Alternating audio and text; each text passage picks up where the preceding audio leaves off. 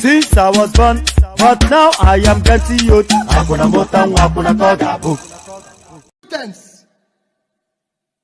It must be by capacity and commitment.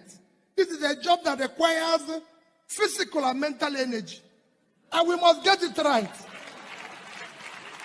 And that is what we're asking. The church must be at the forefront. Our children cannot continue like this. There's no offense they committed by being Nigerians. Nigerians are the best you can get in the world. And we have the energy to change this world. All we lack is that we have criminals who have hijacked this country, stealing everything away, and we are keeping quiet. Please, the church, wake up. Take back your country. God bless you.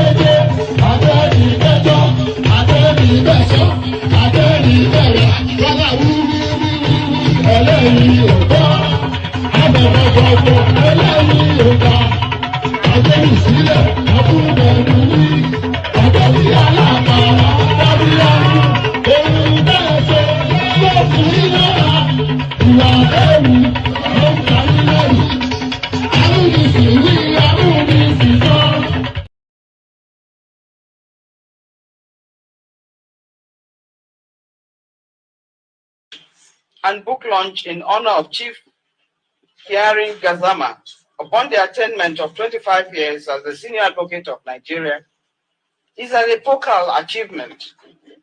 It is no doubt appropriate that the theme is, quote, "The Nigeria of our dreams, a call to the patriots." I say so in the light of the prevailing situation in Nigeria as a result of the 2023 general elections, which has generated a lot of storm, necessitating the conversation which we are about to indulge in, as there seems to be moves to throw the nation into chaos or conflagration. These may be brought about by some individuals and groups who, fanning the embers of hatred, bigotry, and tribalism, fail to see the possible outcomes of the utterances without caution that are being thrown around. It is human to feel cheated or having the short end of the stick, but one who is not declared a winner at any of the electoral contests, such emotions, however grim, does not justify bringing the roof down, the roof of our nation. The reason is simple, that in such an eventuality, that aggrieved person may not be spared, as the commotion that would ensue would be like an unguided missile which could land anywhere and upon anyone. Therefore, in ventilating our points of view and facts at the electoral tribunals or other courts, a sense of responsibility from all parties is demanded. The situation does not call for the blackmail of the judges or the posting of speculatory hypotheses, giving them such a life of their own, which run riot and accepted by the hapless and innocent in the society as the truth. Knowing the quality of participants at this colloquium, and I'm happy, professional, those who are well equipped in litigation matters or electoral disputes. Chief Olonekweku is a master, and our Attorney General, recently sworn in. These are experts. I am confident that having such persons here, including our chief host, Chief J.K. Gazama, there is confidence that at the end of the day, a resetting of the mind would be taking place, and we would keep things in perspective in the full knowledge that elections are seasonal and litigations relating thereto of the same bent. And so, when the seasons are gone, the courts get back to their natural and regular duties of adjudication regarding the affairs and rights of all persons, irrespective of their status in life. J.K. Gazama, Senior Advocate of Nigeria, has called us to this discourse, lest we forget our past, the recent happenings in our country, and the need for a restoration of the ethos and the values for which the founding fathers had set in motion as guide to all of us, young and old, irrespective of the positions we occupy in the society. We all have to get our acts together and rebuild our nation.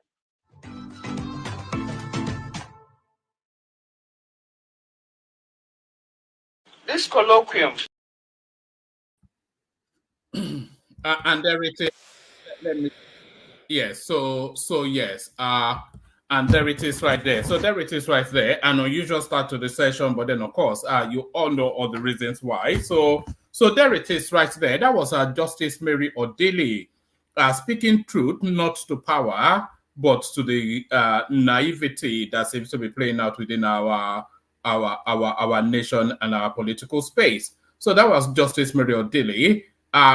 So now the backlash against her, of course, are fairly predictable, but they've not gone as heavy against her as they have done for reasons of being she is part of stock. She is part of stock, but nevertheless, it was quite pungent and quite striking and quite there was clarity in what she was saying. Like, look, packing the nonsense, but there it is. Where is my manners? Where are my manners? So good day to you. Good to have you. And how are you? So how have you been? So here we go again. Another session. Your friendly neighborhood, bald-headed Oya laughing man. One man went to Mo. So we go on that journey again. Come along with me. The usual protocol. Click on the like button just as soon as you're coming in. Subscribe if you haven't done that already. The hyperlink that says StreamYard, that's your invitation to come and join us on the screen. And if you want to well, you can buy your host cups of coffee. It's pinned on the comment section, but of course, a lot of you ignore that, but I'll continue to mention it anyway, just really because it's part of the, pardon me,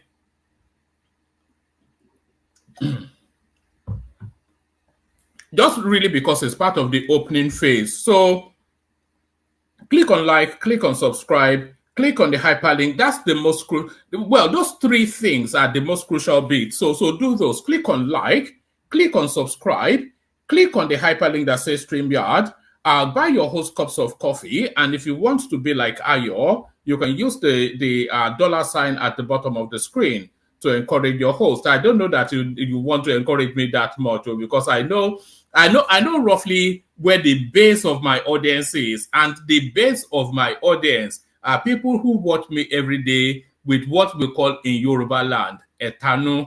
So I have an etanos audience, etano, bad belle. The core of my audience are bad belle watchers who are watching me and throwing cups of coffee at their screens, only really because the diet is not to their palate, because I am here to tell you as it is, not as you want to hear it. But click on like nevertheless, click on subscribe nevertheless. The hyperlink that says StreamYard is your opportunity to come and debunk or agree with whatever it is that is being said. And so do those. Click like, subscribe, hyperlink that says StreamYard. So it's been a long and tortuous journey, but it's about to come to a crescendo. At least the fat lady is about to clear her throat, only for her to sing shortly after. But the clearing of the throat of the fat lady is going to be done on Wednesday, when the verdict of the petition tribunal is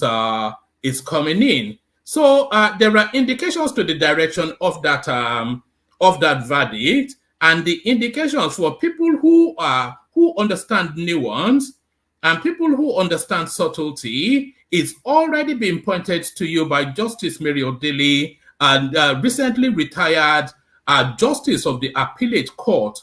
So if she had not been retired, she would be sitting on that tribunal, because the tribunal is at the appellate level.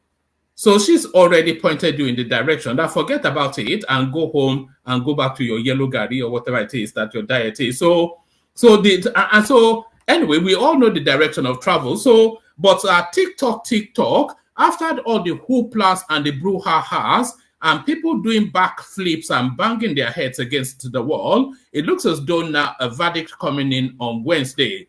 So now we've had a senior advocate, now a PhD holder, who has talked us through what all those petitions look like. And after he gave us a TED talk on the petitions, where I'm talking about Dr. Ogbeni now, of course, Collie, of course, after he had talked us through the content of that, of those petitions, because there are two main ones, Article and Peter B.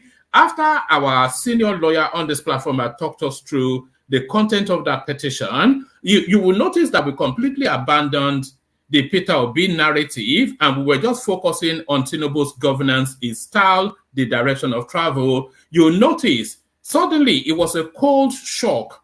It was a cold cut, rather. We went cold turkey on the Peter Obi narrative because we endlessly gorged on it for weeks on end and months, never ending, and then suddenly an abrupt stop. And that abrupt stop, as it came to a sharp halt when a senior lawyer, who is one of our own here, came and took time to talk us through the entirety of those petitions, and there was nothing there. So we abandoned that, and then, of course, we're now monitoring Tinubu for the next 4 years. But now the official casting adrift, whiffing away the wasping sounds of that obedient noise, the official whispering away the whizzing, buzzing sound of the obedient noise is about to take place on Wednesday. So the verdict, they tell us, is about to come in. So here it is, right here.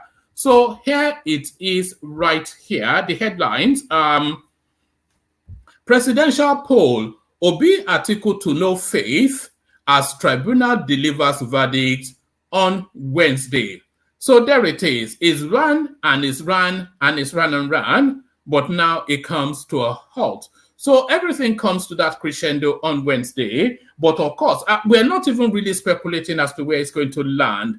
But we want to know how quickly that hop is to the Supreme Court so that the whole of the entirety of it can be put in a very nice package and tied with a bow and posted back to the Southeast. So the headline, presidential poll, Obi article to no faith as Tribunal delivers verdict on Wednesday. So Wednesday now, a hop, a skip, and a jump from today. So today's Monday, maybe Tuesday, wherever, depending on where you are, but certainly a hop and a skip to Wednesday. So fairly swiftly and very sharply, we shall be knowing just the direction of travel of this whole narrative. So the direction of travel of that whole narrative are all eyes on the judiciary campaigners planning anarchy to destroy Nigeria. So this is the Nigerian Bar Association now, the president of alerting to the space. So this very much in tandem with that clip that we just heard from our Justice Mary Odili. All eyes on the judiciary campaigners planning anarchy to destroy Nigeria. Nigerian Bar Association president sounding the alert and sounding the alarm. So sound the alarm and sound the alert. So a lot of it wrapped around that space somewhat. And in all fairness, the authorities are aware. The authorities are aware, but are they geared up for it? That's the question. The authorities are aware, but are they geared up for it? DSS uncovers plot by certain politicians to stage violent protest in Nigeria. So now we're still on that language of a sore loser, if care is not taken, that sore loser could very quickly turn into a sorry loser, because I'm not sure that the temperament of the country has the fullness of tolerance for this journey that Obi and his acolytes are embarked upon. But there it is. So I'm not. The headline is not even showing. Let me bring it up. So there it is. DSS uncovers a plot by certain politicians to stage violent protest in Nigeria. So you don't have to stretch to reach too far to know who those certain politicians are. We all know, of course, who they are, but you probably want to caution them to tread with caution. So tread with caution. Federal government borrowed 30 trillion naira from CBN. Inexperienced boy owned private jet under Buhari. So we're still at that space, truth to power. Of course, he knows no other thing but to speak it as he sees it. I'm talking about the former emir of Kano, of course. Federal government borrowed 30 trillion naira from CBN. Inexperienced boy owned private jet under Buhari. So this is a headline attributed to Lamido Sanusi. But of course, we know who that inexperienced boy is. because I think it's that guy that they call Saibu, isn't it? They call him Tunde or something. It's the recharge card guy who was the bad man for the Buhari administration. So, so all of that and plenty more wrapped into it. So lean back, kick back, take it easy, relax into it. We might well actually kick it off with a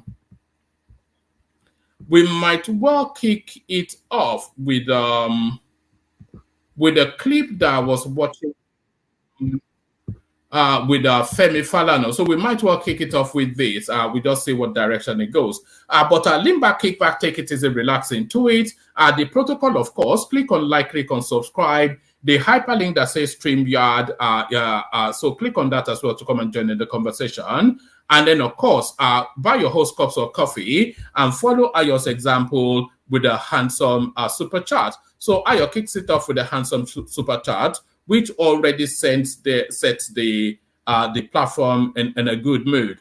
So yes, do all those as we go to the Kegites.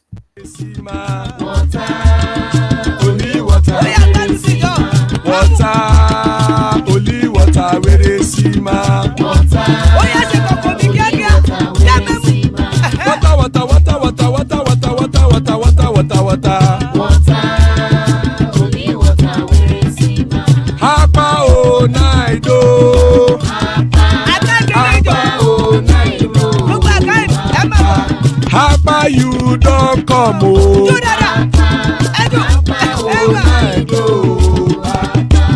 Hapa oh night oh.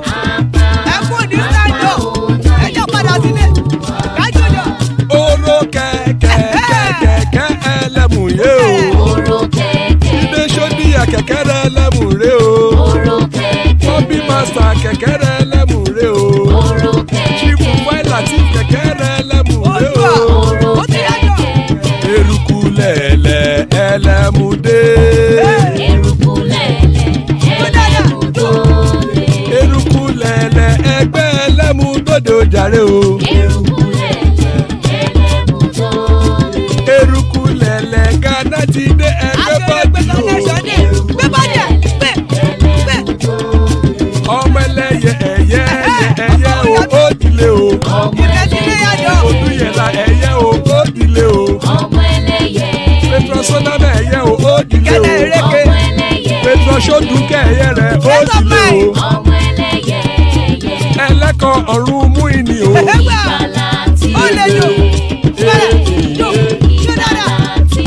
Àkùkọ ọ̀run mẹ́kọ̀.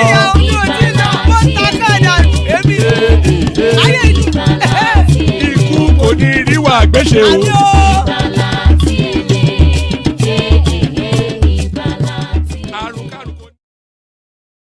And there it is right there. Iku kò ní ríwà gbéṣe, àmì ẹ̀pọ̀, may death have nothing to do with that. Amen to that, on behalf of myself and you, my friends. So let's get straight and immediately into it. All of that noise is about to at least be paused for a moment and hopefully then halted very quickly by the Supreme Court. Presidential poll, Obi article to no faith as Tribunal delivers verdict on Wednesday.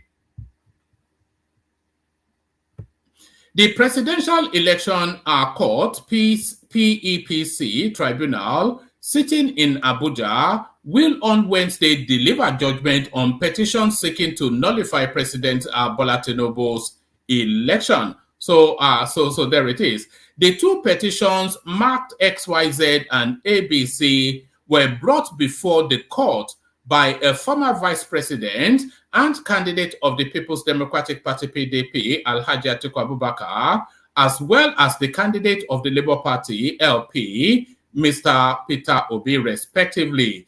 The Justice Haruna Samani led 5-member panel of the court had on August the 1st, okayed the cases for judgment after all the parties adopted their final briefs of argument.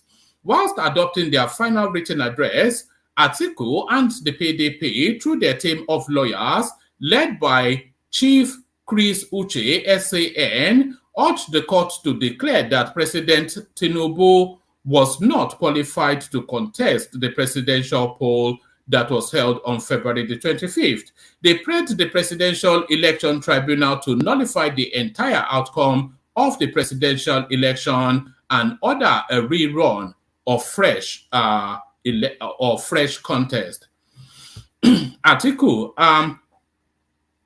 Atiku and his party alleged that the Independent National Electoral Commission, INEC, despite receiving over 355 billion naira for the conduct of the election, deliberately bypassed all the technological innovations it introduced for the purpose of the 2023 general elections. They contended before the Presidential Tribunal that INEC acted in breach of the amended Electoral Act when it refused to electronically transmit the result of the presidential election. On the issue of the transmission of election results based on new provisions in the Electoral Act, we are all in agreement, including the INEC, that there is a new regime in election management. This thing is not scrolling. The essence of the innovation was to enhance transparency in the collation of results, which was an pardon me. The essence of the innovation was to enhance transparency in the collation of the results, which was an area that we usually had problems with, and not the actual election. And secondly, to enhance the integrity of the results declared. We agreed that INEC had an option, and we brought video evidence by the INEC chairman showing that the electoral body indeed chose an option.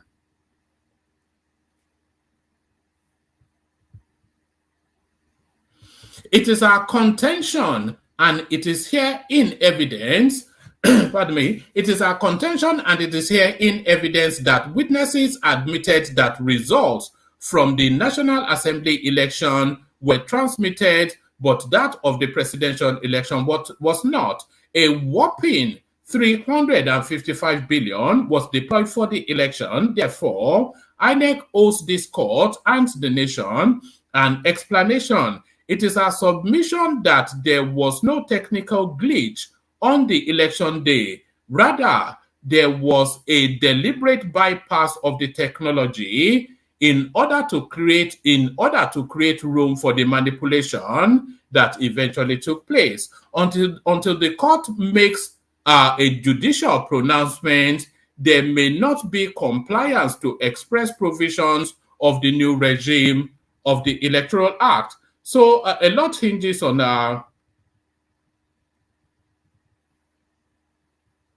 all right. It's a long read, but I think for the purposes of we have to read all of this.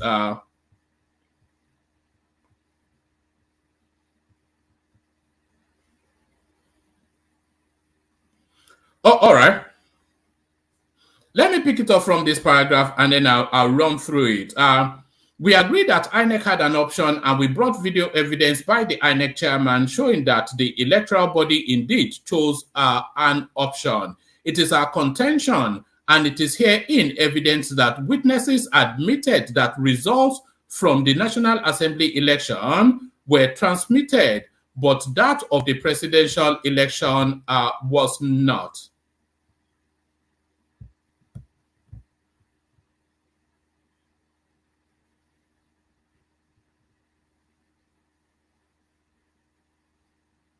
Hold on.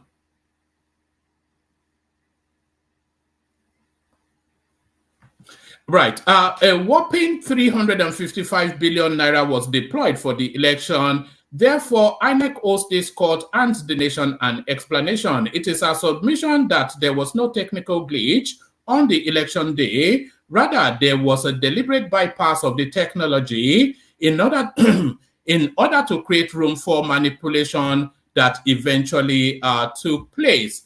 Until the court makes a judicial pronouncement, there may not be compliance to express provisions of the new regime of the Electoral Act. My lord, in a situation like this, the burden shifts on INEC to explain. It is not on the petitioner to explain why there was such a technical glitch. We urge this court to hold that there was a deliberate non-compliance. The sustainability, the substantiality of the non-compliance lies in the national spread of the non-transmission of results. It was a national and not limited to certain polling units, Uche SAN added. He further before the Presidential Tribunal argued that the forfeiture proceeding that involved Tinubu in the United States was still subsisting. It is our position that time does not run out against crime. Even if there is forgiveness in the Constitution, there will always be consequences foreseen. We urge our lords to adopt the modern trend of leaning towards substantial justice and not technical justice. Let this case be the precedent. Let justice be done. The heavens will not fall. We rest our case. Uche SAN submitted. So that essentially is the case for article. Non-transmission of electoral results and Tinubu as $460,000 forfeiture. And that is the basis by which they are asking the petition to upturn an election. So throw that one in the bin and let's go on to Peter B. Likewise, whilst adopting their own final brief of argument, Obi and the Labour Party, through their lawyer, Mr. Levy, something or the other, SAN, argued that there was no glitch during the election, but an intentional act to sabotage the outcome of the poll. So somewhat repetitive. Levy, SAN, whilst calling for the removal of President Tinubu, insisted that an election where over 18,088 blood results were uploaded to INEC's iRev portal is certainly a flawed election. So we have litigated and re-litigated endlessly all of these spaces. So we are all already well rehearsed. Let me have a sip of water.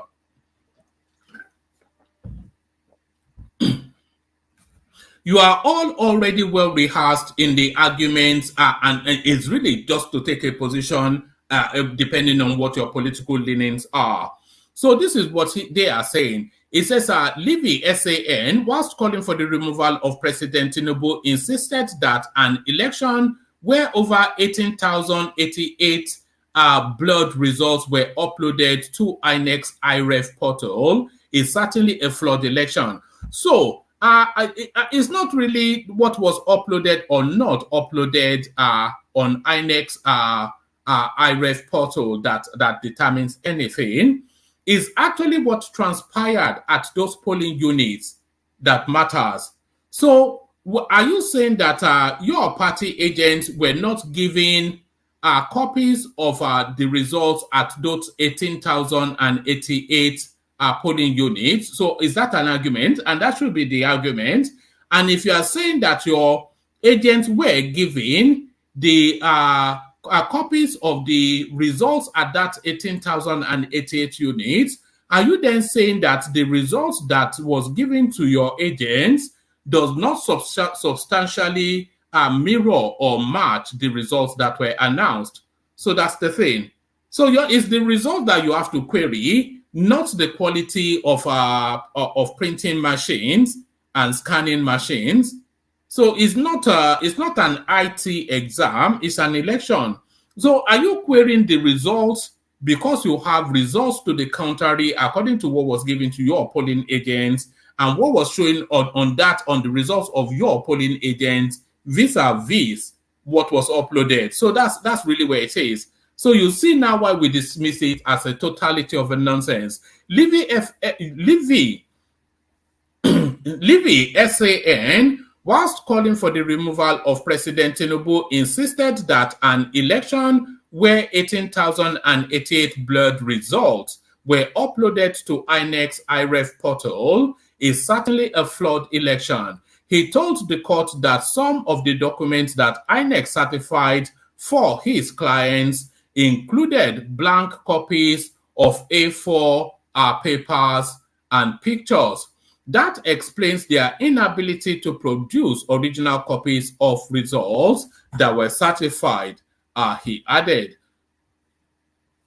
Continuing, Obi's lead counsel said, it is not in doubt that the second respondent, Tinubu, forfeited the sum of $460,000 in the United States of America, being the proceeds of narcotics trafficking and money laundering. So it's somewhat libelous, these things that he's saying. Our case is hinged on section 137, subsection 1D of the Constitution as amended, which clearly provided for disqualification based on fine for offense of dishonesty.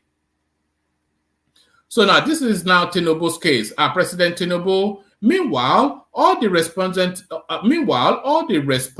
in the two cases, INEC President Tinubu, Vice President Kashim Shettima, and the All Progressive Congress APC, through their respective lawyers, prayed the court to dismiss the petitions as grossly lacking in merit. INEC's legal team, led by Mr. Abubakar Mahmood, SAN, maintained before the Presidential Tribunal that the presidential election was not only validly conducted, but was done in substantial compliance with all the relevant laws. The electoral body argued that the petitioners misconstrued and totally misunderstood the purpose of the technology it introduced for the 2023 general elections. It told the court that the Biomodal Voter Accreditation System, BVAS device, was introduced for the authentication and verification of voters and for transmission of results from polling units to the IREF portal. INEC's lawyer said there was evidence to show that the commission went to great lengths to ensure that the technology functioned as designed.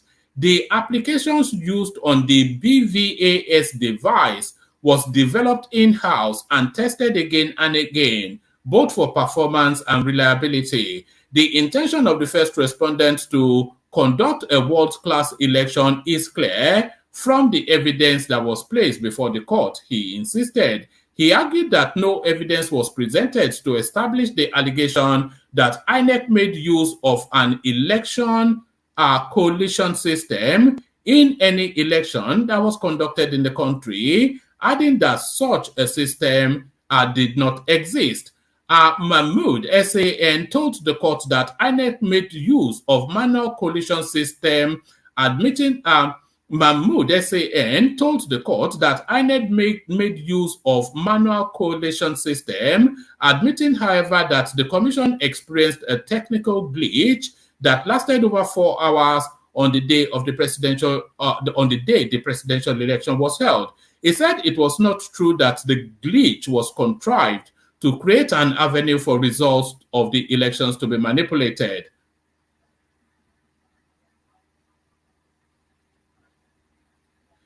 The petitioners have failed to establish that there was human interference that led to the said glitch, and they have also been unable to prove how the failure to upload results in real time affected the outcome of the elections. So you see that sentence, you see that sentence ends it all right there. So that is the end of everything, isn't it? This paragraph right here, that's the end of everything. The petitioners have failed to establish that there was human interference that led to the said glitch, and they have also been unable to prove the failure to prove how the failure to upload results in real time affected the outcome of the election. So that ends it right there. The contention of the petitioners on the alleged 13,088 blood results goes to no issue because the results uploaded to the IREV did not in any way suggest that the original copies were also blurred. So you see, the totality of the pork belly fat of the Peter Obi petition is that they have issues with INEC's scanner. You know, I'm sure you scanned documents and sent them off before, and then the person you sent the document to, it doesn't have an issue with the content of your. It's laughable. The contention of the petitioners on the alleged 13,088 blood results goes to no issue because the results uploaded to the IREV did not in any way suggest that the original copies were also blurred. They have not tendered original copies of the form EC8A that was made available to their agent, Mahmoud submitted. And that was exactly what I didn't even read it before I said it earlier on.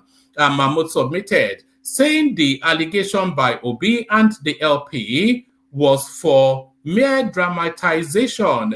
And there it is. You see, I almost want to give a round of applause because there is nothing that captures the core of it all, this whole noise, than what this Mahmoud fella said. They have not tendered original copies of the form EC8A that was made available to their agent. I mean, what are we even talking about here? Mahmoud submitted, saying the allegation by Obi and the Labour Party was for mere dramatization, as nothing concrete was adduced to prove that the said blood result on the IREV portal was the same with the original copies. So was not the same with the original copies that should read. So the totality of it are nonsense. The totality of it are nonsense. Apologies that we're back here, but we have to be back here in order to wrap up this space so that we can move on to Tinubu's policies in weeks to come. It carries on the issue of Tinubu's alleged forfeiture. Hold on, let me see. Yeah, so it carries on the issue of Tinubu's alleged failure, rather, to secure 25% votes in the FCT. INEC's lawyer accused the petitioners of inviting the court to adopt an interpretation that will result in absurdity. INEC told the court that it was illogical for the petitioners to claim that a candidate must secure 25% votes in the FCT to be declared winner of a presidential election.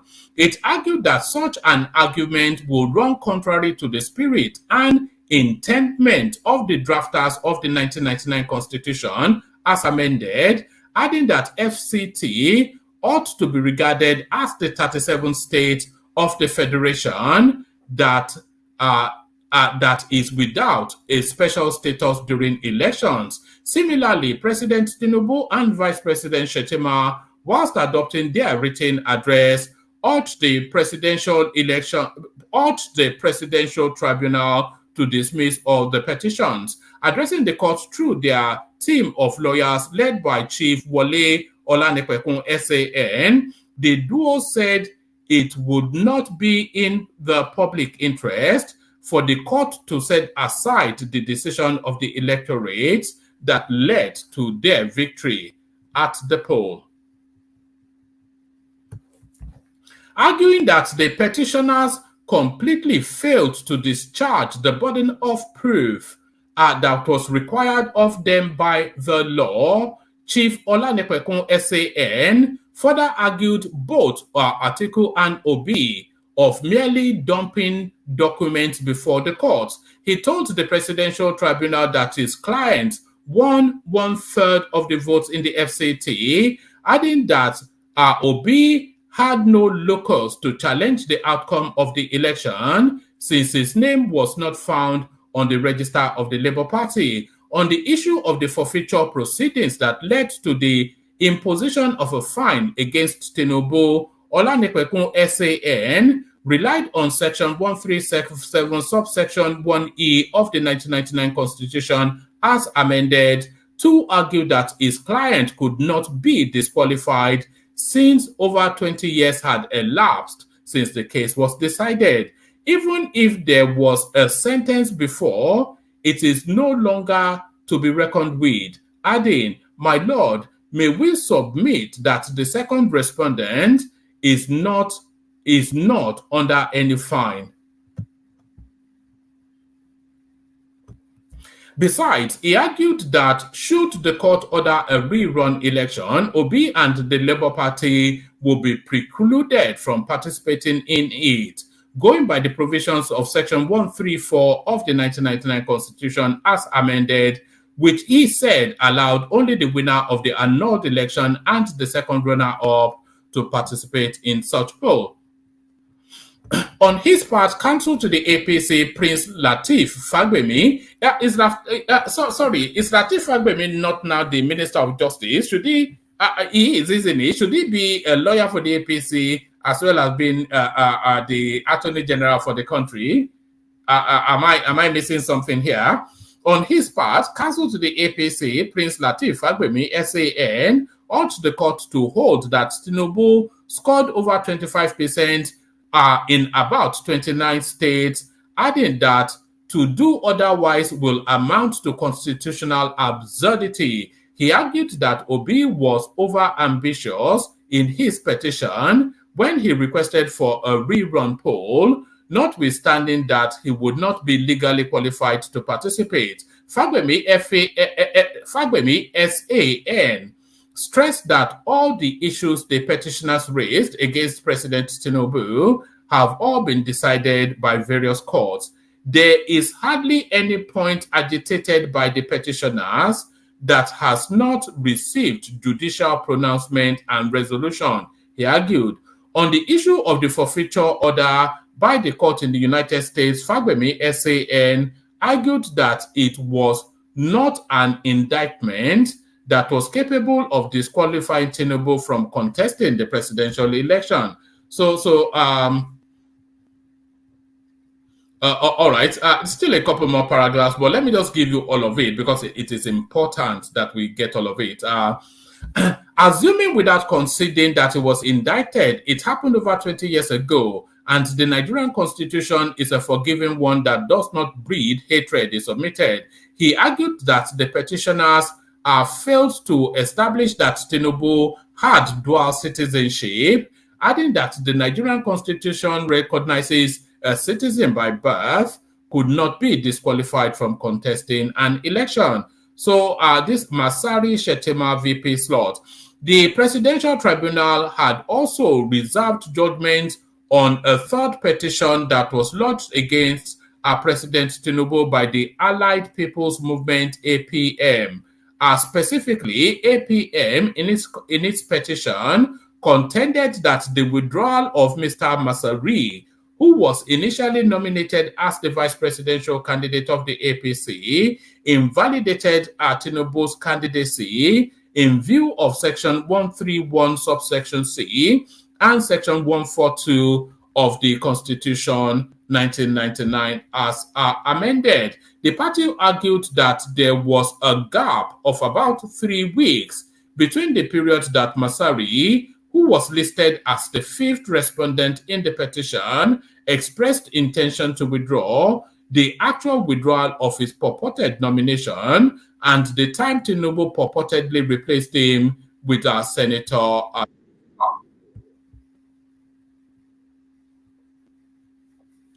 It further argued that Tinubu's candidature had elapsed at the time he nominated Shettima as Masari's replacement. According to the petitioner, at the time Tinubu announced Shettima as the vice presidential candidate, he was no longer in position constitutionally to nominate a running mate, since he has ceased to be a presidential candidate of the second respondent, having regard to the provisions of Section 142 of the 1999 Constitution. More so,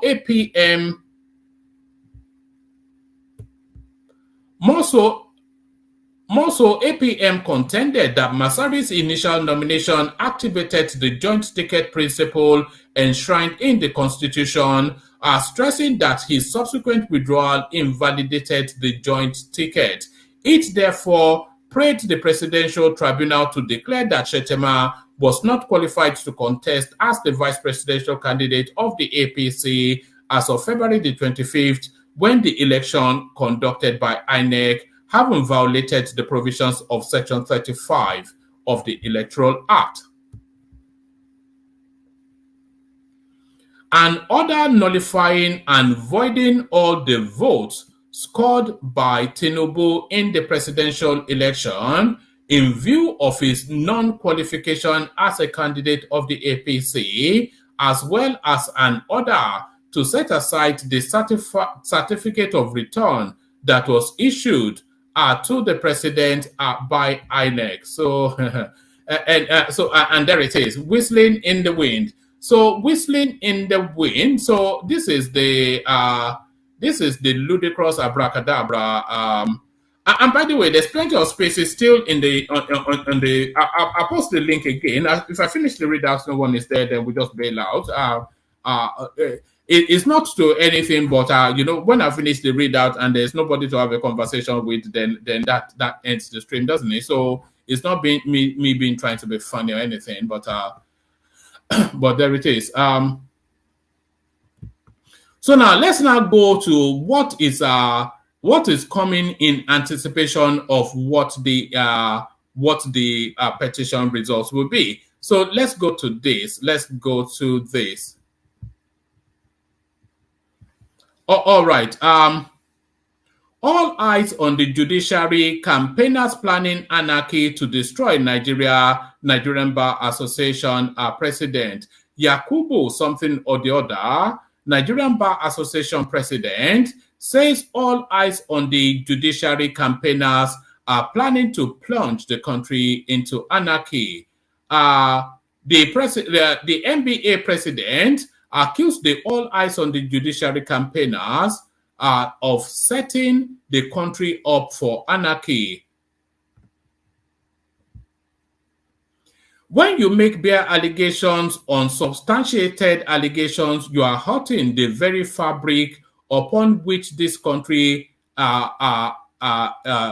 is held together, I should say. Mr. McHugh, that's his name, by the way, stated in an interview broadcast Sunday night on Arise TV, because once the people do not accept the judiciary, once public confidence in the judiciary is eroded, then you will not have a country in place. You will only have anarchy and chaos. So that's the Nigerian Bar Association president.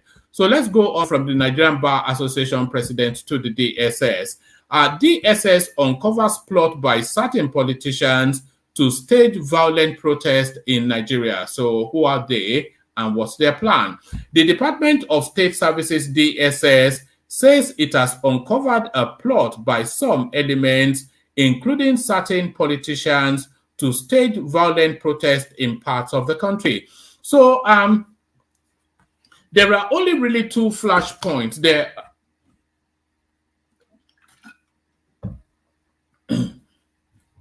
There are only really two areas of significance that protests can take place that it will have any meaning. So that's Lagos and that's Abuja. So I'm not really sure that anybody, they shouldn't really be trying it. They may attempt it in Abuja, but I wouldn't recommend that they try it in Lagos.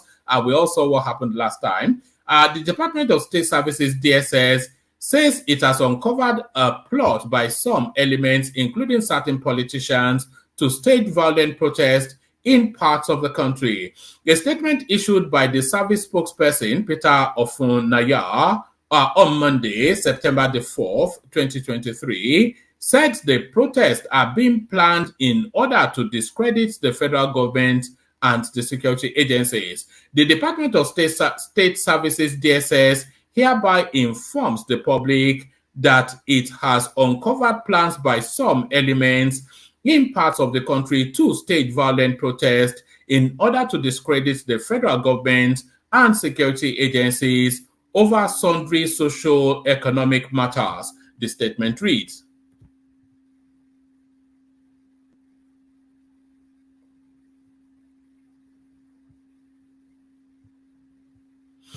Intelligence reports have indicated that the plotters include certain politicians who are desperately mobilizing unsuspecting student leaders, ethnic-based associations. So does that not tell you all you need to know? Ethnic-based associations, youths, and disgruntled groups for the planned action. Meanwhile, the service has identified the ringleaders of the plot as well as sustained monitoring around them in order to deter them from plunging the country into anarchy. In view of this development, university vice chancellors and heads of tertiary institutions are advised to discourage their students from engaging in acts capable of derailing public peace. Also, parents and guardians are enjoined to admonish their children and wards, respectively, to shun the lure of participating in inimical behaviors or conduct against law and order. Whilst the Department of State Services is aware of government's efforts and determination to resolve some of the challenges confronting the nation, it wants that those desirous of subverting national security to retrace their steps. This is more so that it will not hesitate to legally come against persons and groups behind the devious plans. So, is that the rattlings of handcuff headed in Peter Obi's direction? I do wonder, is that the rattlings of handcuffs headed in Peter Obi's direction? Let's go on from there to this one. Federal government borrowed 30 trillion naira from CBN. Inexperienced boy owned private jet under Buhari Lamido Sanusi. Hopefully this is not okay. Yeah, it's not a long and winding one. Muhammadu Sanusi II, a former emir of Kano, has said former President Muhammadu Buhari-led administration wrecked Nigeria's economy. According to Sanusi, in a recent video message to Nigerians, the last administration treated the economy without recourse to expert advice. He claimed that some sycophants exploited the system and that an inexperienced boy owned a private jet under the past administration. Sanusi, who noted that borrowing had crippled Nigeria's economy, urged Nigerians to be patient with President Bola Tinubu-led government. In his view, Nigeria led a false life in the past 8 years. He said, the last 8 years, Nigeria led a false life. The government borrowed from within and without. About 30 trillion naira was borrowed from the central bank. All the revenue the country generated in the last few years couldn't service the debt. Debt service exceeded 100%. The government borrowed to service debts. No country can grow this way. The time will come when one cannot borrow anymore. Additionally, there will be nothing to pay the debt. Those writing demanding that we speak on the current situation in the country, this is not the right time for me to speak. It was like a driver on the road driving recklessly, despite a wise counsel telling him of a crater ahead. What will you tell after plunging the car into a hole? People refuse to listen to us. We will only now advise them to be patient. I will never say Tinubu has pushed Nigeria into difficulty. I am not saying he's flawless or flawed. We will speak when he goes awry or when he goes astray. The government can't pay subsidies since it doesn't have the means. If they added tax, we will have to pay. Since borrowing is impossible. If the CBN printed more naira, the dollar will jack up to 1,500. We must suffer. When I was the CBN governor, it was 150.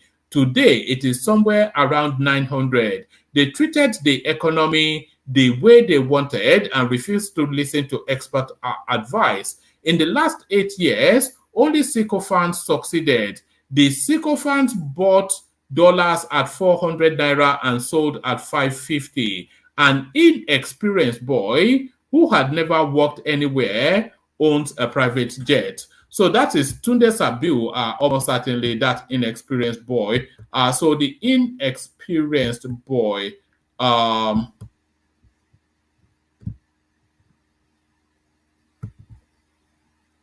right. Okay. I think that's enough of a readout to be going on with. So let's kick it off with we've got Solomon and we've got Thomas. So who wants to go first? Hello? Yeah, let me go first. All right. Good to have you, Solomon. So kick it off. Where do you want to come into the conversation, Solomon? Yeah. Sorry, what did you just say? What did you just ask me now? No, I said, where did you want to come into the conversation? Obviously, the verdict of the petition tribunal coming up on Wednesday. Wow, what's that sound? Yeah, good morning, everybody. Can you hear me? Yeah, I can hear you and as well as some sound, but carry on. Yeah, this election petition tribunal stuff is going to really be serious. Like, it's going to be very serious. And I think I saw a headline where Tinubu's had a meeting with the chief of defense, the ministers of defense, and defense ministers, sorry, and chief of staff, like the chief of staff, and yeah, I saw that too. So definitely it should be this election stuff, this Wednesday stuff will be part of the reasons why they are meeting. And you see, DSS has come out to say that they have intel about. So what's going on with your system? So slow it down a little bit. So I was using the earpiece. Can you hear me now? Yeah, I can hear you, but we can hear some bushing sound. Is it better now? Is it better now? Yeah, it's a bit better now. You know that meeting that Tinubu had with the service. Has it gone back again?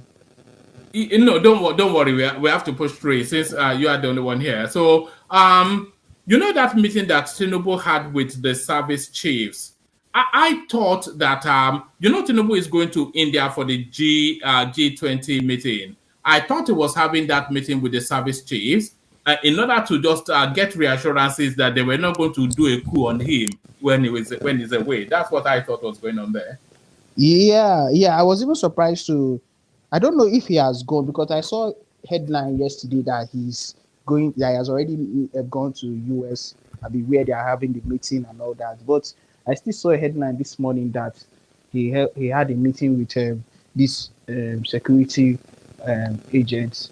And yes, the cool thing, I just know that the whole discussion they had was concerning security and everything concerning security, and this definitely this cool thing is going to still be one of the main reasons they had that meeting. But this election thing of Wednesday is going to be the major reason. I can assure you, I'm very sure of that. It was the major reason why this meeting was held, because the way people are going about it. But the way I feel, this meeting is only going to happen in the south and not in the north. The north, I don't think they have time, because their governors are already working and they are already they are getting relieved of this stress of this whole economy things that is going on. So it's just the south that I fear for, and especially like this place, what they call it, Lagos. In fact, the whole of the south, even Asaba, as small as that place is. Yeah, no. I'm not sure that anybody will care about whatever happens in Asaba, but certainly Lagos, you'd expect a strong security presence in Lagos and Abuja. And if you do anyhow, you go see anyhow, as they say in Lagos. and the DSS are already warning parents to caution their children. Yeah. For me, I'm not even scared of. I'm not scared of Abuja. Like anything that will happen in Abuja, I don't think anything serious is going to happen in Abuja. I know that it's the state capital, but no, I don't think. So sorry, did you say you're using Bluetooth? Yeah. Okay. Yeah. My do you want to remove it? Remove okay, it. There's a. Can you hear me now? Yes. Go that way. That now we can hear you.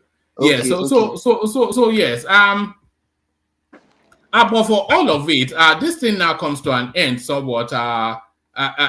Somewhat of an end. I'm sure some people will still push towards the Supreme Court.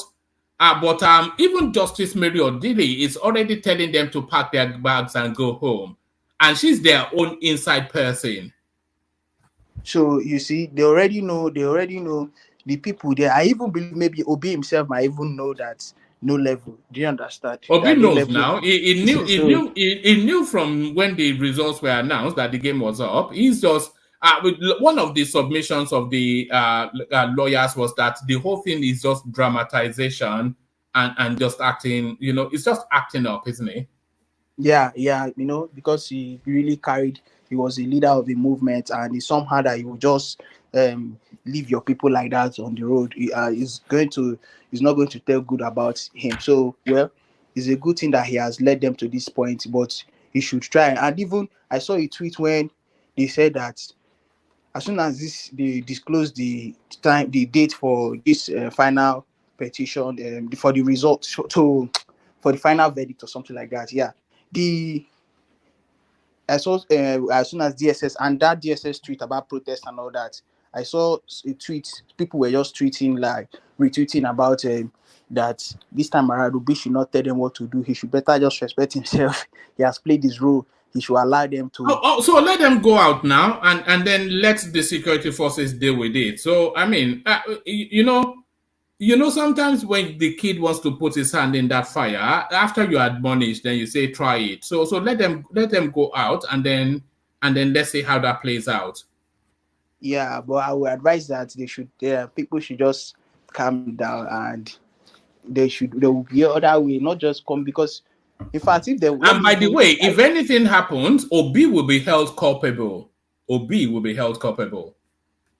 if he should come out to put a tweet out that everybody should calm down like the way he normally does, and I don't think he has to put his hands up in surrender. That's what he has to do, because he has lost an election. Though, like you just said now that there is every probability that he would want to go to Supreme Court. So if he comes out to put a tweet out that people should just stay calm, that they are still on the procedure and all that, and he doesn't surrender, like say he's giving up on this case, if anything should come out, the youth should come out for the protest, and anything happens, Obi should not be held, because he has come out to say he has come out to calm the tension down. So it will be an injustice. But he has pushed it to this point now. Did he not push it to this point? One man, let's just, like I told you now, he's a driver of a movement. He's a leader of a movement. Let him just keep on keeping those people's hope high. Should keep giving them hope. They should keep having hope. But he should try and do what. I hope the security forces are giving him close monitoring. He mustn't be allowed to run.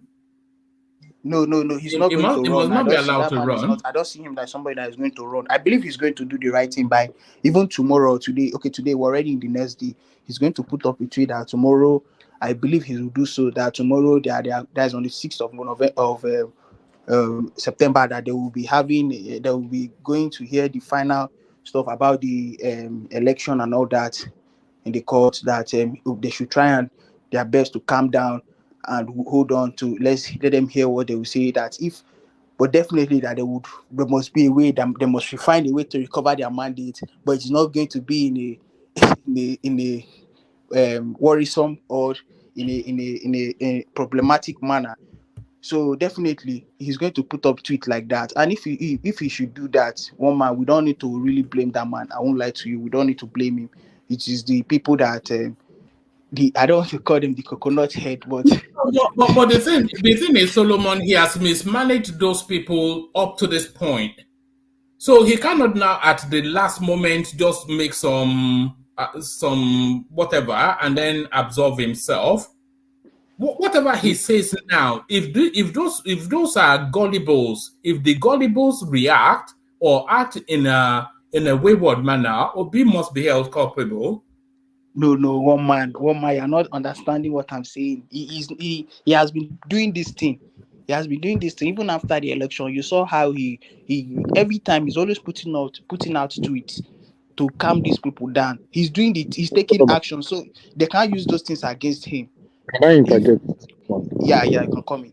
No, we can barely hear you. We can barely hear you though. So if you're using a Bluetooth as well, if people are using Bluetooth, it doesn't come through. So if you want to make a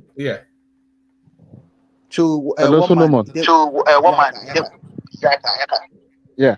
I hope you're following what's happening in the States, how Trump is being treated on something similar. I hope Obi will be smart enough and accept the verdict in good faith, send congratulatory message so that it doesn't end up having serious issues. If United States can treat a former president like that, you talking about Trump? Yeah. You talking about Trump? There are some videos. The Prime.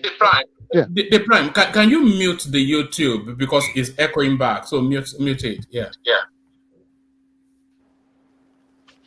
You can still hear it on. You can still hear it on StreamYard. So mute the YouTube.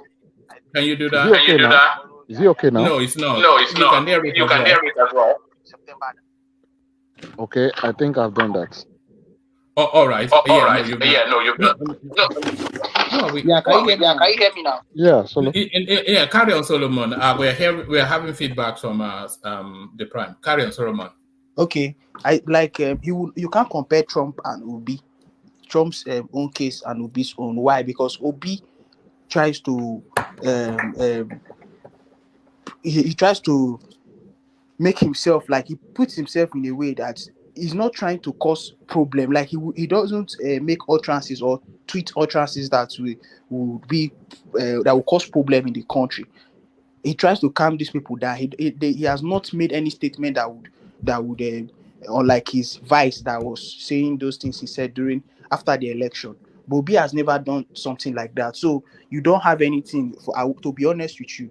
We can't compare Obi or put Obi in the place of Trump. Trump used to come out, has made statements that are not good for the state. So you can't say the same thing about Obi.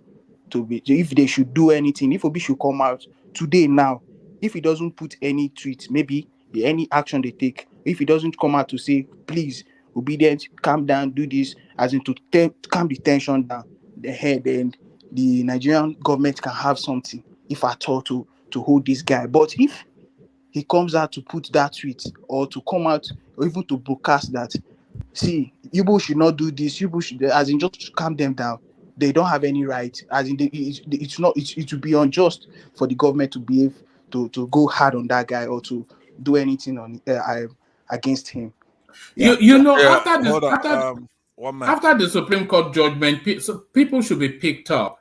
People should be picked up after the Supreme Court judgment. Certainly, people should be picked up. Yeah, let me. People like who? One man. Like, well, you know them, the usual suspects.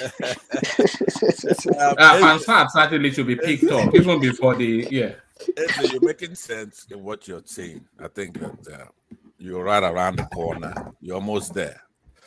I don't know how you do it. You say you're from the Southeast, and when one man is provoking Southeasterners and needling us with his fly remarks. No, please don't do it. No, don't do that. You did that the last session. No, don't do that. Don't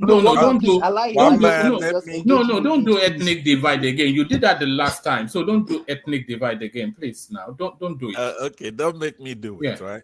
But anyway, let me say to you, Eze. Tinubu is not Buhari.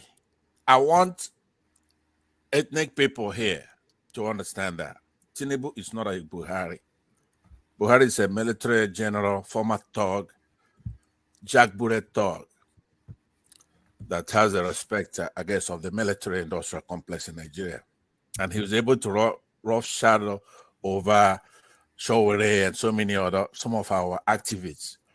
Now, if Tinubu tries it, in my opinion, he's done. So, for those who are, hello, Pansat. let me land. Can I? We're still getting feedback. Yeah, we're getting feedback. For one, we're getting the feedback for the other, but I haven't said anything. You gotta be able to deal with the truth. I want to address our youth, the youth in the country, in Nigeria. Here it is. Get ready, Wednesday.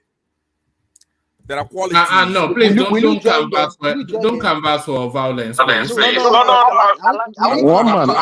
man. I think you should moderate this situation because a clear incitement at this point. Please, How? You're just trying to incite people. You're trying to incite people. The Prime, if you scroll back 1 minute, you hear what we're hearing. Just scroll back to when you speak. Remove the guy. Carry on, Solomon. Yeah. My goodness. That I'm Solomon, leaving, right? If you are leaving. Okay, thank you for coming. No. You're out. You're out. Yeah, that's enough of that. So sorry, carry on, Solomon. Yeah, like Mr. Passat that is here saying that the youth should do this. Will he be here? Because some people are where they are now, trying to incite these people to come and start on that Wednesday they should come and start protest and all that kind of thing.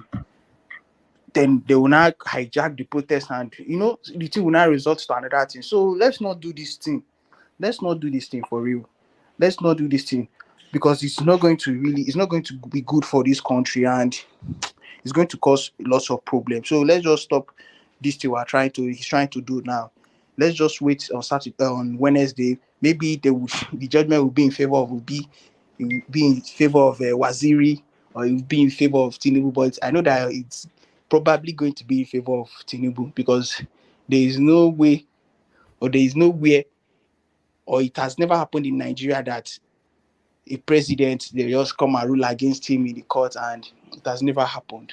But let's see how it's going to go, how it's going to be. But people coming here to say that you should enter the street and do this, do that. That means you don't even love those people. You are just trying to use them because you'll be where you are now, inciting them, encouraging them to enter the street. You are where you are.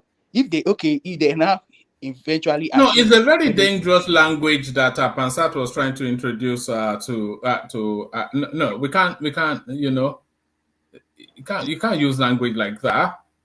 Especially in this time that we're in, certainly not here. I will not be held responsible for that, So if for instance, now they not achieve, maybe they achieved the goal or they did not achieve it, those people now die. You will not come back to the Nigeria here and enjoy yourself. But people that you've encouraged to enter the streets, they already, God forbid, they've already joined their ancestors. So you see, these are the things we don't want, and it's not going to make sense. So let's just watch and see what is going to happen. And this DSS, maybe DSS did not even get any intel, or maybe they did, but they already know what's often instances when they say they have intel, I don't often believe them. They are just trying to use eco, just bodu something.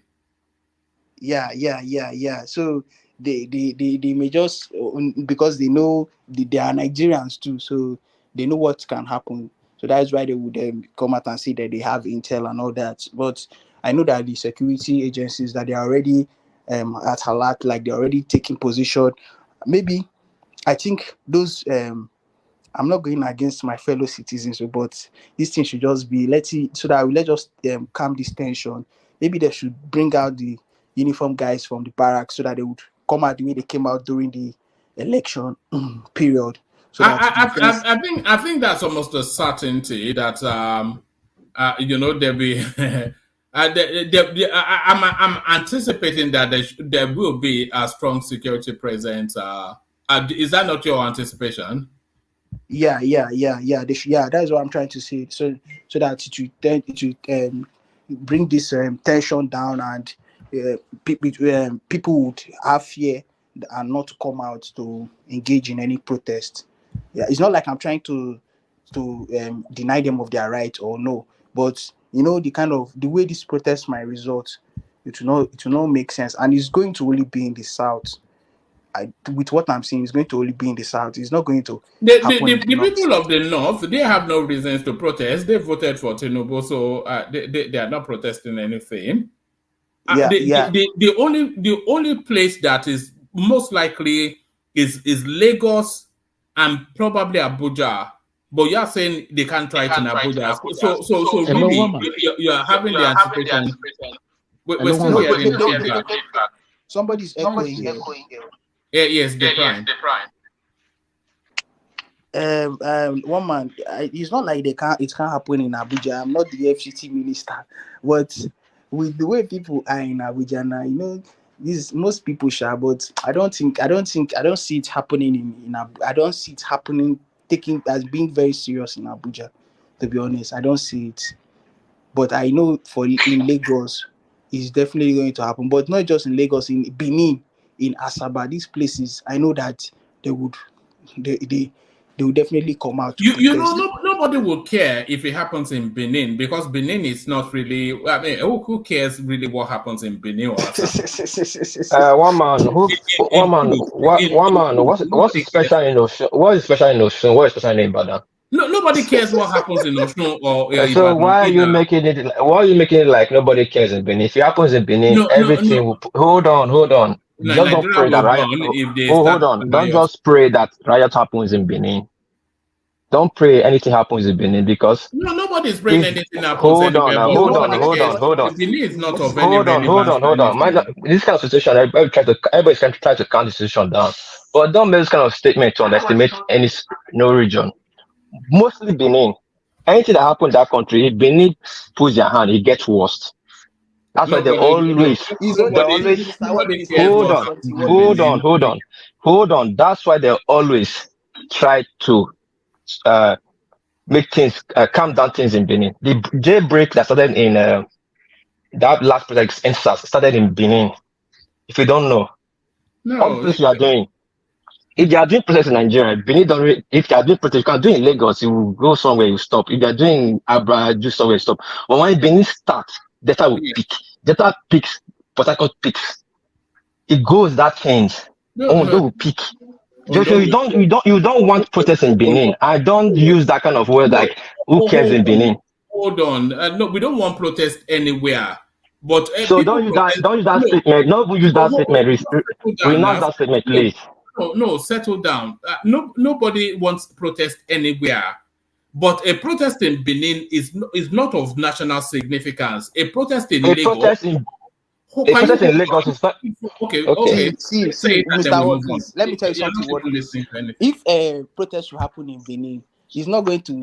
He's like what Matt said. He doesn't have any significance. It's not a national event now. It's just on Saturday. They will make noise and it will end. Okay, you guys have said what you said. And listen, if there's a protest in Lagos, it's a protest in Lagos. It's end in Lagos. No, if there's protest in hold on. Just hold on. Okay. If there's protest in Benin block all the access to. Do you know the interconnection of Nigeria is in Benin? All the road access movement. When they block it, Nigeria is a standstill. You guys don't even know. All right. You think just say protest in Benin just because people shouting in Benin. From Okpila, every asset down, all your trucks don't get to the east. All your trucks don't go to the north. All the trucks from the north don't get to the south and southwest. No, so you guys just think first. Not don't worry. This is a national threat. It's not if a protest happens in Benin, it's not a national threat. If a protest happens in Abuja or Lagos, it's a national threat. If protest has been happening anywhere else, you talk here, you don't let other people. Anywhere else outside of Lagos and Abuja, it's not a national threat. It's a localized thing. Nobody cares what happens in Benin. Nobody cares what happens in Osogbo. Nobody cares what happens. You're taking to your mind. Just taking to your mind today. Yeah. Just taking your mind today, and we pray it should not happen.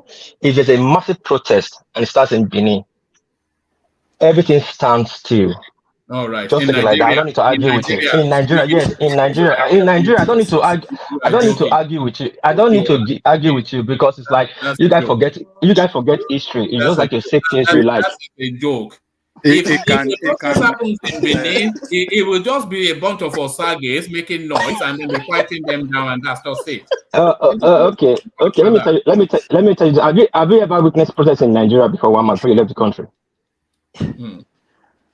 Bro, good question. I ask you. No, Eze, you are too young. Wait, Eze, sorry, I'm not trying to insult you yet, but you are too young to contribute in this question I ask one man, because I know you're like 20 something. One man, have you noticed any protests in Nigeria before you left Nigeria? Big one. All right, make your point and then we move on. I don't want to be stuck. I'm not making any point. Just ask you a question. If you say no, then we'll move on. If you say yes, we'll move on. I'm just asking you. Have you witnessed any big protests? If I say no, we move on. If I say yes, we move on. So yes and no. So let's move on. Okay, good. Well, let's move on. Port Harcourt is even important than Benin in like this country to me. I mean, Benin is not. It's culturally significant, but of no national importance. See, this is the problem you got. See, you got this is the problem. See, this is the problem. This is the problem you got. See, this is the problem you. Culturally important, but it's not. It's not back. I'm not talking about culture. Let's move culture. Hold on, one man. Oh. Look, if there's a protest in Benin that disrupt the transportation between the west and to the east, that is going to can affect our economic activities. So to the north, to the north, and then to the north, it can if they Mr. What you say is if they block if they block that expressway and vehicles cannot pass through, may we affect. It will affect. Just talking. I'm talking about Benin, about cultural businesses. So but if that does not happen, if it's just within Benin and there's no disruption to transport flow, then it will just be limited. I mean, the nation might not feel it. But if they have to block the highway, man, it's going to be a catastrophe. Let me add this. Yeah. Sorry, let me add this. I'm not just saying it because it's a cultural well-known place. Benin is what they call Benin the heartbeat, not just because we are powerful. Hold on. The heartbeat of what? Nigeria. That's what they call it. Benin is the backseat. Who calls it that? What are you joking? Check your plate. Wait, hold on now. One man, what's your test? Hold on, not blogger, quiet. Just quiet. Check your plate number. Check your plate. Hold on. Check your plate number. Data is a big heart. This is the heartbeat. Hold on. Not slogan. Hold on. Bayelsa, I think Benue is a food basket. They didn't just put that name because they just want to give them name. It's because they are significant importance that they give them those names. Benin connects the northwest east in such a location. From aviation to road logic to riverine, marine. Do you know how? Do you know the problem of the marine lane in Nigeria, Benin? If there's a protest in Benin, like I said, there's a big protest in Benin, nothing will go from north to south, south to east, east to west. Don't pray it happen. The end starts in Lagos. How did it start? This is not where they block Benin block everywhere. Lagos peaks. Did you see the queue from Undo to Ibadan Express? Because nobody was passing through Benin to Lagos and Lagos to east. Don't pray protests happen in Benin. If they block Auchi, Okmila, nothing from Delta, Port Harcourt will go out. Nothing from Calabar will go out. Just say there are protests in Calabar. There's protests in Port Harcourt. Who cares? Things will still move. But there's a big protest in those states. Don't pray. Forget. It's not by oil. It's not by oil. This is your problem. Not by oil. It's the location. Hold on. Can't you just learn?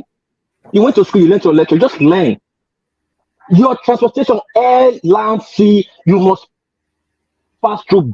If they block all those access, you go nowhere, and you don't pray for it. Nobody's talking because they are saying Benin, they are a cultural place. I'm telling you that the last place that happened, I just used NSAS. Go and check. It's Benin that block Unibet, block Ekpoma Auntie, Supply Road. What happened? They picked up in Lagos. What happened? Benin Express was a great lock, long express lock from Benin to Lagos. Don't pray it happens, and I wish it doesn't happen. And don't let start me using take words back my who's time, Benin. please. Thank you very much, Take your time. Thank you. Use your time. Yeah. One thing here, one man, what piece is not putting factoring inside here is mentioning Awuchi.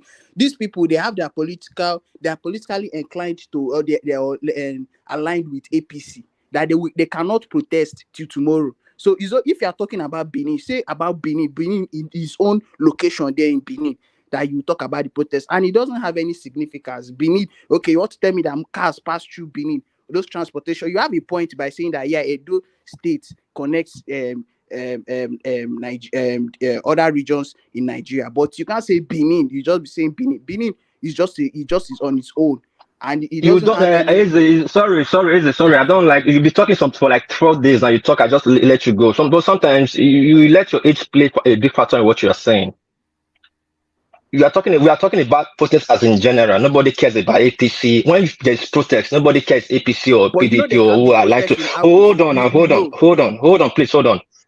You just said something like yes, you not allow protest. Not that you are stopping them to protest, but if they allow protest, it might go the wrong way. Bad element might infiltrate the protest. When protest starts, nobody cares APC or PDP anymore. You say hungry that is beating you in Benin City is beating them now with you. When protests start, people will take advantage of it. And that's what everybody is saying. Not political analysis, analyzing one side on the other side. This one is political protest that they want to do now. It's not, this one is not economic protest. There's nothing like political protest. There's nothing like political... Hold on. There's nothing like political protest. Best, avoid protest. When it starts, it's spiral out of hand. People will take advantage of it. The hungry people, a lot of people are hungry right now. It will spiral to where you don't want it to even go. That you can't even control it. Nigeria don't even have the map power to mark 150 million people protesting. So the best thing, you don't allow the protest to take place. That's why people are saying don't allow protest, even though they're civil rights, but not at this time that the country is in chaos. That's how intelligent person will speak and people will see reasons with you. And that's what I'm saying here. No, what you are saying. You are pinning it on political ground that if the press take place, ABC will not support. See, bro, we when we come here to talk, sometimes you assume certain things. I just said assuming if eventually the protests want to take place, it's not going to. There will still be political lining in this thing. You can't just say that. Benin, but you just answering yourself now. You are putting assumption in reality. Remove assumption. That's what I'm telling you. Remove assumption and just face the danger. And some people will see reasons with you. If you are speaking on the danger, everybody. Can you hear me now? Face the danger. We can hear you. Somebody should mute to start. Hello, woman. Can you hear me now, please? Is it better now? Yeah, we can hear you. That's the thing. I'm sure you can hear it too. You must be hearing it. You are hearing the same thing as us. Yeah. Face the danger. Say things that rally people around you and people see reasons with you. Nobody wants protest now. The verdict is not going to. Heaven's not going to fall. Jesus Christ is not going to come down. I don't know why people are so looking for something different from the verdict. The president is president. Don't even award the verdict to Peter Obi. He cannot see that position till the 2031 because Tinubu will appeal. Appeal will take on that. Trump has been appealing for the past 4 years in court. He has courts with Biden. People don't even know that the senators and House of Rep they have sacked of LG party they have sacked. They are saying the House of Rep and Senate they've appealed. Appeal will drag in their finish their tenure. I don't know what people are trying to. I don't know what they are massaging their elbow over the transition. It's the tribunal. Yes or no? The person that is there still remains there. The person that is remain outside still remain outside. Then whoever come out wants to shout that everyone will fall.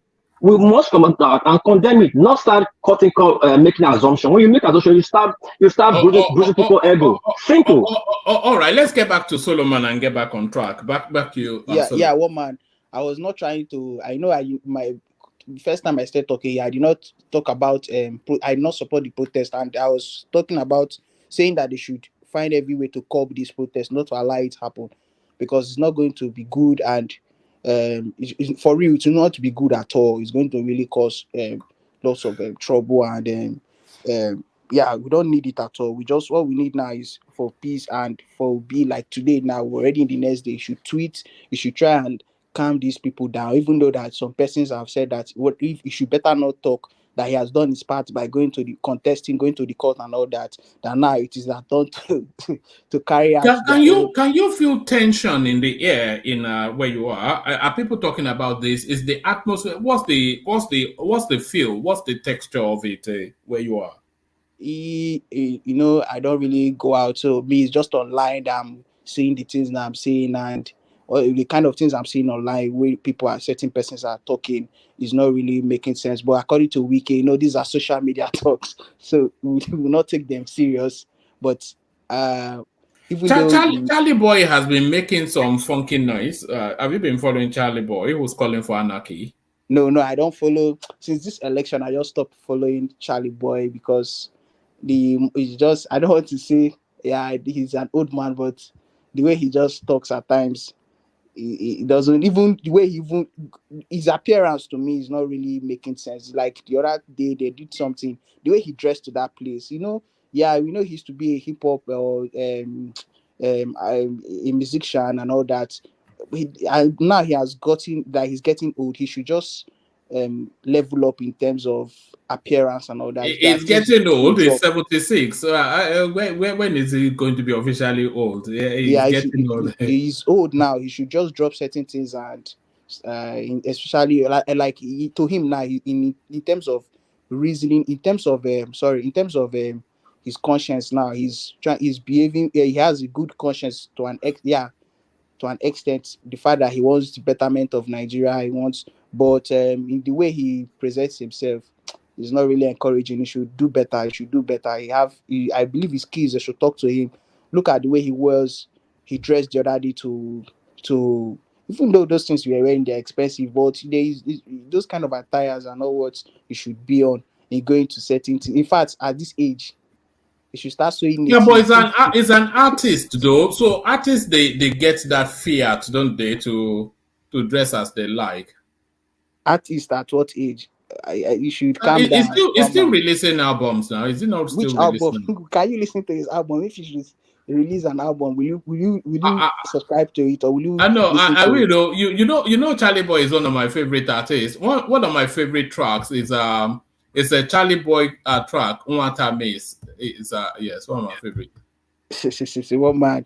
So I don't want protest at all, for real. It's not going to be good for us. It's not going to be good. Then I don't know this bash between the former Attorney General, is he in Goodluck Jonathan? Is it Adoke? Yeah, and this Buhari. I'm talking about Buhari's administration. Then Garba Shehu coming to bash the guy. Like, these are people, they just disgrace.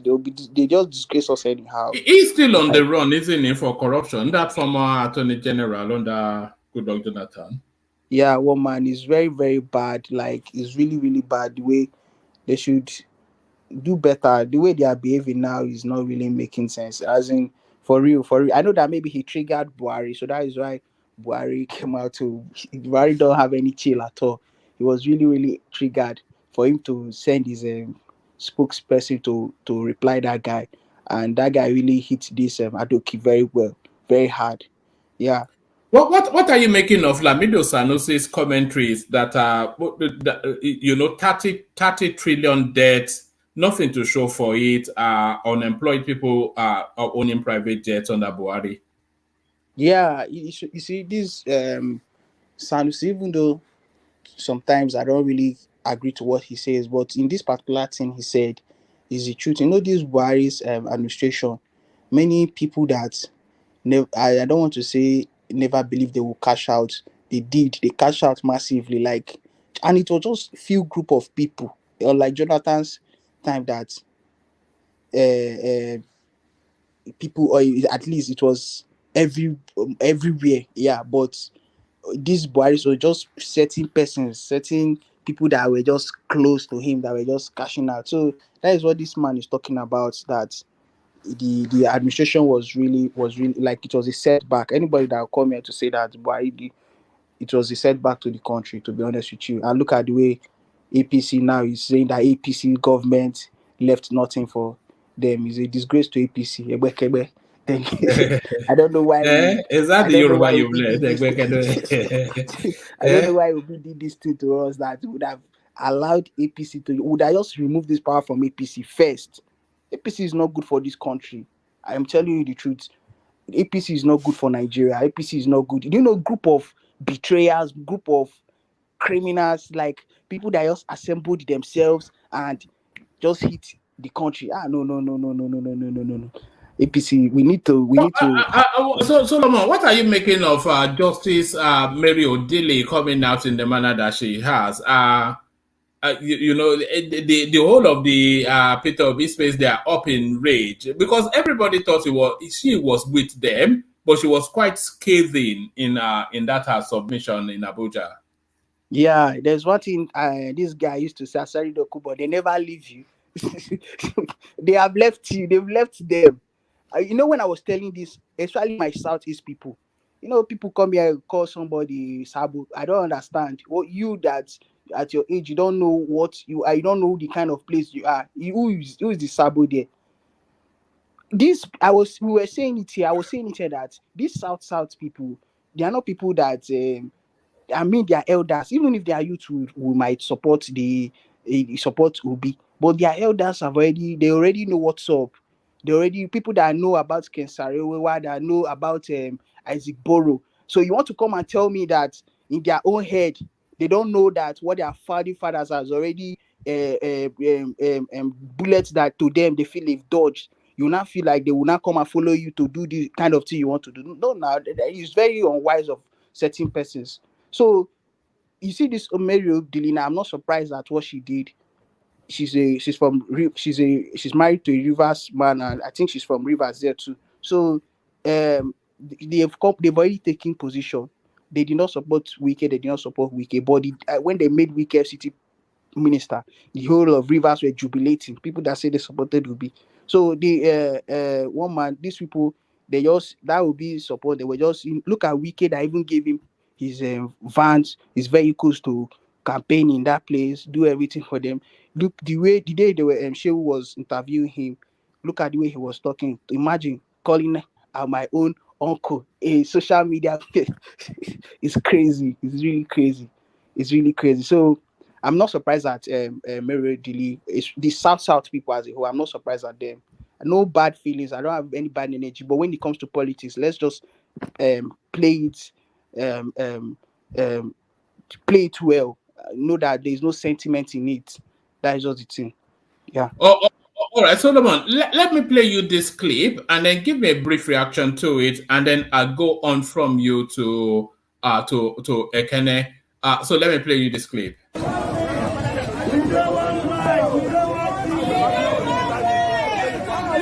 want palliative. We want good roads.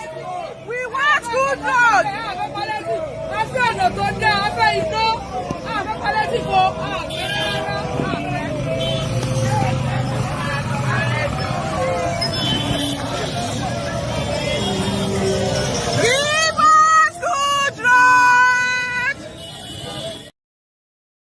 So that was in Ogun State somewhere.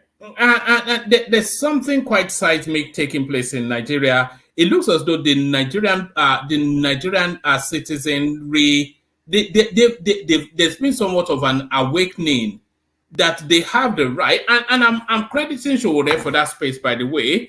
There's been somewhat of an awakening amongst the Nigerian populace that they actually have the right to demand better from these people, and they are no longer going to be fobbed off by trinkets. We don't want palliatives. We want good roads. We want electricity. Now that they're getting 3-4 times their allocations every month, I don't think any state government has an excuse anymore. Solomon.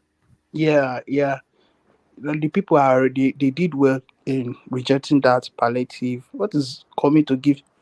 The other day, which states have I forgotten that if you see the palliative they gave to them, when I saw it online, like is it the one that was sharing spaghetti by they opened the packet and shared three strands of spaghetti? Unbelievable.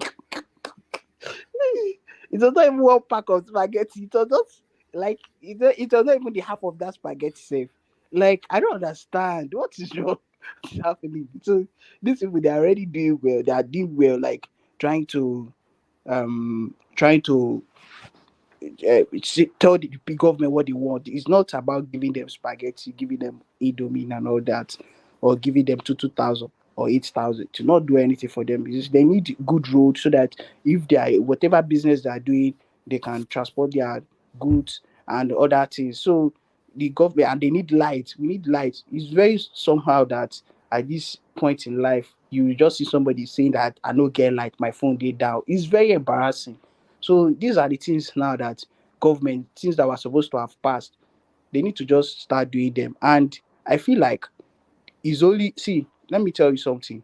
The in this country now, let's forget about this one that they say the north now, they're already working for themselves, they're already doing things. Look at this increment in tuition fee. The north, look at the way their governors are slashing, are just dividing, are just bringing out programs for them to, in fact, the other, the Kano state governor paid up to 850 million naira for 7,000 students or something like that. Yeah, in I think in Bio University, or is it not something like that? Yeah, in one of those their schools here, and some other schemes that they are bringing up that they are using to help their students in the north there. But in the south, they're not doing anything like that. So I want these our southern people, governors, to start doing things concerning this tuition and other things. You know, they're already doing well, constructing roads, doing major what they call it, projects. So in the south, we should do the same thing.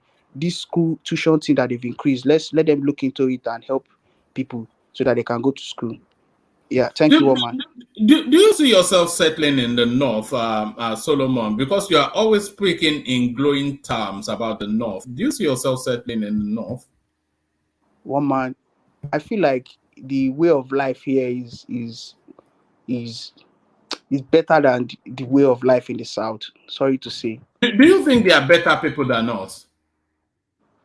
Even, yeah, because here they are not materialistic in this place. They are not, even though they have the money, but they don't do those kind of unnecessary show off they do in the south. They all those nonsense. And even the people you meet in the north, the kind of orientation they have, that is ones that are educated, and is better to me, is better than the orientation some persons in the south get, that you just be focused on only on the material things, on things that are not really, yeah, they may be important, but they are not really relevant. So but in the north here, you see, they just is like let me say, they live a proper lifestyle in the north here, even if, yeah, they live maybe because of their religion, the way their religion has positioned them and all that.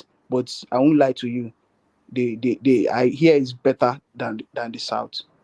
Oh, all right, brilliant. Thank you, Solomon. Stay with us. Thank you for coming in. But now you kicked it off. So thank you, Solomon. Stay with us. Let's go to Ekene, see if it's ready. Ekene, you're up next. Oh, man. Alaji Agba, Afa. Nakwana. I did fine, sir. How about it? Well, everything is cool. Yeah. A big day coming for you on Wednesday. It looks as though on Wednesday you will get your mandate back. You must be excited. Well, I've already moved on, Chair. Even though if it happens, I will still be happy about that. But just that I moved on from that space. Although I will still be. Are people talking about it where you are? Because I cannot imagine that they are talking about anything else other than. Why? It's a topic of every Nigerian. It's a great topic. You see, this election triggered a lot of things. A lot of people were awake in this election. So it's not just that the election happened in Nigeria. It's not like that. People, even though a lot of people still believe that the system is corrupt, but people like me, I want to see it.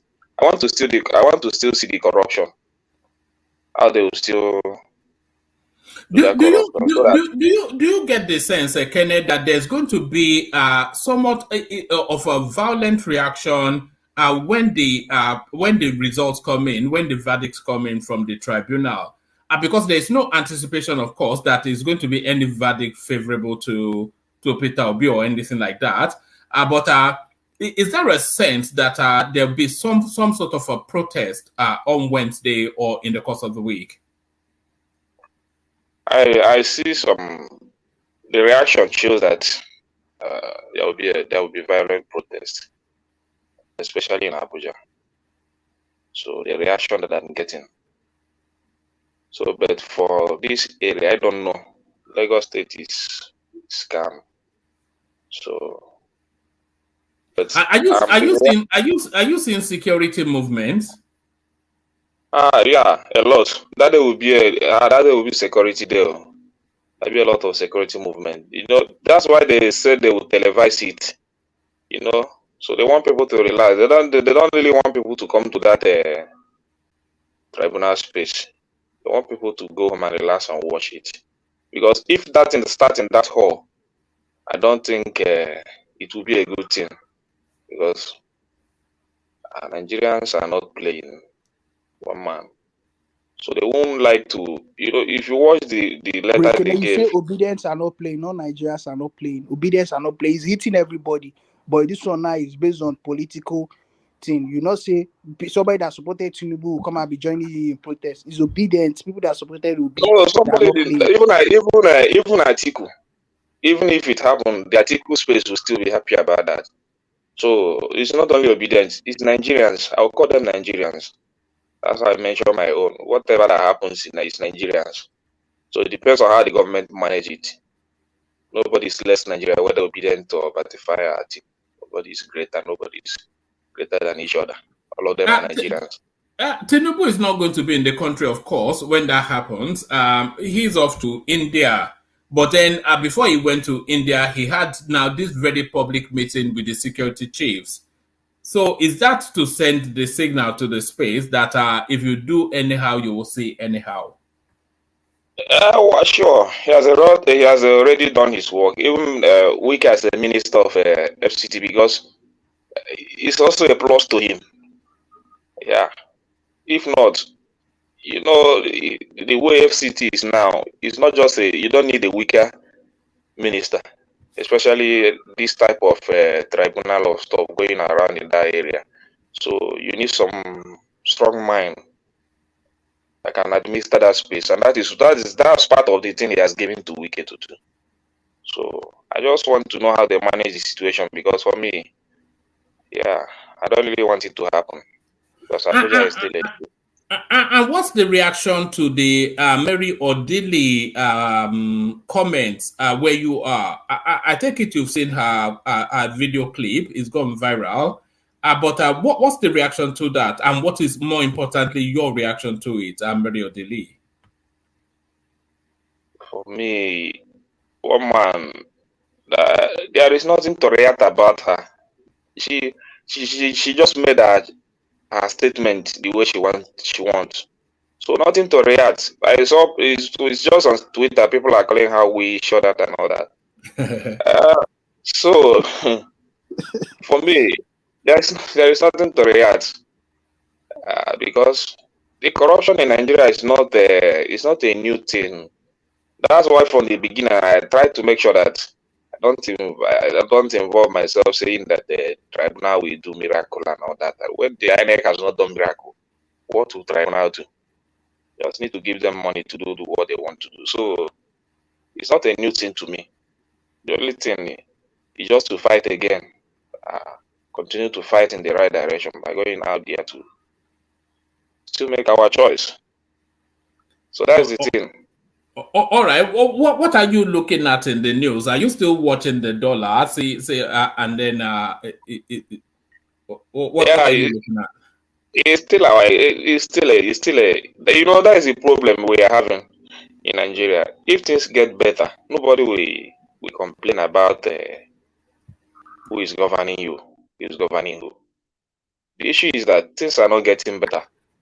If you check, even for a few days ago, You know, every pure water has added money for just today, bread, all that and all that. There's a lot of increase.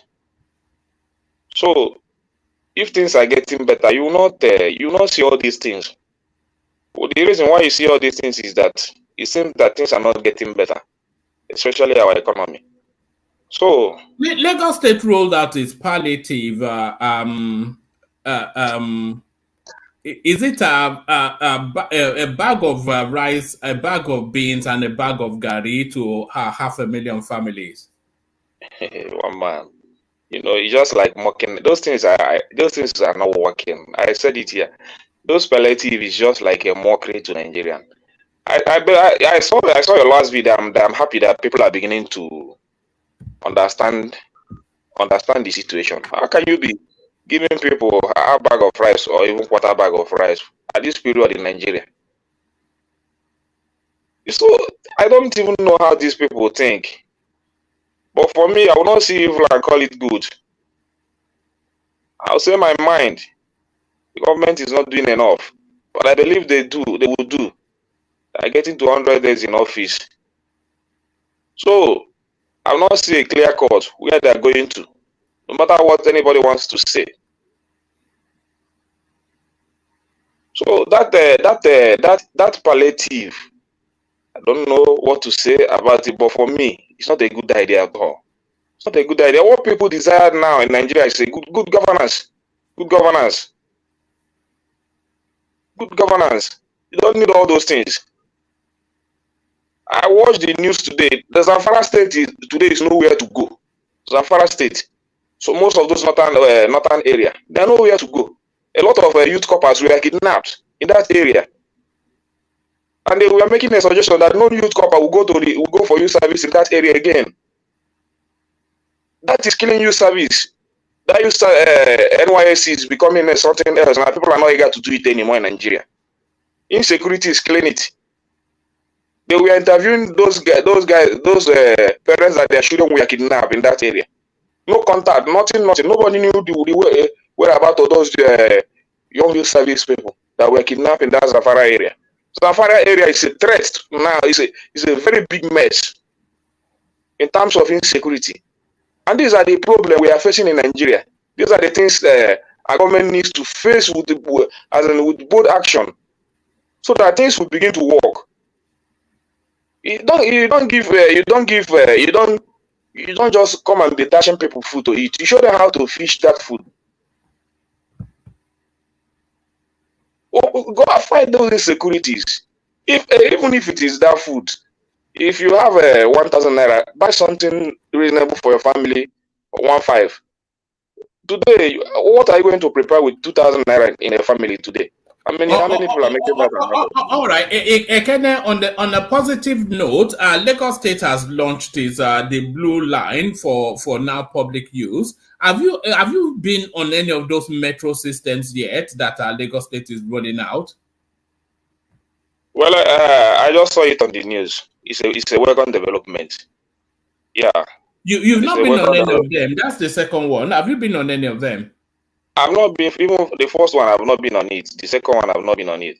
You know, this is a high maintenance. And train. You've not been on. A lot of development is happening around you, and you're not taking. And all you want to do is talk about the dollar. Yeah, that's my. You know, it's people that are doing business. Maybe people that are doing business in what are they calling it? Lagos Island are the people that will enjoy it. So it's not for me. I stay in Ojo. Before I go that area, unless I have something important to go there to. So even if I go, I wouldn't necessarily need it. I just enter bike, go where I want to go. You don't want to go and ride on it just for the adventure of it, just to acknowledge development. No, I don't really need it. It's people that need it. It's a good development, especially in this area. They are turning Lagos to New York. You don't want to be part of it. It's a good for me. The train will be smelling. That the place will be smelling. I say New York. No, it's a good development too. But my point, my issue is that blue line is a very high maintenance infrastructure. That the government, I will not just want them to just launch that and leave it, because a train to run with electricity. The red line will pass through your area now. Abi, which one? No, it will not get to my area. Not at all. It's just at my 2 to Marina. I thought it went through Okoko. But which Okoko? It's just 13 kilometers now. My 2 to Marina. So even if I want to use that blue line, I'll have to even still enter bus to my 2 before I will get it. Then from that my 2, it will now take me, maybe if I'm going to Marina, it will now take me to Marina. So it's not up to Okoko.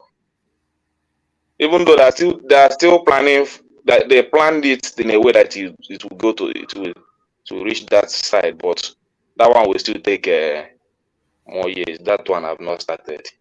So you know how many years this one took them. So I don't know how many years. You know what I've always thought, that instead of wasting all of this money on a metro, because Lagos is a coastal area, isn't it? What they should just have are ferry hubs all over Lagos. So they'll use the waterways as a transport thing, rather than all this meaningless.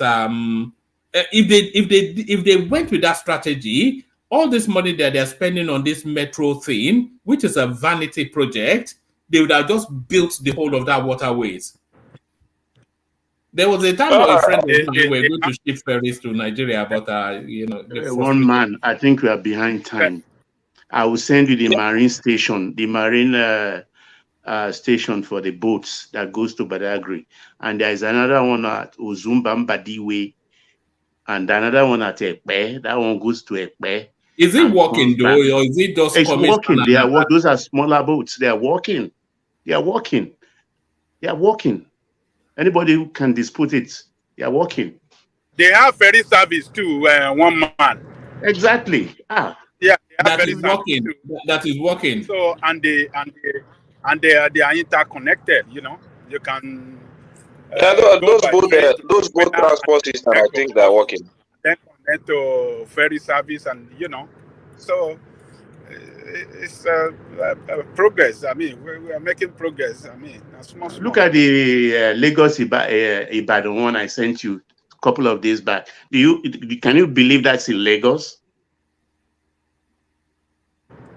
Yeah, all these things are happening around the Kenya, and it doesn't want to acknowledge it. I acknowledge it now. It's just that I don't use it now. If I have to use any one of them, maybe I would have more experience of it, because for me, I don't use it.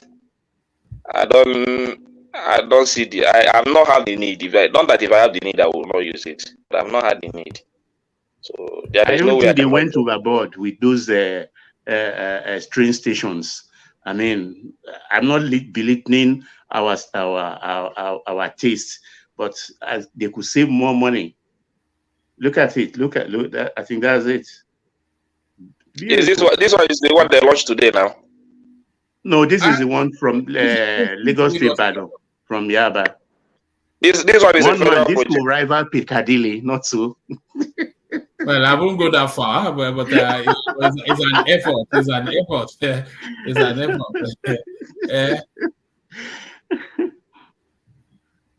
So no. We are seeing progress. We have to say, maybe not at. I'm rational mind will never acknowledge things like this. All he wants to talk about you Nigerians, yeah. No, it's a good development. Everybody that see it today. The only problem we have in Nigeria is that we launch things and the government will just neglect it. So maybe good management will not be put in place to carry that project on. You understand? So it will not take time. People will begin to start forget about it, and they will not make use of that infrastructure. That's my own concern. It's not that we have a lot of all these things in Nigeria.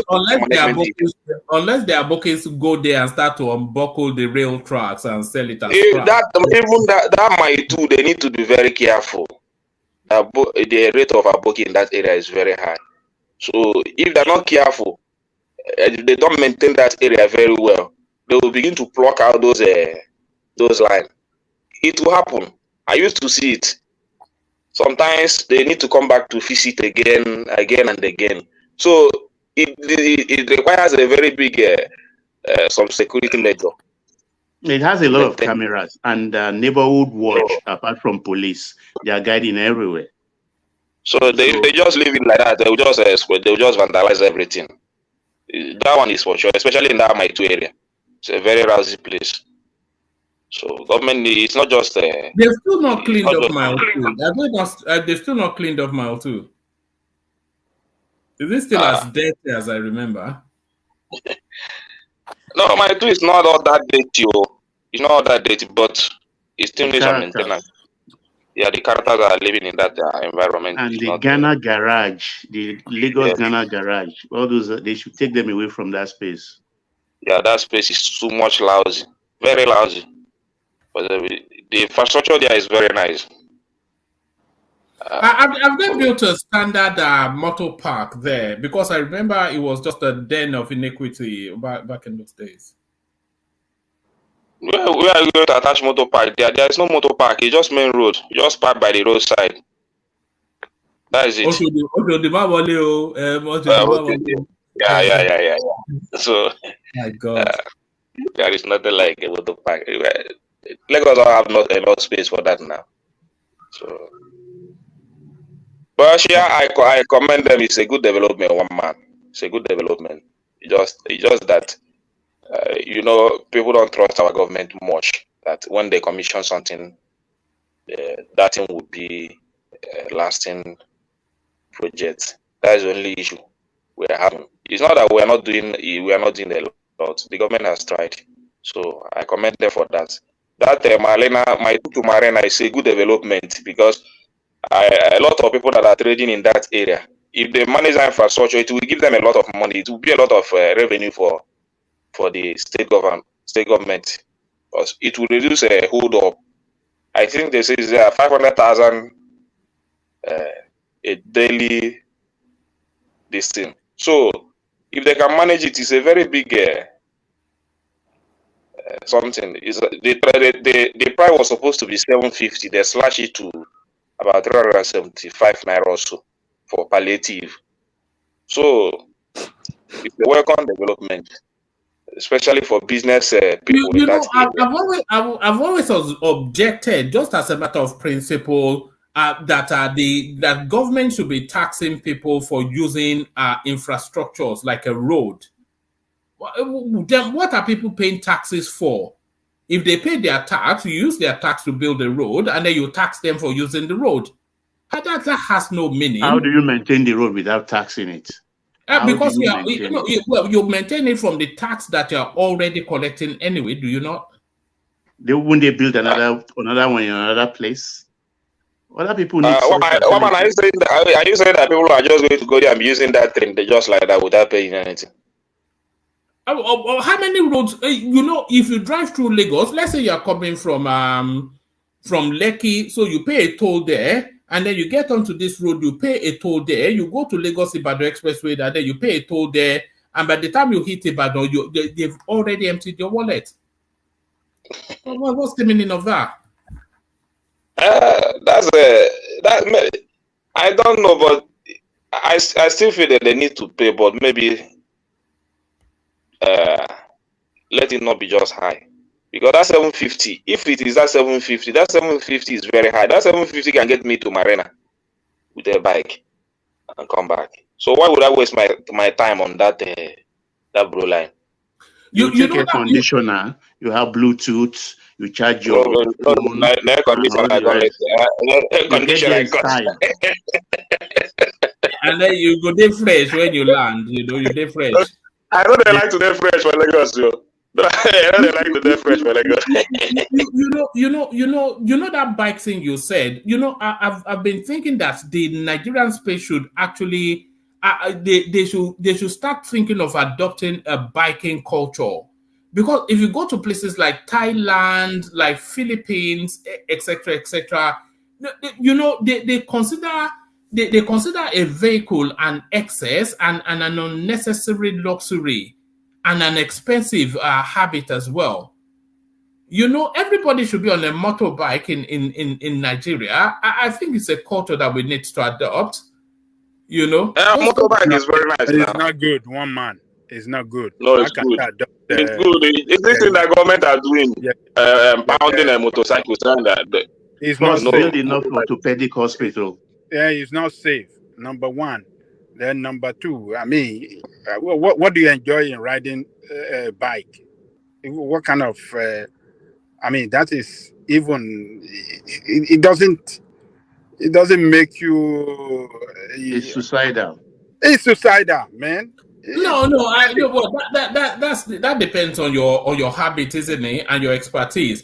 But you get quicker to where you are going to. It's cheaper to maintain. I mean, it's cheaper. Even this first subsidy doesn't affect it. A lot of the Okada riders are not experienced. They just bring them from the north, supply them bike, and they can kill you. Fly off the bridge with it. That's it. That is the only problem. But why can't we develop our transportation system, make it look more than? Okay. Look at a country like even in China, they all ride motorbikes. They barely drive cars. Look at their motorbike is good now, especially in this first subsidy. I saw a lot of big men now driving all these small bike moped to market. Yeah. You just put 2 liters there to take you anywhere you want to go. Cannot compare you to the amount of fuel you're going to spend. You know you're a businessman. They say the route to wealth is to identify a problem and then walk it back. So that's your space right there. Go to China and import a whole bunch of motorbikes, and you solve the fuel subsidy problem, and you become richer than Dangote. Yeah, motorbike is the way to go now. That is the only solution now. So let's see if you have a very big location. It's safe. I don't. Keke napep. That one is it has some sluggish movement. Motorbike will take you faster. Very, So that motorbike, a lot of big men in the market now are driving it. I saw one man the other day driving a very big man driving one lady's machine like that. I was just laughing. I just said, only me there. You know, if I ever decide to spend significant time in Nigeria, I'll probably get myself a scooter. Let's say, for instance, you just want to run from quickly from Oregon to if your mom is still alive, she will not allow you. Scooter in Lagos. If you want to run from Oregon to Are you trying to compete quickly? Not for long trips. If you just your mom will hold your shukutu. The economy that should encourage in Nigeria is bicycle, not motorbike. I don't know what you are looking for. That's even worse now. That's even worse. No. Bike is very good. A lot of people will develop idea what piece. No. Bike is very good. They say the economy, there's no bike, is a fair economy. Go look any great America, look every great economy that's booming, there's a lot of bike. The bike hard to your health is a very good exercise. It hard to the even that bike you are talking now. Bicycle is moving well now. It's a very big market now. Yeah. Bicycle. The bike you are talking is not an exception. People are using it now, and the motorcycle. So if the people that I know that are selling the bicycle in the market, if they are selling 15 a day before, now they are selling 100. Yeah, bike does not pollute. It does not drop any toxic. Motorcycles still drop toxic that the government still have to fight. Every country they use bicycle. I mean, Japan they use bicycle. My wife have bicycle. We have car. I still have a bicycle. They use bicycle. That's exactly what I mean. Work pace. So let's say, for instance, you live in Oregon, which is where I live, and you want to quickly go to Allen Avenue. You can just hop on your bike and you go. But then if you are going to a Lupeju, then you get in the car. Just that I'm a typical in Nigeria. I don't like anything too late. My children all have bikes. If you want to go to like a mall that's too far, like you say, like a regular, and my wife will carry her bike. My daughter will carry her bike. My second, I also carry bike. I'll think that we enter bus. I don't like bike, empty bike. But that's how Japan, most people say they do. It's not going too far. They hop on their bike. They just ride, and it's fun. You ride to where you're going, do what you're doing, you come back. But in Nigeria, we just think we don't have the roads. And again, let me support this drivers there. People. Let me support what Mama was saying. I'll be saying it. Me, I am that one that is for Nigerian roads should be taxed. We are wasting a lot of revenue from our express road. That's a very huge economy. Very big economy we are losing millions from. They should fix the road, put toll gates, and tax it. What baffles me is that all this infrastructure, the money we are spending, we are still low in terms of our road infrastructure development. In order to compare, even more than most of African countries, we have not achieved anything in our road infrastructure. But we spend a lot of money in that space. We budget a lot for it. Because it's mismanaged. If they contract it out properly. There's a French guy on YouTube that he lives in Lagos, and all he ever does is drive motorbikes all over Lagos, and he seems to enjoy it and does all right. Well, it's very nice. Yeah, a lot of even Chinese. Some Chinese that maybe find themselves in this area, they still drive that bike and motorbike. It's one that I know very well. I want to always chop fish. I'm probably in the chop every. You don't forget it. They say those Chinese they drop Peking all over Lagos now. Then they drop Peking, and then once they come and test that catfish, that ngwongwo, you know they go back to China. They will test the catfish, and then they will test the catfish seller as well. Abi? That one always drink Budweiser and the catfish. That one they don't even get belly self. Don't get belly like all these big men in Nigeria. You don't forget his face every evening, catfish and Budweiser. You just jump on top of his bike. Yeah, go home. All right. Nigeria is a very good country. Just that I don't know what is happening to our leaders. They're not seeing our especially our diversity. They are not managing it very well. They are not managing our space. They don't want to develop our infrastructure, a lot of things. So if they do it, one man, if I tell you, I love this country, Nigeria, so much. I don't know why people leave this place, but anyway, yeah. Like you know the funny thing is, Ekene, everybody that is abroad, they will not admit it, but they look on you with envy. You know, because you have let's say you're a middle class Nigerian man. Yeah. You know, a middle class Nigerian man who is contented with his lot. You know. You walk in Lagos every weekend. Probably I like to imagine you get yourself to Ojota and hop on a nice car to go and spend the weekend at your country retreat, and then you know, who doesn't want that, you know? And here we are. Already it's getting cold. You are thinking to go and bust out your winter coat. It's just you know, nobody likes it abroad. I can tell you that for. You know, they like the safety, they like the medication, the health services and whatnot, but really nobody likes it abroad. Yeah, I can tell you that. Yeah, that's one of the things my Oga taught me. He said he told me that Nigeria is a good place. It's just that our government is not good. But if you manage to get yourself comfort in Nigeria, just spend your life in Nigeria. The only thing that will take you abroad is just do your business, come back.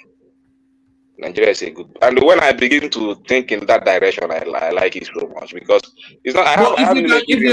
If you can get your children out of bed, though, I would recommend it, just so that they get a proper education and a good accent. You know, so they need those two things. No, one man forget that accent. No, they tell me that one. If you are telling me just if they decide if you say if they have the desire to go, I will not stop them. That's me for sure. I will not stop them. I will support them to do whatever they want to do. But if it's just for to go there to go and come and begin to speak accent for me, nobody will go there to go and learn accent for me. You go there to but you know when they come and pick up the accent, you'll be taking them everywhere to show off, and then you start to speak to them. No, it's not my style. You cannot go abroad to learn. You cannot go abroad to go and learn another man's language and come there to be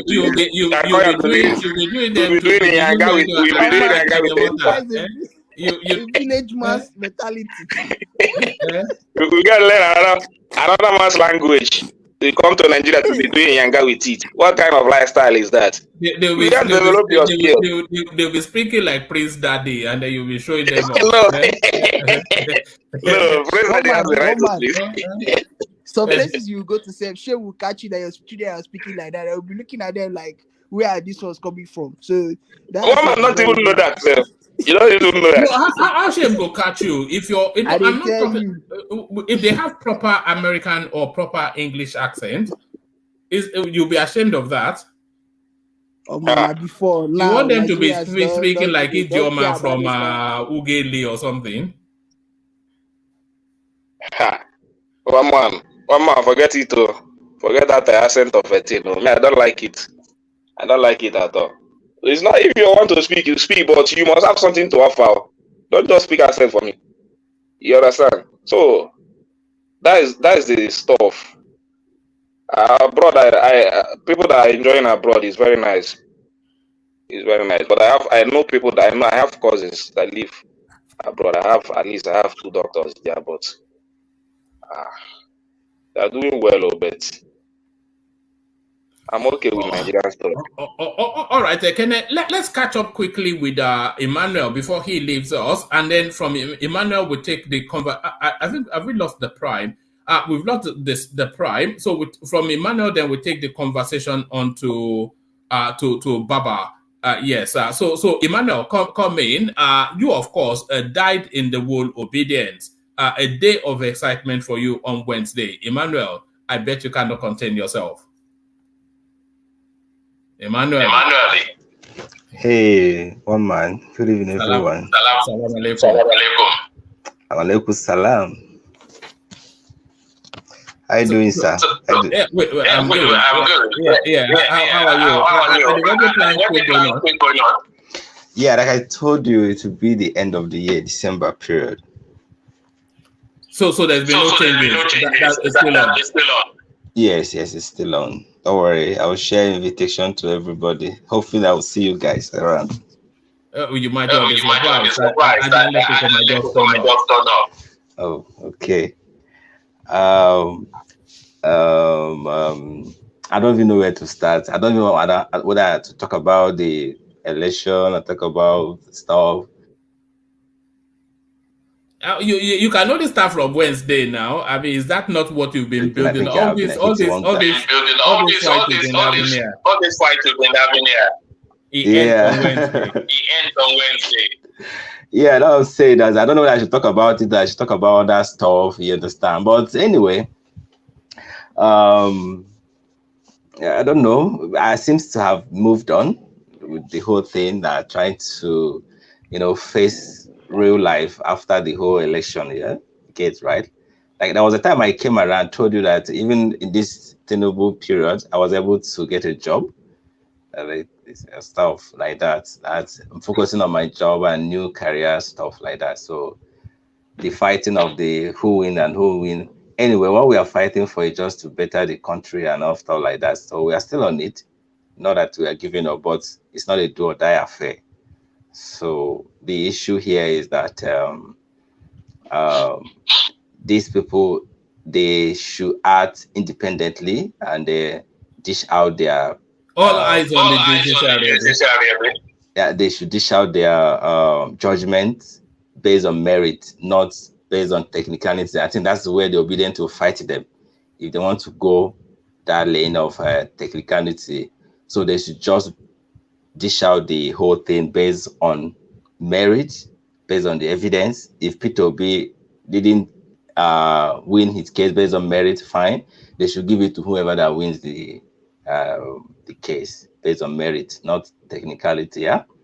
So honestly, I have not been on social media. I want to know what is going on, but I think I just try to read news to know that there's some of my fellow obedient, they are, planning for one or two things to do if the judgment go west, go south. So they're planning to, go out and, protest kids. So, but I hope that if they go out and protest, sorry, if they go out and protest, that's fine. I think the law allows for that, but they cannot go out and riot. I hopefully they don't.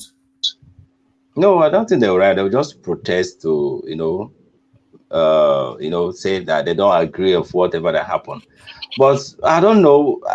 It might go on their favor or something. So we don't know what's going to happen. But all of you here, like you, one might already know that the judgment is not going to favor Peter Obi or Atiku. Yeah, isn't that what you said? So, but we don't know. Hey, that's what we say. We all know. You understand? But we don't know. We just want them to do their thing. Not as what we have been hearing, that's how they used to give out their judgment. That's what we are, presuming that's how they will give that judgment. They should give us, based on merit, not based on what they have been doing it before. Do you understand? Don't come here and gaslight us. So they should just give us. You see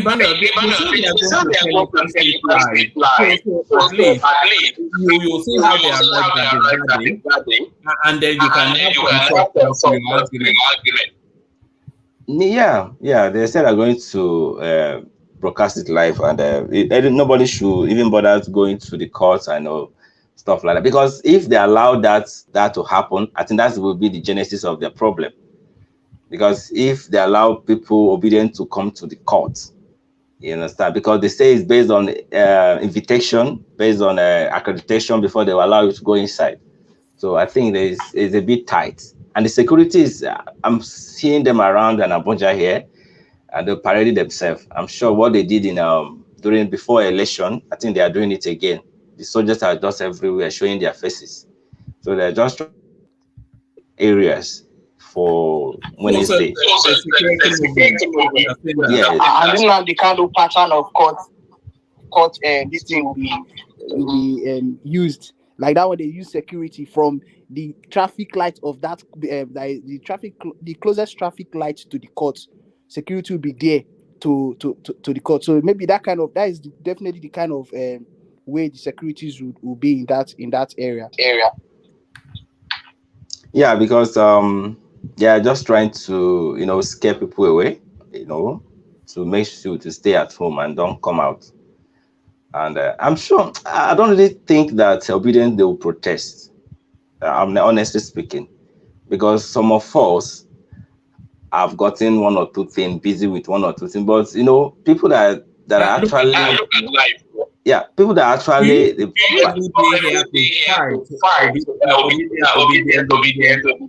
now you find everything. One man, I know that I abandoned them. Like, I'm not saying they should not protest. I'm saying that somehow, one man, you're putting words in my mouth.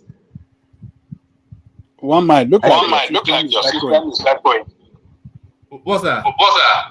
Adale Coco. I said the sound like your system is echoing. If I mute him now, you can hear me okay. But if I unmute Okay, one man, I say you're putting words in my mouth that you should.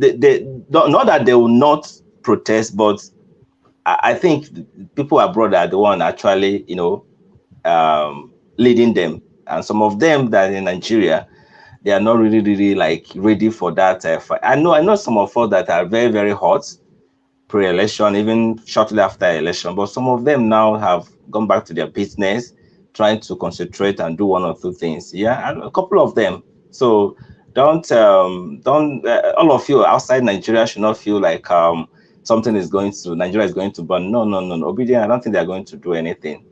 You understand? Something drastic not going to happen, honestly speaking. So no fear. Is that in spite of people like Vansat is not. Vansat is just coming here to rouse you guys. You know that.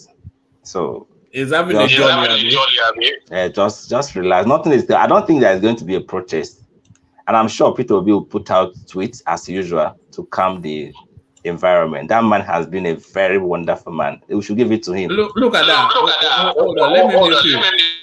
People are asking, is this the same Emmanuel Uka? Wow. How time makes you cool off. Yes, he got a job. He's getting married, so the future looks bright for him. So he's now not part of the wildlings anymore. That's life now. He's abandoned Obi. I have not abandoned Obi any day. Obi is my leader, and I'm following his footsteps. That's what I'm saying, that we should give him that credit that is a man of peace. Honestly, we should just give him that credit. He was able to calm obedience down. Even today, I saw some tweets. People are just begging him that he should not, calm anybody down. That he should not even tweet anything. That they are not going to answer him. They are not going to listen to him. That he has done enough. So I'm sure he will still come out and do something. Maybe if the whole thing did not go in his favor. Do you understand? So not that I'm not still in support. I am, but I can't go for protest. You understand? I might not even be available for the protest. Look at that. He's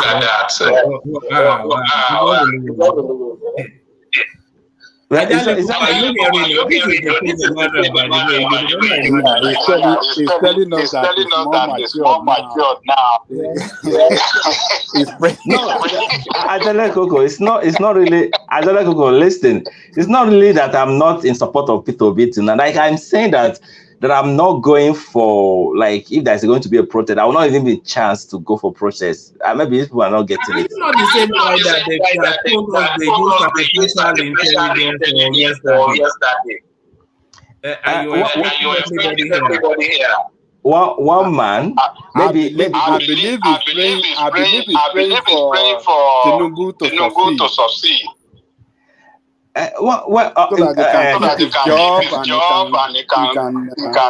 he can face the reality of life. It's not Tinubu that gave me a job.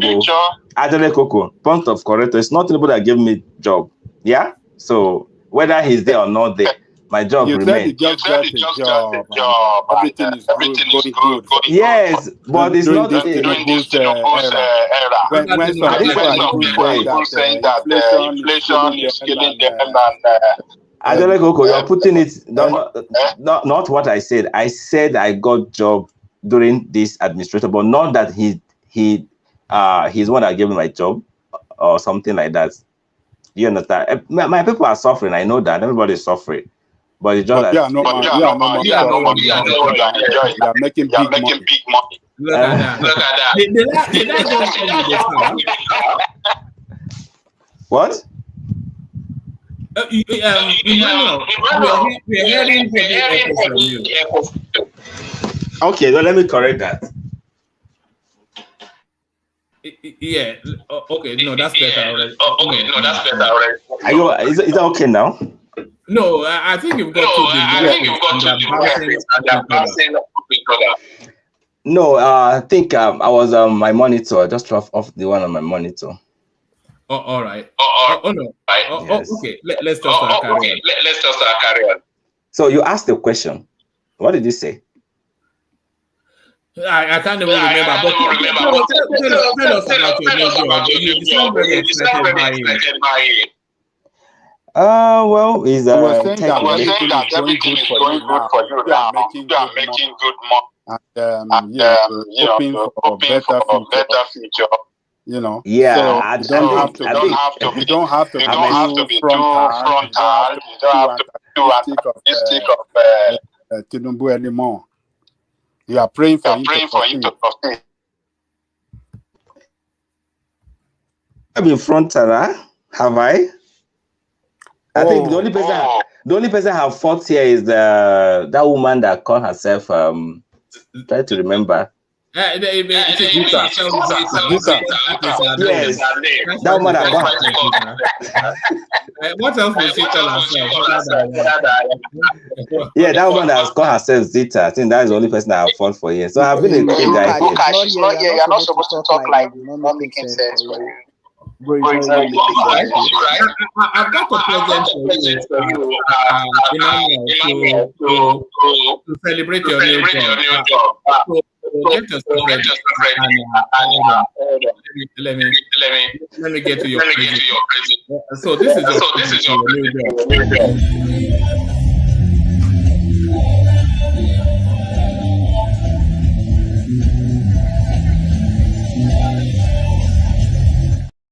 You see? So Tinubu has done you good.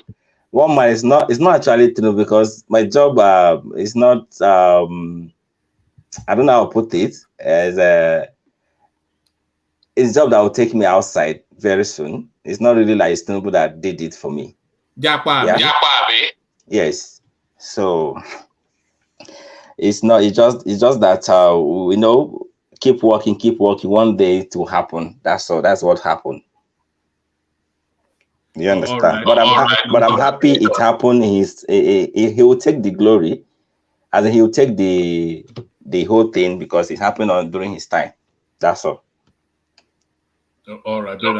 Yeah. So other things that have been happening around us, the economy, the dollar, the whole thing, our naira going, I don't know where it's going this time around. So they just have to do something. And I pray that things get better for us, our country, so that everybody will be fine. So that's the only thing I can say. Yeah. So that my people will at least will have a little to eat and free to go around and do their business. Especially dollar. They have to do something about our dollar. It's going down so much. And you can't even buy anything again.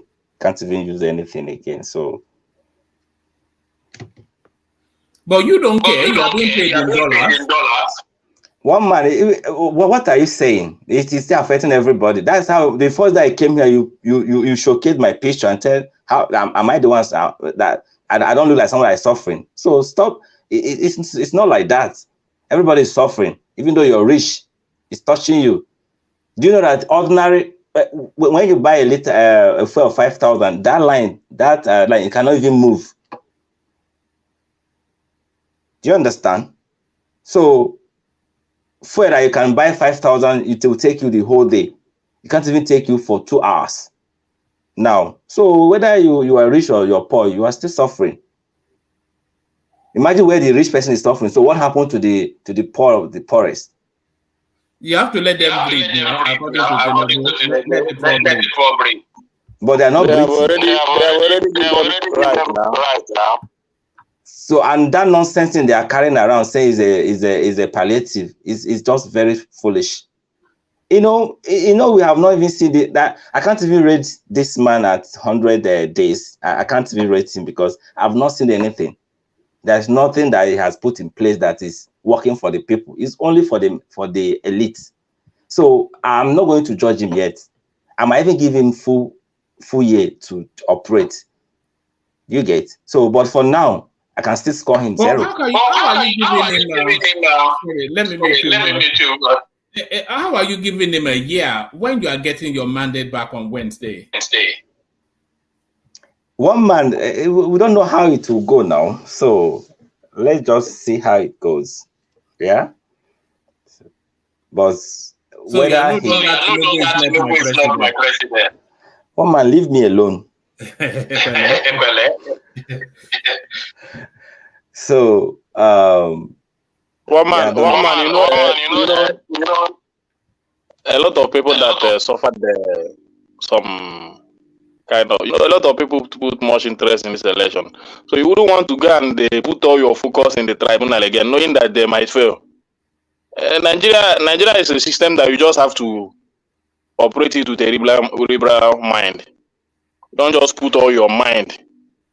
You're expecting something, yes, but you cannot just say it must happen. If you do it like that, you are killing you are cleaning your energy, you are putting yourself high blood pressure and all that. Just remove your mind, let them do their thing. You understand? So that's what is going on, especially in our space. All right. One man. I want to say something. I commend you for something like before you used to bring a iPop every time this ECPA in your platform. I think for some couple of weeks and months now, I think you try to avoid them, and I love that. So because the more you do that, you try to promote what they are doing. So it's good to avoid that space and continue talking discussing on the issue of Nigeria, not going to talk about them. Do you understand? I'm just like, like I used to tell you that you should not be discussing it. Like you're giving them that, leverage of, spreading their propaganda and all those stuff. So this your platform is a platform that I cite YouTube, and I love coming because you discuss on issues, and that's why I'm still around. Okay. So, but there was a period that every day you talk about them. It seems like I disappeared for like some months, but I noticed that you just talk on issue now. No, the Simon Ekpa thing is more for comedic value. It's like a bit of light entertainment, isn't it? It's just, we just bring him up once in a while just so we can point and laugh at him, and then we move on. Okay. So, well, on the issue of... still there, by the way? What's he doing now? Everybody has forgotten him. Yeah, I love it. Yeah, he's... I can't even hear anything he's doing again. So no more sit at home in the East, no more issue in the East. So no more insecurity, no more killing in the East. And I love the fact that it's not happening again. And I love the fact that his case is not coming up again in social media. I don't know where he is. Maybe he has already in the one, hole like that. But I don't know. But I love the fact that you are not bringing the case again, to be honest. But another guy that you guys, and especially you, seem to have abandoned is Nnamdi Kanu. So have you fed him completely now to the DSS so that they can eat him to the bone? Have I ever supported him in the first place, one man? Even this our elder people you call what's their name, Seth? Ohaneze. Do you think I regard them? So I know the element of people I love in the Southeast, and I respect them, to be honest. So apart from people, we don't get everyone else. No. I love some, a lot of them, but individually, not a group. Not a group. No, wow. So that is it, one man. So I love the platform, and I'll keep coming. Well, that is it. But one man, I know you supported Tinubu from. I've never supported Tinubu. One man, Nigeria. He support Nigeria. Stop saying he went to. I think I was around that day. I think that was the first that I heard your voice. You went to Niger Watch. What they were safe, they were asking you that thing. They bullied you there and pursue you from that place. Don't worry. I'm still wanting the address. Whatever happened to that woman that used to go around hosting everybody? What's the name of that woman again? Is there H.O.? Yes. One man. Those people that many people have dealt with you, you know, right? Don't worry.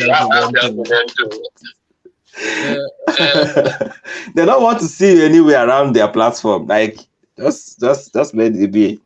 You know, once in a while I still pop up on that Niger Watch thing, and I get a hero's welcome because I'm the only one that had that. The rest of them are brainless. So if I decide to go there, I go to the top of their chain, I speak, I say my thing, and then it's one man for the next for the rest of their session. One man, the way you say that they are brainless, that's how they say this is your platform too. There are people fully here, they are brainless. So but you are here now. How can they say that?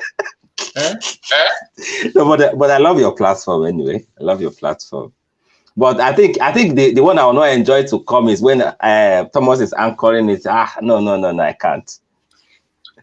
It's too why? No, it's too tribal. Like, I'm just saying it here. It should not come and cut my neck. No, it's not tribal, bro. No. The way you handle the panelists, I don't like it. I don't like it. How so? What did he do? He shot at them, and I used to sometimes I don't even listen his. I don't pay attention to his. Anytime you leave, I just disappear. You know something funny? I enjoy Thomas's session. You know the next day when I wake up or something, I'll just scroll quickly away from my own space because I don't like to hear my own voice. And then when I go to Thomas's section, I always enjoy it. Okay, that is you. I don't. Maybe you should come and host one of these days. One man, no hard feeling, no. Like that. This is me personally, yeah. No, it's feedback now. Yeah. So. Okay, let me allow another person to talk. I'm kind of busy. Don't leave it too long the next time. Okay, one man. Thank you. So that was Emmanuel, previously a Tinubu hater. Now that Tinubu has given him a job and a wife, now it's a Jagaban. So there he is. So that's Thomas. But a man who doesn't need a job or a wife from anybody, a self-made man, a multi-billionaire. Baba, you're up next. Baba, are you ready? I mean, you hear like that. Yes, now I'm only speaking the gospel. So Baba, a real delight. I thought the place would be really agitated because, of course, this much anticipated now presidential poll Obi article to no faith as Tribunal delivers verdict on Wednesday.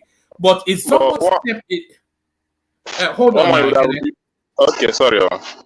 Yeah, but it's been somewhat tepid, the session, not at all as agitated as I was anticipating. Is it that people are already resigned to the fate? Because a lot of the arguments that is going on in court has been had on social media, and everybody knows the direction of travel of this particular petition. So what are you then making them, Baba, of the verdict to come on Wednesday? Yes, thank you, one man. Good evening, folks. Please like, share, and subscribe to this platform. And by all means, please like. If you are not ready to share right at the moment, do later. But please strike the like button right now. Thank you. I think fatigue has set in because the whole thing has taken almost its course. And it's a fate. I think they've accepted the fate. Their fate. It's already a fait accompli.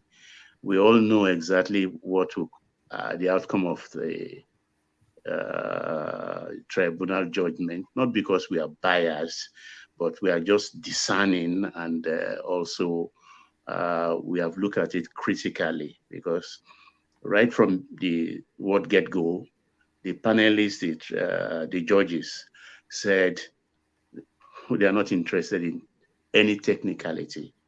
If you have to win this, it has to be on the ballot, on the strength of the votes you gained. So all these certificates, qualify or no qualify on the voters list or party list, all those things, we've been forewarned. So it's all that is just a kind of exercise in futility. It's about the vote. And I've seen a couple of few tribunals, observed them over the years. It's about documents. It's about what happened at the polling units, loads and loads of the papers. And we didn't see that in this tribunal. It's all about technicality, no certificate, no attendance of one thing or the other. So that is where they're going to hinge it. And I love it that they are going to showcase it live. And the reason behind it is because, so you, one man, for example, don't come in the evening and put your own spin on the judgment, because I listened in real time, the way you listen in real time. So you can put a spin on it. So people will not start to go on the street like what happened between Abure and Apapa, I think last week, about that appeal judgment. So it is very, very good. Do you approve of this, though? This sort of O.J. Simpson style of what's this? Are we now turning into Americans doing O.J. Simpson judgments on important matters? No, it's a master stroke they apply here, and it's a no-brainer, because it's just common sense. Because they've had a lot of stories over the months, how people spin things and twist them. So they didn't want to be accused of that, or they don't want to witness that. They don't want people to misinterpret their judgment. People will just run on the street and knock on your door and say, "Oh, this is what happened," whereas it's just damn false kites they are flying. So, but when we all tune to our radios, we'll watch the screen, and then, I mean, what you heard is what I hear. So there is no way you can spin it.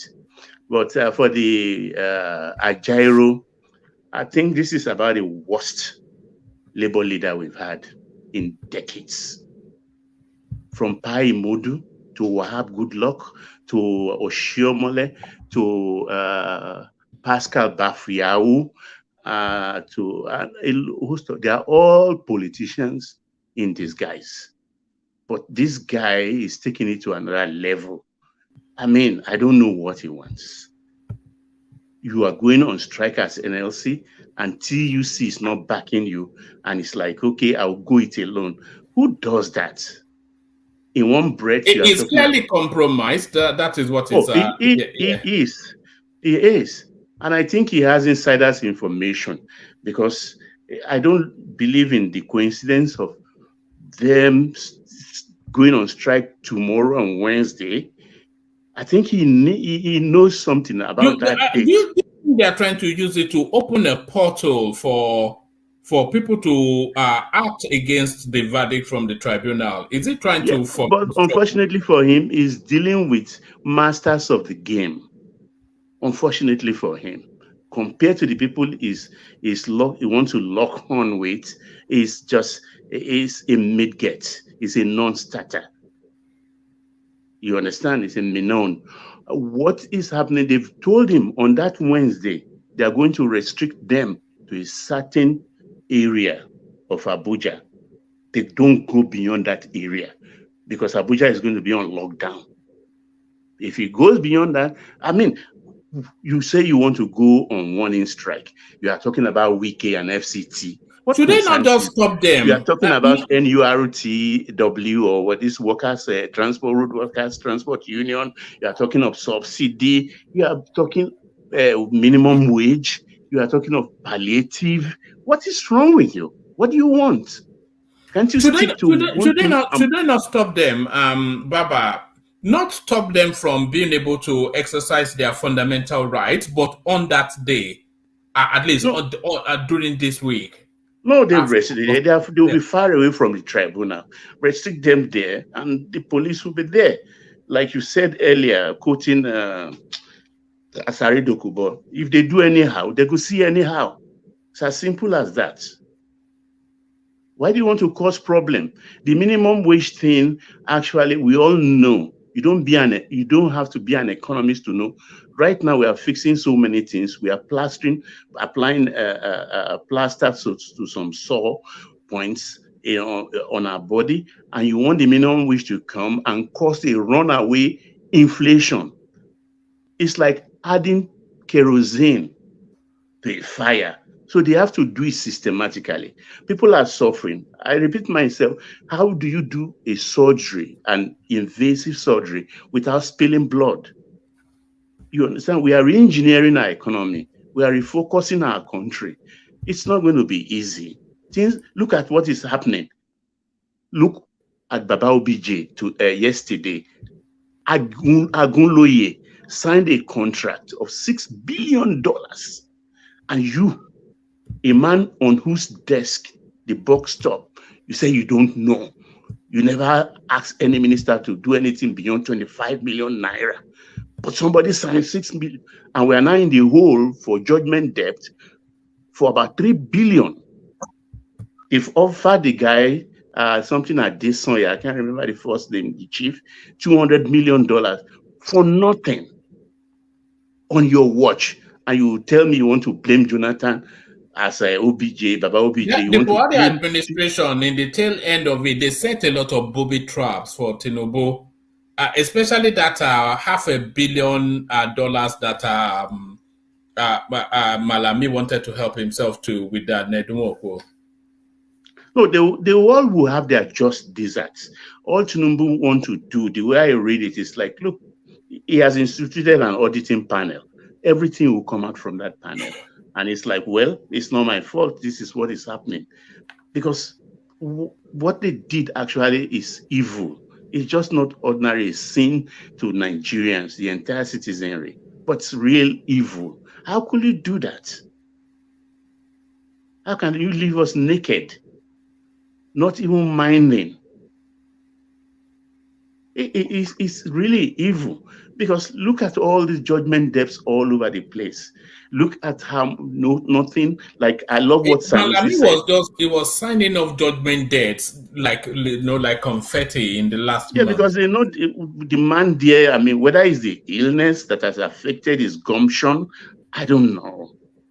But he was just there as a figurehead, a kind of vegetable president. But Baba, can I say something? Can I ask you something? Yeah, please do. But why all these things, when it was happening during the campaign period, a lot of people were saying these things. But many people seem to defend it. Then why are we complaining about it now? Because almost everybody that supported this government, we are not talking about all these issues until now, that we are seeing that Tinubu is facing some challenges in that space. So we're beginning to raise this issue. But with a lot of people that are at the opposing side, we are asking all these questions. This government did this, killed the economy. You see that Oibo man, the way he painted the Buhari government to be a very nice one. People like Lai Mohammed, all that. And we supported them with good explanation and all that. Well, so why are we... It's all political theater. It's all political theater. During campaign, you understand, you have to be discerning to know exactly which is true, which is not true. Those who know knew definitely that the economy is in the hole, it's in doldrum, and even those who didn't know then, they suspected that nothing is in the kitty. But then they have to tell us something. They have to tell us something. They have to win. They have to believe in themselves that, well no matter how the depth of the disrepair, they can do something. But coming to the desk and witnessing what they are saying, it's like, man, what is this? But then, of course, why do we have brains? They have to put shoulder to wheel, and we have to help them also with the push, so that we have to turn the wheel. We have to generate enough power. Not in terms of electricity. We must play politics with lies. It's done all over the world. I mean, you want to believe politicians when they are campaigning. I think, I don't know how to put it, but they do it all over. Some will even tell you, they look, no, in 3 years, I will take you to the moon. Nigeria will be a nuclear power. They will say anything to get hold of power. Oshibanjo actually said that he was going to take Nigeria to space if he became president. It was that guy is one of the most ridiculous people that to emerge out of that. Oshibanjo is just that is not what he said. One man. What did he say? Did you say that we have the potential to achieve going to the moon like others have done? That we have the best of the best brain, and if we If we tap into all this potential, yes, we can achieve what other great nations have achieved. That's what he was saying. He didn't say that he's going to do it. So yeah, but he's still a ridiculous man, though, is he not? How could you describe him as a ridiculous man? No, what I just don't like about him, I like him as a person, typically Kenyan man, but the way he's bearing grudge, you understand, after the election. If you are beaten, you are beaten. I'm not the only people are like that. I mean, face reality, move on. You understand? Move on. Don't dwell on issues that will hurt you as a person. And I don't like the way he's just like he's withdrawn himself and put a label on himself and things like that. You are still is still going to be useful to this country. I mean, he's not a bad man. Do you think it's going to be? Do you think he has? Do you think he has unique and peculiar skill sets that offers anything really to the country that somebody else cannot offer, and maybe even better? Oshibando, I'm talking about. Yeah, I think in areas of jurisprudence, he's a good lawyer. He's a good lawyer. In the area of jurisprudence, we have excellent. He's a first-class brain. I think he made professorship under 40. I mean, that's not a main feat for anybody. Don't worry, Ogbeni will make professorship under before 35 or PhD. We have a PhD, so you can't show off. Where's Ogbeni even? He's a brain, no doubt about that. It's useful when you serve your country, not a particular person. Even if you dislike the person, I mean, once you are called upon, it's a duty. I don't know how they feel. It's like there is war in America now. You will find out even ex-servicemen, veterans, they will go. They will commission them. They will reapply. They will re-enlist. They will go to war. Same thing in politics. If it's going to be useful, present yourself. Look at Aregbesola now. I mean, I will say here, I will deride him by saying he's shameless, but at least he has the presence of mind that I can still be useful to this man. I'm sure he must have gone to knock at his door to dobale or do anything, and maybe they are not giving him face, but he's still working at it. That's what we should do, not because of politics. Do you not find religion. It undignified somewhat the way Aregbesola is carrying on? At least people like Oshibando, as much as we deride them, people like Rotimi Amechi, at least they fought the fight, they lost the war, and they went quietly home. But Aregbesola is just, he's making a fool of himself all over the place, But people like Amechi, people like Oshibando, those would be dangerous enemies. People like Aregbesola, I will be cool with them if I were in the shoes of Jagaban. I'll be cool because he's showing effort. It's just that maybe I will have 4 eyes whenever he's around. I will be like, what's that bird now? The owl. I will see 360 degrees when he's around me. But that doesn't mean that I will not welcome him in my circle because he showed effort. Whether it's genuine or not, that's another case entirely. But somebody to just behave as if I don't know you, I can live without you, I can even leave this country without you. What killer Jew? I mean, I don't like such people. For me personally, I don't want you. We are heavy enough in our body to come and allow somebody to live in your head rent free. For what? It's not worth it. It's not worth it. Nigerians can reach. This guy in the comment section, Iyo Adeyo. I don't know. That name even is a bit dubious. It says that one man should count me in the list of big brains. So 1 master's, 2 BSc, and on the route of my 3rd one. So anyway, let me not do that, but let me do it a little bit. So I suspect that that master's is not in English, certainly not in spelling. But carry on. Woman, you should count me in the list, on the list that should be of the big brain. So 1 master's, 2 BSc, and on the route, my third one. Not all you see. So you see, this is the thing. You have to be mind. I know it's a typo, but you know, I can be a bit. Yes, you were talking about Lamido Sanusi coming out today to speak cryptically to the space, and he was inviting that, look, Tinubu is not really the person you should be looking at.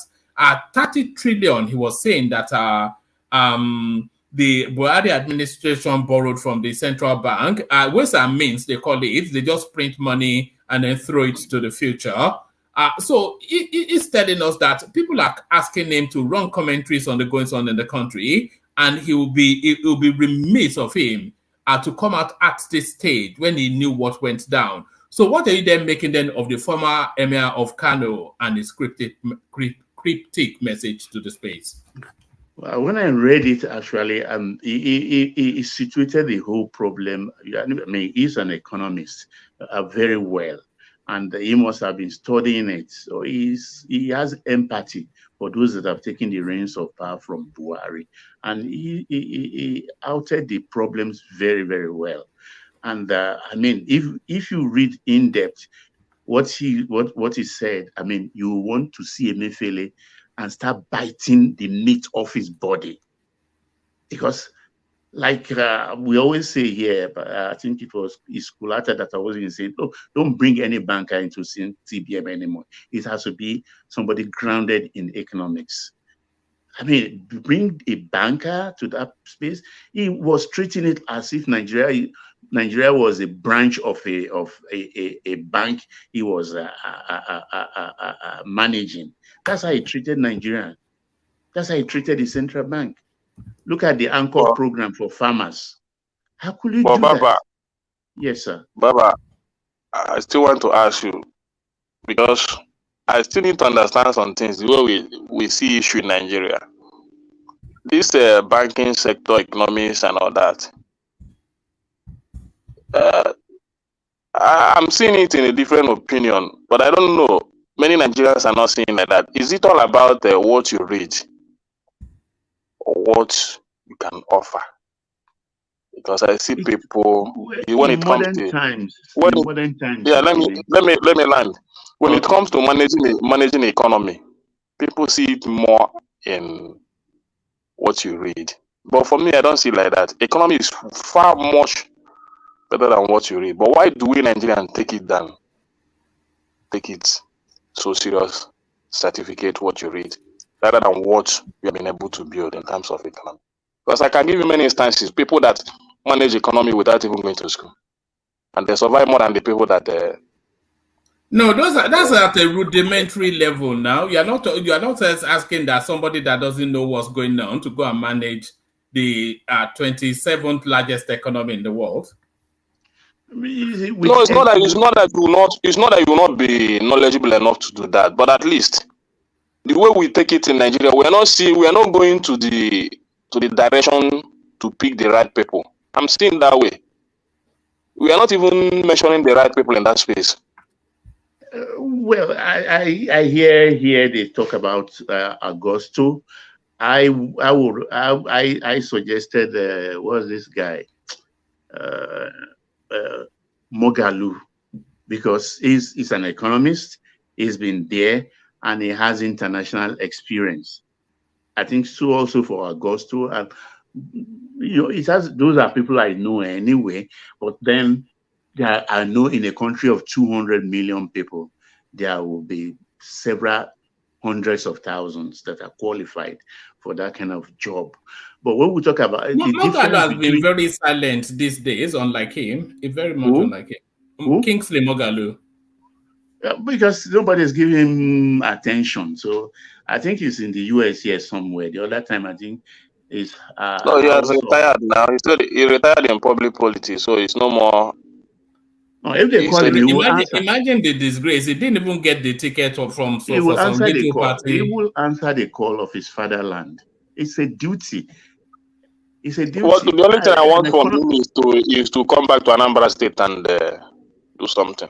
That's the only thing I want from him. So all these people that have gone to the world, especially in my space, to do something great. I need them in that area. So I want him to do that. But I don't know why they are not looking in that area. They always want to be president, all that and all that, when we have a lot of work to do in my state. I think Moghalu will be receptive to the idea of coming back to central bank to prove, at least to prove a point. You understand? To prove a point. Is Sanusi will not want to come back because Sanusi is controversial and he doesn't have the skill, people's skill, you understand, to handle that kind of thing. You can see what he did to Jonathan, even though if he was speaking truth to power, as an operator, then there's a way you can talk to your boss and he will listen to you, not outing your boss in the public and rubbishing him somehow. Well, I think because an economist is somebody that, okay, let's say in the rudimentary form, you are driving a chopper. A pilot for a chopper is different from a pilot that could take a Boeing, and a Boeing pilot is different from the one that can take a sonic aircraft like the Concorde and things like that. So an economist is a super accountant, a super statistician, a super analyst, a reader of economic graphs and stuff like that. You have to be all rounder. You have to be an all rounder. You understand, and you must have connections. There are people you can call on, and you are not alone because there are a lot of economic theories, right from the time of Adam Smith to Keynesian economic theories and stuff like that. So you, like those who win Nobel Prize now, they situate themselves, they write books, they debate, you understand, and they tackle one another. So you have to be very, very abreast with what attains in the economic space of the world, not just your country. Because as a central banker, you have to network with those countries that are far above the kind of economy you are handling and those that are below.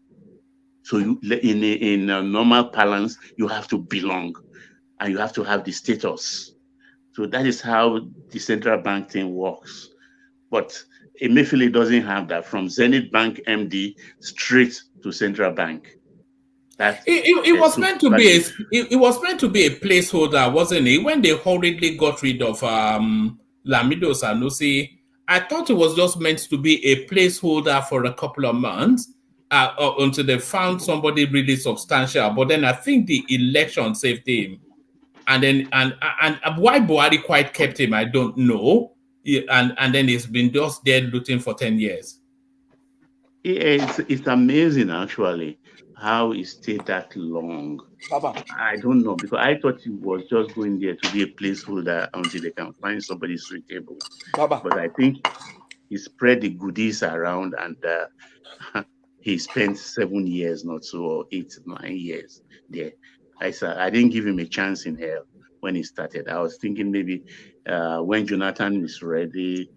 Nigeria must be unbreakable, you know, Baba, for all of the things that a lot of people have done to that country. Even what Emefiele did. If that happened in another country, that country would have collapsed. Say, okay, Nigeria's economy, I think it was described, who described it during Abacha's time? I think the guy who was handling, was it IMF or World Bank then? They say it's amazing with all the sanctions that if you go to Lagos, you still find Nigerians drinking beer 12 noon in the afternoon. That was how that fellow put it then. It's like you can't break the Nigerian economy, because it's not, the Nigerian economy is about individuals. It's not about manufacturing space.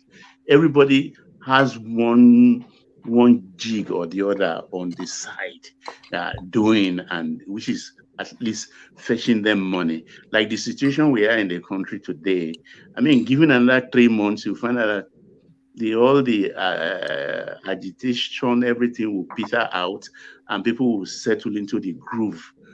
it takes time. They will start. Everybody is now racking their brain to see, look, how can I survive this situation?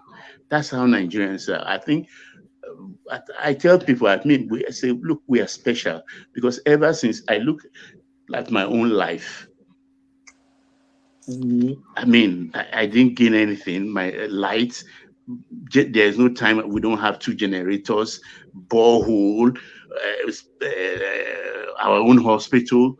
At times I ask myself when I was expatriated, my God, what is this? Where is the government? So if I use NEPA, then electricity I don't pay, I don't feel guilty because the government had never done anything for me. So if it's that 2 hours a day I can gain without burning my own diesel, I'm far okay with that.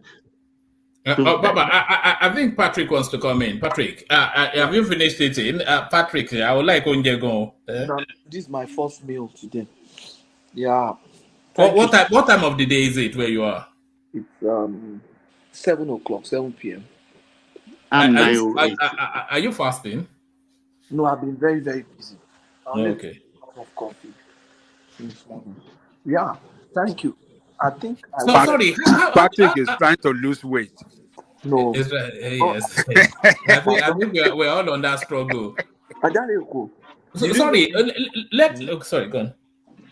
Did you notice what one man just said about Emefiele, how he destroyed the economy of that country? I think we are just blaming the wrong person. We are blaming the wrong person completely. Sorry for the fact that he introduced that new Naira note, which was not just his own decision. You understand? But when you say economy, a lot of people are responsible for managing the economy.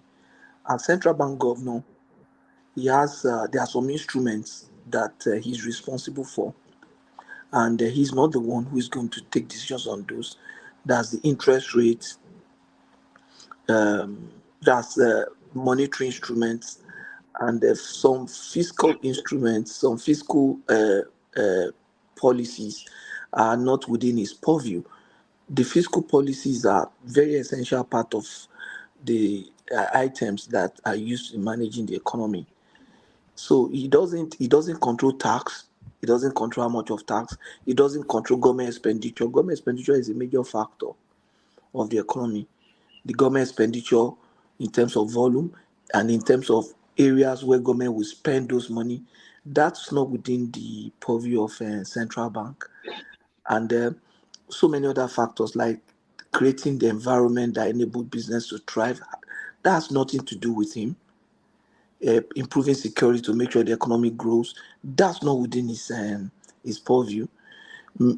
Sanctity of contract, such that even when foreign investors come and they run into issues, they can go and enforce that contract in a very structured judiciary system, and where government is accountable to judiciary. If, for example, a seaman coming into you are over-expanding now. No, I'm just trying to let you. Those are things that are responsible for economy. Tell me which of them is Emefiele's fault, or does Emefiele have input? They all fall within his purview. No, none. Most of what you said fall under his purview. Has nothing to do with tax rate. Emefiele has nothing to do with government expenditure. What about the finance minister? Yeah, taking us into a totally different direction. Exactly. Emefiele has nothing to do with government expenditure. Monetary policy. Printing like of currency, controlling of currency, payments. This is it, monetary policies in terms of liquidity in the economy. That's the volume of cash in the system. Yes. For example, supervising the banks. That's nothing to do with the economy. That's not a major driver. That's not a major driver. For example, that is not, tell me what is. I'm just telling you now that the only one that I think is really within his purview is interest rates. And he's not the only one that's responsible. There's monetary policy committee or monetary policy council. The chairman of CBN is a member of that council, maybe a chairman of that council. When you overprint money, what happens? This is what I'm saying now. Hold on. You see the one instrument that you're talking about That guy has control over the monetary policy. And he's not the one. He does not. One person cannot control the monetary policy of a country, even if he's the CBN governor. There's a council to that. Bankers Committee is represented in that monetary policy council. There are so many other people appointed by the president in that council. It's just like if this man doesn't call a meeting, what happens? It's just like looking at maybe. It's just like, it doesn't have to call a meeting. There are regular structures. It's just like Federal Executive Council. There are days they have to meet. Did they audit their account for 7 years? Who is supposed to do that? Is he supposed to be the one auditing his own account? It's supposed to invite them down. And he's supposed to present it to the National Assembly. As a banker or as a bank, then. As a central banker, as a... I'm just giving my factor. As a bank, then. In Nigeria as a banker, we don't invite central bank to come audit us. They come to audit us. They don't even give us notice. They just come. Central bank inspectors, they will just appear at your door. But that is internal audits. We're talking about external audit. Central bank auditing us as a commercial bank. All right. I'm not sure that the audience are following through. Let me explain this. No. Central bank. Don't get too heavy into banking because it's meant to be a light subject. We are talking of the economy. Central bank cannot audit itself. The auditor general will go to the bank and say, "We are auditing." And they have external auditors too, who audits them every year. What I'm saying is that he doesn't. And some of the reports were found in his drawers. So they did their job. Example, if auditor general goes to central bank to audit, are they supposed to submit it to the governor? They do their audit exit and copy the... That is like internal audit. We are talking about external audit. Where are we going, Patrick? Where are we going? I'm going is this. You are just blaming Emefiele for the... Emefiele, in short, Emefiele is there as chairman or governor of central bank. There are so many parties that are involved in the economy. Okay, who held a press conference that replied the Supreme Court that they will not obey court order? Now we're talking of economy that ran for 8 years. That is all encompassing, isn't it? No, Baba, wait now. The economy didn't just crash in December. That was when they changed money. That was not when the economy crashed. That was not the time Nigerians started suffering. Nigerians have started suffering since 2015. And you want to blame it on a policy that took place he was there. 2020. Was he not the CBN governor then? No, what I'm saying, he was the CBN governor, but he's not solely responsible. He's not. So we will get all of them one by one. He will talk. What I'm saying, in terms of responsibility, I think he can only put 5% at his desk. I'm telling you. All right. All right, Baba, let me take you to Lagos State. Are you following the goings on there? Sanwo-Olu submits cabinet members, but 17 of them they were struck off. He has to represent. So a brief thought on that space, and then we go on to Prince Daddy. I've been waiting for you to bring this Obasa to this platform. And I like the answer. You know, they said that guy has over 50 properties in Lekki alone. They've told him he looks more like somebody. He looks like MC Olu almost first cousin. He's gathering more financial strength. He wants to be governor. He wants to be governor too. They've told him, I think Obesere's song, Egungun, be careful. We are dancing into the express road. I'm surprised that somebody of your verification is listening to Obesere. What's going on here? I thought you only listen to I enjoy Barrister. What's wrong if Obasa become the governor of Lagos State? World peace. Stay in your station, I beg. This is not only your station now. Lagos is not only your station. When it comes to Lagos, it's not only your station. So you don't have the right over Lagos. Would you have Tony Kabaka become the governor of? No, let me tell you something. I'm not saying on the deep down, no. On the optics, Baba. He has been there for 3 times now as a Speaker of the House, right? And for that's a mistake. I know. Yeah, I understand. I was surprised he came back the third time. It's worse than Jando. Yeah, I was surprised he came back the third time. But if you are allowing him to come back 3 times as a speaker, he is the first in when it comes to the contender to get the ticket. First in line.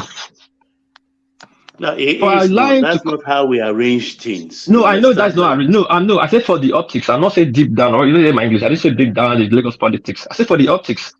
If you allow this man to come back 3 times as a speaker, and there's a ticket for APC for the governor, he will be the first in line. He got lucky because those that in charge of that kind of thing, they dropped the ball because of the presidential. Why would they allow that? I was shocked to see. Yeah, they dropped the ball back. Why would they allow that? A lot of money. So bottom line is this: what happened? I will not say open my mouth too wide to talk about how the Lagos state space operates. If you look at all those they turned back, they are mostly technocrats, people coming back for the second term. And there are a lot of power block that operates. Those people, they fall into the same trap somebody like Ambode fell into. There are people, as a commissioner, you have to, I will put it, let me put it this way, you have to service them. You have to, even the way you see Bode George there, he is being serviced, despite not being in APC government in Lagos, he is being serviced. All our elders, we take care of them. And if they give you a note to somebody like Omoto Shaw or the other guy, the Commissioner of Health and things like that, you dare not snub the messenger. But these people are technocrats. They felt that, well, I'm invited, I'm doing Lagos State a favor. And when you are nominated for the second time, there is a package. There is a package you have to put together for the house. Those people didn't steal money, so they don't have that kind of thing. Someone who should have backed them up and provide a package on their behalf. It did not do that. That's what is at the bottom of all of this. In reality, it's Lagos politics. Okay, let me add a little to it. Maybe you can correct me. What I heard, I think you guys saying I was here. You pack some Lagosians crime marginalization, that the true Lagosians are not really there, and this Obasa, one of the people that say true Lagosians. I said it. No, I'm not talking about you, sir. I'm not talking about you. I'm talking about from the old. Now, since I'm talking about his thought coming up. That is thought coming.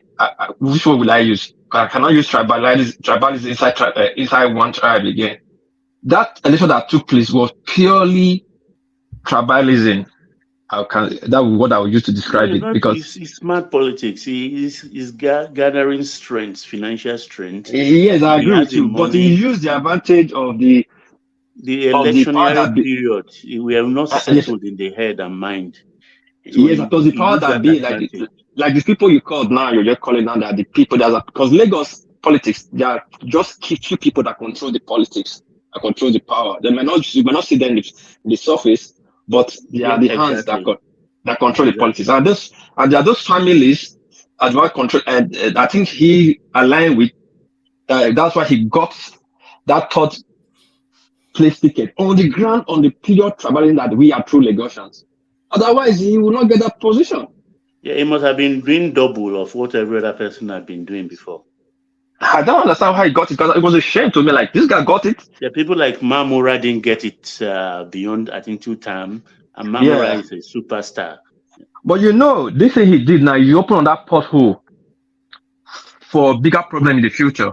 This third position, third time becoming a it's gone. He's go. Forget it. Obasa is gone. As far as I'm concerned, Obasa is gone. If he finish this term, I'll be surprised. I will be surprised. Because I won't. There will be a lot of bloodletting after the Supreme Court judgment on the presidential elections. There'll be a lot of. There won't be anything. There won't be bloodletting. No. You see all these people that are talking, most of them are abroad.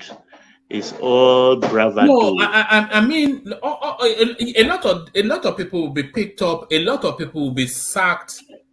You know, you will see the steal of the tenable space after the. I suspect that you will see the cold hand of that guy after the Supreme Court have given him its. It will be brutal. Yes. It will be brutal. So everybody has to be careful. They have to be very careful. They've gotten away with murder for too long. You know, to the disdain of people who want peace in our country. One man, Baba. Good evening. How are you? Fine, thank you, sir. Why do you think Mary Odele is aligning himself to Tinubu somewhat? Because I think that is what that woman is trying to do. Okay, to align himself. Let me tell you. Odile was ex-governor of Rivers State. Is an inquiryman. The wife is an inquiryman. Wike inquiry, Amechi inquiry. But till today, I'll tell you that Odile is like Wike. They are like family. That family of Odile, they still use the River State jet as if it is their property. That's the kind of leeway Wike give to them. If you observe rightfully, when Jagabam visited River State before he was sworn in, you see they were there prominently. Where Jagabam was himself and the wife. So you can see the hand of Wike all over that. So she has sealed everything for them.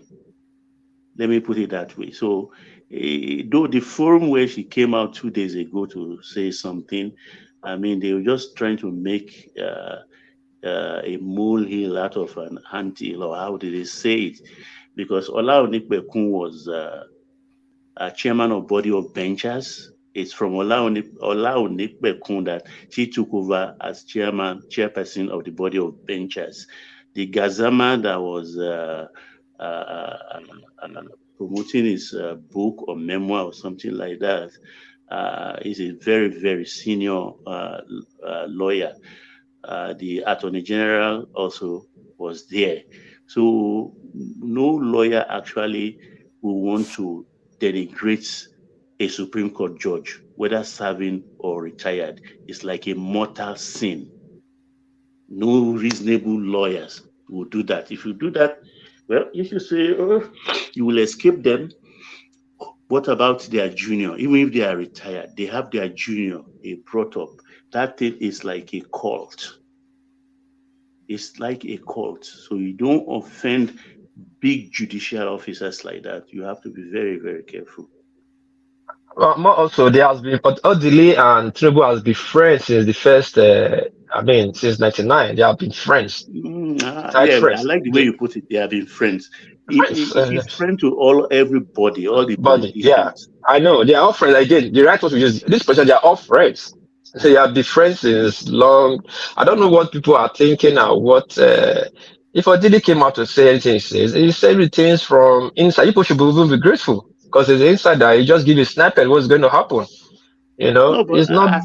As I speak, we all know definitely that even Obi knows what will happen. Obi knows. He knows what will happen. I don't know why people are going to die in their words. Just look at those state election that happened, the local government election that happened, and PDP won the whole 18 states. 18 states PDP won. Eze was talking about it. Dried eye about it. You imagine Solomon was complaining. These are the people. There was supposed to be when it comes to the election that the PDP won 18 states.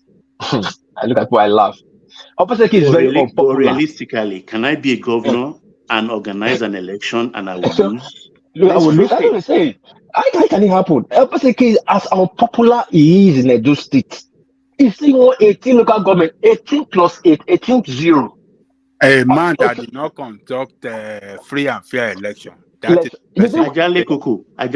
Do you know this guy speaks only Yoruba language? He doesn't speak any Edo language. Did you wait? He's another body boy in that space. Just hold on, wait. No, the funny thing.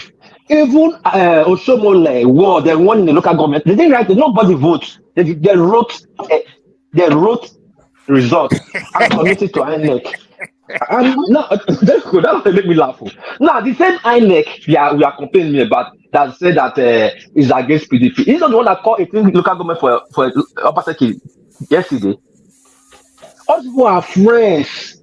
We should not die in their war. Now, wow. That guy fast on now result they got the right, no election. There's no material, no beavers, no material. Nobody, people obligated on the line. APC don't even plan to go because they know the result had to happen with the results.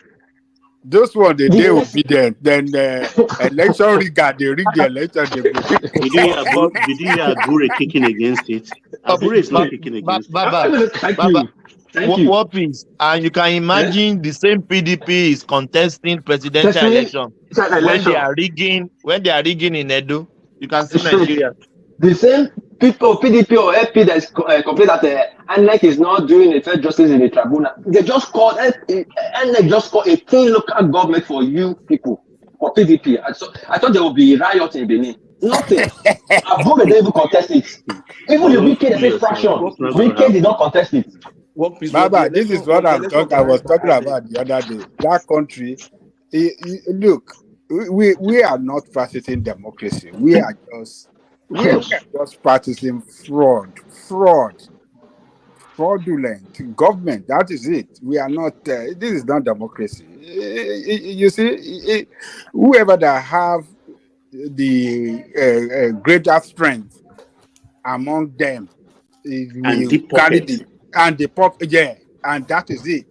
So don't let us forget. Thank you. Because this election, I was really hoping for it to see, because it's Tinubu first bypass election under his regime, the local government. So I was looking at how at least INEC will perform. When I saw that day, people didn't even go to vote. That election was not organized by INEC now, was it? It was not organized by INEC now. It was not organized. No. It's not organized by INEC, but INEC will still represent there now. Without INEC, will you vote? It was organized by Baseki by himself. Now we understand that, but at least INEC can still say, there's illegality here. True of us. There's no illegality. No illegality. There was no INEC official in any ward. That's the most funny unit. Nigeria is a joke, man. But have I seen any governor losing local government election? No, it never happened, Baba. It will never happen. How can it happen? It will never happen. Kaduna State. That means they hate that person. They hate that person. That person is the enemy of the state. That's why. Hold on. Kaduna State, El-Rufai introduced electronic voting at the local government level.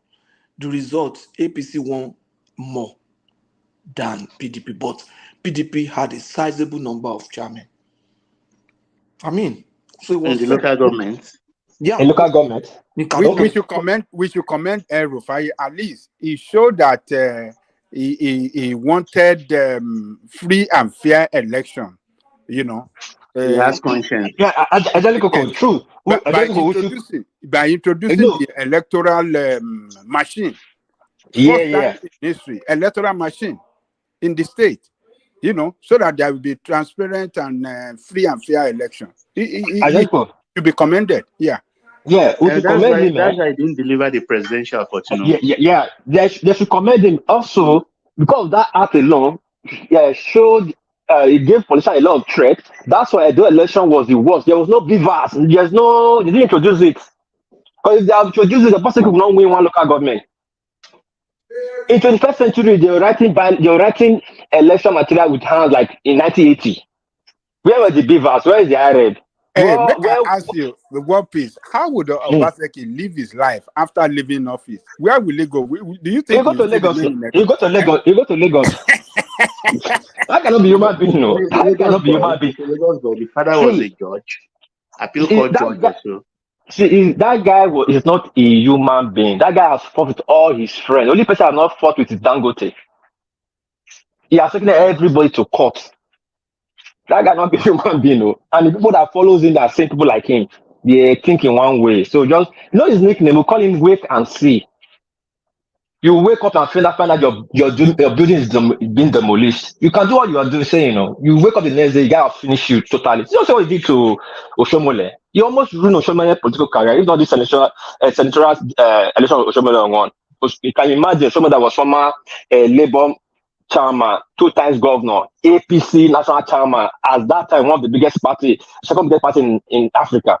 He reduced him to nobody that Oshomole could never present councillor. With Wike's backing. Yes, backing. They remove Oshomole from the world, from his constituency, from his polling unit. Oshomole became nobody in APC. If not why that reformed APC that they ever come and register again. That's when Oshomole went to re-register. Otherwise, Oshomole not supposed. If they want to punish Oshomole, they can tell you're not a member of APC because the case is still in court. They didn't appeal it. But did you observe that Oshomole is even deriding Shuaibu? Yeah. Laughing at him. You think Oshomole and Shuaibu will be in a camp. But the way I look at it, Oshomole and Obaseki, they are back together. I said you should not die in their war. These people are friends. This local government election showed me that Nigeria is not ready. We should not just fight, sit down and dialogue. We should actually, Nigeria citizens have to call this petition and sit down and dialogue. Okay, people have collected this so much money. I beg, just to let this one for us so we can develop ourselves. Otherwise, we'll go nowhere. All the right result for themselves, how they want it. They'll still pass a law in the Senate to protect it. Nothing we can do. We can shout all we want to shout. It's a joke, man. I'm saying we want 18 local government. He has no candidate, but we want 18 local government. No election. No, I think what we can do is we shouldn't be lazy. We shouldn't leave the local government election in the hands of the governor. It's too important an arm of governance, executive, because the local government is the nearest government to the people, to the grassroots. Why should you leave just anyhow person in that to organize it? INEC should take proper care of that space and supervise the way they scrutinize gubernatorial election and presidential. Yeah. That same attention should be put on Baba, sorry to cut you short. They say election is local, right? If Lagos local government lost, is it Olumosho? Alimosho? Is it Alimosho you call it? Yeah, the big one. Yeah. Yeah, the big one, Alimosho. If you lost Alimosho, you have actually lost 50% of Lagos vote. True or false? That's a cash cow. Okay, now then you leave that kind of position to a local government, to the government to be conducted by himself. I don't understand. The election is local. If you want to win the presidency, you have to win from your unit to your local government. In fact, Alimosho always come last. So that you know what you are short of. So make up with it. Baba, what please? Yes, sir. I think you are driving the wrong direction. We should not be inviting INEC to be the one conducting local government election. We should even come to the point where each state conduct their own presidential election, just like you have in the US. You understand? Each state will conduct their own presidential election.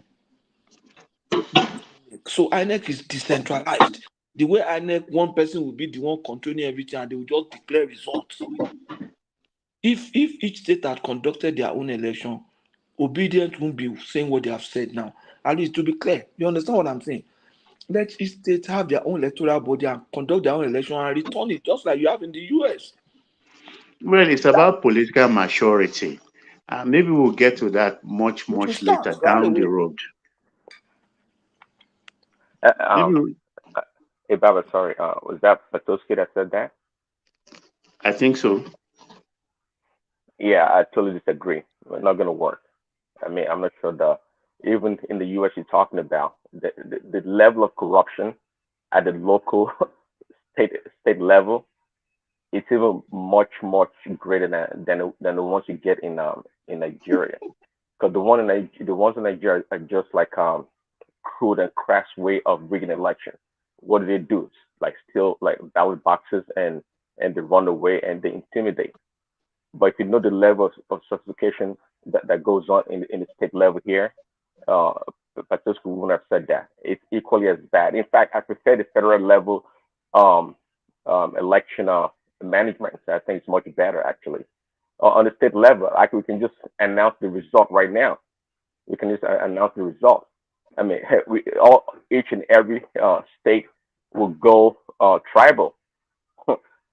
I mean, it's going to be that No, we simple. don't have In the fact, capacity. Yeah, we shouldn't even think of yeah, it right now. No it's way. going to be a mess. I mean, the redundancy, the corruption, everything that's happening right now at the federal level, just magnified that, or just no, yeah, it's going to be terrible. I think for months we'll be compiling results and disputing the same. That's how Exactly what it's happened going in the to U.S. be. too. Exactly what happened in the U.S. I mean, in an election, that money talks. Anyway, like a lot of money talks in the U.S. also. But guess what? Um, Atiku will be able to buy any state that he can afford. That's just an easy way to predict the winner of the election. It's very easy stuff. I mean, only if you pay attention to what happened in the U.S., all the criminality in election, they all happen in the liberal states. And by the way, election malfeasance in America is well documented. It's well documented. I mean, I used to say Nigeria is the worst place when it comes to election corruption, but after this, past few years, man, I couldn't say that anymore. I can't say that anymore. I mean, this is a high Even level of in corruption in the U.S. you know something, Prince Daddy, the electoral college thing. I don't know how they come about that concept. I mean, if it was necessary then, I don't think in these modern times, electoral college is necessary anymore in the US politics. Because what is the use? Why are we going to the polls when some bunch of people will have to determine later who will be president? And how do they allocate or allot numbers of the electoral officers to each state, where some states will have 3, some big states will have 20, 30. I don't Yeah, understand it. Baba, I'd like to indulge you to rethink the electoral college in the U.S. I used to think the same way also. In fact, I used to think or say that the electoral college is undemocratic. But having learned about it and its purpose, actually, it is very much needed in the United States. And quite frankly, and I think we kind of do replicate that in Nigeria with the 25% um, um, requirement in 24 states, or is it 2/3 of the states? I think it's actually our form of electoral college, actually. And in the U.S., it's much needed. If you understand what the electoral college does, actually, you can tell that it's quite vital, because what it does is that it prevents the disenfranchisement of many of the smaller states or rural areas. It gives them a voice, and that's why sometimes you can win the big state like California, New York, Texas, Florida. but yeah, Florida. But your numbers, if you divide them, left and right, you need those smaller states like maybe Washington 8 or 7 points, Oregon 6 points. Those numbers they count, and that's why I see sometimes states like with less than 10 million people, the candidates, they go there and campaign many times because they need that number. It puts everybody almost on an equal footing, because the electoral college, it's really really good, and that's why the Democrat actually they're trying to get rid of it, because why? They know they had the concentration of the numbers in the urban areas, and if it goes strictly by the popular vote, then it's over, because you don't have to go to, all you have to do is probably go to like max 20, 15 states in the union and disregard the other state. Alaska, forget about it. New Hampshire, all those places, I mean, forget about those places. They won't count. California, just like I said, Florida, Texas, New York, all those big states that they're going to count. Every other thing, that's where you're going to get the numbers. We all know that's where the concentration of numbers are. You get those numbers and you're done. Well, Prince Daddy, you're doing a good job in trying to convince me, but I still think it's irrelevant in the year of our Lord 2023. Honestly, with communications and everything and equal opportunities in America right now, they don't need the electoral college. If you win, it has to be by popular votes. They can even borrow the Nigerian system. You have to have a certain kind of spread to be declared president is better than the electoral route. I think so anyway, but I can't convince you otherwise. I know you are a Trumper and a MAGA. Deny it. I'm not denying it. That's a fact. Honestly, I don't know. So, but let's go back to Lagos. He has guns, you know, Prince Daddy. He has guns. He and Babati, they have guns. Nigerians with guns. You know, there was a time I was suggesting that and I'm interested in your take on this because everybody threw it back at me. There was a time I was suggesting that Nigeria should liberalize gun laws in the same way that America has a liberal gun law, and every Nigerian should be allowed to carry a gun, and that would solve the security problems. People were not keen on that, but I still think it's I think it is a carryover from the military era. I think it's high time they allowed it, because gun has saved me twice in Nigeria. It has saved me twice, and I know the importance of it. So it's something everybody, if an armed robber is coming to attack me and he knows I'm armed, he will come cautiously, not the way they will do it recklessly because they know you're unarmed. Yes. Baba, did you take your gun to Nigeria? No, I bought it there from a seaman. It's illegal, though. Yes, one of my friends took his gun from Australia to Nigeria.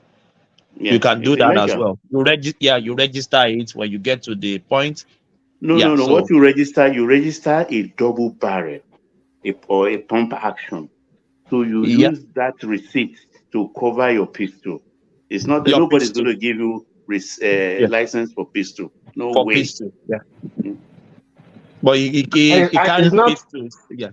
And it's not every state that register license pump action. In some states they don't issue pump action. Like Lagos issue pump action license. Lagos issue pump action. Yeah, some like what we do when I bought mine then. I registered my pump action from Lagos, then the double barrel from Benin because they were allowing double barrel, but it was an English double barrel that which is automatic 9 rounds. Then I think they should introduce it. They should allow everybody to have guns. They should allow everybody, so that if you are coming to rob me or to do me harm, you will think twice. So Baba, you want to turn Nigeria to America? That you guys are killing yourself. May you not be robbed in your life. I pray that we say amen. I've been robbed twice. I don't have gun, but God saved me. Yeah, God save you. But have you has the trauma gone out of your body or your psyche? No, it's still there. Yeah, it's still there. Yeah. When is that time they attack you midnight in your home? You can sleep. For even me with gun, after I conquer them, I can't sleep until I hear Allahu Akbar done. Then I'll start sleeping. Meanwhile, I can't show fear to my family, not to infect them. Also, I carry a brave face. So you can see it's double torture for me for doing that. You are afraid. You don't want them to know you're afraid. You know what you said, Baba. That's my experience too. That Allah Akbar that you said. Mm-hmm. You know, when I'm in Nigeria, I don't sleep through the night until dawn breaks. Mm-hmm. Until dawn breaks. It's fear. It's so terrible a situation. You just sit in your sitting room, maybe waiting for a football match to take place on a Saturday morning at 10 o'clock, and some people will just walk in. They will even introduce themselves, we are armed robbers. You want to look in our scans and say, what are you saying? They draw out the gun. Baba, everybody will go down. Baba, can I just say my experience just a few minutes? As you rightly said, that day, if we were armed in the house, we should have taken down all the armed robber. They came, they stood at the front of the house. They were even distributing themselves. Cobra, go to the back. Snake, go to the front. Antelope, go to the back. I saw them. If I have a gun, even if I shot like a warning shot on the scare, they will run away. But they were there almost 15 minutes distributing themselves. Then we were looking at them like this from upstairs. They distribute themselves and they rob us in the house. As you rightly say, if I even fired a warning shot, not just fire just one person, I know they will flee. They will run. No, they don't want to die too now. So that's just my story. We've been robbed twice, like home robbery twice. I've experienced twice. Terrible. Twice in Nigeria. Terrible, my brother. Terrible. Yeah, go on. It's not a good thing. But with this cashless policy that Nigeria has now, is it worth the armed robbers' effort to go and rob people in the house? I think kidnapping has replaced armed robbery now, has it not? Yeah, kidnapping is a new trade for them now. I listened to Lumeli.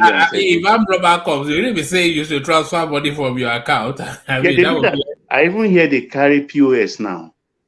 I hear they take POS now. Now you want to say you don't have money? Okay, you have a card. This is POS. They will help you punch the number and the amount they want. That's what they do now. If not, they will carry the babies in the house and go away. They carry POS. They will carry cashless POS that you don't even need to bring the card to them. You only call the card numbers to them and the pin. They will punch into the POS there and withdraw the money, transfer it there. A man like you, in presence of your wife, children, they will diminish you. They will turn you into a jellyfish. We should carry gun. Everybody should be armed. Everybody should. It's quite an emasculating experience, isn't it? Yeah, it is. As we speak right now, we're talking about it. I don't feel comfortable. Let me tell you what happened to what my big brother friend in Abuja. Over 20 years ago. Over 20 years ago, I still feel it because I was almost dead. But they made a mistake. Allow me rush into my bedroom and I banged the door. Boom. Then they heard when I cock the pistol. You know, they are sharp too. I was shooting through the door like a madman. Oh man, what's the next topic? Nigeria is quite a country, but let's say from War Peace, I think you also share an anecdote, and then we'll go on to Prince Daddy. Yeah, sorry, my daughter and my son, they both cried at the same time. My son is not really feeling well. The mom wants to take him to the hospital. But when he's sick like this, it's just only me that can talk, hold him or talk to him or allow him to carry him. Anyway, what happened to my friend, my uncle's or my big brother's friend? He was located to Abuja and he has a gun in Benin. Can you guys hear me? Hello? Loud and clear. So the guy has a gun in Benin. So because of paperwork, you have to transfer to Abuja. You have to do relocation of your barrier and all that. So and he's a contractor. So he go to Abuja at the time. This is safe. So he just said there's no need for him to carry a gun. And so he went there with his family. That night, although no Abuja robbery, they come with like many of them like bike with a motorcycle. They'll come many. They will rob the estate. And he was saying, I wish he had gone. He would have taken those boys out. That wasn't even the problem. The problem was that when they got to his apartment, they so raped this guy that the wife had to beg them to stop that they should take on her. At that bad. Hello? Yeah, we can hear you. Go on. Yeah. Yeah. The armed robbers, they raped the guy to stupor. And the guy said, I wish he had a gun when he was breaking his. Yeah, they raped the guy. They were raping the guy. Not even. How does that book keep armed robbers? They raped the guy to stupor. That at one point the wife had to beg them. Settle down. That word. Yeah. Sorry. Yeah. Those armed robbers they raped the guy to the extent that the wife had to. Guy, settle down now. What are you doing? Are still saying it. Oh, sorry. Yeah, the son of the guy. Somehow that the wife had to beg them for them to switch to her. They're going to kill her husband for her on that scene. And the man was saying that he was looking at them from this sliding window. He was throwing bottle at them, like they were breaking the window to open his door. He had nothing that he was just throwing bottle, Coca-Cola bottle, beer bottle to scare them off. He said, "I wish he had the gun. He would have took them all of them out. He had the gun in Benin, but didn't take it to Lagos, Abuja. You know that guy. If you tell him to go to Abuja now for 1 billion, he won't go. Nothing is still affecting that guy. My God, man! You have to come up with the most you know, I was trying to make out what you were saying because I wasn't quite sure I was hearing what I was hearing. But that was happening. What really happened to the guy? What did to the guy? Well, all right, okay. That's let's move swiftly on to Prince Daddy. So, Prince, I wish I hadn't stopped for that anecdote now, but let's move on to Prince Daddy. Prince Daddy, rescue us. Yeah, hello, one man. Wow, that was quite graphic. Man, yeah, well, it was. I you know, when he said it, I thought I heard rings because I didn't imagine that I heard the word I did. Yes, one man too. I didn't get it quite fast. Yes, I was saying, what is he talking about? I thought I heard rings. You know, oh my Nigeria, wala deal. It is well.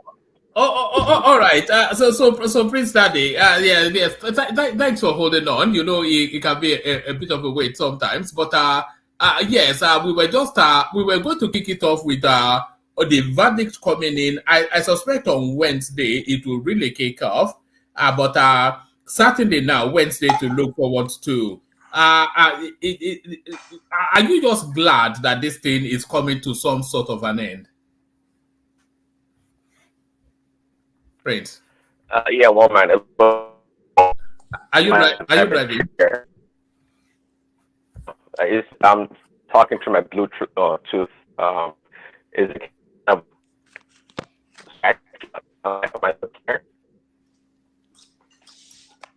Yeah, making the most sense. We can now. Yeah. Is it better? Okay. Yeah, carry on. Yeah, I was saying. Hello to everyone. Like, subscribe, and share.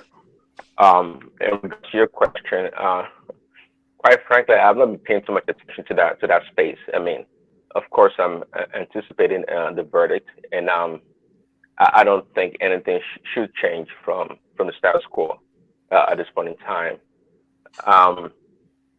But I was listening to what you guys were talking about earlier about perhaps the need for P2B to calm things down. But you know what? I'm not gonna. I guess I can say in defense of P2B. P2B is not. I don't think is that of a person that wants violence or rancor or this disturbances. Yeah, I don't think he cares for that really. Yeah, I don't think that's P2B's thing. But you know, from the onset of this obedience movement, they talked about P2B just being just a vehicle that the obedience space has its own life, a life of its own, and P2B is just there as the figurehead. So, and I think P2B also admitted to that it's like an amoeba in itself. It has its own form, so to speak, and it can go any direction it appears. So I don't think P2B is going. I don't think it's instigating any violence or anything against the state. I don't think that's the thing. And quite frankly, I'm not really sure what would happen on Wednesday. Although I'm glad you put a break on our Pansat trying to talk about the youth, this and that. That was necessary, of course. And I wonder why he does things like that, man. I know he's popular with Ajan Lekoko and one or two others, but the guy, man, is taking too much of an effort just to manage him. You know, sometimes you think he finally gets it, and then he goes left wing again or right wing even.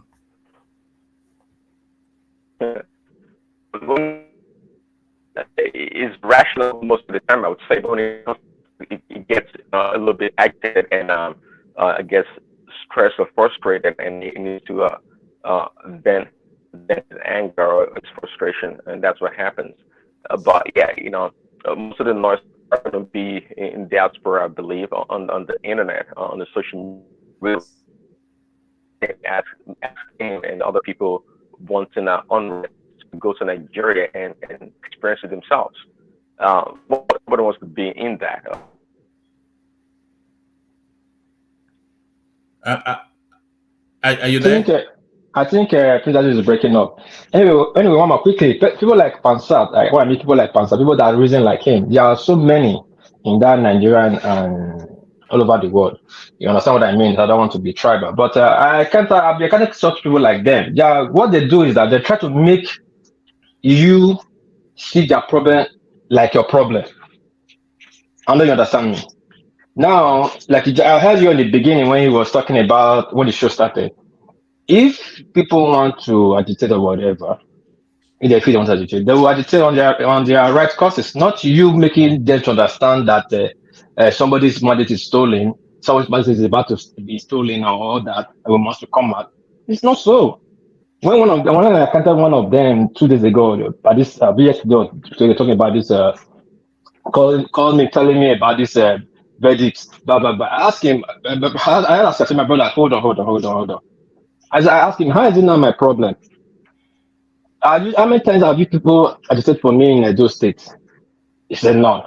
I said, so when my style start seeing these people as bad people, the justice system as bad people, that if they give verdict that don't go my way, no, don't go to your way, then the country must burn down. Let's stop this. Because they come to you to agitate your mind, towards put that bias into your mind, towards another person. And which is not good at all. It's not funny. If you have anything to say, you say directly. Don't instigate other people.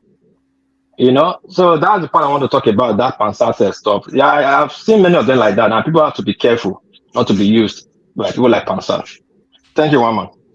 All right, brilliant. All right, brilliant. I think we have Prince back. Hopefully the connection kicks in now. So Prince, are you back? Yeah, I disconnected my Bluetooth and when came back. No, that's brilliant. It's brilliant now. We can hear you perfectly now. Yeah. So I for one, I'll be glad when the final nail is put on the coffin of this whole thing.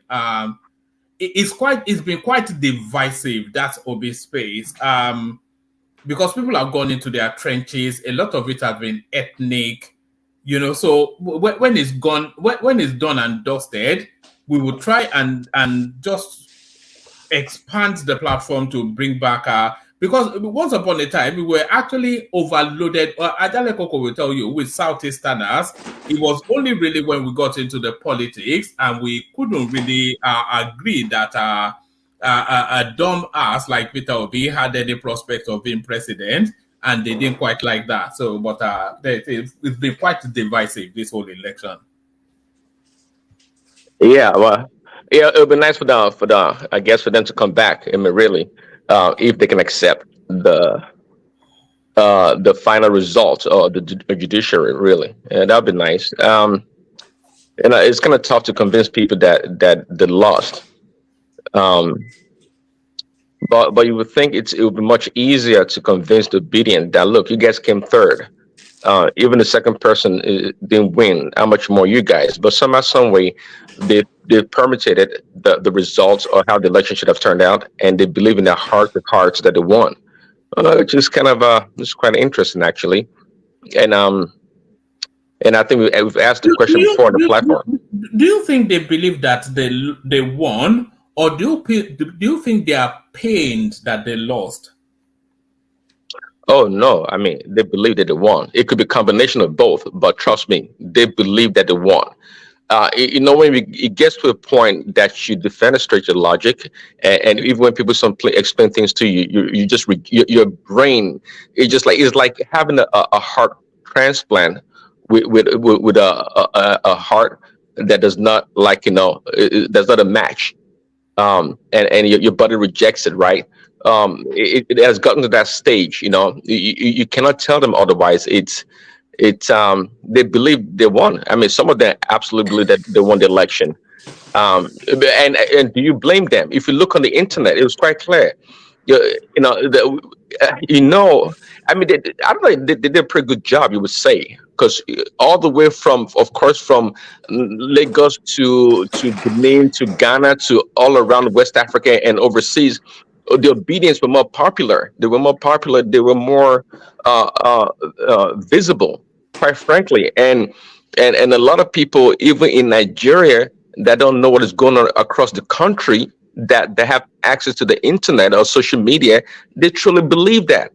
You'll be surprised that there are more people in Nigeria that believe that that will be won than perhaps people in the diaspora, really, because is the picture of the social media that matters, that truly matters to them, and they believe they won. You can't convince them otherwise they didn't win. But now, if you want to break it down to them, okay, so like rational mind will come and is convinced also that Peter Obi won in Sokoto or the votes were suppressed in Sokoto. It just defied logic. Rational mind, what are you talking about? Where did in Sokoto Peter Obi win? How? If the votes were suppressed in Sokoto, by how many votes? 10 million? But to be fair, right? Rational mind is not here. Now, he never said that Peter Obi won in Sokoto. No. He said the vote was suppressed. I heard it. I quoted him right. He said it more than one time. So I'm quoting him right. He will not tell you that Obi won in Sokoto specifically. He will not say. I didn't say that. He said, I'm quoting Rational Mind. Rational Mind said Peter Obi's votes were suppressed in Sokoto. His own words. I'm not quoting out of context. That does not connote that he won in Sokoto now. But you are saying it categorically that he said that to be won in Sokoto. No. I was saying that how would the obedience justify that Peter Obi won in Sokoto, for example? And Pansat, you have to ask Pansat. Pansat will. No, the only Pansat has that explanation. Instead of you won in Kano, of you won in Kaduna, of you won in Kebbi. I think it was Tinubu did not win one state. Yes, exactly. I was going to say that, and I think he said that Tinubu didn't win at one single state. Not even. Okay. So that's the level for someone like Pansat, of course, smart and brilliant, and is convinced that Peter Obi won. I mean, what more can we say?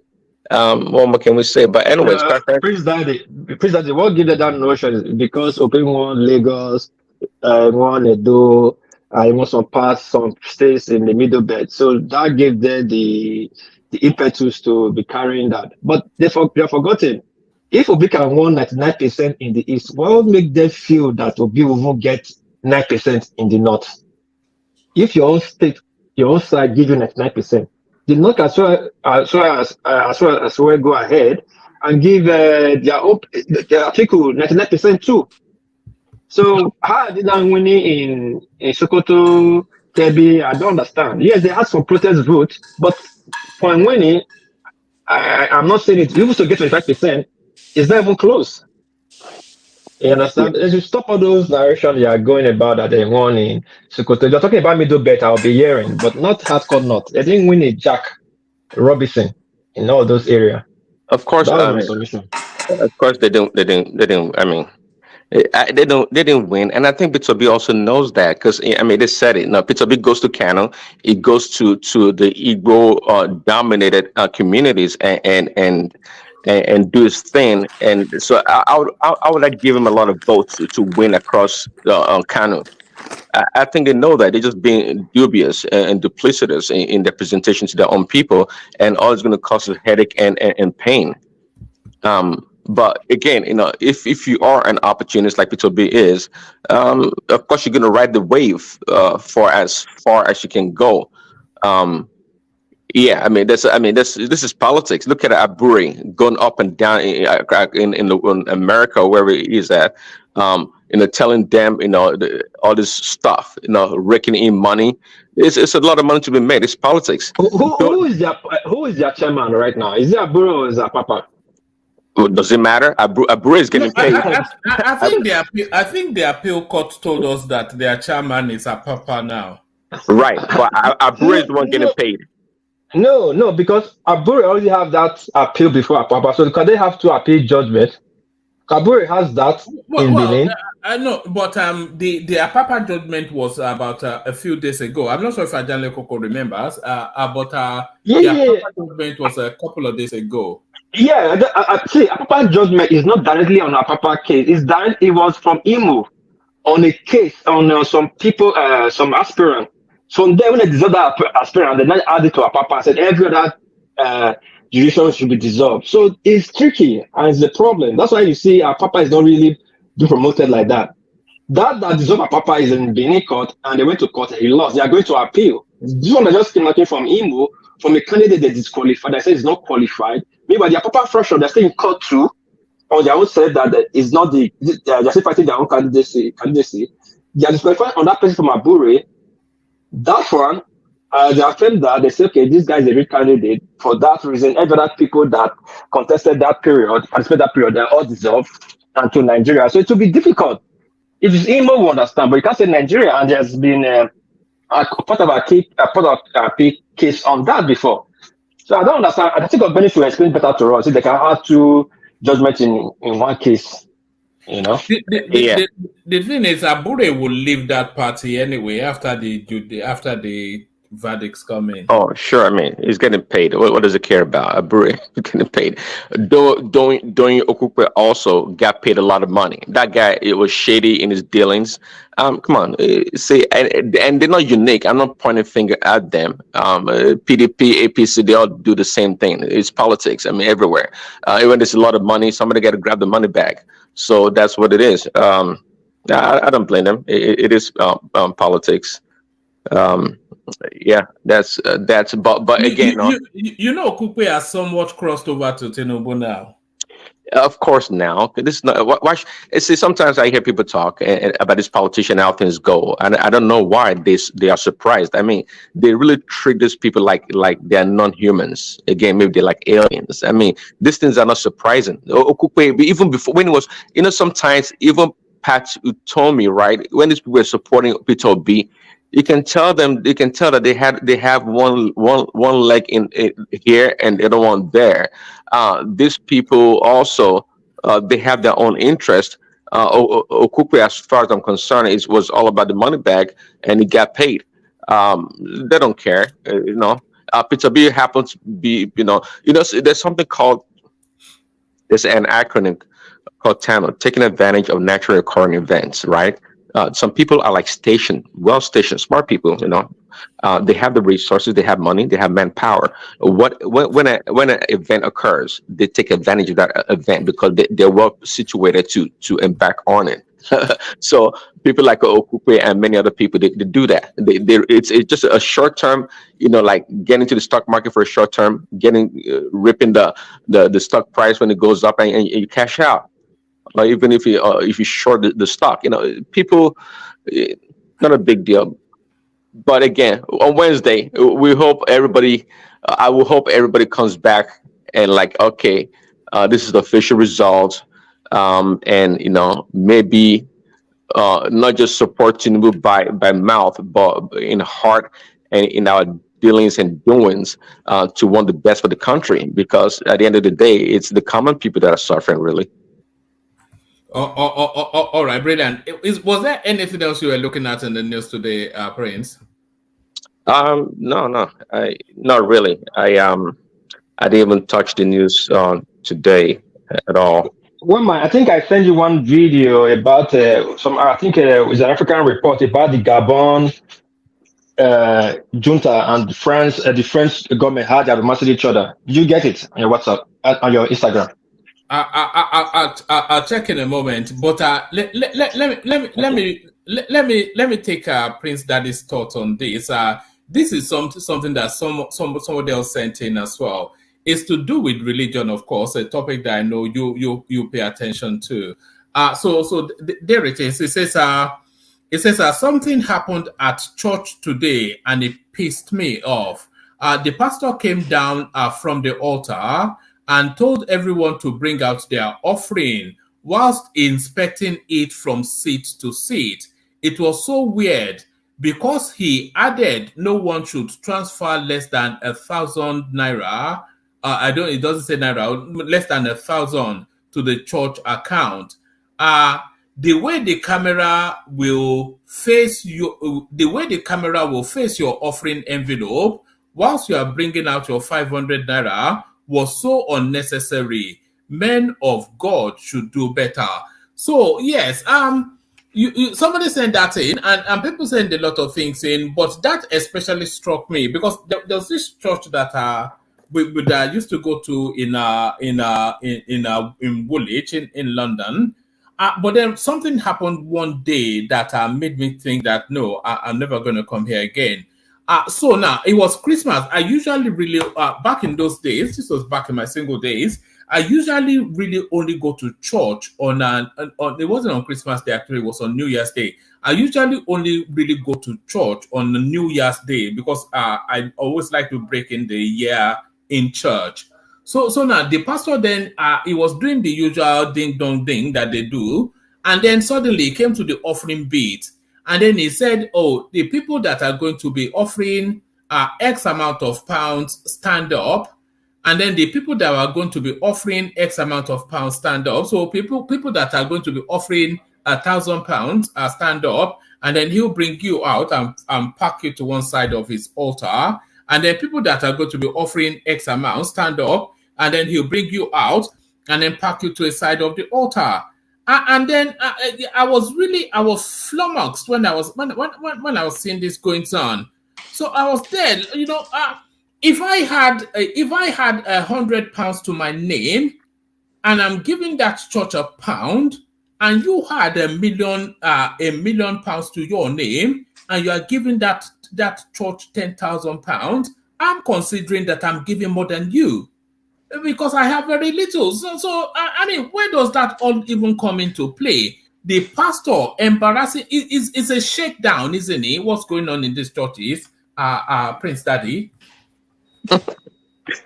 Well, it is a shakedown. Yeah, you can say that. See, the church or the pastors and others, men of God, and the people, they are both guilty in this whole scheme, quite frankly. Scheme or scam? Sorry. Okay, I couldn't resist. Carry on. Well, it is a scheme. The scam from the past. What I mean is that their relationship, their interaction, how so the people want something. It has become transactional for the people. See, the people want something, so they think they should give money to get what they want, and the pastors are exploiting the people because they tell them what they think they want to hear, so they can exploit them more for their money. See, people don't give out of their heart. It's really transactional. I go to a church. Did they even announce people to give money? It's been like since COVID, actually. Nobody asks for money anymore. But guess what? Everything is still being done as normal. It's amazing. But and that's why when people try to blame religion, I said no. That's absolutely nonsense. There's nothing ever been given to man that man has not abused. Religion just happens to be one of the tools also. There's nothing, I'm saying. It doesn't matter. Religion, name it. People will always abuse people. But we Africans, I think people have said it before on this platform also. If people have everything they need in Nigeria, water, light, electricity, all these things, most people will not go to church. They won't go to church. And if they did, they're not going to give them money. Okay? Because they believe giving, is, they get something back. It's a transaction, the kind of two-way transaction, and that's what it is. And the pastors, rightfully, you see, it's the West, our values and the way people think in the West also, it's another thing. Giving should be something you do out of your heart. You should not be forced to give. You should give because you want to give. That's why it says we should give with gladness. That's what it says in the Bible. He said without reluctant, without compulsion. Exactly. Yeah. Well said. That's what it says in the Bible. So in other words, people don't know this actually. So actually, what they're doing that in those churches is absolutely wrong, because giving is what? Giving is predetermined. Giving is predetermined, meaning that before you leave the house or wherever you are, I'm going to church today. I'm going to give $10, £20. Predetermined. It doesn't. There's no reason why any pastor or any man of God should be demanding people to be separated by their value or the amounts they have to give. It shows the criminality going on in that space. Giving is predetermined. I'm telling you, it is in the Bible. You should know that you want to give. It's from you, from your heart. You give because you want to give. You should not be moved by what people say you should give. No, give what you want to give, and it doesn't matter how much you give. Okay, because even Jesus Christ was able to in the story in the Bible, it was able to tell about this lady, a poor woman that gave like 2 copper coins in the pot as donation. Jesus Christ recognized a giving, saying the giving that she gave is more than the rest of those Pharisees and those people that gave, because she gave from a need. You know, she gave from. Is that the widow's mite something? Yeah, well, it can call the widow's mite. Yeah, she gave she gave very little, everything she had. You know, she hadn't. But the people that were given much than she did, Christ gave her more credit. So, you know, again, it goes just like our politics and everything we do. It goes both ways. The people are great.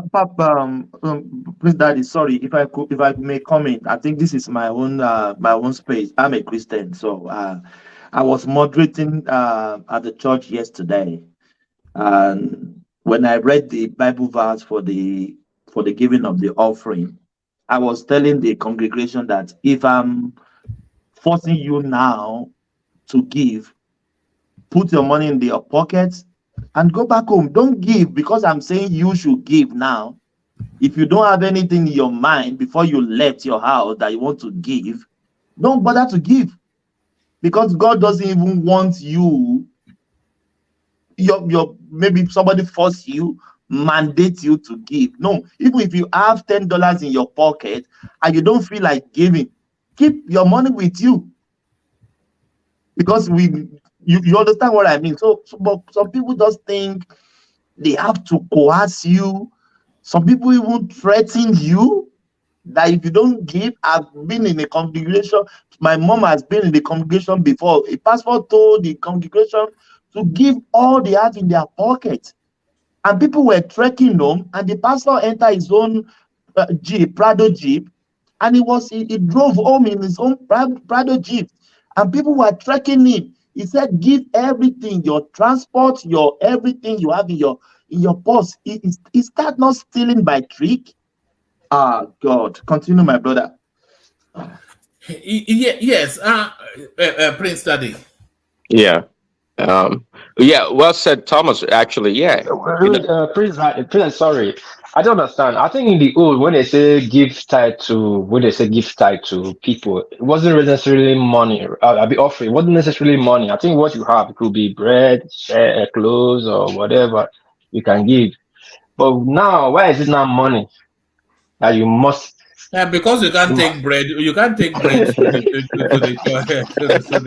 the church now. For what you can't take bread to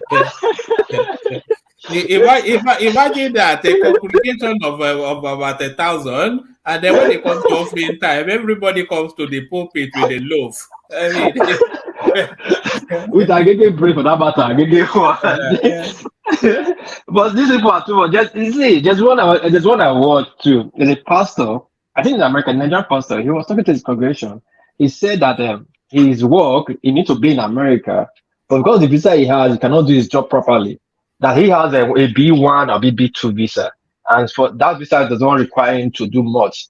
That he needs a B5 visa that can require him to work. But for him to have that B5 visa, he must have $800,000. So he said he doesn't like to ask, but the Holy Spirit, the Holy Ghost has been telling him to ask his congregation, for 800. Do you want that video as well? What is? Oh my God! Send it in now. Send it in. If you have it, send it in. I'll say to you, you said the congregation to send that you donate $800,000 to him to get his B5 visa. and they did. No, I didn't finish it. I couldn't finish the video. When I went to that part, I switched off. Maybe Thomas can finish it if you can. Yes, I got the video. One man, I will send it to you. I got the video. I'll send it to you. Send it in now. Let's see if we can play it for our audience. You see, when it comes to religion, I don't know. As Africans, I think we have to be very, very careful. Very, very, very careful. I'm a Christian. I go to church. I've fallen my own prey when I was younger, you understand? Buying things, they come to the office to make their demands. Children pastor and senior pastor has dragged themselves to my office because of musical instrument I bought. Disgracefully. I've had them convince me, don't give anything to the widow. The church needs this. And this one of those traditional old church, not the modern Pentecostal thing. You understand that? But nowadays, I just go to church. I don't even register. The church I go to here, I refused to register as a member, but I go regularly. I read my Bible. I know what my Bible tells me. I know I don't read Revelation. The book of Romans is my favorite, apart from Matthew, Mark, Luke, and John. But believe me, it doesn't stop me if I come to your village today and I pass and I see Ojubo Ishu. I will pay obeisance to Ishu. That's Lucifer. I will pay obeisance. And even your villagers will be surprised whether I put on tie or put on food because my umbilical cord was buried in the soil of Nigeria. I will call out Ishula Lu Krioko. Leorita Ishumashimi or my Lumini. Why don't we Lucifer? Lucifer. I think we had that conversation here when I know it's not Satan. It's Satan. It's Lucifer. Lucifer. No, Lucifer issue. Okay, I think yeah, that's true. That's true. I don't think he has equal in the English this thing. But of course, if I'm passing, I see Ojubo or do anything, I will pay obeisance and even call the government. Baba, you said you pay obeisance by saying Eshumashemi Omelome Nikoshe. Right, so why Tofimashomelome? Why not say anybody at all? He has a work to do. For those who don't respect him or fear him.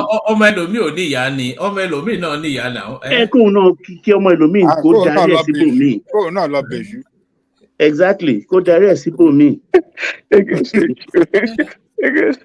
That's funny. So look at that. I don't tie myself to these things. My Bible is with me all the time. I know because when you read the Bible, you have to be very careful. A lot of things, like the Bible now says, you see people mouthing any weapon any weapon fashioned against me will not prosper. Any tongue that rise against me in this thing will perish. What about the weapon you fashion against yourself? Kaimono, it will hit you. We fashion weapon against ourselves, don't we? That's what the Bible says. It's a thing of logic. The biggest weapon we fashion against ourselves is procrastination. It's a weapon. I think that's one of the things that afflicts a lot of people the most. And a lot of Mayana, as they say in Spain. One man, I send a video to you in your WhatsApp. If Thomas have not sent it to you, check your WhatsApp. I send you a video of that pastor. All right. In your WhatsApp. I know we have to be very, very careful because when I look at the way people carry, because nobody has gone to heaven and come back and tell me it's Islam that's accepted there, or it's Christianity or Ogun worshiper or Shin worshiper. We are all trying. The only why I do Christianity is because amongst all of them, some will say I'm a searcher, some will say I still looking, I'm waiting. But Jesus Christ said, I am the way. the truth. Are you a religious Christian or a social Christian? Or church goer? Let me. I feel somewhat that our interactions with religion, especially Nigerians in diaspora, is more of a social thing that we want to be able, because we want to be in the gatherings of our own, and that's usually is in church. So we I think it's about networking. You are right. It's about networking these days. Lawyers show up, surveyors show up, all manners of people trying to get one thing or the other from the church. That's what everybody does. So they give out card. You have this immigration problem. Oh, there is this brother in the church. Why not contact him? He's going to charge you money. He's not going to do it for free. So it's about networking. My accountant is in my church. She does your tax issues. This is the reality of the time. But me, I think there was a ROGGC. I used to call it ROGGC. I've been reading church that there was a pastor that became a monarchic king in something Oshun Ogbomoso. Ogbomoso. It's a big guy in this thing.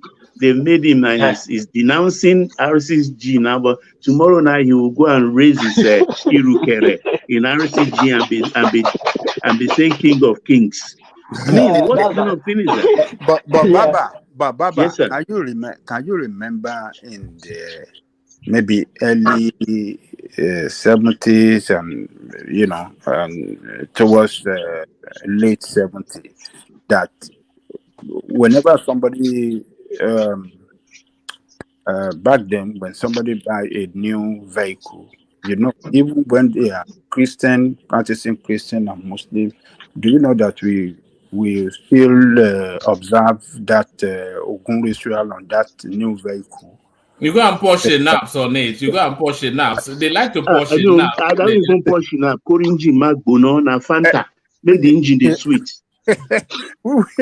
I remember back then, Siemens. I remember Siemens.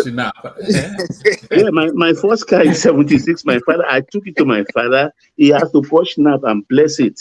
And we all drink and stuff like that. It's a tradition. It is who we are. And those old men, they will put the first one and then they swirl it around there and then they spit it on the car as though it was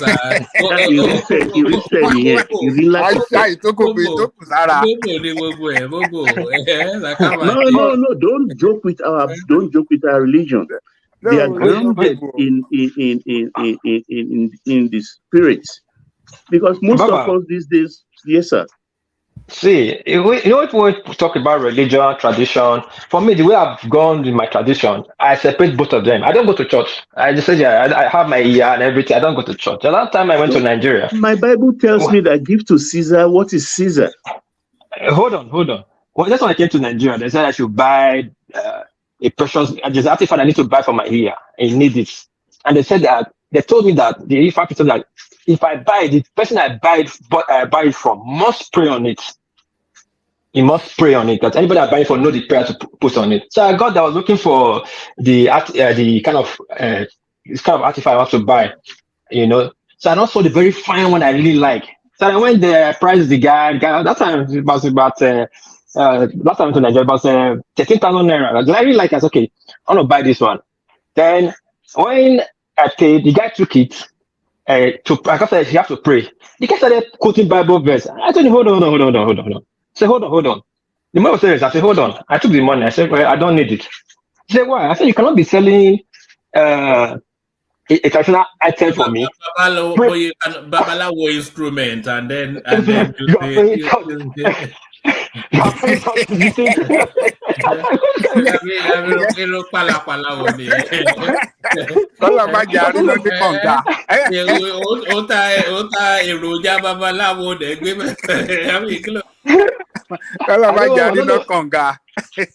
what you are saying, but I just said the guy, you cannot be selling traditional items. They will be praying Christian this thing for it. Because they actually told me there's certain prayer you have to pray on this that guy they look for. I bet. I don't know. No, but I went to the next two places. The one I bought was not really one I wanted, but it was what they expected me to do. Because when I bought from that lady, the woman actually prayed the way they said I should pray, and the woman actually faced the sun to a certain angle and prayed the prayer. And like the woman knew what I wanted, and I bought that, but that wasn't the really one I really wanted in my heart. So what am I saying is that when you are into tradition, if you are usually into tradition, then face tradition in total. Don't mix it with Christianity or Islam. That will affect, because if you will not answer well properly again, because there's certain things you don't like to do because of your religion.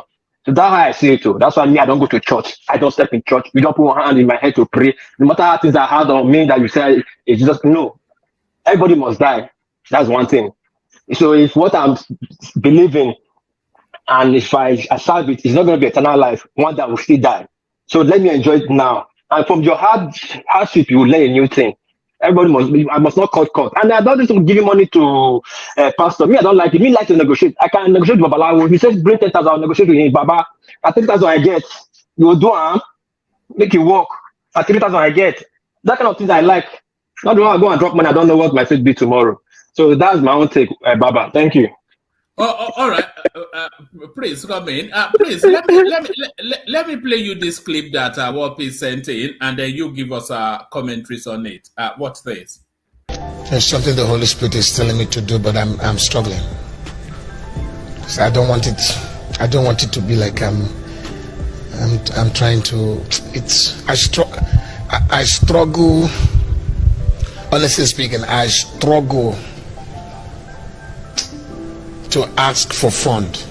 It's a struggle. I struggle with that one. That's one thing I need to get born again with. I need to be born again on that one. I struggle with the Holy Spirit a lot on that one. He said, dude, this is what I've asked you to do. The Bible said they began to donate. Everybody went giving their gold, their silver, their this, that. He said to me, do it. I need to, should I say it? Should I say it? No, this is not force or duress. But I want, God said, the ministers, people who came here, must from their heart do it. And He says to me, I should tell you that He's going to unlock financial doors in your ministries. Fraud. It's going to take a sacrifice of a seed that I'm about to call for.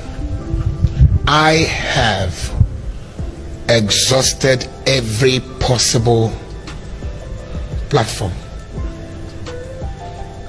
to legalize myself in the United States to do my work. Do you understand that? I have a work to be done there. God has sent me there for a work.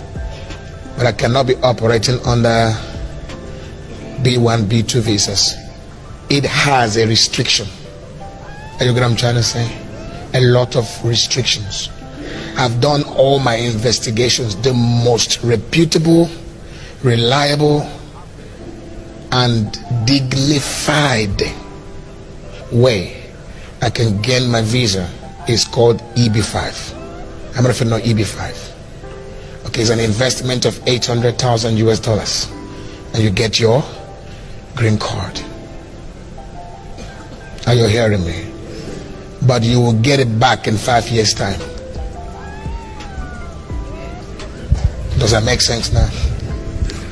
So the man of God needs $800,000 US to get it done. We've signed up with the immigration lawyers, and they're waiting for us to begin the process. Is somebody hearing me? So God has asked me to throw that to you. If we can have 800 people that can give $1,000 what? Dollars. Start. Is there anybody here right now who in their spirit you know that God will touch you to do it? Anybody here? Wave your hands if you will. So there it is. That guy clearly clearly taught a module at the university that He's even modest. He's even modest. You know what the other one said At least he didn't say it's for God. He says for him. The man was honest now. He has gone to Christ house in Lekki. So Prince Daddy, what says you, Prince Daddy? This guy, this pastors, man, they become like really, really good actors. They're good at it. They've mastered it, and they are. And some of them not been to school of psychology, but they know how to read people and psychologically profile people and get to them. Well, this guy, it sounded like he was making presenting a business proposal. How come he didn't tell them it was going to give them interest over 5 years if you get the money back? Does he want to keep the money? Now, if he has said that, I don't know if he got the money from those people, but if he has said that, perhaps a lot of people would have come forth and drop $1,000, hoping to get, I don't know, $1,500 or $1,200 in 5 years, which is not a lot, okay? But he didn't say that. He wants to get the money from the people and keep it at the end of the 5 years, right? Is that what he wants to do? You know that bit confused me. He said you'll get it back in 5 years. So if he invests that 800,000 on the visa, and then the money comes back in 5 years' time, does it then go back? Is canvassing 800 people to give $1,000? So is it then going to go back to those 8,000 people in 5 years' time and hand them their $1,000? And it tells you that he has already perfected the spiel. Oh yeah. When he came with can I narrate what's going on there? Let me land. When he came in with 800,000, that seems such a huge amount because it's just a lead for $1 million, and you can see them too quiet. But then when he broke it down to $1,000 from 800 people, then it started to make sense. That is I mean, I was almost reaching for my pocket, also my wallet. It made sense. My goodness, do you know what's going on there? No, I don't know what's going on. Let me tell you. Let me explain what's going on there. He called church members and the pastors' ministerial seminar. So the aim and objective of calling this seminar is to raise that fund. It's not about come and listen to God's word, come and do anything. So he used that opportunity to showcase that is the aim and ambition. And you can see people waving their hands. If you want to do that, you saw people in the front, almost all of them waving their hands there. So the aim and ambition of that seminar is to gather this fund. It should be, you guys have forgotten. Baba Deboye in Nigeria asked for 1 billion naira on the pulpit. 1 billion naira. 1 billion naira. Did he get it? These people. Oh my God! It will get it now. I'm surprised that he did not use the phrase "sow a seed." That's their usual go-to, isn't it? If you sow a seed, he mentioned that. He mentioned that now. Did he? Oh yes, that they use that a lot. Sow a seed. Yes, because you're now a farmer. Sow a seed. What surprised me the most, he said he has exhausted all his means, that he has no other means to do it, that the Holy Spirit told him, you are working for God.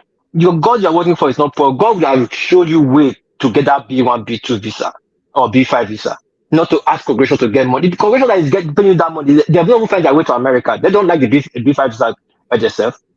Then if you come and ask, God is your God, not to come and ask people that he cannot help you anymore, that the people is more than the God that you are serving. Who believe that visa costs $800,000? Which kind of green card is that? Which country? No. It wasn't lying. That is something as such. It wasn't lying. That is true. It wasn't like it was 500,000 before. Yeah, Trump raised it to 800,000. It's like a business visa. It's like a business visa. It wasn't lying. It's a fact. It's something that's available. Yeah, in the U.S. actually, and perhaps in England. But what these people. So what business does he want to go and do? To justify obtaining? What business does he have? Good question. Well, it's a lot of money. I'm not sure. It's a lot of money. If you get at the money, the U.S. Immigration, whatever, we would invest the money, obviously, and at the end of 5 years, they keep the interest, of course, and they give you their money back. I think that's how it works. Okay, which is pretty good, But it's for people that are well-to-do that can afford it. A lot of Indians do it, actually. Perhaps a lot of Nigerians also. Well, how does it work? My So question is that the immigration will take the money and give you back. Is that what I'm saying is that he want to get a business visa. Right. Go and pursue which business in America? The biggest business of all, the work of the Lord.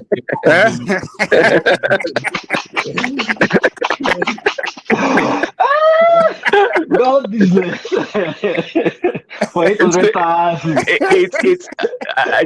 It's a form of visa, really. It's not really. I don't think it's about actually doing business, but the money itself. No, you have to justify. No, somebody in the comment section is saying it's an investment visa. Yeah. So it's for the state to invest. It's like giving the bank your money, and at the end of the day, the bank doesn't give the interest. They don't give the interest. They keep the interest. That's pretty good. Over 5 years, they're gonna make, I don't know, a decent amount of money depending on the interest rate, right? So it's yeah. According to the guy words, he said he's for his own job. He said that he has just all his means for his church activities. He wants to go and church activities. do church activities in America. Yeah, you cannot do the Lord's work properly. He has exhausted all his means. That is the N1 then and the B2 visa is restricting him to do his Lord's job. So you need a B5 visa to do his Lord's job. So Lord's job, not business visa, investment visa. It's not God now. It's not so God's work now is not money. And if it's money, if God will give him money now, because Suleiman said that, Pastor Suleiman said he entered toilet in France. I think he came out in Germany. If you declare God can take you from France to Germany, why can't he just touch your heart and they will give you the B5 visa without not asking the congregation? And that led me to quickly say this. There was one TV show host that was talking. They were talking. The people were having calling. What the guy calling for was actually different from what the host asked the guy, but the host have to put a stop to it. So when the guy called, the guy was telling the host that, well, he's in South Africa, he is doing his duty, he is doing his God's calling. And the host guy telling, hold on. I'm tired of this nonsense. I keep hearing these stories all the time. You're in South Africa doing God's calling. You're in South Africa, you are in the country people do God's calling is a rich country. Why don't you go to Yemen and do God's calling? Why don't you guys go to Saudi Arabia and do God's calling? Because don't call people from Saudi Arabia, don't call people from Yemen or Pakistan. Why is it that it's a country that you can get money, use POS to send money or credit card to pay money? Is that place God will do calling, will send you to go and do calling? And that guy, the guy left the show. So what I'm talking about, this thing, it's dollar now. Back in the day, what that pastor was doing, we used to call it fine bara. Do you remember that phrase? Ajale Koko, fine bara. Fine bara. Look at one man. Can I say this, Baba, please? Do you know what really angers me all the time? When they put Holy Spirit in their stupid fraud. If this guy said, please help me, my visa is not very good, I need this visa. If he acts by his own volition, I can even give him $1,000. Nobody will give him. Nobody will give him. I'm even going to say you have to back it up with Holy Spirit. I'm just saying. If you don't add Holy Spirit to it, that money people will not show. When they add Holy Spirit, then it becomes an investment for you. You're investing in the possibility that you want to tap into the anointing. You had him. Said that. He said that God will bless them back in thousandfold. And he's been struggling with the Holy Spirit. He doesn't want to say it. What are you saying? You say you just come and say, please give me money. Who is going to give him money? They will not give him money. But when he has laid before them, Holy Spirit, that this is a call by His Holy Spirit that they should give him that money, then nobody want to offend the Holy Spirit now. People. So the money is legit. The money is legit. You listen to Abacha. You must pay. You must pay. And the Lord told me, how often does the Lord speak to these chaps? Well, I'm sorry, one man, even perhaps worse than that. See, I think, Baba can probably give it the quote in the Bible. You can even talk about Jesus Christ, God, bad if you want to, but you said we should not grieve the Holy Spirit. So was this guy lying in the name of the Holy Spirit to collect money? Because that's where he started from. It said the Holy Spirit told him, and as a Christian. Why is the Holy Spirit and Jesus not doing anything about these things now? I mean, why are they just watching people do this on their behalf, on their name? They don't have shop or not. They can't do nothing about it. That's not the way it works. Not even a Yilala. Oh God. But if you want to criticize them, they'll tell you don't criticize the man of God. The Holy Spirit will come after you. God will struck you down if you come to criticize the man of God. But when it comes to money, the people is one who brings the money, not the Holy Spirit. The Holy Spirit will just disappear. This one is even modest too. Some of them will take with it damnation, cursing the crowd. If you don't bring it, you think you're going to rob God. God has said you should do it for me. You have to do it. I give you 7 days to do it, and it will start speaking in tongue and displaying some gyration. I watched a video of a pastor in don't let me mention the region Nigeria so that I will not be stereotyping. He brought out the offering basket and he was counting it. He saw 50 naira, 20 naira, and he was cursing them on video. That Mama Chinedu, you brought 50 naira. Is it? He was cursing. I'm sorry. He was cursing them. You can't force people to give to God. God doesn't need money. Every money we are giving in the church is just to, maybe they want to buy petrol, they want to propagate, they want to go for gospel, they want to go for preaching. God doesn't need your money to bless you. I've always wondered how that basket is handled after they take it to the back. You know, that offering basket. But one man, you guys are not being fair with these pastors, man. So when you guys go to club, do you enter the building for free? You have to pay to enter now. So how are they going to pay for the? How are they going to pay their bills? If you don't pay, they have to pay the bills now. The lights are inside that building. The building, the cost. They have to pay bills now. So you guys have to go to church for free. Enter their building for free, Abi. On that point. So that on that point, real quickly, costs on them for not donating enough, right? No, see, on that, that's what I was talking to a woman earlier about the scheme. See, there's a cost in running the church or doing God's work. There's a real cost, actually. But again, if people give from their heart, but because people will not give, they are greedy. It's all about taking, not giving, and that's why these pastors, many of them, are resulted in these schemes. To get people to cough out their money. People should give naturally from their heart. Some people can't. I mean, they know better. They have homes, they have cars, they have things. It costs money to live, and these churches, when they run their programs, it does cost money.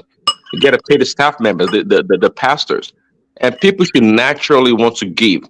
But at the same time, people give, and we see what these pastors they do. We see what they do with their money, with the jets, the private jets, and all these luxurious homes and things that they have.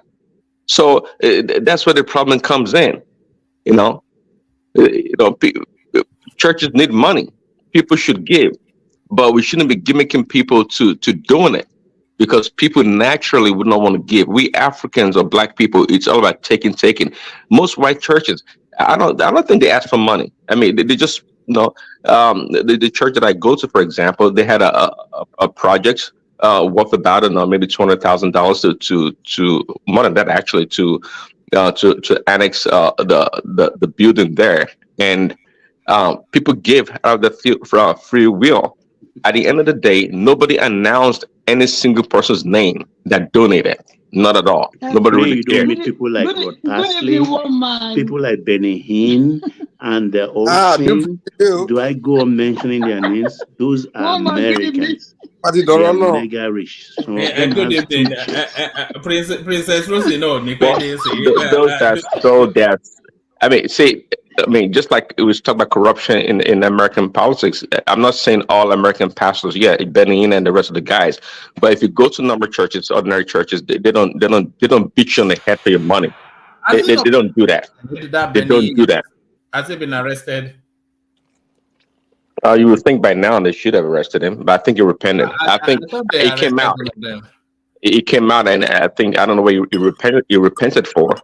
Oh yes, was it the one that said something was a scam, that they've been running a scam for years? One of them came with a big confession. That's Creflo Dollar. Creflo Dollar. It went straight back in scamming the people right back. I think most of them, they're not mentally stable. I continue to say that. People like that. That man, what did you call his name just now? Benny Hinn. Benny Hinn. I don't think Benny Hinn is mentally stable. Most of them, even Baba Deboye too, most of these people, I don't think they are mentally stable. If you just check them very well, you see what I'm saying. They come out, just see what woman is putting on now. Today's headline, Naira's glory will be restored, Pastor Adeboye. Sometimes when they speak, you would think maybe there's something wrong with them. And when Thomas said, how can people be cursing you for you to be able to pay money in the church? Baba Adeboye is the number one that curses people. It categorically said, if you don't pay your tithe, you won't make heaven. Baba Adeboye, he curses people all the time if you don't pay. So I don't even know why anybody, a Christian, will be like pretending that they don't curse. They curse a lot in the church. Or Moyedepo is forever cursing his members. So they curse a lot for people to be able to pay to them. I don't even know. Please excuse me. I don't even know why anybody would be defending this religion called Christianity. Dupes, you know the funny thing? This Creflo Dollar that later condemned tithe paying. When Evander Holyfield got $30 million, I can't remember the fight. He paid $3 million of it to Creflo Dollar. But when he condemned tithe later and apologized, did he return the $3 million years later? No. Is Creflo Dollar the one that was sleeping with younger boys? Oh God! Are we back there again? That's from yesterday. No, I can't remember the guy with the curly hair. Is that Creflo? Yeah, I think I know. TB Jakes. No, it wasn't Jakes. That was another guy with a big muscle. I can't remember his name, but I know who you're talking about, Dupsy. Okay. So I'm not. Oh, sorry, how do you spell his name? Crepo. Is it Crepo? CREFFO. Creflo. Okay. Yes, then dollars in dollars. Okay. Is that his nickname, by the way? Edilong. I'm the only one I know named Dollar. Kulata just wrote it now. Edilong. That's the one I was talking about. Edilong. Yeah. That's what I thought. Edilong. Yeah. Edilong. Most of them are mentally unstable women. I'm just telling you that today, including all the ones in Nigeria, including the ones that indoctrinated Prince Daddy. Prince Daddy, just know that right away. These people are not mentally stable. Then you should be careful. Prince Daddy will make a good pastor.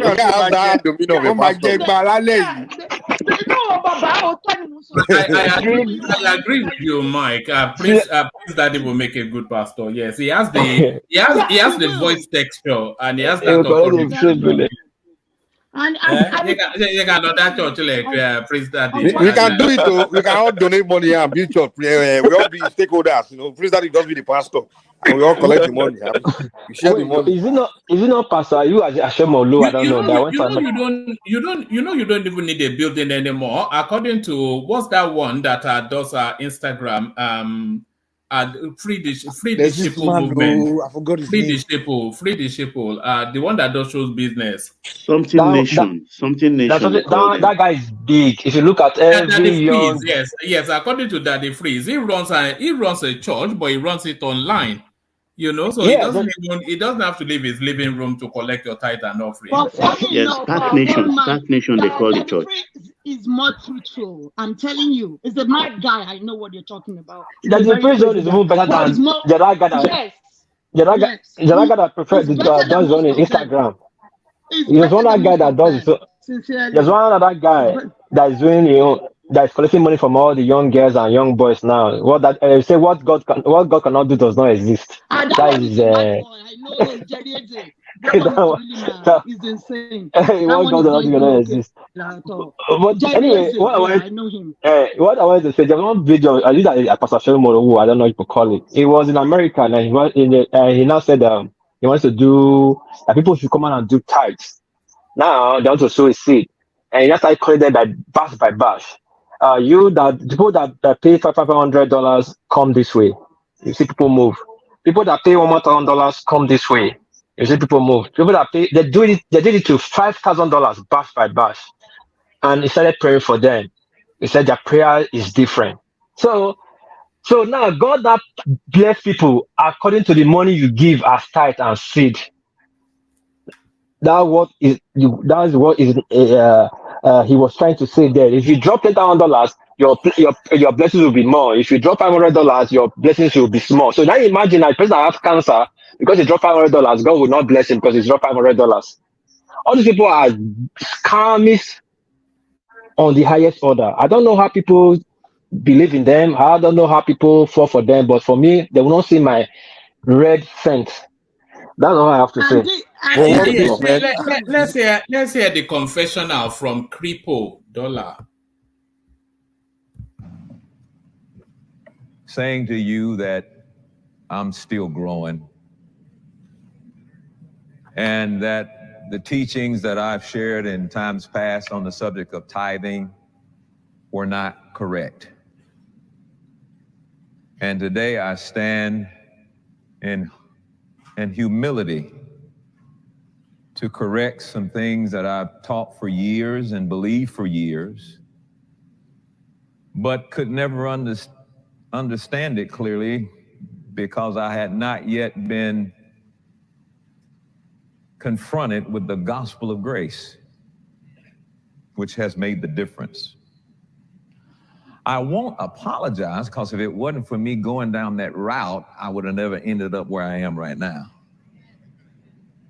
But I will say that I have no shame at all at saying to you, throw away every book, every tape, and every video I ever did on the subject of tithing, unless it lines up with this. I've done some corrective teaching in the last 10 years, but not to the degree of what we're getting ready to do now. So why is this important? Because religion is sustained by two factors: fear and guilt. And if it's one subject that the church has used for a long time to keep people in fear and guilt, it is in that subject of tithing. And it has to be corrected, and it's got to be corrected now. I may lose some friends. Preachers may not ever invite me no more. All right. All right. So there it is. After he has collected the handsome $50 million, whatever, and suddenly I find it unforgivable what that guy just said, because he's an authority meant to be on the Bible, and he gives interpretation to it that influences a lot of people's decisions in life. And then the part that he uses to call, and suddenly he says, "Oh, I did not understand it. Now I do." What does that mean? You know the most dangerous thing. $50 million later, now you understand it. You know Are the you most going to take the money back? The most dangerous thing about Christianity is like there's no consequence. It's like there's no consequence. Like almost like they tell you that you can do anything as long as you just repent. So you can go and be murder and Monday, Tuesday, Wednesday. As long as you come to church on Sunday and you ask for forgiveness, that's it. You just repent. So there's no consequence, and maybe that's why crime has become so skyrocketed. The statistic shows that most of the prisoners are Christians, you know. But then when they are caught, the Christians they haven't been caught. We say, oh, they are not in Saudi Arabia. No. In the world, even in Nigeria, any society where there's Christians, they are more in prison than anybody else.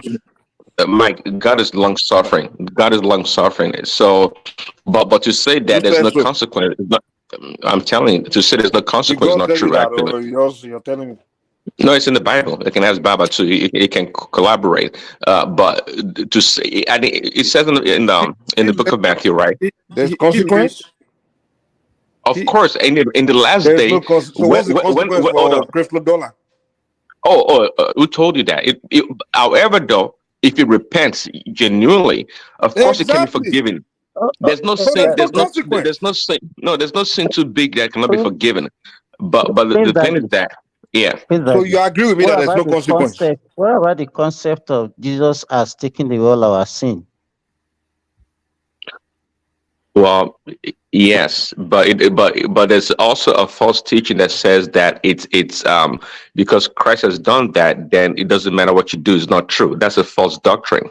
See, when you sin, you are permitted. The Bible allows it. Christ allows you to repent of your sins and be saved. But the thing is that, we human beings, we think we're smart. We're smarter than God and everybody else. See, if you sin a lot, it's going to become your habit. And at the end of the day, you're going to be caught up in it. See, that's the danger about it. But yes, follow the tenets, Prince Daddy, because the Bible says, I can't remember, if we confess our sins, He's just and faithful to forgive us and cleanse us of. Forgive us our sins and cleanse us of all unrighteousness. Gentlemen, let me bail out, hand over to Thomas. I can barely keep my eyes open. So thank you, your super chat. Kulata came in as well. So thank you to those. Let me hand over to Thomas as the conversation carries on. Carry on. Thomas, Joe, I'm here. Yeah. Yes, Daddy. All right. Carry on. Yeah, go on. Yeah. Yeah, so the key thing actually is confessing your sins. For one man here now. One man always. I don't know why one man always belittle my regime. I have a regime here. You're not.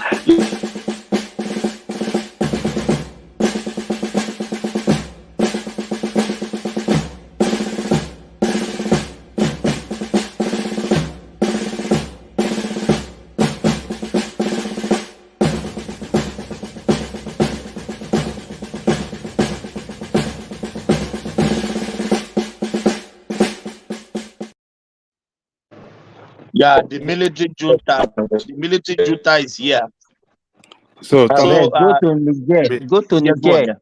You are Nigerians. Go to Niger. There's no military junta in Nigeria. Almost the junta. Or go to Gabon. I'll go Gabon. We have to salute the courage of this pastor for coming out to tell us that, look, I don't think what we have been doing in the past is right. That you want to discontinue with that practice. Doctrine. You call it doctrine. Okay, maybe doctrine or whatsoever. So I think it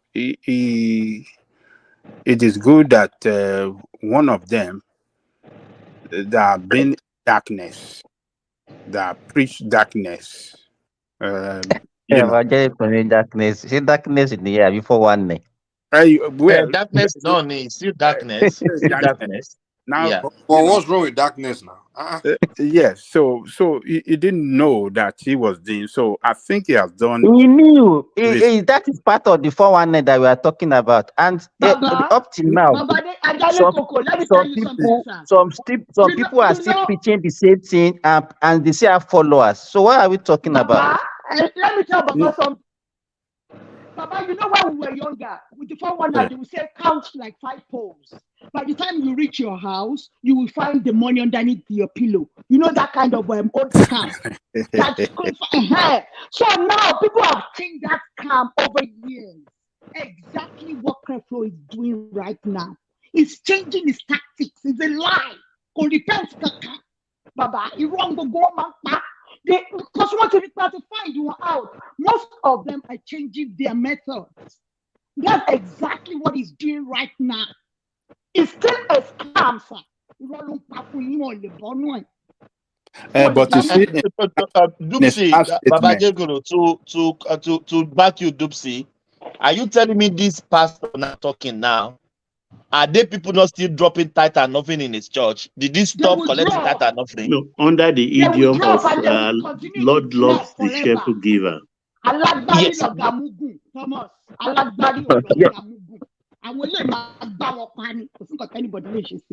One might drop forever.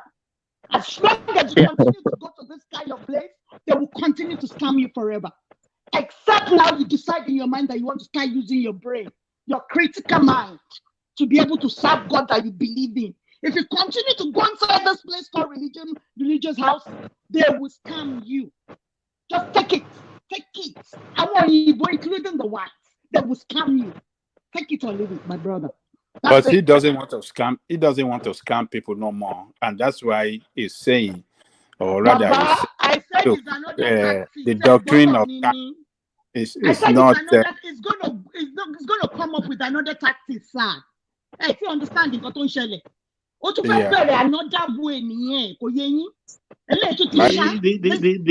chapter is always there, the verse is always there in the Bible. Because if you go to Corinthians, it says each one must give as he has decided in his heart, not reluctantly or under compulsion, but because God loves a cheerful giver. Yeah. So under that idiom, it's easy for him. He will even get better money. Dupsy, sow your seed. Sow your seed. Baba, that Corinthians was it not part of the epistle of Paul? Everybody, it's part of the apostolic creed. Yes, everybody it's hold in on. 2 Corinthians, it's Paul. Everybody hold on, please. My favorite apostle. Can you please hold on, please, for us to enjoy this section? If we can avoid talking on each other, it will be much better, please. You know what, Thomas? Hold on. So Simba, Sometimes you just have to allow this thing that you call talking on each other. That's one of those things that make it sweet for people. No. Simba, when we finish one day, go back and listen to the section. You will not enjoy it. So no. We are all on Kasoria yesterday and we're enjoying it. And no, Katsura. I'm not Kasoria. I'm Thomas. I'm Thomas. Yeah. You guys know this pastor named Mahmoud. This Thomas Bongo. Yes, Yeah, and the one man has been in this regime for 54 years. Thomas Ologunde Thomas. I'm not Kazoria. Those people in that Kazoria, they are. You're like that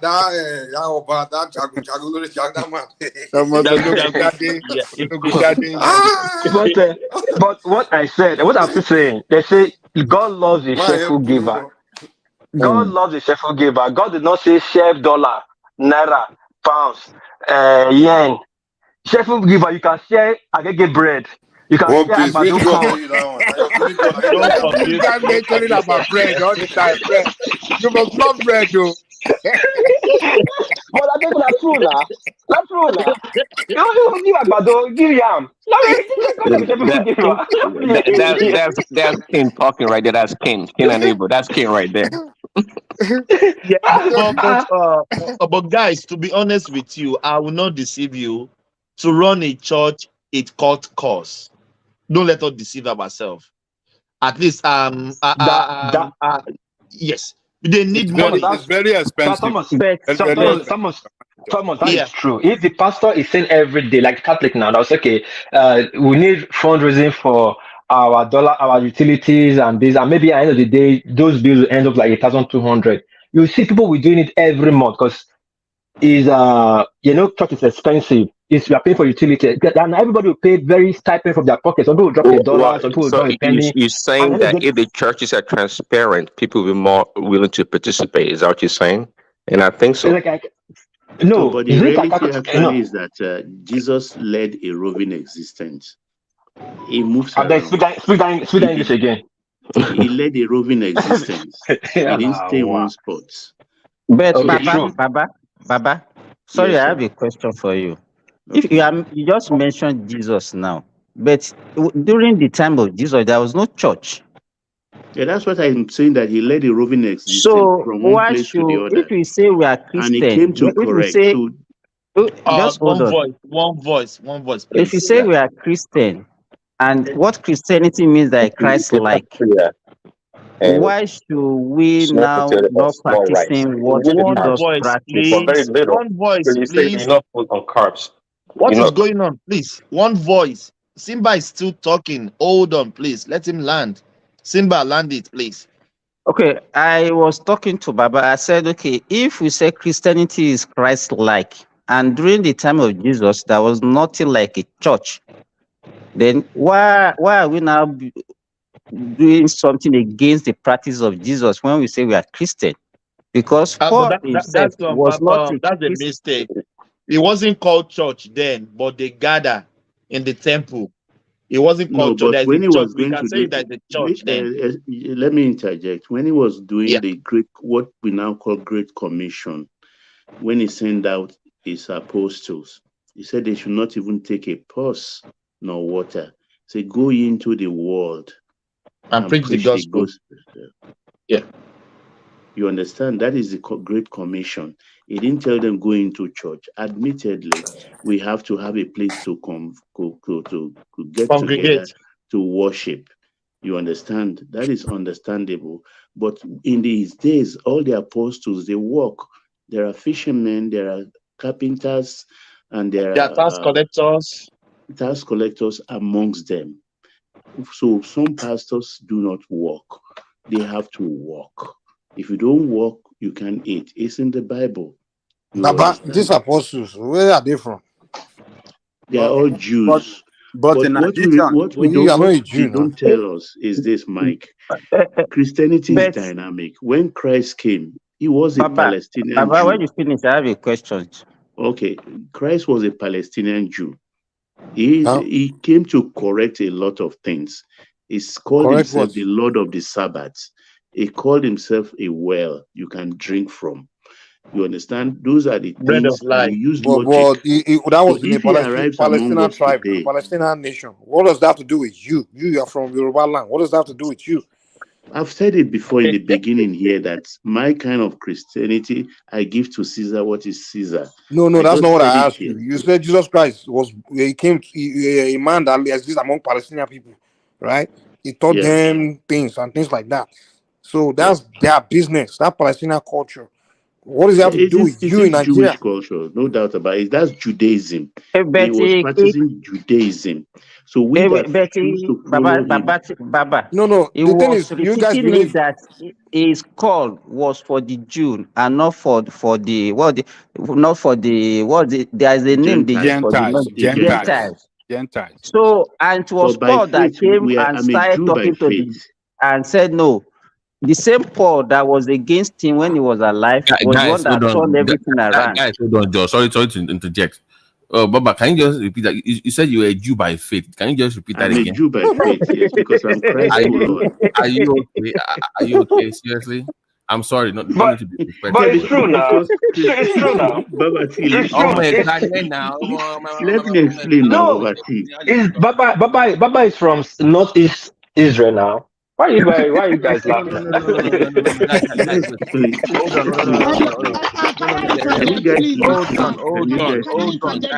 on, please. Can I interject you, Baba? Can you clarify Hold on.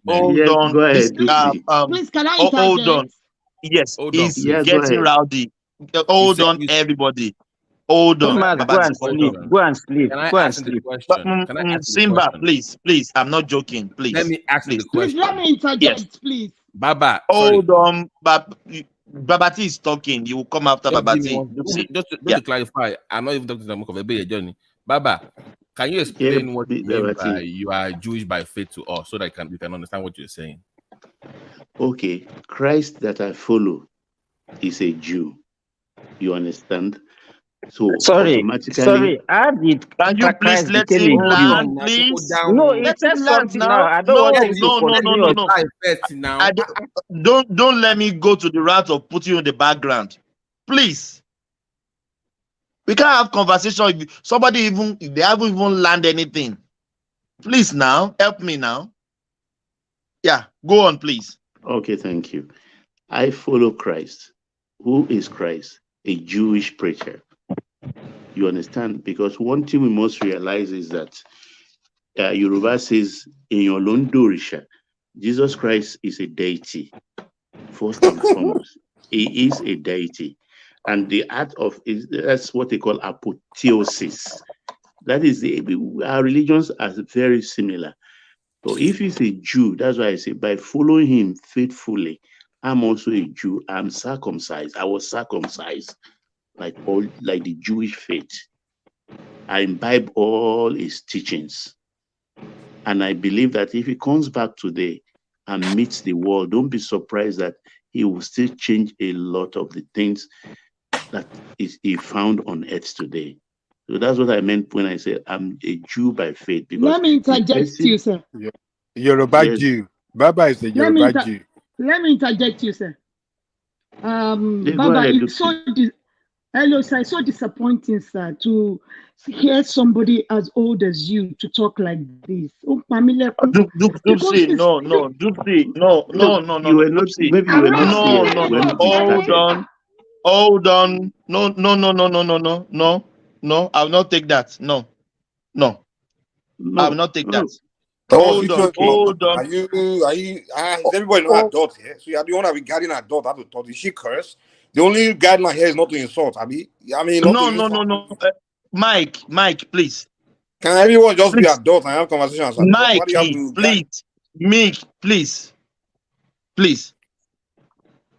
please. Go to the message. Don't attack people. No, you can't say that to people. No. Do say what you want to say. No, we can't do that. I won't take that. Mike, okay, please, I'm the one moderating this section, please. I beg not verse. Let me ask that. Let me ask on, please. They are still in the conversation. Please, hold on. Just help me, please. Don't let it get it frustrated. Please. I'll bring them back, please. Dupsy, no, don't let us go that route. Ask your question and let's move on, please. Thank you. Yeah. Dupsy, well, you have to explain to her. What routes are you talking about? Sometimes you're not even clear. Oh, I don't know what you want. What route are you talking about?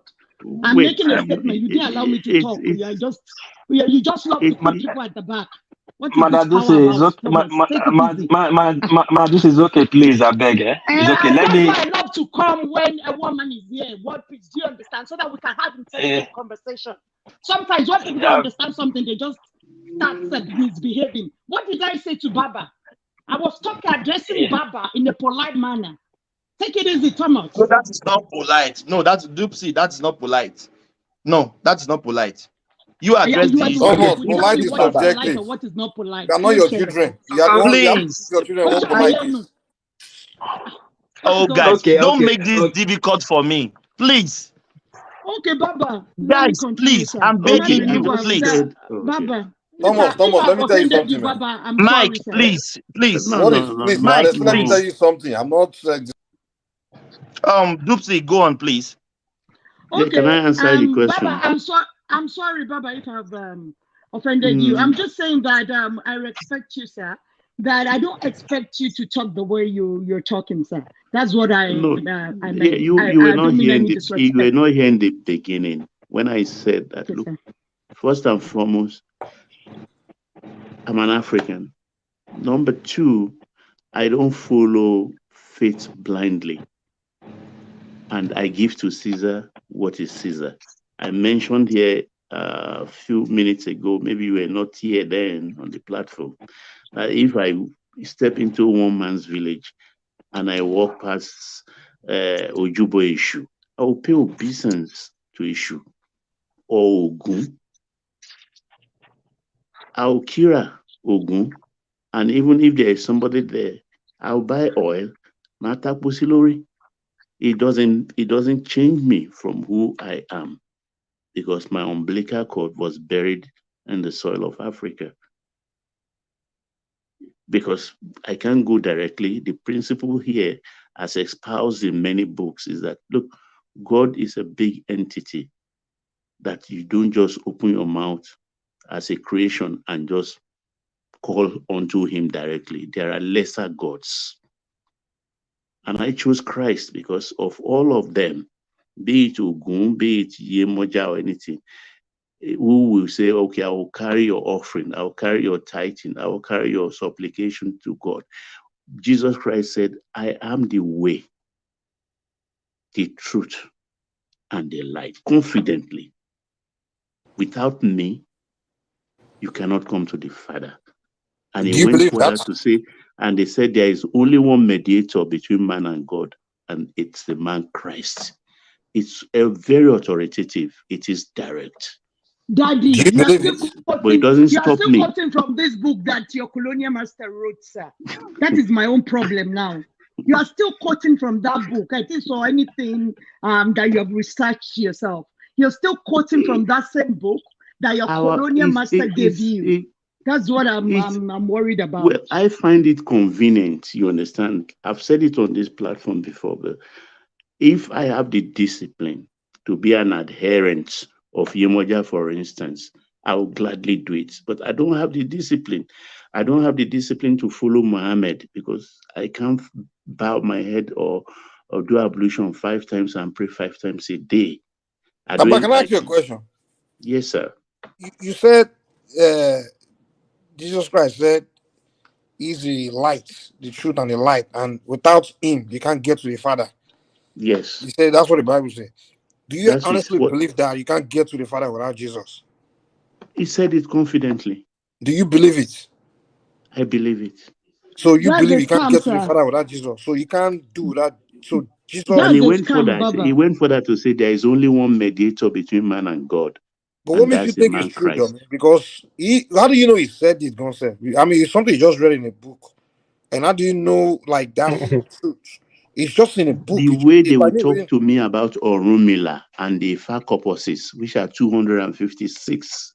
You understand? The way they will tell me, the way I will believe. Yeah, but they don't tell you what to believe. That's the thing. The thing about Ifa, they don't tell you that you have to believe something. Ifa, in fact, doesn't tell you this is your way. You understand? What if I said everyone is just born with his own? If I No. Let me explain to you. No, if I doesn't say there's one way for everybody, that's not true. No. When we give birth to children in those days, you take them to an Ifa priest to find out is Shaddai. That is it good to be a tailor, a drummer? No. You don't even know. Okay, thanks for the correction. You understand? They would divinate and tell you, oh, this child is going to be a drummer. They will say you were supposed to be a carpenter and you are doing tailoring. You can't succeed. Because there is things we bring from the Father of creation. So sorry, Baba. I'm not. That was really my route right now. But I wanted to ask you, when you said you are a Jew, and I kind of agree with you. To me, I believe this Jew is supposed to be. It's just a concept of. It's not a race. It's just a concept of like a religion or identity. Because in Africa, there are Ethiopian Jews, there are Electoral Jews. It's a race now. It's a race. What are you talking about? No, I don't think. To me, I don't think it's a race. Okay, just hold on. I don't think it's a race. Because in Ethiopia, there's an Ethiopian Jew. In Nigeria, there's an Eritrean Jew. Hello, in India, they are still a people. They are still a people now. Hold on. I know. Hold on now. In India, there's Indian Jews. If you go to Afghanistan, there's Afghanistan Jews. Sure, people know. Then we go to Russia, there are Russian Jews. There's some part of Those China are the that ones that left and scattered around. yes, I'm coming. Just hold on. If you go to China, do you know there's kind of Chinese that be like like Europe, like those that border with Kazakhstan. They are Chinese Jews. You don't They are have to Chinese go through Jews. the whole list. Chinese. Hold on. You don't have to go through the whole list. They've said it's a race of people. That's just it now. Yeah. But how can the race of people have? How can the race of people have be different? They be different DNA and different gene. That's my question. Can you? But that wasn't even where the conversation is. I think they were actually talking about religion. Please, can I answer this question on behalf of Baba? Yeah, go ahead. Yeah, this is Rosie. Good evening or good morning, everyone. I think as Christians, Christ came and from the family. I mean, he came as a Jew when he came into the world. But we Gentiles, the only way we came into the family of Christ, it's that's why they call us the bride.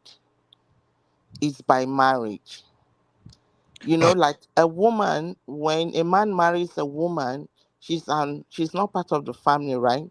But by marriage, she becomes part of the family. So we Gentiles are the bride of Christ. So Baba, you are the bride of Christ, not a Jew. Okay, Rose. Madam Rosie. Bride. Madam Rosie, sorry. Okay, you have a point there. Mike, Madam Rosie, can you hear me? Nearby you, Mike, the bride you. Sorry, you guys, I have a question for Madam Rosie. Yeah, Gentiles came into the family as the bride of Christ. But Christ, he has his family, the Jews. We are not gay now. How can we be bride of Christ? Come on. That's what I'm telling you. So, Madam Rosie, are you guys hearing me? Yeah, I'm hearing you. Okay, Jesus Christ himself, how did he become a Jew? Because from his lineage, I think it's from the lineage of Abraham. And Abraham himself is not a Jew. So if your father is not a Jew, how did you become a Jew? It came from the lineage of David. David is also from the lineage of Abraham. Yeah. But Abraham is not a Jew. Okay, wait. In true Christianity, let's say how the Jew came about. Okay, Abraham, when God called him, he was like in a land where they were worshiping idols, right? So God told him that he wants to take him to a place so that he can serve him as the only true God. So from Abraham, you have Esau and Jacob, and then Jacob, that is Israel. God changed his name to Israel. That's where the nation of Israel came from, right? Jew. Israel, which is Jacob, his name was changed to Jacob. That's how the nation of Israel. So originally, he's not a Jew. He was converted to a Jew. Is that what you are telling us now? It's not converting. No, don't get me wrong. Let's talk about the lineage now, okay? It came, there is Esau and Jacob. They are the offspring of Abraham now. Yeah, that's what I'm saying. So from Esau and Jacob, that's how you got Israel. And that's the Jews. You have Edom, Esau, that's where his own lineage is. It's like Abraham has Isaac, right? And Ishmael. Yeah, Isaac, that's how the Jews came about. Ishmael, that is the Arabs. Hagar, the son of Hagar, right? So that's how the lineage is from. So there's confusion here because if you have let me clarify. There's no confusion. Let me clarify, you are please. not trying to understand. Let me clarify. Abraham was a Hebrew, not a Jew. There's a difference. Okay. So, I thought they were the same. No. They're not the same. Hebrew and Jew is not different. The nation of Israel. It's not Jew. It's Hebrew, but it's not Jewish. Yeah, the nation of Israel. Yeah. That's the Jews. So after 70 years, that was a time when Christ came, he said that Solomon temple is going to be scattered, that somebody will come and there will be war. The Jews are scattered all over the world. So from history, if you know history very well, Abraham actually came from Samaria, somewhere in Iraq. Okay, that's fine. But what I'm saying is the nation of Israel now. It's not that. That's why I'm saying that there's a lot. So if somebody came from Iraq, which is not a Jew, and then now we are calling his offspring Jew, That's what I'm telling you. Do you hear? I don't know if you understand me. Esau and Jacob, the twins, right? Jacob's name was changed to So that Israel. means what Let me explain. what Wait, piece let me is explain. Let me insinuating? explain. Just Let hold me on. explain. What piece is insinuating? Because if it's called somebody a race, if Jew is a race, then it should not be something that will say somebody became from another place. I cannot become a Jew now because I'm a Yoruba man. Now, if somebody is a Kurdish or somebody from Iraq now became another race, that's what I don't understand. Okay, what you need to understand is that thank you, the Simba. nation. What I'm trying to say is Igbo that people are the Jews, man. nation, Israel. Israel, his name was Jacob, right? His name was changed to Israel. He had 12 sons. That is how the race, the Jew, came about. And God promised that He will make him father of many nations. No, but you people are So don't confusing get us more. confused. So No, it's not. it's confusion. I'm very sorry because the father, whatever number of children that he has does not change their race. My forefather is a No, Yoruba man. How can I? Okay, Ishmael so is from Agar, and Sarah begat Agar is an Isaac. Egyptian. Is an Egyptian. Okay. Okay, so Uh-huh. are the Arabs Egyptians? Because Agar, Ishmael, Agar You gave know birth to Ishmael. the whole thing Ishmael. is true in Okay, look, confusion. if you I'm very want to sorry. The wait, I'm bottom very line is let's the sorry whole to thing say. don't relate to us. okay, That's the thing. let's say It if doesn't you want relate to to us at okay, all. wait, let's trace the origin. That is from the Bible. Let's trace the origin of man. We all came from Adam and Eve, right? Is it not from No, one that's woman? not Even that true. No, we origin, did that not. story of Forget origin that is one is not not. true. It's not We, Okay, true. It's not look, true. you are saying it because you don't believe the Bible, right? well, the It's not Yoruba, true. our family of race How is can a different. normal person with rational mind believe such a story? But do you believe the your Quran? But It's I the same believe thing. That's what I'm it's about saying. That's what So I'm symbolic. saying. are you an Don't atheist? go that route. We are making So are you so an it's not atheist? about. Madam Roxy, Madam Are you Roxy, an atheist? Yeah. Madam Roxy, in Yoruba, we were taught at the story of creation. It was Obatala that moved with human beings. You understand? And Ogun was part of it. Many Orishas were part of the molding of human beings. Oshun has something to do with our bloodstream, the rivers in our body, which is our bloodstream. Yeah. Ogun has to do with the metals in our body, which is our bone and minerals. They all participated in the creation of molding man. So that's our own story. But you are not Yeah. telling me that we Yeah, come and say Mike. because Yeah, Adam and Mike. Eve, now No, that's what I have to believe. no, Mike, you believe this because of, I mean, where you're coming from, based on what you are told, right? Which one am I supposed to accept? The one where I'm from or the Look, one from another place? everybody, look, you see, that's why it's a free world. Everybody is entitled to their opinion. Based on what was passed over to you, you believe in Obatala, Shango, Oya, and all the rest, right? Christians believe in Jesus Christ. Muslims believe in Allah. So everybody's free to their opinion.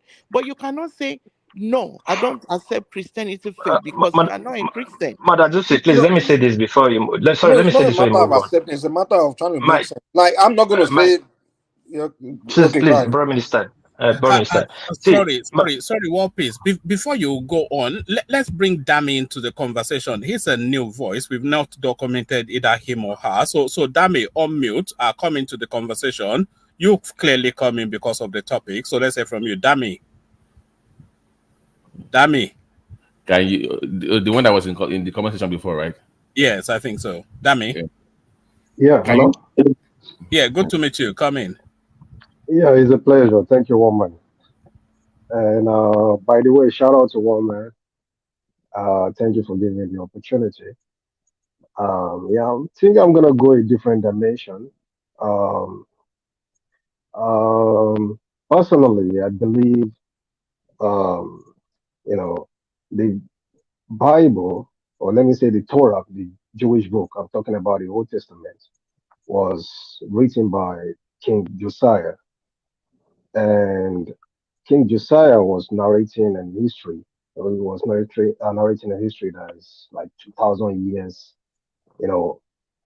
before he was born. So, please, before you continue, can I ask you a question? I'm sorry. What's your perspective? Are you a Christian, Muslim, African traditionalist, or an atheist? So we can understand what standpoint you are in giving your explanation. I would just say I'm a spiritualist. I don't really have a religion, but I just believe in spirituality. And from my perspective, I believe Jesus Christ is more like an activist. He's more like someone we call like Fela Kuti, and Barnabas is someone like Showore. Exactly. So why Jesus Christ, why Barnabas was advocating for freedom, because the Romans, they colonized the Jewish people. Jesus on the other hand was preaching for unity with Roman, like we'll give what belongs to Caesar to Caesar. So to me, these are just activists. They are just like two different activists, and that's why the Jews don't believe in Jesus Christ even till now. So it's just something about like two people that came and trying to get freedom, trying to free their people from the Romans. But I think after that, the colonial masters, invested in these stories, and then they brought it into Africa to colonize us. And it's just for their own selfish interest. But if you really understand the Bible, if you understand if you study theology, you will understand that these books written are not. Let me just make it clear. Let me break it down. I believe the Bible can be divided into three aspects: myths, legend, and history. Okay, so some parts are history, some parts are legend, and some parts are myths. And most of the Old Testament are myths, and that's why I said King Josiah was the one that was narrating the history of Abraham. All this history of Abraham, Moses, those are myths. Most of them are myths. Most of them are myths. Someone is narrating history of 2,000 years before he was born. That was when Torah was written, the Old Testament. Yeah. So most of them are myths. And as I understand, even Israel was two separate nations. We have Judah, we have Israel. Okay. So Judah, the capital of Judah was Jerusalem, and the capital of Israel was Samaria. I can't really remember. But King Josiah was the one trying to join the two nations together, and that was why he came with this history. And that's what most Jews believe in. So to me, we're just arguing, debating blindly on an history book or a myth of some people and they don't really relate to Africans. We have a different history. I don't think a white man will really believe in the history of Shango, just like we believe in their own history. So we have a lot of questions. We have a lot of things to question them, to question the Jewish people and the Israelites. So it's just like a colonial way of ruling us. It's just the whites just took the book to colonize us. So that's just what I believe in. Thank you, my brother. Ducey, are you still there? Princess Ducey. Princess Ducey, are you still there? It's Baba. It's Biba. No, Rosie, Princess. No, sorry, Rosie, Princess Rosie. Princess Rosie, sorry, Rosie. She's a queen. She's not a princess. Okay, sorry, Princess Rosie. Let me to my question or my explanation now. What Simba was saying and what I was saying before. This Jew of a thing, like I said, I believe it's a concept. Now, let me use South Nigeria. Now, with South, let me use that as an example for you. Simple example. Now, you see the Yoruba and the Benin. It's very easy, and we can agree and disagree. We can claim the same lineage, and if you go biologically, we might have almost the same DNA or the same gene. Now, you look at Yorubas in Lagos, in Southwest. They can claim almost the same lineage with the Yorubas in Benin Republic up to Ghana. It can be basically proved that okay, these people are the same. They have the same gene and the same DNA. Now the Benin now we can claim almost the same lineage with Izon, Calabar, even Igbo, because the gene is almost the same. You can trace it and you can find similarities up to Cameroon. You understand? But what you cannot excuse me. Hold on. Wait, hold on, please. Hold on. I thought Benin, they came from Oduduwa too. So why you hold on. Just hold on. I'm making an example for you. Okay. Now, but what you cannot mismatch is this. You cannot mismatch these South people I just called just now with Somali people. Basically, they are not same. You cannot mismatch them with Arabian people or Ethiopian people. They are different people. So what I was saying is this: if you say Jew race, how come India have Jews? I just say Kazakhstan, it's a part of China or Kazakh. They have Jews there. They have Russia Jew. They have German Jew. They have Ethiopia Jew. They have black, white, different gene, and how can that be possible? Can I answer your question? Yes. Okay. Do you know they were scattered all over the world? It was later on I think 1936 or so they became a nation. But that does not change different human. That does not change it. That don't make black and white. Look, it doesn't mean that the Jews were concentrated only in a particular place. They were scattered all over the world. I get you. So You see now, hold on. Let me, if I can interject real quick, if you don't mind. Sorry, before I interject. The Yorubas are scattered over the world, but they are still saying one Yoruba, saying one line. You don't see Yoruba Chinese, like his father is Chinese and is Yoruba. He's Yoruba. He's the Yoruba. It doesn't have the same. It doesn't have how they call it. This bone structure. Because the black bone structure is different. How they call it? Is a black bone structure? Is a black bone structure you have? It doesn't have a Chinese bone structure. That's what I'm saying. You see a Jewish man that have a Chinese bone structure. You see a Jewish man that have a black bone structure. You see a Jewish man that have. Can I ask you a question? It can't be possible. Can I ask you a question? What is saying like now? Okay, can I interject now? One voice, please. One voice, please. Yeah, Rosie. Hold on, Rosie, hold on now. Let's try and repoint the conversation back to the religion, which I think was what was engaging us. Right. The man said he was Jewish by faith. He didn't say he said by faith he was. That was the point he was making. He wasn't saying that it had to be by looks or bone structure. I think. I agree by faith. By faith, I will agree. It's not those that claim by look or blood. But that was his point. That was his point. So I don't know. No, I'm not arguing by his point. I'm supporting his point. If by faith, I will accept that. But there are people. I say I'm confused. There are people that is claiming Jew by blood. How can you be Jew by blood? Oh dear. Yeah, that was making. But what is nobody here claims Jew by blood now? Nobody here claims Jew by blood. Actually, is Baba okay. Baba left? Okay, let me quickly, if you don't mind. So, I want to ask a question from Baba if he's still there. I'm still there. Yeah, okay. One second. Let me ask a question. Now you are saying you are Jew by faith. When Jew themselves does not even believe in that Jesus Christ that you so much believe in, and because of that you are calling yourself Jew. The Jew themselves does not believe in that man. Well, that is another point entirely. Can I help him? Can I help you? Can I help you? You are not a Christian now. How do you? No. Babati making great points there. He can help himself now. Too much voices, please. Too much voices, please. It's between me and Baba. Give everybody just that. Yeah, let those who let Baba hold on, please. Yeah. So Baba and Ajali Koko, yeah. So Baba.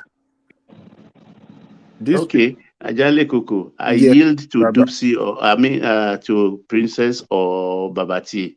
Okay. No, I want can I answer your question? Since Baba yielded. No, I will come after them. Okay. Okay, Babajan Koko, let me answer this question. Okay. You said the Jews, even the Jews don't believe in Christ. Do you know why they don't believe in Jesus? That one why they don't believe in him does not matter. You know, they don't believe in him, and Baba is calling himself Jew. No, Baba But that doesn't make Christ a non-Jew. We came to does it? Christ as the bride of Christ, Gentiles. Baba is a Gentile, so he's the bride of Christ, according to the Bible. Hold on. Even according Did Baba tell you that he's a Gentile? Even according to the Bible said, "Do not go to the Gentiles. I sent you to only." No. Hold on. I sent you only to the household of the Jew, and he said them that wherever you go, that they accept you. Be nice to them. If they give you food, take it. If they don't want you, take your butter and face a fair. But he didn't say only go to the Jews. He said No, actually, I'm sorry. It said that, but we have to keep in mind that Apostle Paul is the apostle to the Gentiles. So, Baba Jericho, you're right, but that's not the end of it. You just couldn't one part that you know. Not go to the Gentiles, but I did not send you to the Gentiles, but only to the Jew. But he said, "Go ye into the world." Which apostle are you talking about? Peter? I can't even remember, but yeah, you were talking about Peter. So that came Paul. Paul was the apostle sent to the Jews, and in regards to the issue about being a Jew or non-Jew. By the way, Jacob had Isaac had two sons, right? Jacob and Esau. Now, if I told you that Esau is not a Jew, what would you say? Remember, but Paul is a self-acclaimed apostle. I'm sorry? Self-acclaimed apostle is not even appointed by Jesus. So how did he become an apostle? He met Christ in. He met Christ. He is an apostle. You need to understand the Where Bible, did he meet Christ? After death? On the way to Damascus. On the way to Damascus, Christ appeared to him. He saw the light. He had an encounter with Christ. Had an encounter. He said he had an encounter. Why are you saying it particularly as if you were there? But that's what I believe in. That's what I believe in. See, quick. Let me wrap up my point on the issue. What they believe on the issue of being a Jew or non-Jew. We're not. We're not a Jew. You know, if it was the Chinese that colonized Nigeria, you'd be here practicing Chinese religion too, and be here convincing us that that's what you believe. That's true. That's true. Exactly. Yeah, so right. If British never colonized us, that you're Chinese because by faith. I'm Chinese by faith. You're practicing Chinese religion. I mean, you're trying to convince them like, why are you believing this? So okay, argue like, why are you believing this? Bad, man. Let me wrap up my point about being a Jew. So again, Jacob and Esau were born of the same parents. One was a Jew and one was not. So you are a Jew if you're called. And somebody said earlier, Abraham himself was not a Jew from the beginning, but when God established the lineage of the 12 tribes. That's when it delineated the Jewish lineage. Okay, and that came about Christ. But overarchingly, beyond all this being a Jew or non-Jew is one thing. The question here is that, or the point here is that we worship God in spirit and truth. So to be enamored with all this issue about this physical attributes, it means nothing. So that's when people beat themselves up on the head about certain things. When it comes to worshiping Christ or God, it's just irrelevant. Can I ask if you're a true worshiper, it's very important, sir. It's very important, sir. Why do you think? Because people don't even know how well versed I am in this stuff. I can tell. I've been to Israel. I've done all that my thing back in the day, so I know what I'm talking about. Why do you think they rebelled against Christ the first time we went to the temple? Why do you think that was? They didn't think it was one of them. That was the point. He was Hebrew. Well, they were Jewish. He was not one of them. No. That's another thing. Even Christ, in the time of Christ, as you all know, the Pharisees and the Sadducees, not everybody believed him or not everybody converted. Okay, but that did not stop God's work to continue. And up to today, there are many Jews that don't believe in Christ. the difference between them in terms of they are all what Hebrew simply means is that Eniaroki from the other side. Go look it up. That's the meaning of Hebrew. So Abraham is somebody from the other side. It's like in Egba they call the Jai people. You know how they call them Jai? Eniaroki. That's what Hebrew means. They are all Israeli, but they're not all Jewish. Being Jewish is different. Pavati. Correct. Yes. Prince Daddy, do you know that the first slave ship that Europeans brought to Africa to pack the first set of slaves was named Jesus? Well, see, I think Do you know mentioned that? you mentioned that before, but how is that relevant? How is that any relevant anyway? In the Hispanic nation, No, there are so many Esu. That's Jesus now. Does that matter? It doesn't. So yeah, it doesn't matter because somebody named a slave the slave ship Jesus. What does that mean? It means nothing. It means nothing. It wasn't Jesus Christ himself that enslaved the people. No, it's totally irrelevant. This is an attempt to try to to, if you can say, demarcate Christianity or the practice of Christianity. I'm not doing that. So not you. I'm saying in an attempt to. I just feel like it just doesn't make sense for an African. But this, Mike, these are human beings in action. These are human beings in action. One white man or whether is a Palestinian or is a European, is your God or a personal savior, and you can't get to God without him. Well, that's just ridiculous. No, it should not be. It should not be. No, if you get to a point of worship, I mean, come on, man, you gotta examine your IQ to accept that. Okay, Mike, please let me ask this question: if they brought the ship called Jesus to come and capture the African slave, who sold out the slaves? Is it not these same traditionalists? No, it was not traditionalist though. It was criminal that were selling people. So the Oyibo man, give me evidence when Babalawo was selling some. No. To come and get them. The Oyibo man that brought the ship, Jesus, knew the nooks and crannies of Yoruba land to carry people away as slaves. Yeah, I mean, I'm not arguing that whether we were saints. African traditionalist people that sold out. No, it was not. What do you mean by African traditionalist people? Are you seriously? Are you saying it was in those days Christianity had not come to Africa? We were selling Africans. It was people selling criminals. It was normal. It was all over the world. People that's what I'm saying. People. So religion. So you can't say it was Africa. No. If there is evil everywhere, just like there is good everywhere, there is evil everywhere. Exactly. But what I'm saying is, I find it very ridiculous that people of one race, one society, they're completely different from their own culture. I accept that a person of another race is their God and a personal savior, and without him, they can't go. They can't see God. That's what I find very ridiculous. You know, is that any different? But you are entitled to your opinion. Everybody. It's not an opinion. It's just ridiculous. It's fine. I mean, you feel. Everybody. There's no other group of people that will do this except black people. Chinese man will find that very ridiculous. Yeah, that's to Japanese man. I'm not saying telling that without a white man or Palestinian man can't see his God.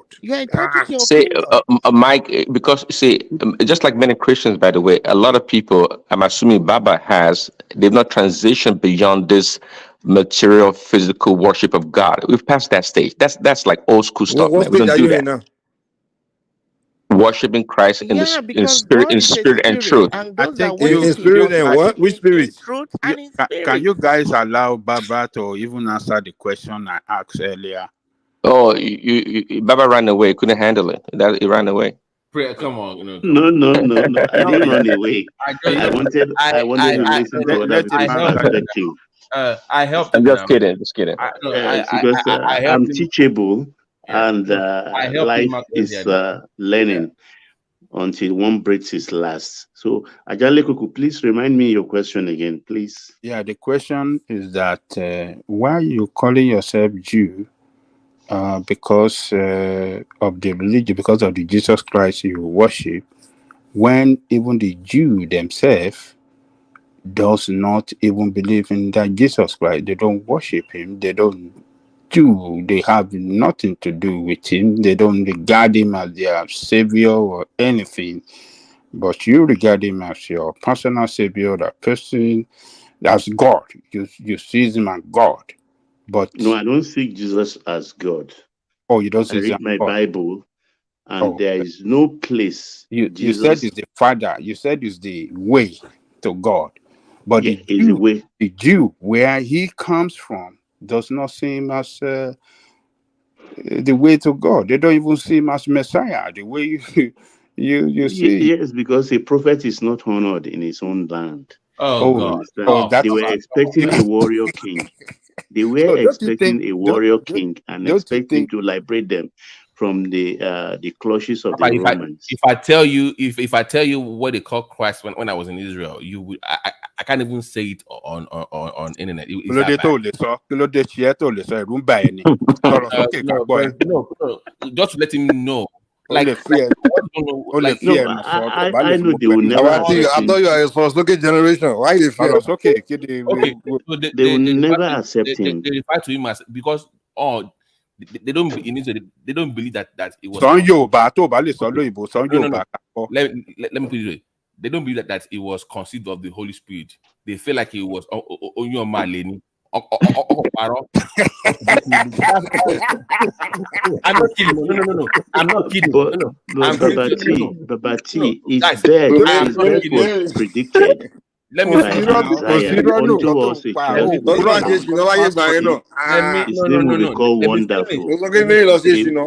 Let me finish. Hold on. Let me finish. This is their perspective about the Christ that we believe globally and that you believe. They feel like they believe that according to their own history, because I mean the most issue in their own history, they really had stuff out of wedlock. Not to come up with the idea of Holy Spirit. That's what they believe. Babati, that is conspiracy. I was there, for God's sake. What do you mean now with conspiracy? That is conspiracy theory. Babati, can I say this, please? Can I say this, please? I am not saying. Hold on. So Thomas, you have to argue against Jewish people. Hold on, let me finish. Thomas, they can reply me. I'm telling that the people down there that I actually had a tour guide. I was there for 21 days. I was in Israel, I was in Palestine, I was all over the place. And when you go to those historical sites, the way they see the Bible and Christ is completely different from the way you see Christ as Christians.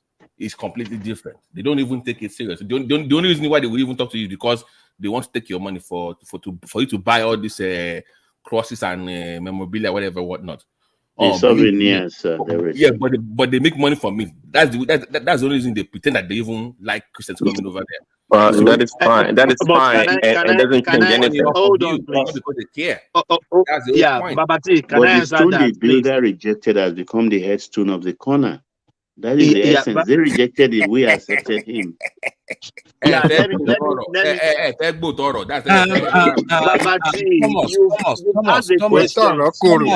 Thomas, try and bring Paddy in at some point. You know he won't force his way in, but try and bring Paddy in. Yes, thank you, Waman. You asked the question. Let me answer your question. In the same Bible, the Bible said, I come to you, my people, you rejected me. But anybody that has accepted me as the Lord and your Savior, I will accept them. Bible. I'm telling you what down there saying. That's what I'm telling you. That's what brought that in the Bible, that Christ came to his own people, they rejected him. But as many as possible. No, wait. In their own book and belief system, the person is supposed to be pure Jew that will save them. When he came, he wasn't technically he was Israeli, but he was not Jewish, he was Hebrew. That's the reason he was for the rejection. He was probably Palestinian. That's the difference. To them, prophetic narrative will savior. So that is fine. That is their own understanding. Let me finish. So you know better than them. Even till now, they are still waiting for their guys. Even now, they are still waiting for their Messiah. You are looking for trouble. Okay. Because hold on now. Please, let me finish, please. Because according to their own book or whatever, Simba is a Jew, it's not a Yoruba man. Okay, so I'm sorry, but I'm saying that in their own book and narrative, talk to any top Jewish person that you know as a friend. They will tell you, they won't say to the public, but it does not fit that. But we got it. But I understand that. But what is their point? Or what does that change? I guess that's my question. Okay, this is my point that I'm trying to make to you. When somebody now even if you're white, if you have white friends, they will say I'm white, I'm American, I'm also Christian, but they never claim to be Jewish. But the reason why I was surprised that Baba was saying that he was Jewish, because why can't he be just qualify Yoruba? No, please. Hold on. Why can't you be Yoruba and a Christ follower, and that's it? Why must be Jewish? But Baba is trying to explain to you the spiritual. One second, the spiritual meaning of that. I'm not Baba. I don't. You can tell me. He wasn't talking about being a Jew. Daddy, what's this ritual I keep talking about, man? Can you really explain it? Let people land, please. Let people land, please. We are just talking on each other. Please. Why can't you let even Baba Baba my brother. Okay, let me wrap it up. See, being a Jew doesn't mean like physically. Okay, even that Apostle Paul talked about it when he was dealing with the Gentiles about a circumcision. When the Jews were trying to reject the Gentiles for not being circumcised, and Apostle Paul was able to explain to them what the true meaning of being a Jew is. So trying to go after Baba for calling himself a Jew is not the way to go, because that is not the spiritual definition of a Jew. And Mike, you seem to have a problem of using the word spiritual, which is the essence of our religion anyways, because again, we don't worship God in the physical form. No, it's beyond that. We worship him in spirit and truth. Okay. Just to clarify, Prince Daddy, are you a Jew? Are you a Jew like Baba? Mike, hold on. Let me bring Paddy. Well, he addressed me. Can I respond to him at least? Okay, I'm a Yoruba Jew. That's all. So you say you don't worship God? You respond, then we go to Paddy. Yeah, respond, Mike. So what is the cross and the image of Christ and the saints that you guys have that you bow to? So what's that? What are those? Don't confuse Catholicism. Hold on. No. You are going to another tangent, please. No. You said no. I'm responding directly to what you said. Please. No. What you said. What do you mean another tangent? Yes. No. Let's hear from Paddy. Mikey, please. One man just came in and said we should hear from Paddy. No, you accuse me of something. That's why I'm responding. It's not like No. Hold on. No, we are going to Paddy. What is no? I'm responding to you. I say no. But I'm you not people fighting should here, let Mike. Please. No, you are being ridiculous now. You say I go to another tangent. I say I didn't. Stop chatting. I don't like that shit, man. Stop it. You people do not even Mike, allow. Please, thank you. That's enough. You please. People did not even enough. allow. You can go and sleep, please. Let's hear from Paddy, please. To land. You didn't even allow Baba to land before going to another person. You are interrupting him, interjecting him. Let Baba. That's what I'm saying. They don't even let people land. Let people land. I wonder. Let's hear from Paddy. The next person I want to hear from Paddy, if it is here. Paddy, your floor is yours. All right, thank you. Oh my God. Come on now. Go on, my brother. Yeah, I mean, the conversations has been quite here and there. I'm almost not sure where and where to pick up my piece from, but I probably want to. Thomas, do you mind muting, please? Thomas, do you mind muting? Because I'm using my headphones. Yes, we can hear you. You can speak a little bit louder. We can hear you, man. Go ahead. We can hear you. Yes. Sorry, Thomas. If Mike is still backstage, can you bring Mike back? No. Simba, please don't tell me what to do. Please. No. He's saying shit. I hate. I hate swearing. Please. No. Please. I will bring him back when I want to bring him back. Mike knew that all this they are swearing in US. I hate it. I said, hold on, please. I'm even begging him. Please. He's saying I don't like all this shit. No, I don't like all those things. So you, America, you can swear. You can't be swearing online. People are watching us. Be careful, though. They will ban you too. Please, Buddy, go on, please. All right, thanks. Thanks, Thomas. I think the first question I wanted to ask Baba, and maybe it will give him some time to also finish up his point that Angelico had already asked him is, so him claiming to be, I mean, not claiming to be Jew, but I get what he's saying. But I wanted to know if he practices the Jewish characters, you know. So do you avoid certain kind of meat? Do you not eat pork? Do you celebrate their public holidays? You know, do you do charity? Do you study the Torah? You know, stuff like that. Because those are the things that make you Jewish. If it's no, about because Christ has come to cancel all of that. He said, okay, go ahead. he called himself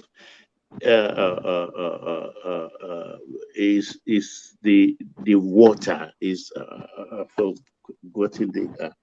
he referred to himself he wore many garb.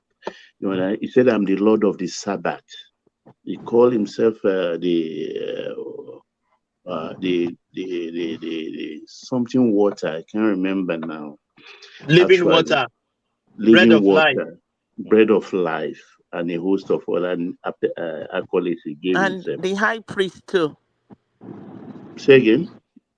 He called himself the high priest. Okay, the high priest. Yeah. Very well. With all of this, you understand, he distinguished himself from other prophets that has come before him. And some will say, I'm a searcher, I'm a thinker, I'm looking for the right way. But he came, he said, he is the way. You understand, the truth and the light. But the fact there is, I follow him. You understand? And he said, because in 2 Corinthians, he said, and there abideth faith, hope, and love. So those are three key things, even though love trumps all. So that's why I use the word I'm Jewish by faith, because it's one of the tenets of Christianity, a follower of Christ. I have hope in him. I have faith in him. And I have love for him and love for humanity also. All right, thanks. I mean, but I eat pork. Thanks for that clarity. I eat pork. Okay. All right. Awesome. I mean, thank you for that clarity, right? And I think maybe even though being Jewish or being Hebrew and being a Christian are somewhat consanguineous, but I think you are mixing both of them, right? So the things you've listed out are not what makes you Jewish. That what makes you a Christian. You know, so Christianity means that you believe in Holy Trinity. As a Jewish, you should not believe in Holy Trinity. You shouldn't. As a Christian, as a Jewish by faith, you should not even by default, you should not even believe in Jesus Christ. Because Jewish as a religious by faith, has also been mentioned on this stage, do not believe in Jesus Christ, and they have their reasons. I'm sorry. We are mixing it. We were mixing FATE with FAITH. No. I'm not even speaking to that by default. I'm speaking to the fact that you are alluding your I'm sorry, Patty, real quick. The premise of that argument is flawed, because even the Christian religion was started by Jews. Apostle Paul was a Jew. Peter was a Jew. They all were Jews. So your argument about you can't even do this and that because you're a Jew is flawed. Sorry, continue. Okay, yes. So yes, they were Jew. Paul was Roman much more than he was Jewish, but that's a different argument. They were Jews, but the moment they became Christians, well, in fact, they weren't even the Christians. The Christianity, came up much afterwards.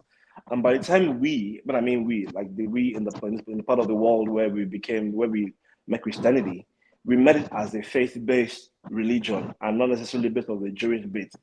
What Christ came to do was pretty much sacrifice himself. I mean, we all know that story. Sacrifice himself, as a lamb, black lamb. But his path to God, or his path to, how he preaches salvation, is totally vastly different from what the Jewish bit is. So remember, one of the things that Christ even mentioned to the disciples was that he was going to make them fishers of men, and that they're going to believe in him. In fact, which also led to their persecution. So remember that many of these disciples that you are referencing were either stoned or they were jailed. You know, they were maimed. They were chased out of because they were deviating away from their initial Jewish beliefs, and then they were tilting towards a Christ. I mean, what eventually became a Christ-like faith.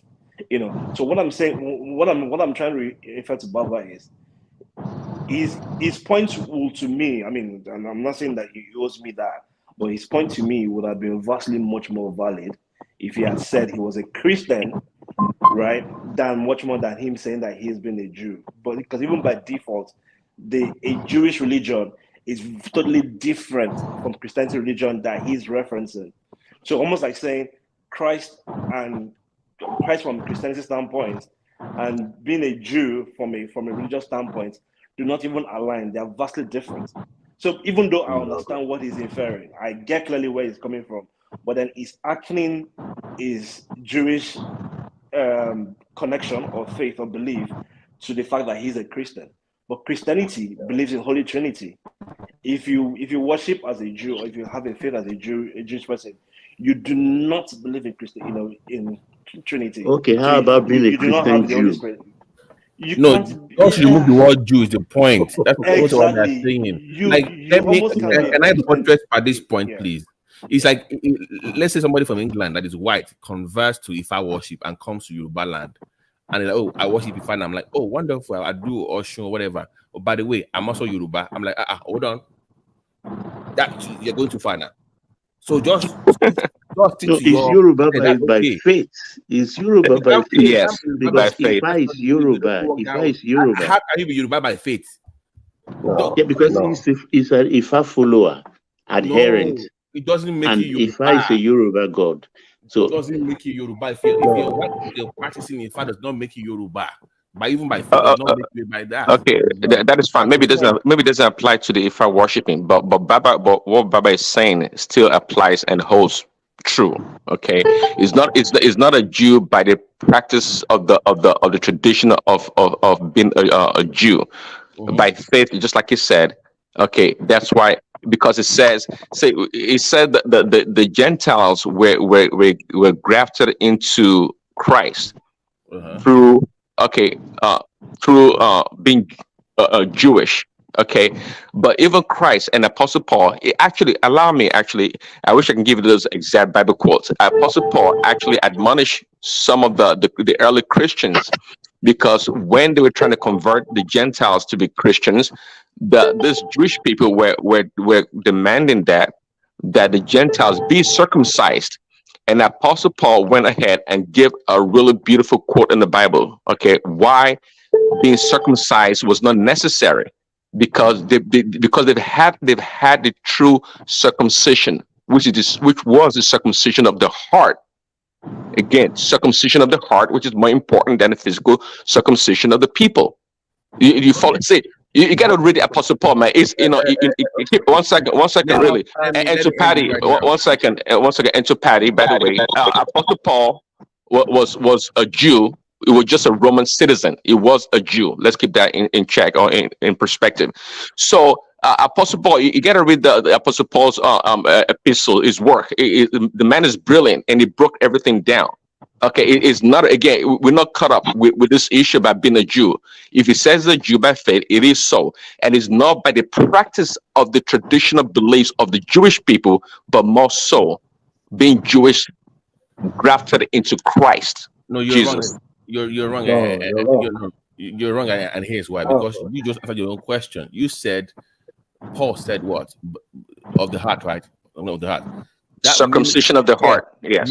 Meaning that being Christ-like, that's what he was talking about.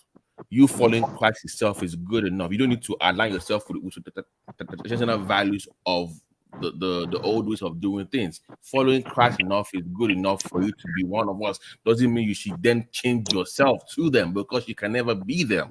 So right, but Apostle Paul was hold on. It was referring to being Christ-like, where the word Christian comes from. That is the heart conversion, not practicing with Judaism or in his spirit from that's what. So you kind of when they get your own argument in some way, shape, or form. I didn't, but guess what? I'm not even going to say that you're wrong, but I didn't go against my argument because I'm trying to. My point is this: being Christian is good enough. That is good enough. You don't need to start forcing yourself to be. No, but here's the thing: it's very important to understand the symbolic meaning of being a Jew. It's very important, actually, as a Christian. It's very important. Okay, there's a reason why it's the reason why Christ came to the Jews, and the Jewish people are what we call a people group that represents Christ. They are a people group. Christ could have come as a Yoruba person or an Igbo person, a Hausa person. It didn't matter. But there's a reason why God went through Abraham and came all the way to the Jewish people and chose those people as a representation of himself. And the Jewish people.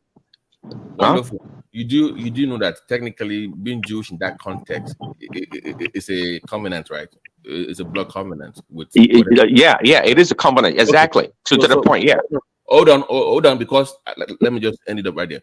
But the covenant that you Gentiles are making with Christ is not the blood; it's the one by the cross, according to your own Bible.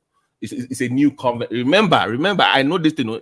What you have with Christ is a new covenant, not the old. They live by the old one. You are living by the new covenant with Christ, not the one that they signed there. So how can you then link yourself to the old covenant that they had? Their own is different from yours. Is my argument. Your own is with Christ. Their own is with before Christ came. It's two completely different covenants. Well, I agree with you, but I agree with you. Guys, can I say this, please? Yeah, can I say this, please? Simba, if I'm a bit harsh the other time, just apologies. Mike asked that behavior or swearing on here. I don't take swearing here, and we have rules and regulation here. You don't insult people, you don't swear, you don't call people name. So that's why I put him in the background, and he left in his own volition. I didn't kick him out. So you guys continue. Thank you. But Daddy, I hope you get my point, because it tells you that he's coming to fulfill that. So it's like I'm already here to fulfill the Old Testament. The issue that they didn't abandon what they already signed. They didn't go with him. But your only to them is Christ. So stick to that is my point. I hope you get my point. Just like BT. Okay, folks, it's past midnight here. Please excuse me. I go to sleep. All right. Thank you. Nice talking to you all. Paddy, what did you say? I didn't hear you. Your mic is all right, Baba. Yeah. Oh yeah, no, I was gonna. Thank you very much. Good night. Thank you so much. Good night. Yeah. See ya. Yeah. All right. I'll probably would just speak to Prince Daddy instead. And the argument that that I hear that he's trying to make is him being a Gentile and not necessarily being a Jew. And I think one of the things that Christ did, because I think to me it somewhat diminishes Christ's effort. Because one of the things that he tried to do was to ensure that the salvation didn't only end within the Jews, he also included the Gentiles in it. And that's where the likes of him, myself, and every other person who are not Jews, who are not from the descendant of Abraham, direct descendant of Abraham, or direct descendant of David, who didn't come from those loins. Somebody has a hot mic there. I don't know if it's Thomas. There's somebody with a hot mic. Yeah. All right. Thanks. So those people are Gentiles, and that's enough for you to even hold on to your faith base. I mean, we all know the story of the lady of the Samaritan, lady met by the well. So those things include you into that faith. And being a Gentile and a Christian is very, very valid. In fact, it's your faith and your connection to your promises of salvation is still as valid as you being a Jew and being a Christian as well too. But for those, so I'm not speaking to the fully Jews based, but I understand that one of the things that the Jews has done, even for those who are affiliated as Jews, is that the entire process of religion is almost not what Christ has preached, or it's almost not what how Christ has been presented to us. But that's on one point. On the other point that I think someone had mentioned, I want to talk about it because it kind of came to my head, is that when someone was speaking around how come we maybe like the Yorubas were able to absorb, I'm not speaking for the entirety of the West Africans, or one of the reasons why we're able to absorb Christianity was also the way it was introduced to us. So I want to make a point. So whilst colonialism is, yes, was one of the reasons, was one of the ways, right? But there are also voluntary conversions. And in fact, the very first Christians were largely the ones who were voluntary conversions. Those were the ones who were, captured in that ship called Jesus of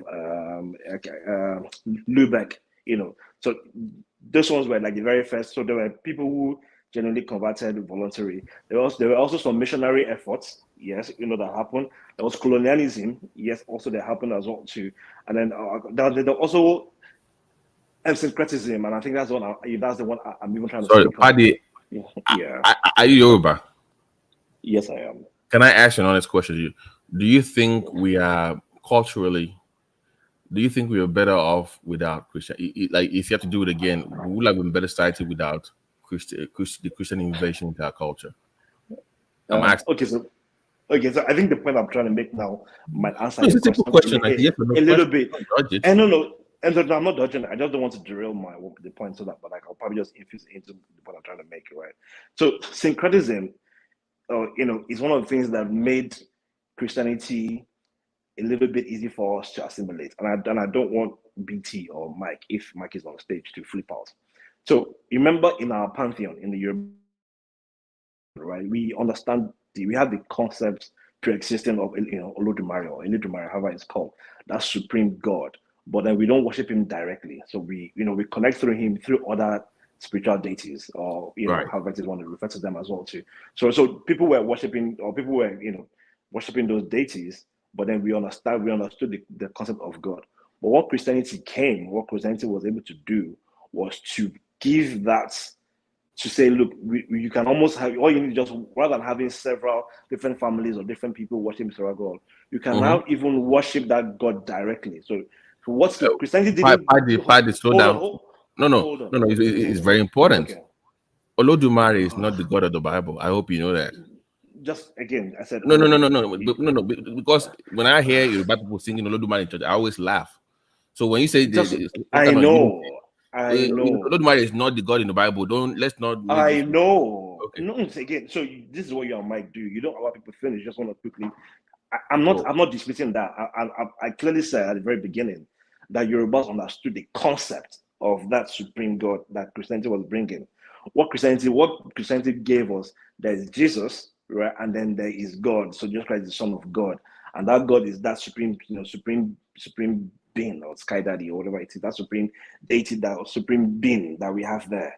It wasn't a new concept to us, because we also already had our supreme being or supreme God, which called Olodumare. So that's so I clearly separated the two. So just flow with me. So that concept wasn't new. Now, what Christianity gave to us was a little bit different from what Islam gave to us. Now, I don't know if the Muslim might give pushback, but how Islam, one of the ways Islam was able to hold his own waters within the Yoruba within our empires, within the Niger Congo empires, was to reduce slavery. So when jihad came, people who were not Muslims, were kidnapped as slaves.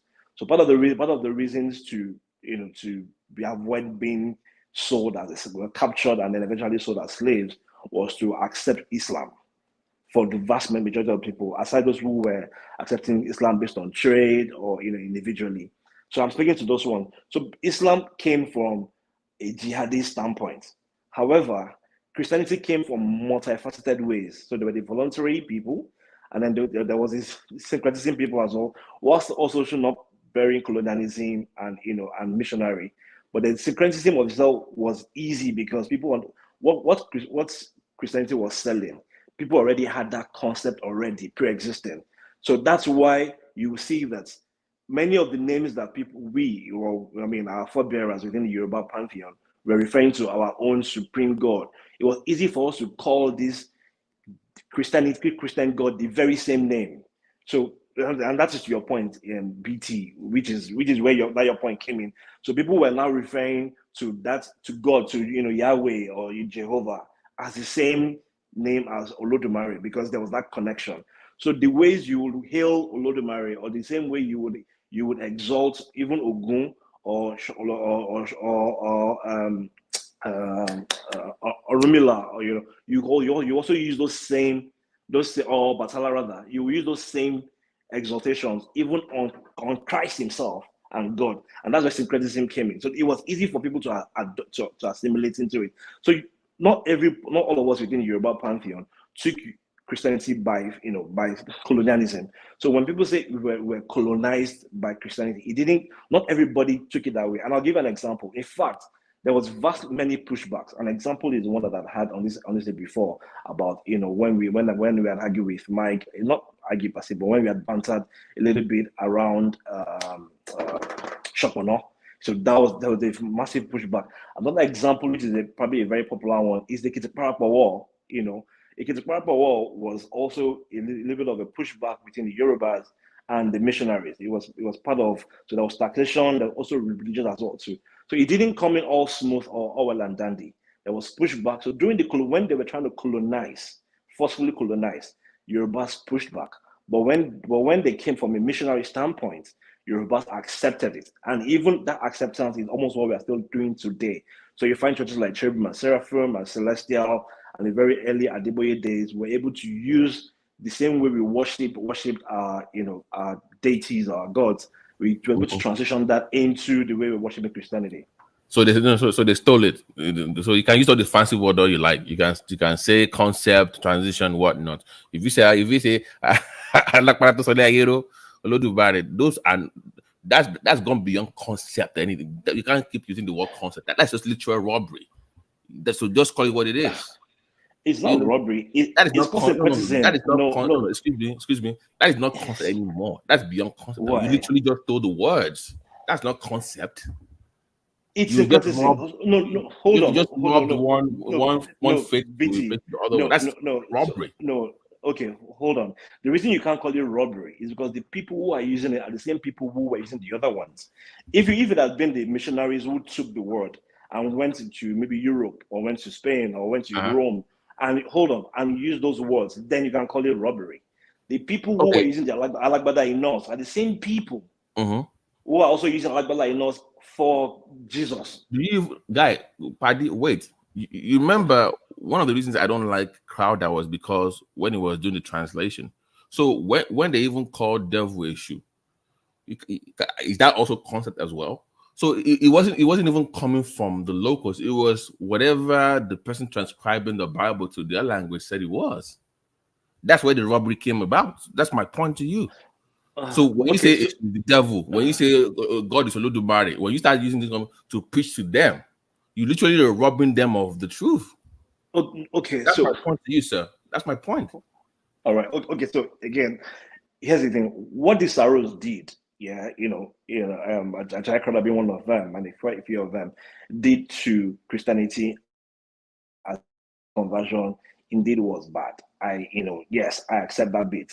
But again, they didn't do it because they had a motive of changing our religion. The way it was done was to make a relationship between this is what you have. Just hold on. This is what you have, and this is what people are presenting, and these are the similarities. So their ignorance cost us. Of course. That's my point to you. That's what I'm trying to tell you. But ignorance is no defense. Is my point. Okay. Yes. Ignorance is no defense. No. Okay. Yes. Ignorance is no defense.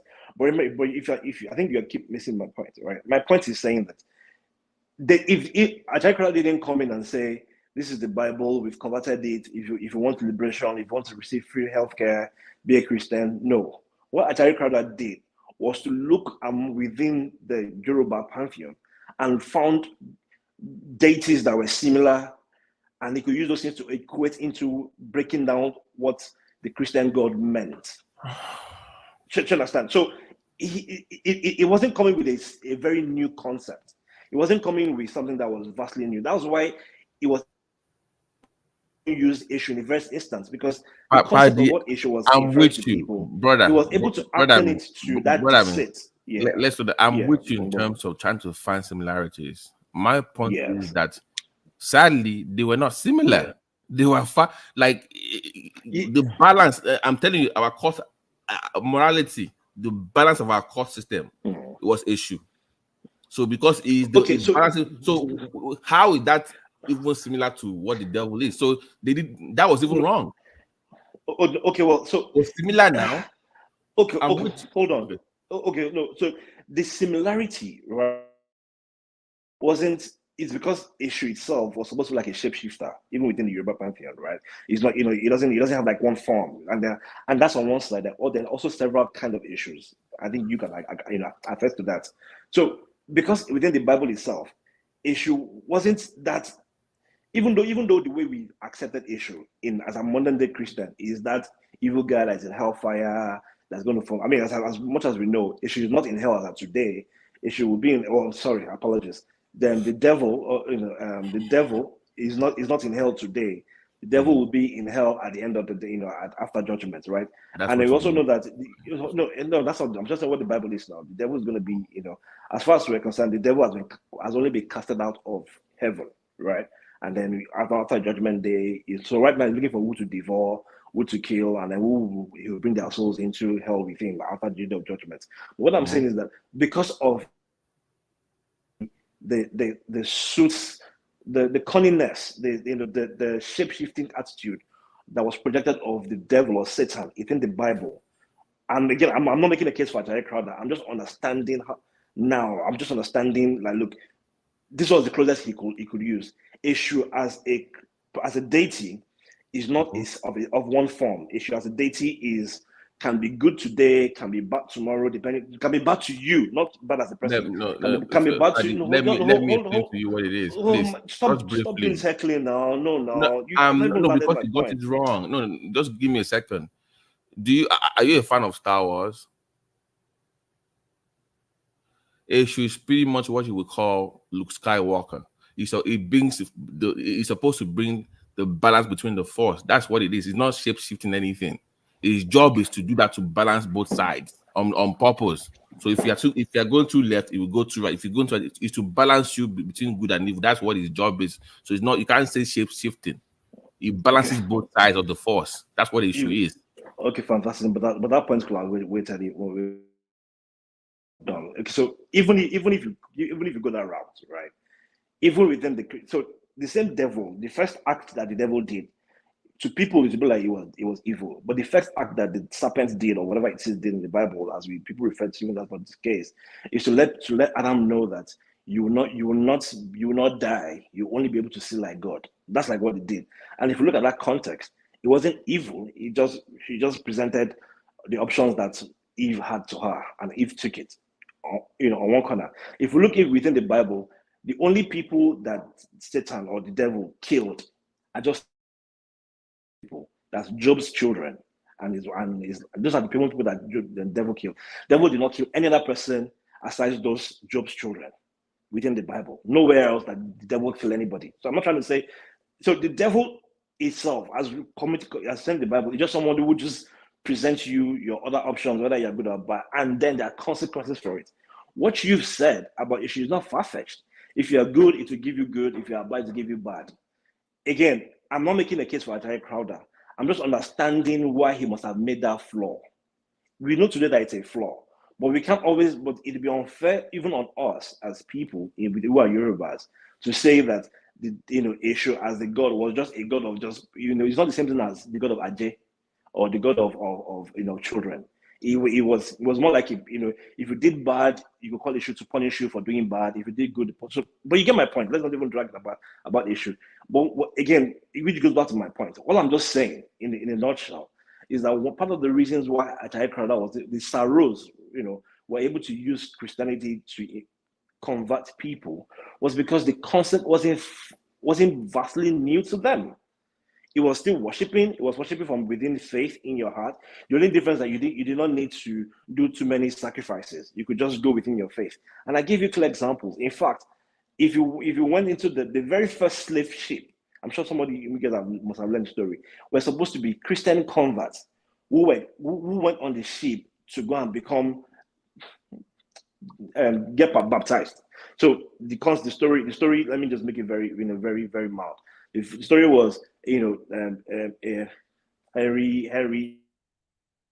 I keep forgetting the man's name. I think it's Henry Locke or something like that. I probably will try to Google it. I remember his name. Well, I'd come in, and then he was able to get people on ground to convert, to give their life to Christ. And then part of the ceremony for you to become a full Christian, right, was to get baptized. On one side, another option was for you to get on that boat, and then you sail into a land. By the time you are sailing back into your land, you'll have become a Christian. So he did that first act. So he was able to get this, voluntary converts, kept them on the ship, and there was he will sail them into Europe. And then by the time they sail the ocean and then they come back, they become Christians. And he sailed these people and sold them into slavery. So the point where even the queen loved the idea, found the idea, and then she funded his expedition. And then the Jesus of Olubok, which was the first ship, didn't come in with chains. He actually came in to sell Christianity to people. And these people took that Christianity, and that was almost the very beginning of the transatlantic slavery. It was based off Christianity. So yes, so those guys used the Christianity as a tool to deceive people, but they weren't even in chains. It was by the time they realized that, people were going, they were not coming back. And then, of course, it now became a whole different ballgame. But those first converts were able to convert from the white man's conversation with them because they already understood the concept of a supreme deity. That's all. And that's the point I'm making. So you might want to push back, BT, if you think otherwise. Yeah, okay. Let me chime in real quick. I think you may have somehow answered my question I've thought about before. So, because I think Babati and Mike, they've argued that the concept of issue in the Bible was mistranslated by J. Crowder. And I was trying to make an argument that, look, to your point, that, in an advanced society such as the Yoruba, when you guys talk about the different gods that we have, the concept of the devil, Satan, should already exist, because in most culture, if you go to the Chinese culture and other cultures also, there's always this duality that exists. So if we have Olodumare, or God in the Yoruba tradition, what is the opposite of it? What is the opposite of it if it's not issue?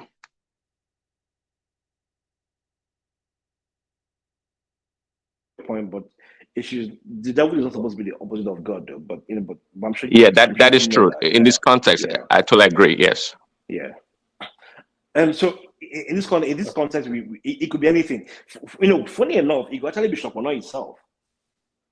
I'm just saying, in this context, in the context I'm also making, if Adaikada could have also used Shopono, the only difference was that the way Shopono's punishments were said to have come were a bit more physical. So remember, just to give a quick example, was supposed to be maybe like the chicken pox. The what people assumed was chicken pox was supposed to be the grains that they had eaten was coming out of their skin. And if the devil had done, which was something that the devil had done to Job, remember in the Bible, one of the plagues of John. If Ajayi had thought through and wanted to use that point, he could have assumed as well gone ahead to make the devil and call the Shopono instead of calling the issue. But to your point, which is almost like what BT had mentioned, maybe like Skywalker or Loki within the Marvel verse or any other character, is that the closest to the concept of what Satan was in that context was issue. And it could have been issue Lalude or any other issues that were there. But he just felt like, look, this is the closest to the concept. But then, but because he was pressured to come up with the Bible by the British at that particular period, he just went ahead and right. So, Paddy, the reason, sorry, but well, maybe actually, Babati, for jumping. So, go ahead. Yeah. So the point I was trying to say that if the mistake, he even did the same thing. He also did the same thing to the Igbos as well too, and used Ekwensu as their own version of issue. So in his Igbo Bible, he used Ekwensu, which is supposed to be the concept of who issue was to us within the Yorubas.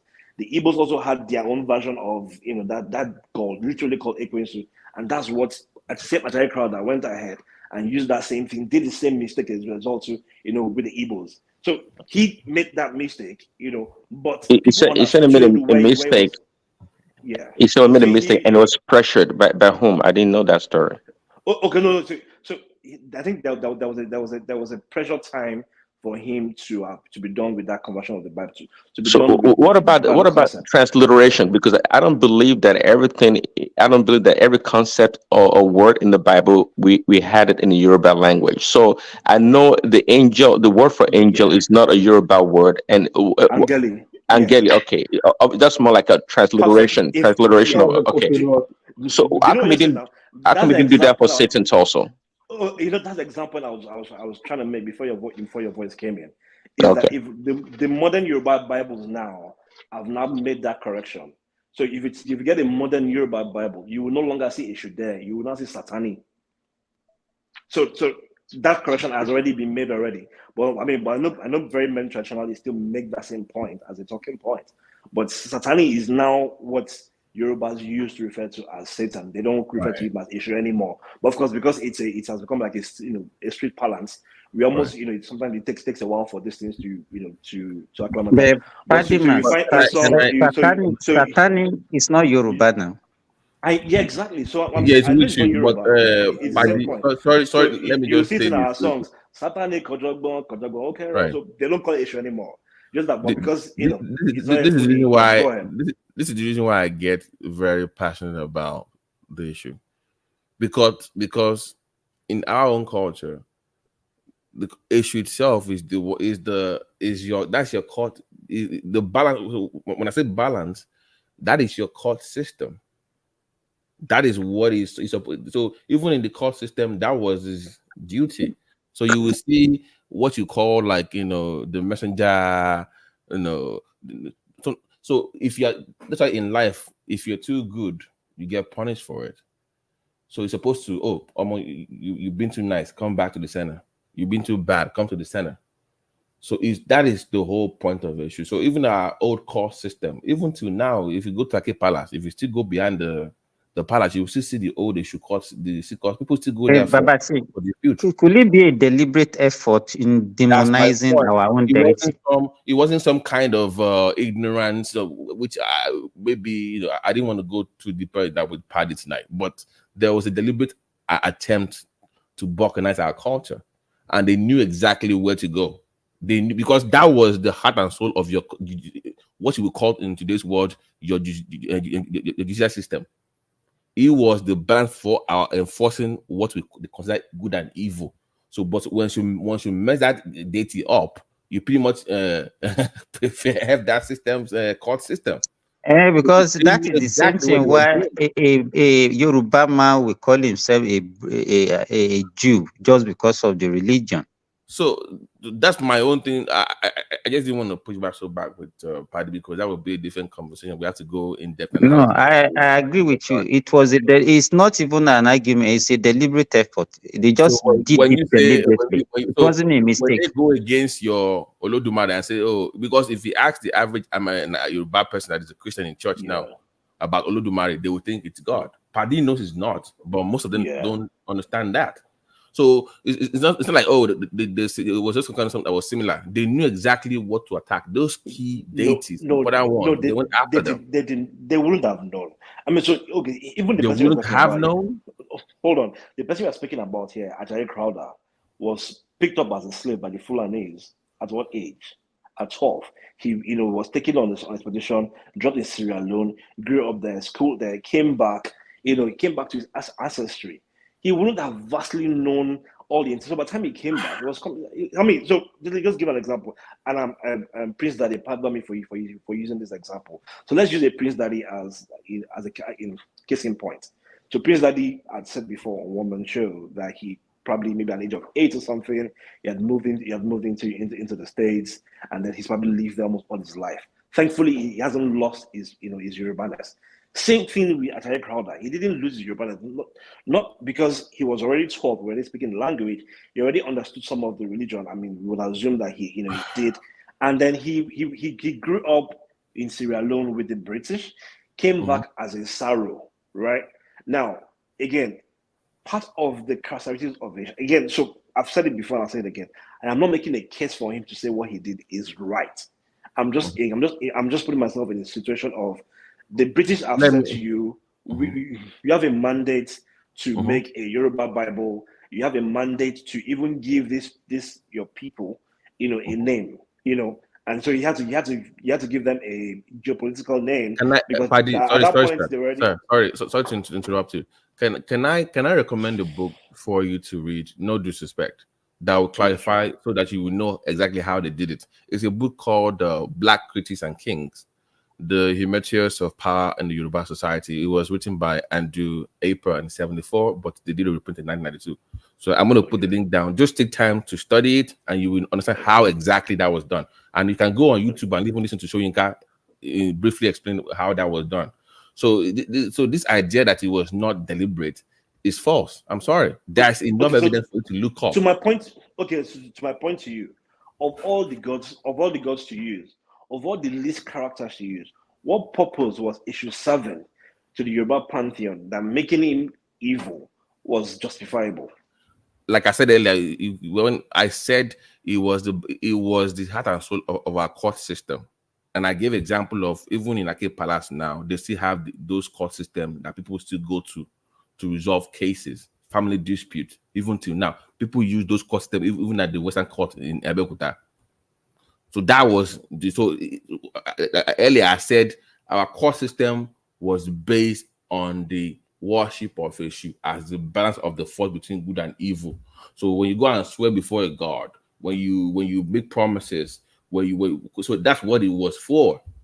So when you attack the court system, the very founding head of that court system, what do you think that was for? You destroyed the court system of that culture.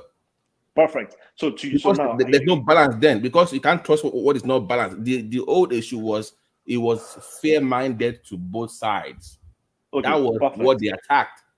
Okay, perfect. So I you know what I will do in my pushback in my pushback to you, I will use the two words you have mentioned, good and evil. So even though it should, the God of crossroads, God of good and evil, the God of knowledge of good, whatever it was.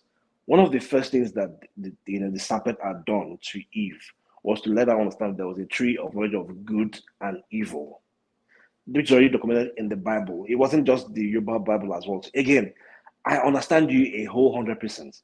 I'm also just saying that whilst I identify with what you're saying, let's also just understand that the intent would not have been, because if that were the intent, there would have been far much more thing they would have done. Yes, I get what you're trying to infer now, that you also affected the court system, but then there were also other court options as well too. So there was a deity bit that made people fear, but there were also court systems that we had in the Iyaloja market. There was also court systems where we also had, we had different sect of monarchs, or different sect of people within the monarchical hierarchy, who were also the ones who were making judgment. We had ballers who were solving those things, who were humans. Yes, there was a deity bit as well too. But then there would be, but beyond issue, there were also other things that people would use to swear for you to choose your faith. So if I attack your supreme, if I say I have many things that I can use to swear, but then I attack your Supreme Court, what am I saying? Does the lower court is it relevant then? That issue is like the Supreme Court of our. That's what I'm trying to tell you. The issue was the Supreme Court of our own judiciary system. Okay, so you argue what you're inferring now is by making the devil name issue at that time, which will have taken, which definitely took centuries before it became vastly accepted. You're saying that all the entire process of that Yorubas used to judge cases became flawed. Is that your argument now? I'm saying that normally it's the balance, like I said, but when you now make him look like he's on one side of the divide, the trust to even go before him to do those things were not needed anymore. So he was abandoned. That's what I'm trying to tell you. Like usually it's like, okay, let's go before issue and do this A, B, and it's fair to us. But when I say, oh, it's always on the other side of the divide, it's always evil. So you cannot go before a God that you don't trust, that it's not fair now. The fairness of issues, what they took away. But beyond taking it away, they were also proposing something else. Are you saying now that what they proposed didn't work or hasn't worked for the for the vast majority? Are you saying the court system? Are you saying that the court system that Yorubas had before, which you are inferring now, was largely built around the issue? Are you saying that because remember, as I mentioned to you too, it wasn't so easy. There was pushbacks, there were battles, and I gave the example of the Parappa War. So these things were not they weren't easy transactions. Even amongst the Abeokutas, even though this is a different kind of war, there was the Adubi War, which was also a pushback around taxes. So there was so it wasn't like the British came in and they had it all smooth and easy. Of course, but in between, they had people like the Alake Vegbalang of that year, who was pandering to them. They had the Saros who were also pandering to them. And then they had the first many of the Yorubas who also wanted to be like the Saros. And then they were able to use that to influence Christianity. There were also the missionaries as well too, who had built churches and schools, which I understand, to also use those things to convert people. And then again, there was also colonialism, which was a very terrible stuff. So it wasn't like maybe we the Yorubas came in, took it, hook, line, and sinker. There were several multifaceted ways that they used to influence us. Right, but nonetheless, I agree with you. But I'm just saying that one of those ways that they used to build the culture was the court system, the concept of court, the system of the courts. So that's one way. Of course, they did the different things as well. Please, I have a question. Yes, ma'am. Yeah. So, do you mean that when the foreigners came to the Yoruba land, they converted all the Obas, and the Obas turned their back against the issue? No, like they didn't go out. The kings were not. Of course, they influenced them, slavery and all those things. What I'm saying is, like, you know how Paddy was talking about the broad missionary. Of course, they're not going to just say everybody, but unlike the Muslim ones, which was very forceful in the north, they kind of permitted ours slowly. It wasn't like a gradual process. So if I go after the son or daughter of the priest in terms of conversion, and I show her favoritism in terms of to jiggy or to those foreign goods, she becomes special. You lure people in like that. But they also worked on the kings as well in converting them, but it wasn't so much of religion initially. It was more of using the slavery tactics. Like, okay, you buy slave, we give you this A and B, A, B, C, D. Then, we have this fate as well. So, of course, if you're a king and somebody, it wasn't really like free in some sense. Like, so I wouldn't really want to use the word option. Not like they had option. Somebody can kill you if they want to kill you. If they offer you anything, you will take it. They can tell you it's an option, but it's really not an option. So, but when people then see you moving towards that belief system, your people move towards that. But in terms of the court system itself, is when Crowder was writing his whatever, and he brings it out and tells people, do you remember that court system you used to go to resolve issues? That God has always been evil. It was never good in the first place. So if you convince enough people that the way they're going to resolve that issue is not fair, it's never been fair to them, what do you think happens to that system?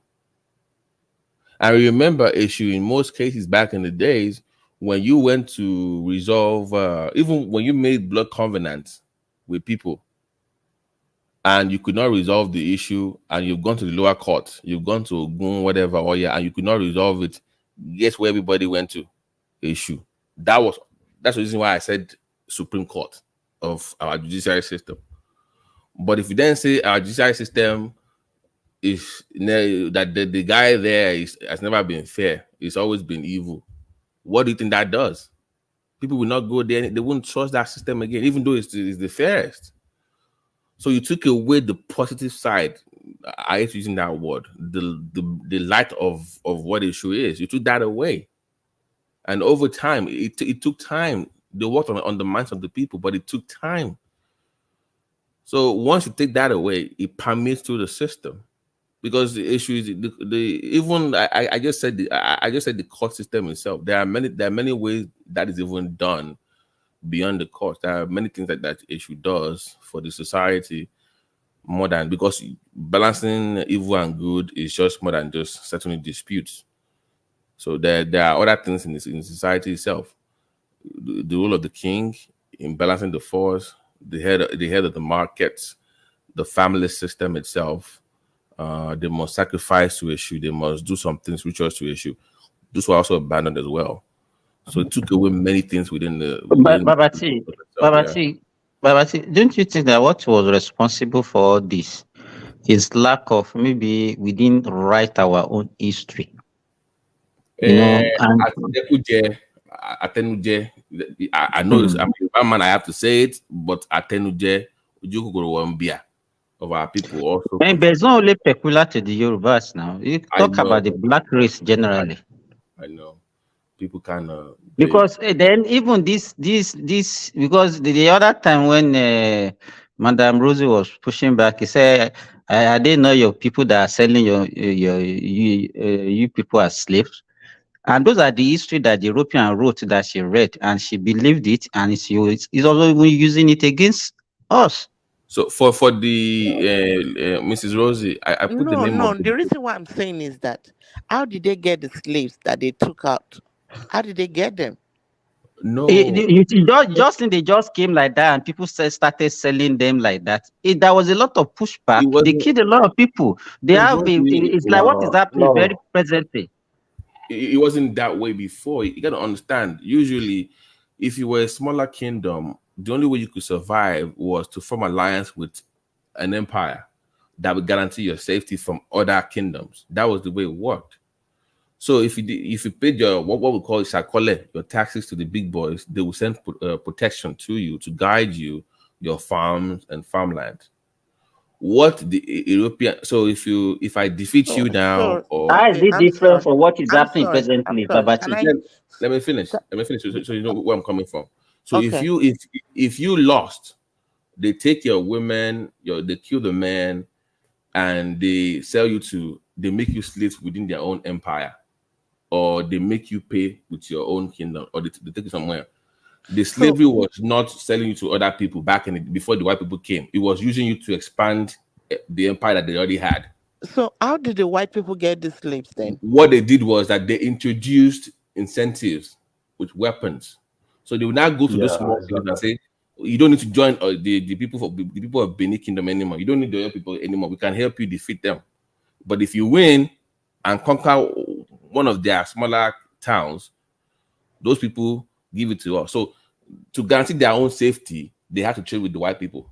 So they were using those smaller towns that ordinarily will succumb to the pressure of those bigger kingdoms. They were giving them weapons to fight the bigger kingdoms. But in exchange for those weaponry to keep coming, they had to sell whoever they captured. Yeah, so that's why I'm saying that they sold these people out, right? But it was for survival's sake. That's my point. I'm saying the old way before they came up was not slavery. Was not the way that it was done with white folks. It was more to expand empires.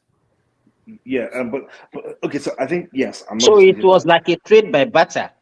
Yes, that was what it was. You lose, then you help people. I used to expand my point empire. I was trying to make.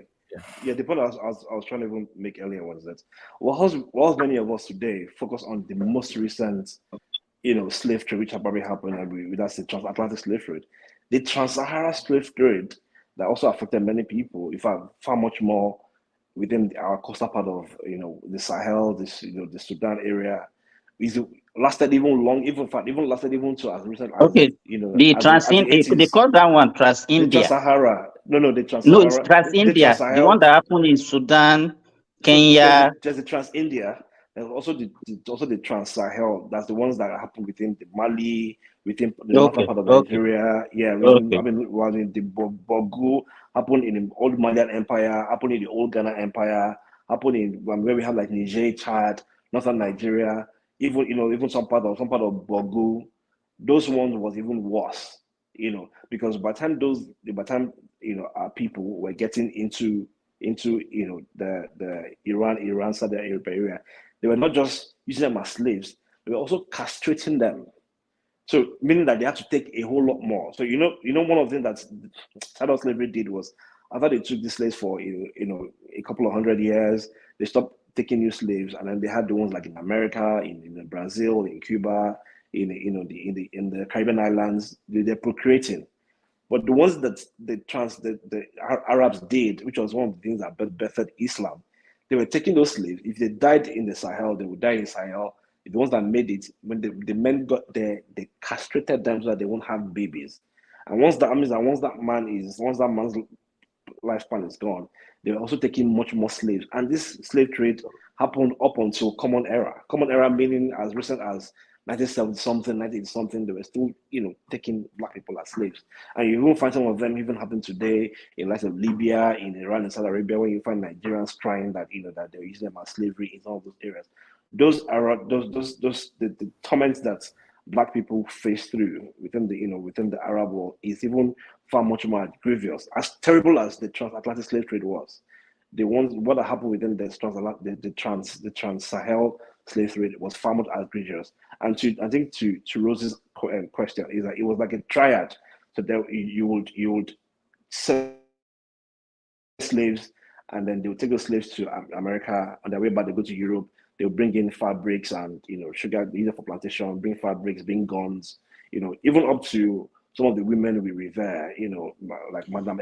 Yeah, that's what I'm saying. That it's our people that is selling our people to them, right? It's not straightforward the way you are saying it. The way you are saying it, you are saying it in a very let me surprise Rosie. To give an example, Yoruba, when they say one second. Everyone is slave. Just 1 second. Go ahead. Yeah, just 1 second. Yeah. So Rosie, just to give you a little bit of context, right? Dahomey, that we know today, at some point, tried for several years to colonize modern day Abeokuta. So even with the Amazon warriors and the colony wasn't just the land; it was to use them also as slaves. So it was to just have an idea that a whole Dahomey, which is current day Benin Republic, was going to invade an Abeokuta place, take on the land. But I think what made that particular beach difficult was that they met a very strong resistance. So the Abeokuta warriors were also as strong as the Dahomey female warriors. So it was a stalemate battle that happened for decades. So you will find that country coming to your country to take your people and use them as slaves. Another example is that you find people like the Igalas who will go into to current day Igbo in the southeastern region and take the Igbos and sell them as slaves as well too. So it wasn't. Yes, it appears today as we're using it ourselves, but in principle, how it was back then, how we are monolith as Nigeria, or we are monolith as blacks now, or monolith as Yorubas, wasn't the case back then. So it was going to be the full. Someone like an Ajayi Crowther was sold by the Fulani, by the Northerners. So the Northerners of today, which are probably modern in Nigeria, were the ones who were taking Yoruba slaves and selling them. So Ajayi Crowther was sold by a Northerner.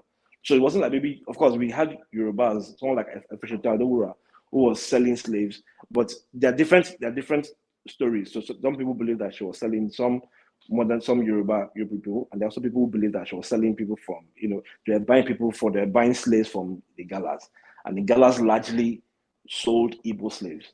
So to buy slaves from Igalas, but then they're different accounts. We just don't know which one to believe it. But to Babate's point, whilst that happened, we also had very many Yoruba warriors who pushed back, because what had happened was that we had several kings or rich people within the Yorubas who had amassed several muslim guns. So they were able to now fight back those people who were coming to invade their land. So it was an invasion. It wasn't maybe, they go and wake you up and say, come become slave. It was several lands, several territories, invading other ones to go in. So one of the things that made the Oyo Empire very strong was that the Oyo Empire was providing some sort of shelter, and the Oyos were, they were known for their cavalry, being that they were horse riders. So your empires, once you were paying your taxes right, they were somewhat guarding the vast majority of where we now know today as your empire. But in between those people, you have someone like Dahomey, you had people like Bogu, you had people in Nupe, you had people all the way from as far as not current day Ghana, but the old Ghana Empire, people from Mali Empire, who were, people from different places who were actually taking slaves and selling them. And they were not selling them only in Badagry or so. They were selling in Sierra Leone, so there were Sierra Leoneans there. They were selling in several parts. They were selling in current Gold Coast, different places, even all the way to Angola. Angola also were selling, even to Zanzibar and Tanzania, the Sudanese, the Mandinkas, the Dinka tribes. different people, different places, as long as they have access to you, your settlements, they will use you as slaves. It was the practice that, at that time. Okay, this makes sense to me because before I thought that it was these same African chiefs that were catching their people and selling them out just because of greed and the gifts the whites were. And because that was the story they made. That was the story they gave to us. Rosie, not their No. own people, because because you keep saying their own people, it's not their own people. Remember, it's different people, it's different tribes. So you can't say like you were saying their own that their own. Yeah, okay, I understand it now. I But- understand it now. Yeah, can I come in? I'm sorry. Yeah, I think to a certain extent we sold our people. Okay, I think during the Oyo Empire, some kings tried to stop the slavery, okay, because they were making money from slavery at that time, but they tried to stop it. But during the Kuriji War, when Oyo was fighting with Ekiti Parapo, that really made the slavery trade boomed because both sides were desperate to win the war, and they were really invested in slavery trade. So, and that was what brought about Ijebu Ijesha, by the way. Why they were trying to capture the Ijebu um, uh, slaves and trying to sell it to the Ijesha. So during the Ijebu Ijesha, that was what actually boomed the transatlantic slavery trade. So in other words, in a way, we actually sold our people into slavery. Trying to buy weapons from the Westerners, from the British, to conquer territories because they were very desperate during the time. So yeah, in a way, we also sold our people. But that was after the fall of the empire. Remember when God was powerful, but when God died, because it was that powerful, it was also detrimental to the empire. So once it was off, and there was no need for me to give my dues to the center anymore. Then what do I do as a people? I want to dominate that space because it's weak now. The king is over. So God, I think God dying from that time was the beginning of the end of that Oyo Empire. It was never really the same. Yeah, in fact, it was after the fall of Oyo Empire. That was when Kuriji War came about. Because it was not there anymore, and they already killed off the main king anyway. It was just a role, so it was not even that Yeah, powerful. exactly. And if you study history, those were this last group of slaves that were transported to the Americans. I'm saying that those slavery back then was more for expansionism, like just to expand the empire. So if you look at the map back in you will see they will expand, they will contract, they will expand, they will contract. That's the way it was. Yeah, that's right. But Yeah, once he became crazy about it, I mean, you can't fault God really. To me, it wasn't that bad. It was just the king just wanted. It's like guys more like have you seen that movie Jagu Jagu? Which guy is this? Is this a Bashanuga or which guy? Guy is more like Ogundiji. But that Jagu that man was very evil. Now was bad. Was being used. Imagine Ogundiji now saying, "These guys have been using me for so long. I'm done working for them. I want to control those kingdoms now." That's pretty much what God was. He was being used to dominate everything, but it was like, wait a minute, I'm even powerful than this. Well, so when he told the king, "Bow down to me, or I'll kill you," and the guy said no, and they killed him. That was just from there. It was just never the same again. When he died off, it was over because those kings were weak. that was what broke your empire. And the Bashanuga is actually a different history different. I mean, it's a different history actually, because Bashanuga was this grandson of Basharu Yamba, and that Basharu Yamba was the grandfather of Afonja. So it's like you repeating. It's like you what do I call it? Like a revenge of what they did to Afonja. Right. But that's a different history. Yeah. So that was, but the time I'm talking about during the Kiriji War, that was the time of Latosha, in Ibadan. That was not even your empire. All when this I was that you're talking about, is it written somewhere? Are there books on it? Yeah, there Yeah, are books on it. Yeah, there are no, books on it. they are There are lots of well books on it. documented. Yeah, there are So books on it. even if you put the name online, you will see stories about it. You can read Yeah, about it. you can read about Did I read this book called Odojo or Deninugbo? Yeah, I No, just that bought it for was my written by daughter. in Wole Soyinka. in the The English 40s. version is written by Wole Soyinka. I bought that one for my No, daughter no, recently. it was written in the You can find 40s. it on Amazon. And Yeah, do you know? I'm just Well, saying to Ogojo there was written Rosie. by Fagunwana. Yeah, I'm Yes, saying but to it was in Rosie that there's an Yoruba. English It wasn't in version. English. So Yeah, you got I'm to write saying, it again in the 60s. yeah, which is that's what I'm saying. I said I bought the English version for my daughter, so I'm saying to her that she can check on Amazon to get the English version. I'm Yeah, not I saying read the what it says. English version too in school. But by the way, Rosie, the guy also wrote like 2 other classics you need to check out. That was not the only book he wrote back in the day. But there also Oh, that wasn't the only book. Okay. yeah, it wrote about Ogbojo. Let me even find. I've even forgotten it. But Paddy, do you know what's crazy though? I have word that your Nollywood are trying to adopt that movie on screen. They trying to buy the rights. You know that book. That book was they had the right to The movie will, Macmillan. the movie will be it'll be awesome. That would be Especially, CGI. That would be CGI on steroids. I mean, But especially this movie, Jagun, it didn't end well now. The way the girl died. I mean, that wasn't a good ending. No, it's good. No. You know, the end when the guy was shouting Ogundiji. You know, in Yoruba culture, if you shout somebody's name 3 times, they will come back now. So the guy is not technically dead. Oh, No, it's going to have another part. The girl That's what came I'm back. saying, like, yeah, it's going to have another part. It's going to have part 2. It's not over yet. Okay. Yeah, The guy, the owner of the Femi Adebayo said it. He said there's going to be a part 2. You can tell now, even the way it ended when Ibrahim came and said like what happened. So you can tell that will be a part 2. Yeah, that's a very good movie though. That movie, in my opinion, I've not felt good about Nollywood since the days of mainframe.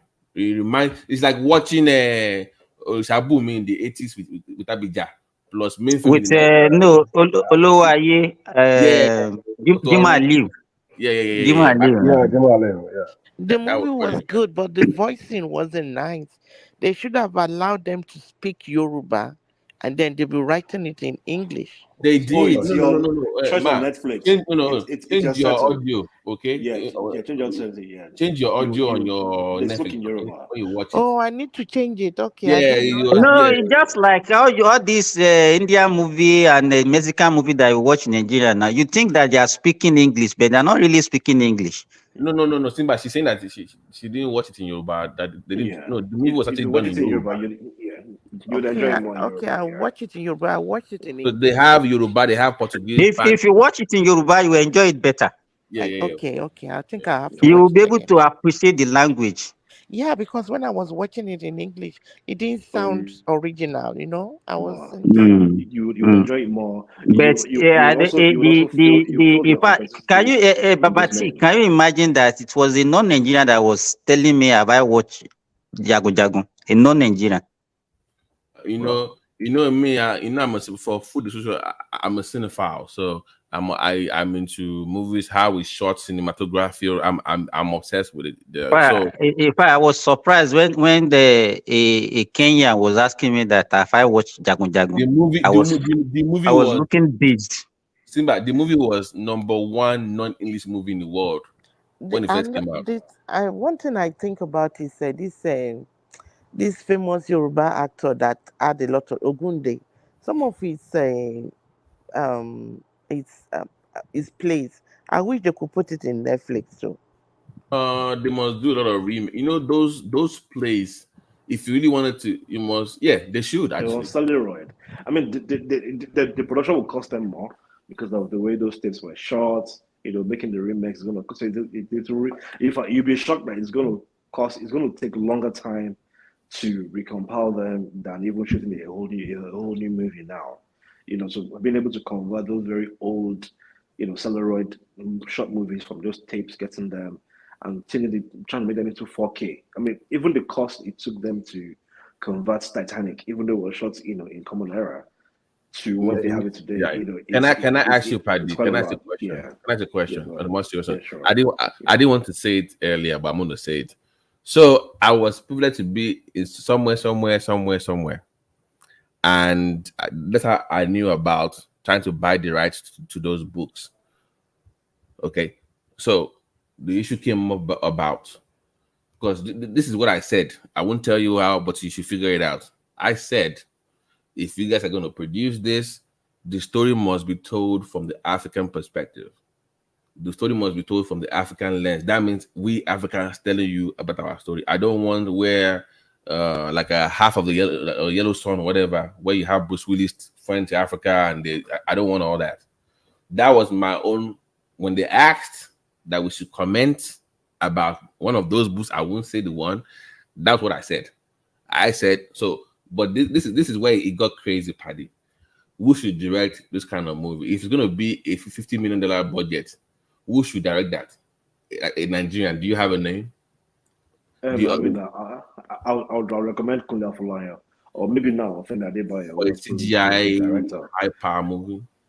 I mean, there's some guy that I also know. But what about this mainframe guy that I just mentioned now, Babati? Oh no, he's from those are older generation. Those are older generation. So you think it's not? It doesn't fit to this generation again? No. To direct the movie, yes, but they can produce. Don't get me. They can produce, but directing, because those movies are heavy CGI. I don't think they are very versed in those kind of. BT, yeah. Should I bring out into something? Yeah. If you look at the Woman King, right, and then if you look at the movie that Kunle Afolayan did recently around the Oyo Empire, you would see that we still kind of have a long way to go. You know, even though we will praise them for the vast improvements, for the scenery, we're getting there. But how the Woman King portrayed Africa, and the costuming and the production and the cinematography is far much more. It was great, but the script was terrible. And so the script. Also, I think where you are right is that when it comes to when you're making remakes of old traditional cultures, what they were trying to emphasize wasn't the genuineness of the story. It was the female, feminine kind of. Exactly. Like they had, for God's sake, they had the bad people coming in with lawani on the head. They don't wear that back in the days now. That's not Oyo people now. Oh, no. They were right. The Oyo Empire used to wear turbans. Not in that time. Not that time period. No. In that time. No, that was wrong. BT, I'm not kidding you. During the chivalry days of Oyo Empire, so people don't understand that the Oyo Empire are not where they are today. The Oyo Empire was at the edge of the Sahel. Okay. Let me give you that. My point is how many Africans were involved in writing that script? You can tell this was it was a Western perspective about feminism on the African side. It wasn't really Africans telling their stories, and that's my concern with those kind of African movies. I don't want them being the one telling us about us. Okay, I think another bit. If you look through the credits, you will see that they actually indeed followed. You use some African historians, but again, the story was largely based from the lens of the Dahomey warriors. So in terms of the now they bring the money. So no, it was no. It was not. Because they didn't actually. They weren't trying to. They were like, oh, we were trying to slave. No, they were actually selling. They like you said, the whole point was highlighting the feminist part of the history of the whole thing, which kind of did a disservice to the other part. But if they are the one that is going to sponsor all these movies, of course I know. They're going to I'm saying the producer was a white girl. It was a white guy that was a producer. She's a mixed race girl. Kind of, My point is, I want if it's a Nigerian movie, I want a Nigerian person that even the Nigerian story you want. Then give them the money now. Then you can go. You will also sponsor that. They're funding them already now. No. Hold on, guys. As of today, they are funding them. I mean, Netflix funded Kunle Afolayan. So we have the story of Jagun Jagun. We have the one for the story of Anukulakpo, right? But the Anukulakpo came from the Ifa story, right? I mean, from that mythology. What I'm saying to you is that for a Yoruba person who is from a Yoruba person today, would not see the Dahomey warriors from the lens of the Dahomey warriors from within themselves itself. Of course, a little bit was skewed to make it a bit more interesting here and there, but I agree with you. They were projecting the strength of the African women, from the Wakanda, the Wakanda story and all that. So from that lens itself, I think it was beautiful to know that indeed within the West African culture, just neighboring Dahomey that we ended up colonizing in some way, we had women who stood up and fought men of other kingdoms, right? And at that particular time as well, too, the story, the accuracy of course, is not in full details in terms of maybe the warrior that had a child, the warrior, those ones were, were adjusters.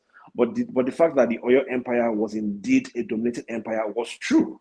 They didn't make Oyo inferior. So, in fact, on the front part, Paddy, on the front part, why didn't they show where we beat them? We people from Egba, we kind of beat them up a few times. But the story is, why did they show that? Yeah, but the story is not about the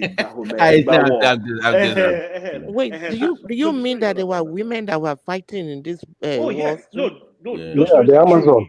The Dahomey warriors are actually true. They were indeed, Dahomey female warriors, because their men had died in several wars, and the fact that, remember, even within the story, the Dahomey. Can women fight? Can women fight? Thomas, do not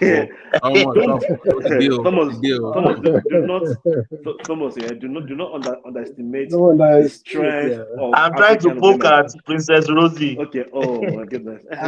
This kind of Thomas. Sorry, Thomas. I'll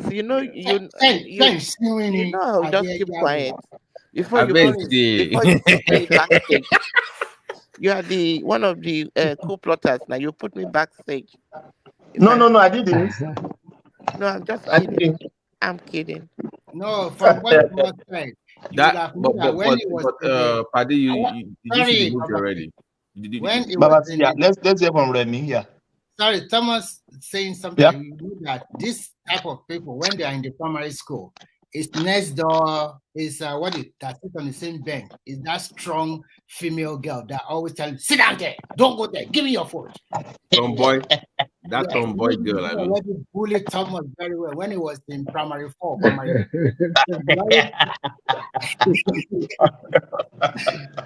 I have one particular one when I was in primary 2 that time. The girl always bullied me because she's tall and strong, very, very strong. She's a bad girl from Ekiti, and she have this. But how you guys remember primary 2? I don't remember primary 2. Are you kidding yourself? You don't remember primary 2. You don't remember primary 4.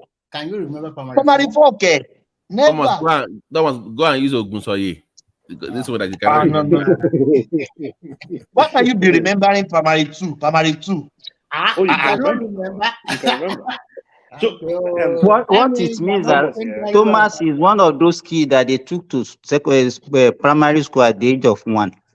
Thomas, he was not mature before he started school. Australian kangaroo. Too much of the Australian kangaroo, Thomas. That's all right. Australian kangaroo. Memory. How can you be remembering primary 2? I think. No. See what I think. I even remember. I remember my primary 1. So what are you telling me? But are you kidding me? Paddy, can I ask Paddy a question? Paddy, can I ask you a question?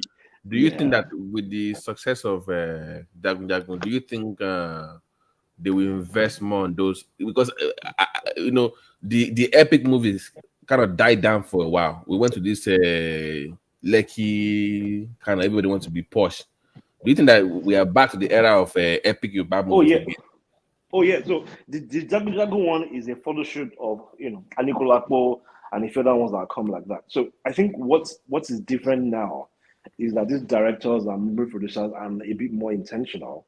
They're no longer just making stories from the cup of their very predictable one. Exactly. They're now running research because these researches are not the contents that are actually viable selling now. So history is selling now than before. No, Paddy, I think they learned from the music industry. They want to go original. Because the only story that people can appreciate is your culture. Simba, my girl cried. My girl cried when that girl died. When that girl died, she was crying. I'm like, oh my god. She's like, no, how can they kill her? I said, Yoruba movie. Actually, Ababati, I think the Yoruba classes should return because all those modern Yoruba movies, you can kind of predict the end. Yeah, it was. I was even surprised that the girl would die that way, and even the girl was even the Agemo. And you can see that in the ending, you are right. That is not the end of the movie. He was just trying to kill what's called that brutal Jago himself. Remy, who can I think he will come back. Remy, hold on. Who can look at the beginning of the movie? Look at the landscape. I'm like, this is Nigeria. No, that movie is Oyo now. Outclassed. That is Oyo, guys. That was Oyo State too. That was that. I'm like, they have all this in no way. They have all this in Oyo State. To like Oyo Town. You go to like this. There is another. Have you ever been to Alafin's Palace? No, I've not. But it's good that during the shooting, it's good that during the shooting, these Fulani guys didn't go kidnap them. No, forget about that. Madam Rusi is not bad that bad now. Come on.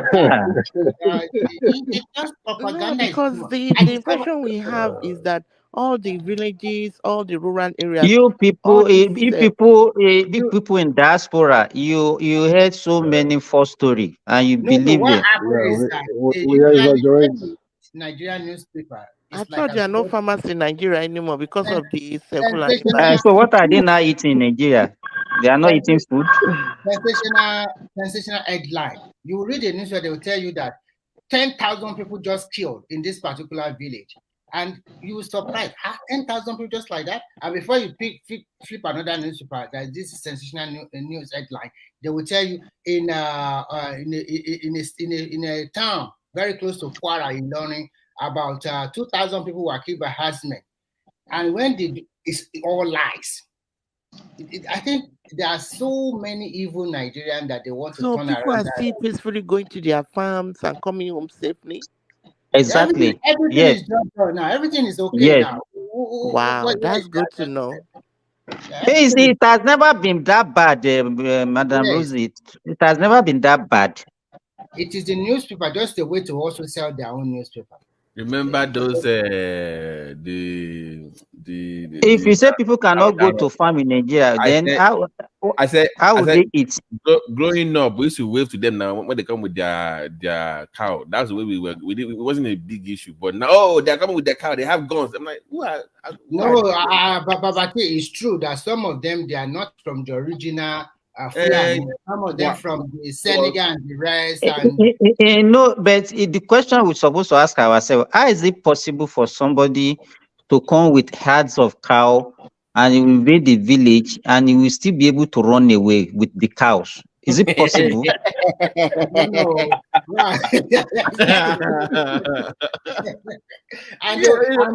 of the cow. But that was what happened in Bongo now. Is that not what happened in Bongo and not that one they live there? There's nothing like that. Anybody, if you see any invasion, they don't come with cow. Okay. How is it possible? You can't run with cow now. Lie. They are bad for but they say, there were cases of some of these people manhandle. It wasn't the head that we've always known. But you guys remember that? Quick one. But you guys remember that the primary issue then was that these cattle were invading people's farms and eating on their farm produce. That was the beginning of the conflict. So you find locals, telling those headsmen to move away, and those headsmen would say, we've already been grazing here. What's the problem? Mm-hmm. So they were settled within the locals and maybe the heads of the farm, maybe their malims or whoever it was that they were. Now, but just to take away from we still had the militias that had guns. But I think maybe one of the things that people are probably missing, I just want to move back a little bit to politics, is that the Niger peace we've had, within the last 1 year and a half, was because they had a civilian, president who was vastly cooperating with Nigeria and Chad to chase those people. But now that we start having some sort of insurgents back again, because the military junta is giving freeway to those unmanned Sahel. So I think I've mentioned before that the entire Sahel is, in fact, Niger itself has the largest unmanned space in the entirety of the world. So that desert, that's the entire Sahara Desert, is the largest unmanned space ever in the world. Because there are thousands of miles where you have so much land there, and there's literally no one there checking you out. There's no drone, no security agency, nothing, because it's just sand. So those guys, they can come in, commit a crime, run straight through Sambisa forest, run to the Sahel, and they're lost. All they have to do is just wear their white turban, and you won't see. They look like mirage to you. And I think that's like one of the reasons why I don't support this. This junta, this coup that happened. But and then maybe if they can get the civilian president back, we can have some sort of peace installed within that. But how do you feel about those advocating for military under the disguise of freedom, Nigerians? So those things are ridiculous. I don't even like discussing on this platform. They were like, yeah, they're going to free them. I said, military care. Yeah, what's going on? Okay, no, I think I remember the day Ajale Koko was arguing that we had it smoother and softer within the military. So you mean they're not going to release So the mistake people make, the mistake people make is that they mix a system of government and economy and mix them into one, right? Democracy as a system of government is our military forceful rule as a system of government, and not the same as your economy. So your economy can change or shift, can make or mar you. In fact, during the time of Abacha, we were having it worse than we had during the time of Babangida. And during the time of Babangida, we had it worse than we had it during the time of Buhari, and go on, all the way down. But saying fully well, saying today that is a people would forcefully take government, that you cannot hold them accountable, you cannot question them, you almost don't even have your freedom as a people, is a better government or is a better way to run, is where that blows my mind. But that's what we call false doctrine in Christianity. False doctrine. Heresy. But for them to keep equating the economy of 1980, even from a global lens, I think the other day I was watching a documentary in the American system, and then I was saying that the median household income for people to buy a home in America in the 80s, if you're earning up to, I think buying a house then was about 60,000. Buying a house in America today is, in fact, a very cheap house, about 400,000 in the same America. So that means America itself as a country, even though they have what we refer to as a stable economy, the income level has risen astronomically. A family household could survive on $40,000. In fact, you were wealthy, earning $40,000 in the 80s. Today, in this year 2023, a household income of 150K is broke. So why would someone not come in today and make that same case and say, oh, because we're changing dollars at $1 to XYZ back then, we have to do the same in 2023. Those are socioeconomic factors. That's economy. That is not system of government. I don't think anyone who understands the nitty-gritty of how we suffered under the military, back then would want us to, wish us to go back to the same thing, simply because they want dollar to be, they want dollar to be one for one. What would make dollar one for one is not military. How would you explain the situation of like Cameroonian president that's been there for over 40 years? If the military come and kicks him out, 44 years. They say it's good. They say his son is good. That is terrible. The military needs to kick them out and bring new set of people. Rosie, they say his son is. They say his son is getting ready to take over from him. So it's a family business now. Okay, so even the one of Gabon, the transitional president is also a cousin to the ousted president. So it's still a family. There's no difference then. Just waste your time. Okay, so are you serious? Yes, and the guy was even talking that there is no plan for any transition. He does not have no plan. He does not know when they will return to civil rule. He does not know. So that means we are having this point. Okay, so I think let me land this point, right? And the point being that their constitution permits it. Maybe they have to keep running for election or however it is. You find that in Europe, Angela Merkel did how many years? She did 16 years. And nobody saw that. Nobody felt that Germany was terrible. Holland have a prime minister of how many years? Probably 15 to 20 years. Their system of government. What about Russia? Belarus. I mean, exactly. Same thing in Russia. What about same thing with Putin? China. Putin has been there for Exactly. 24 years too. No, he left and came back. He left and came back. So we have Russia. We have China. Yeah, China he left in the early 2000s. And he came back. I'm sorry, So, Patty. in other Quickly. words, you are supporting this president to die. Quickly, please. Regarding Angela Merkel, would you say they had a free and fair election, and she came back to power many times because she won? Okay, so again, and sorry, before you answer that question, by the way, Russia, we're not going to count Russia or China. They have a different form of government. Which is my point. Okay. Yeah. So, sorry, Paddy. How do you mean, Prince? Paddy, before you go on, Let me hold on. Let them have that one. This is another interjection. Yeah. Go on. You mean me? Go on. Dammy. Oh, okay. Yeah, Prince, you said they have a different system of government in Russia. Can you clarify that? Because I live in Russia. And it's exactly Russia. So we know. No, 1 second. So Russia, we know, is communism. So they transition to democracy, right? But in Russia, I'm not faulting them, but I don't think they practice the true form of democracy. It's more like an oligopoly in a lot of ways, and the powerful people, Putin and Medvedev, they know how to work out the system. So, and you can tell me how it is, but from outside, we don't think that. Well, the people love Putin. We know that, but I don't think that's not true, bro. You're wrong. No, Remy, please let Damien respond. Okay. Let them respond now, please. Yeah. I think we're just probably brainwashed with our anti-Western ideology. Like we hate the West, then automatically the East is good, like Russia and the rest. But in reality, most people in Russia don't love Putin, and most of them don't even love to live in Russia. Come on, what we're talking about is just like Nigeria.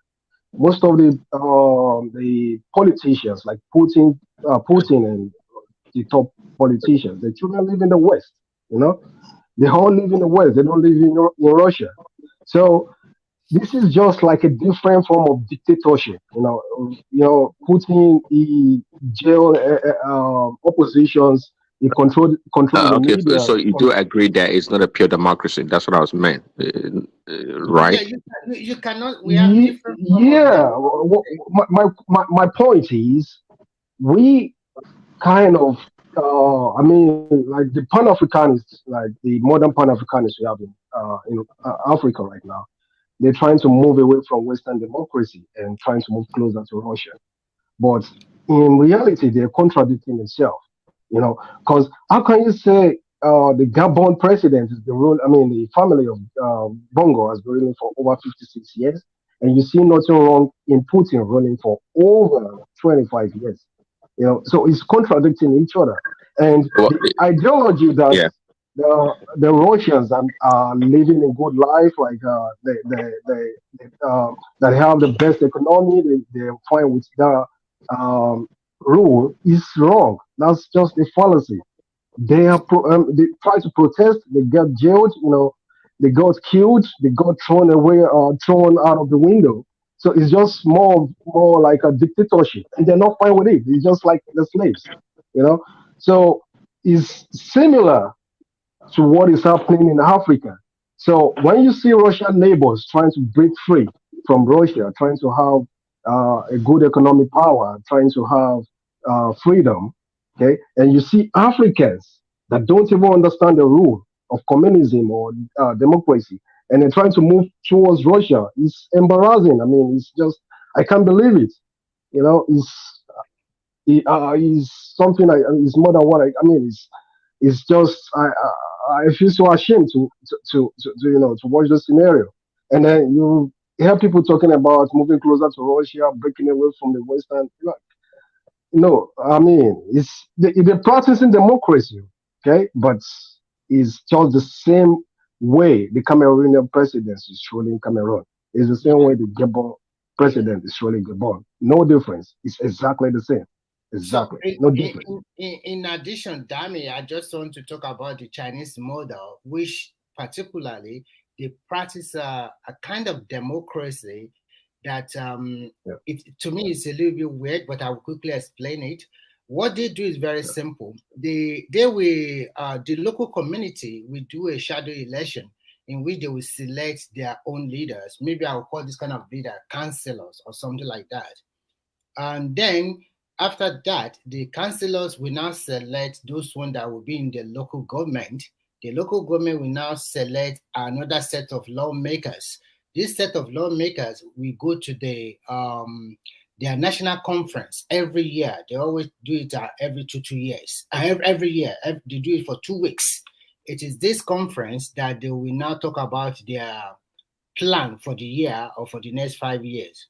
Now, when you talk about the top echelon, like the presidency, they have a 2-term tenure. Each tenure is about 5 years, and you are supposed to stay there for 10 years. So these local deputies, they call them deputies, that will go to Beijing. These ones, they will now select some leaders also. So those leaders, they will now select another 7 important leaders. So these 7 important leaders are the one that the president will come from. So this is how it's been done. It's also voting, but the vote is very descriptive. You cannot see where they vote, but this is how they choose their own leader. But unfortunately for them now, the present president changed the rule to allow him to go for 3rd term. So he started his 3rd term yesterday, which is not supposed to be. He eliminated most of his enemies, and he closed down that country using COVID-19. You know, when the world opened to the world in 2021, I guess, he still closed down China for another 2 years, saying there's still outbreak of COVID-19 there.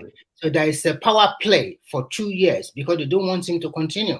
But at the end of the day, he is successful. So if this kind of model is what most of these African countries want to copy, Russian and Chinese model, they are just deceiving themselves.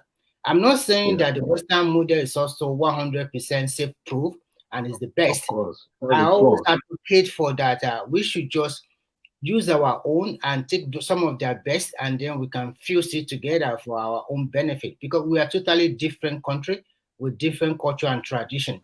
So maybe Nigeria. So you are stealing my idea of terraforming, but would that even be across board? There still has to be. It won't be across board because of because, like I said before, I'm sorry to say this, I always see a black man are very greedy and very, very, how to say, African man is very greedy. It's always about me. Can you bring Paddy up, Thomas? Thomas, can you bring Paddy up? So it's always about me. So how can you talk about a small country of 2.5 Thomas has gone to sleep. He's not here. Like Gabon, 2.5 million people and being ruled by one single family since almost 1960s when they got their independence. And it's still rotating. And I'll go and write it down. A big crisis will still happen in Gabon sooner or later. Because the struggle for power, right? The struggle for power. Yes, thank you. And the same thing will also happen in Niger. There's going to be a power struggle there. There's going to be a crisis. Remy, you know what is actually happening in Niger? Let me tell you. And that was why all these powerful leaders in the northern Nigeria were not supporting Tinubu to actually dethrone that guy. You know, that guy is an outside guy. The guy there now. So he's an outside guy. The former guy was actually an Arab guy. Yeah, but it's not Fulani, it's Arab. They have Arab minority. It's from Arab minority in there. Okay. So it's still tribal politics that they were playing in that region. Even in the northern Nigeria, there's an infighting between the Hausa and the Fulani. And that is why you can see most of them confronted Buhari during his last days in the presidency, because most of their appointment is true towards the Fulani people. And the Hausa people. No, there is no Hausa in the north. Hausas have never ruled Nigeria. They are not even in the top echelons of our economy. But are they not traditionally the poor one? It's like they are being subdued by the Fulani. They have been subdued by the Fulani. The Fulani are the minority and the Hausas are the majority. Is that not so? So most of these Hausa are not educated. So that is why they continue to suppress them by using this Ahmadiyya system, where they continue to have children, but we won't educate you. So we continue to give you food, clothing, and the rest. So this and then they will be recycling poverty. That is what is happening. So how can you, the amount of money spent on northern Nigeria trying to tell them that the children should go to school? Still, these children also find themselves in the street again. Why? That means they deliberately do something like that. Not that they cannot force them to go to school. It's a simple law. If you find you on the street, then we'll take you and send your parents to jail. Every kid will go to school because the government spend a lot of money providing schools, and most of them, in fact, 50% of students in the northern Nigeria, but they don't want to listen to that. Was that not one of the things that put Sanusi in trouble? So, that's what I'm trying to say, because they have already bamboozled their mind to say that you don't really need the education. And to let me tell you, if you want to get an average black, yes, by the time you put anything in religion's coloration, then they will not be able to think right again. That is the problem. You are right. You are totally right. What really saved us in the southern part of Nigeria, and not all totally on the people in the southern part also, is because we still have this kind of feeling that religion should take the backbone and hard work should be number one. So some Yoruba people, you just have to work hard for whatever you want, and then religion is just a way to pray to back what your success or whatever ambition do you have. But unfortunately, because of the Pentecostal churches and New Day Imam and Alpha, they have already changed some of that is changing gradually, though. It's changing. Yeah, it's changing because I can't brag anymore. Before I used to brag like, oh, in our own area, culture supersedes religion. But now I'm like, no, the reason why it's changing is because before the COVID-19, this modern day Pentecostal church, they continue to preach miracle and continue to preach success, that you don't need to really work hard. God can bless you, come to church or something like that. And we also have the Islamic also saying the same thing or similar thing like that. So a lot of our people who are, of course, lazy, they just say, once I go to church, God will do the miracle. And when you talk to them, before they say one or two words, they put the name of God in front without clear-cut having a job or looking how to get a job or finding something to do. So this also affects the psyche of the average Yoruba person. So because if you are not in their line like that, they see you as somebody that is not religious, somebody that is evil, somebody that is not good enough. They always see you as that. So when you go to your Yoruba line and you start to talk against their pastors or whatever, they see you as evil. They see you as bad. They see you as unbeliever. They don't really like you and they don't want you, something like that. So I think we have a lot of work to do. Like I always said, religion is the number one problem in Africa. And it's number one problem. But Remy, I used to think that it's poverty that actually entrenched religion in Africa. No. But when I see people from diaspora who have lived there for at least decades, and sometimes the way they talk, it amuses me. And so I think it's the mentality, not really poverty. Actually, when I went out also, I also have the mind about prayer first. But when I get to a country that majority of the people, that their population is 12 times the population of Nigeria, and they don't believe in actual God, and they just believe in their hard work, and their people are truthful to one another, I continue to now rank my brain. What is really going on? These people never go to church. They have church, they have mosque, but not as a lot like in Nigeria. They don't care about church, they don't care about mosques, and even their Buddhism or Buddha, they don't even go there. Everybody just think, once I graduated, this is what I want to do. I can find a job, I can move to bigger city, and their life is prospering. And I ask myself, these people, they never believe in nothing. At least there is God there too. Why is their city very good? Why are people very, very good notion? Why do they have good deed every time? Why do they even think? an average Chinese will ask you, are you progressing? They don't want you to be telling them lamentation every time that, my life is bad. They don't like it. If you tell them, today my life is, they will be very happy. If they see you buy a car, they will be very happy as a foreigner coming to their country. If they see you living in a good environment, they will be very happy for you. They continue to say, Jayo, that means cheer you up every time. So when I see this culture and then just oppose it to our culture in where I came from, I was like, we have a long way to go. And if you look at it now, we have China of about 1.2 or 1.3 billion. 1.3 billion. We have India of about 1.4 billion people. Mm-hmm. And so they are taking like almost 1/3 of the world population. Mm-hmm. And then somebody will come here and tell me that it's only one person that you can go to. So all these people, they will go to hell. Yeah. They will go to hell. India would have overtake China for a long time. But unfortunately, because of the class status in India and because of religion, it's also slowing them down in India. But unfortunately for them, because they like to be educated and they continue to send their children abroad to learn a lot of things. So all those professionals, because in an average India is a family man, they're always patriotic to their country, no matter how they stay in abroad. You can see an Indian man, before he can go outside of that class to marry a non-Indian, I will tell you the chances is nearly 5%. Most times they continue to feel like marrying from their own class, and they have this tradition of trying to give back to their community or to their society. But when you look at the Nigerian context, even if you want to give back, the people you want to give to spread the money, they are thinking about themselves. They are thinking about how can I put this money in my own pocket. So that I or me situation is still there.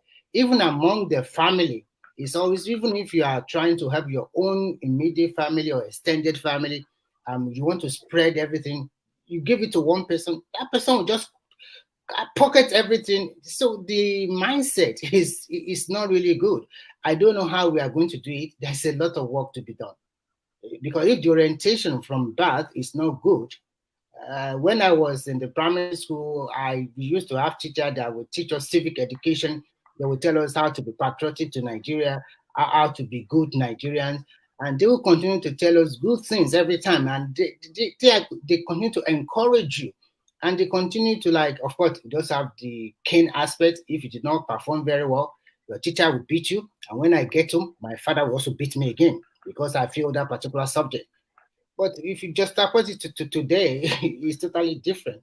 So no more cane, the society. In fact, it's a lot of work to be a president in Nigeria or a governor. If truly you want to be a good leader, you have. Let's just call it what it is. I know you're being nice. Nigerians.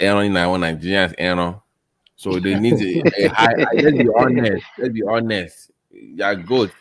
They need high-handed. That you can't be too nice with Nigerians. You want to lead them. You must have that kind of OBJ kind of attitude, where you're like, no nonsense. I will mess you up, but I'm nice. Yeah. So that's you just look at the last election. After the result, you just look at how they continue to bastardize the country. This is the same country you came from, and you continue to speak ill of the country because your candidate did not win, or because you don't like the person that they declared the winner, and you continue to bastardize your country. I've never. And do you know, Remy? Do you know? They've always said that the window for somebody from the South to become president is very narrow. I know. I think Obi just close that window now. It's over. I see him as a very, very selfish person. The guy just ruined his own tribe. Just ruined your chances of forget next year. I'm sorry. Because of you, some of your leaders in the Southeast, they let you have your way. Some of them lost their position. Some of them are senator in PDP or APC. They lost their position. So even they they let you have your way, and you still continue to think about yourself. You don't think, and when they no more sit at home, you do not talk, you don't care.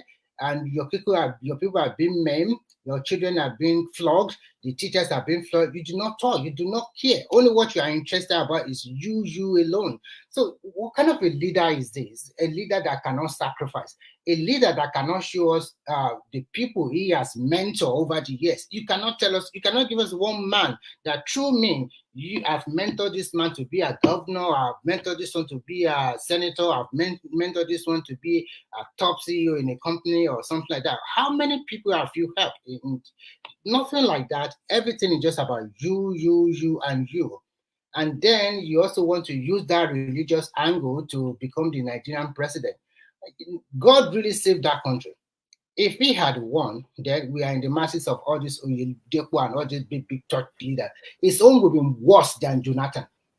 Because it does not does not understand basic economics. Like, just think about it. What have you ever had in any society where a governor saves more than a year's budget somewhere? Like, where is that done? And things like cutting or saving is some kind of, I don't. Yeah, I don't. And when you talk to me, they say it save money. What do you mean? The money is. You have bad roads. You don't have good schools. What are you saving? What? Look at Lagos State, for example. I was watching the commissioner of the Blue Line yesterday. I was extremely happy because this is good. And then the governor said the red line that's from Okukumaiko to Iju, not Iju, to Iju, that one will be commissioned by December. It's 96% complete. This is very good because once you open up, who cares about whether gas is 500,000 or is or 500 naira or 1,000 naira per liter? You hop on your subway. They are timely. They are on time. They are safer. You travel in a more friendly environment. The AC is blowing to you any time of the season. And the price is not so expensive. The IES is just 750 naira. And because of the palliative, By the way, they are giving them half off. They are I know. That's what I just want to say. Because of the palliative, they cut it down by 50%. So who will not like this kind of thing? If the red light come on stream, that means the money they generate from that, they can start to build the completion of the blue line and then start the green line and also the yellow one. I was so proud of Lagos.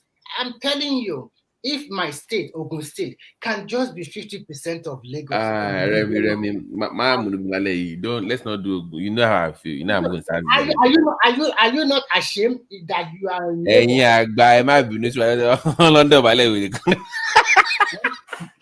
Are you not ashamed? I'm telling you this. And you are just wallowing in poverty.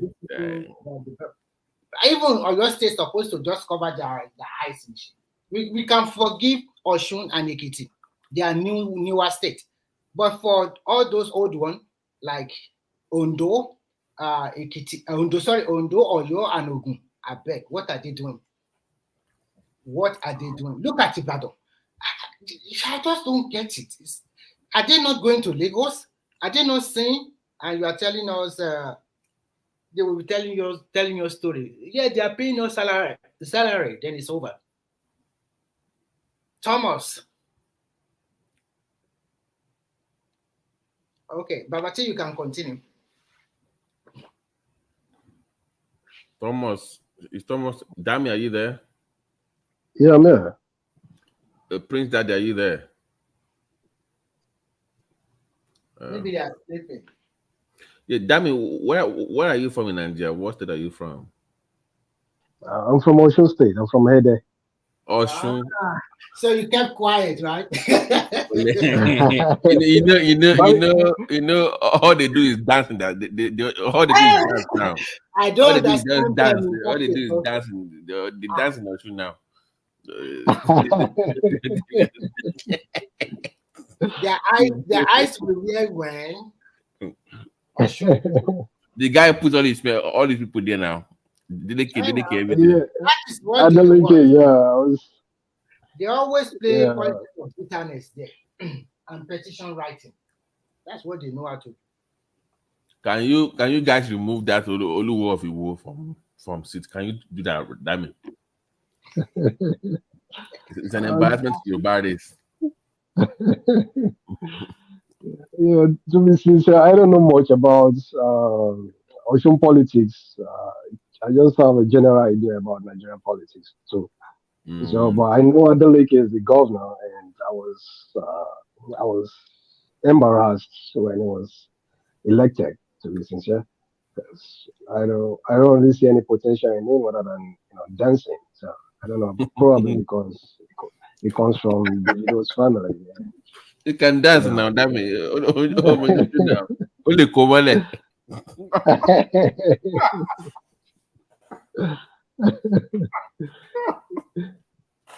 Yeah. It's been a while.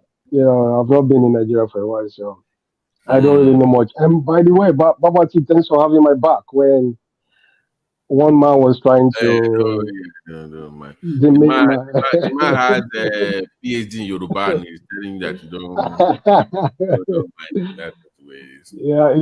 Yeah, it's not about grammar. Actually, it's been a while. I studied in Russia, so sometimes I find it hard to communicate in Russia in English. Yeah, I studied in Russia, and can you bring up Paddy, please? Bring up Paddy now. Thomas. Yes. Can you bring up Paddy? It's not here. Oh, yeah. No, it's not here. He went down to fix his mic, but the mic. Maybe we'll come back. Ambu Makinde lewo loko. Makinde, my governor. Why are you my governor? My good governor. You're good. Say, this I'm saying. This is the problem. They can't speak the truth when it comes to that. They start telling lies. What do you mean? What has it done? Thomas, if the Anambrans can call Peter Obi a good governor, why can't I call Makinde good governor? So where is your objectivity? Where is your objective viewpoint? What happened? Even though Peter Obi performed so shambolic in Anambra, Alara Lungbaraga now. So I have to promote my governor. That's my governor. Wait, the court is when? Is it tomorrow or today? Which Wednesday, tomorrow. Tomorrow, Wednesday. I can't wait. So this thing can be over. We can move on to our lives. No. This thing needs to go to rest. Immediate alacrity. Someone, do you know how many friendships were ruined because of this election? Even I have friends that they don't even talk to me again because of Peter Obi. Mama, what is since primary school? The primary school friends, though. That's all right. I'm telling you. Do you see how people try to spoil the image of Nigeria after this election? I mean, it's unbelievable. I was telling Thomas and friends. I said even my own patient was telling me in the clinic that what happened? Why do you? They heard that your guy did not go to use fake certificate, whatever. And I said, how did we get here? Like, what do you even know about Nigeria? Gabati, come and see us yesterday on Kaisoria between Nigeria and South Africa. It was a serious fight, though. There will be people down there. There will be people down South Africa. But it didn't come. It was me, Kumi, Soli, UFC, and Lajide. We have to face those Kenyans. I can't cope with those people. I can't cope with them. With the Kenyans. We have to deal with the Kenyans and the South Africans. In fact, after a while, they have to run away. All of them. One man was also there. It was a serious battle. They started by saying that we are taking their women. And then that one is a global. I've already told them that Nigerians will always. That's normal for a Nigerian guy anywhere it goes. That's nothing new. But seriously, anywhere we go, But like Dami was saying, it's just, Well, okay, don't mean to be tribal, but which tribe in Nigeria is known for hard drugs and narcotics and all this stuff in Asia? It's your side of the country, right? If you then go online saying that your president is a drug dealer, what do you think you're doing to your people in those countries? You're making it worse for yourself now. Of course. So why you You're know? hurting Why yourself. How you do it? Babati, what my conclusion is, those guys are not Nigerians. They are just pretending to be one. So they don't care if Nigeria go to dust. Thomas. No. Remember on this platform. Maybe I should remind people on this platform. I know you will know this. When Peter Obi started campaigning, we kind of loved Peter Obi on this platform initially. If you remember, when he first started campaigning. Of course, yes. I remember. When we say we love him, it was when the Ipobians joined the group that everything went down the drain. When they say let's go and vote for Peter Obi, they brought the madness from the Biafra movement into the Peter Obi campaign. That's when everything happened, and it will just go. It went down from there. So I think you do have the Ipobians that are causing the problem, but they are using Peter Obi's name to cause wahala. You know, Peter Obi can't call them to order because you know the vast. They are making money now. Yeah. So you can never call them to order. Thomas, my friend here, PhD, MD, is still contributing money for the court case. I think I'm telling you now, they are making money now. These people are mumu. Dami, are you there? Yeah. Yes. Yeah, there are people are contributing money in America for the so-called court case. And I'm telling you, they are making money from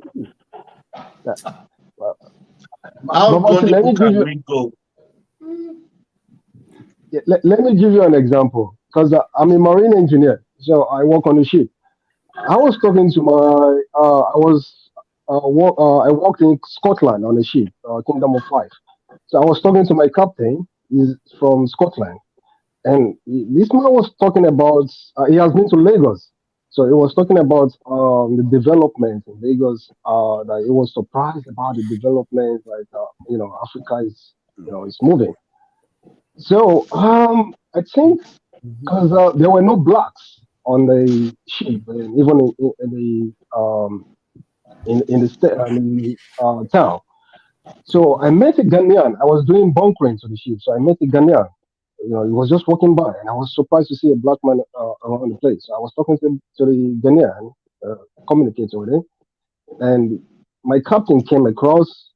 And it was surprised to see another black man in the town. There were no black men at all.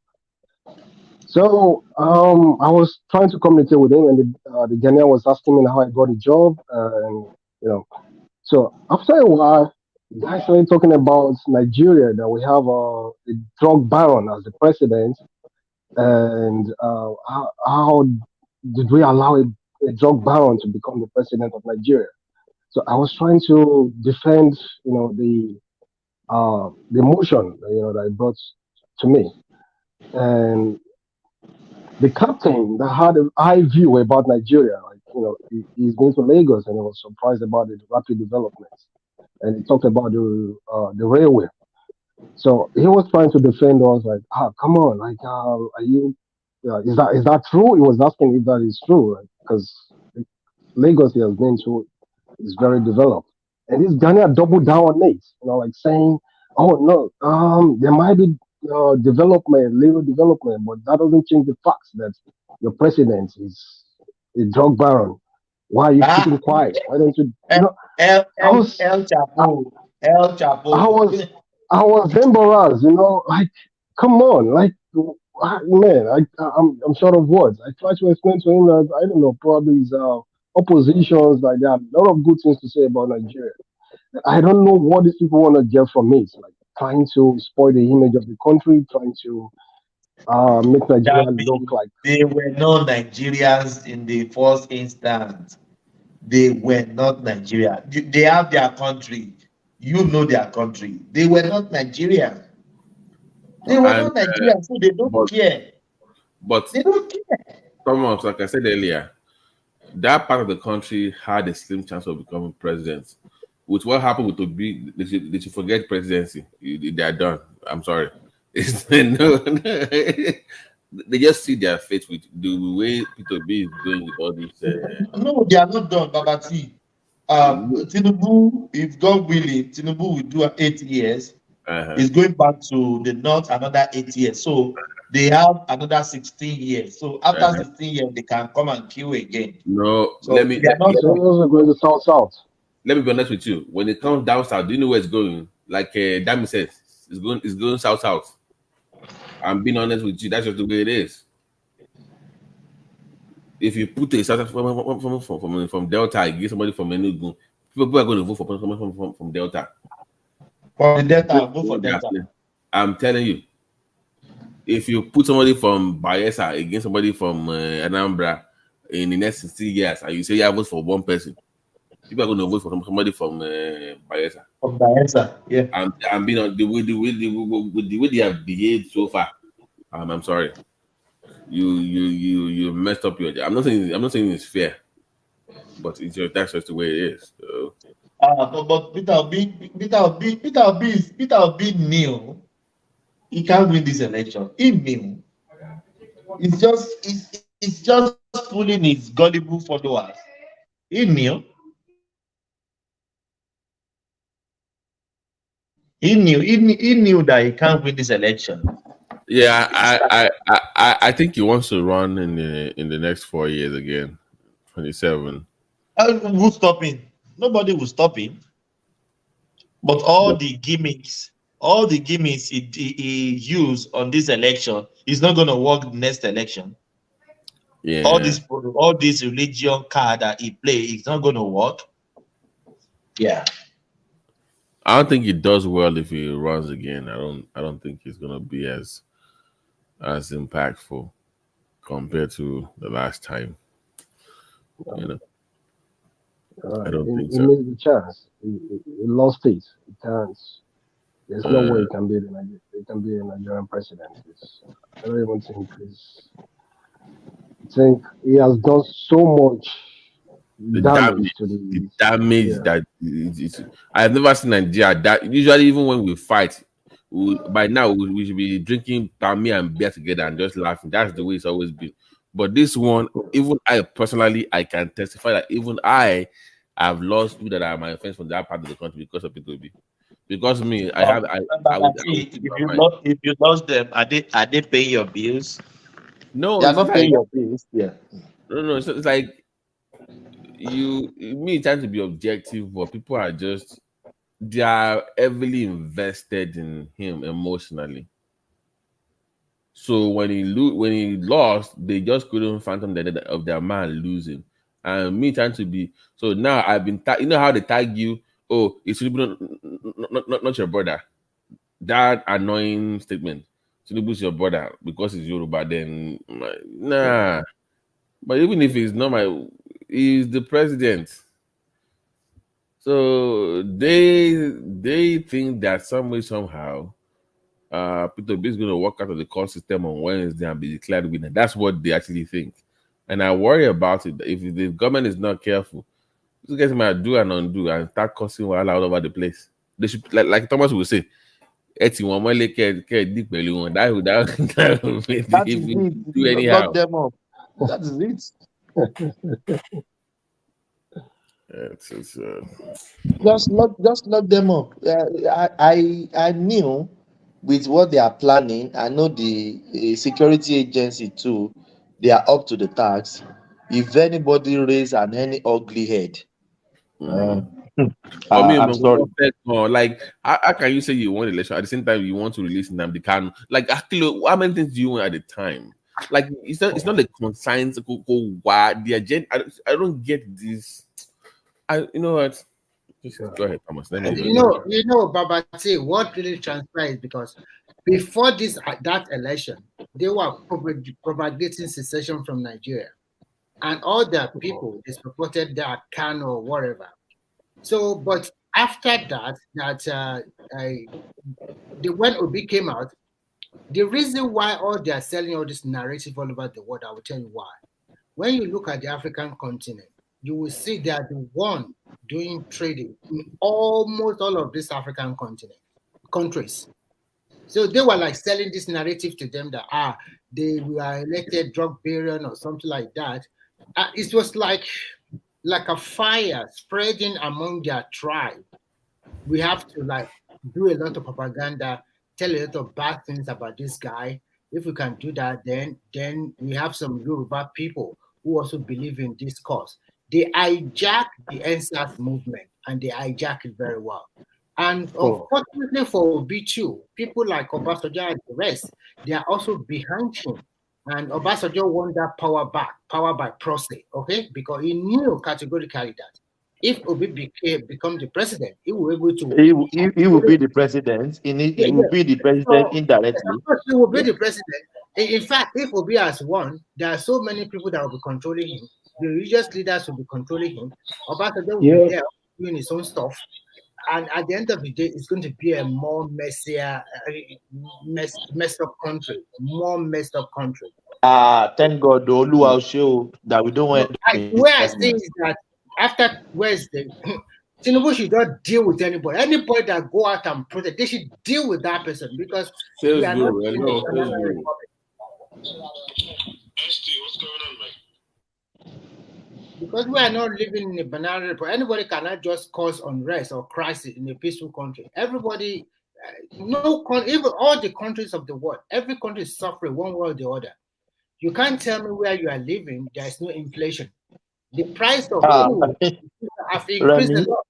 Yeah. Remy, in 6 months, in a year now, they've increased our mortgage in 8 times.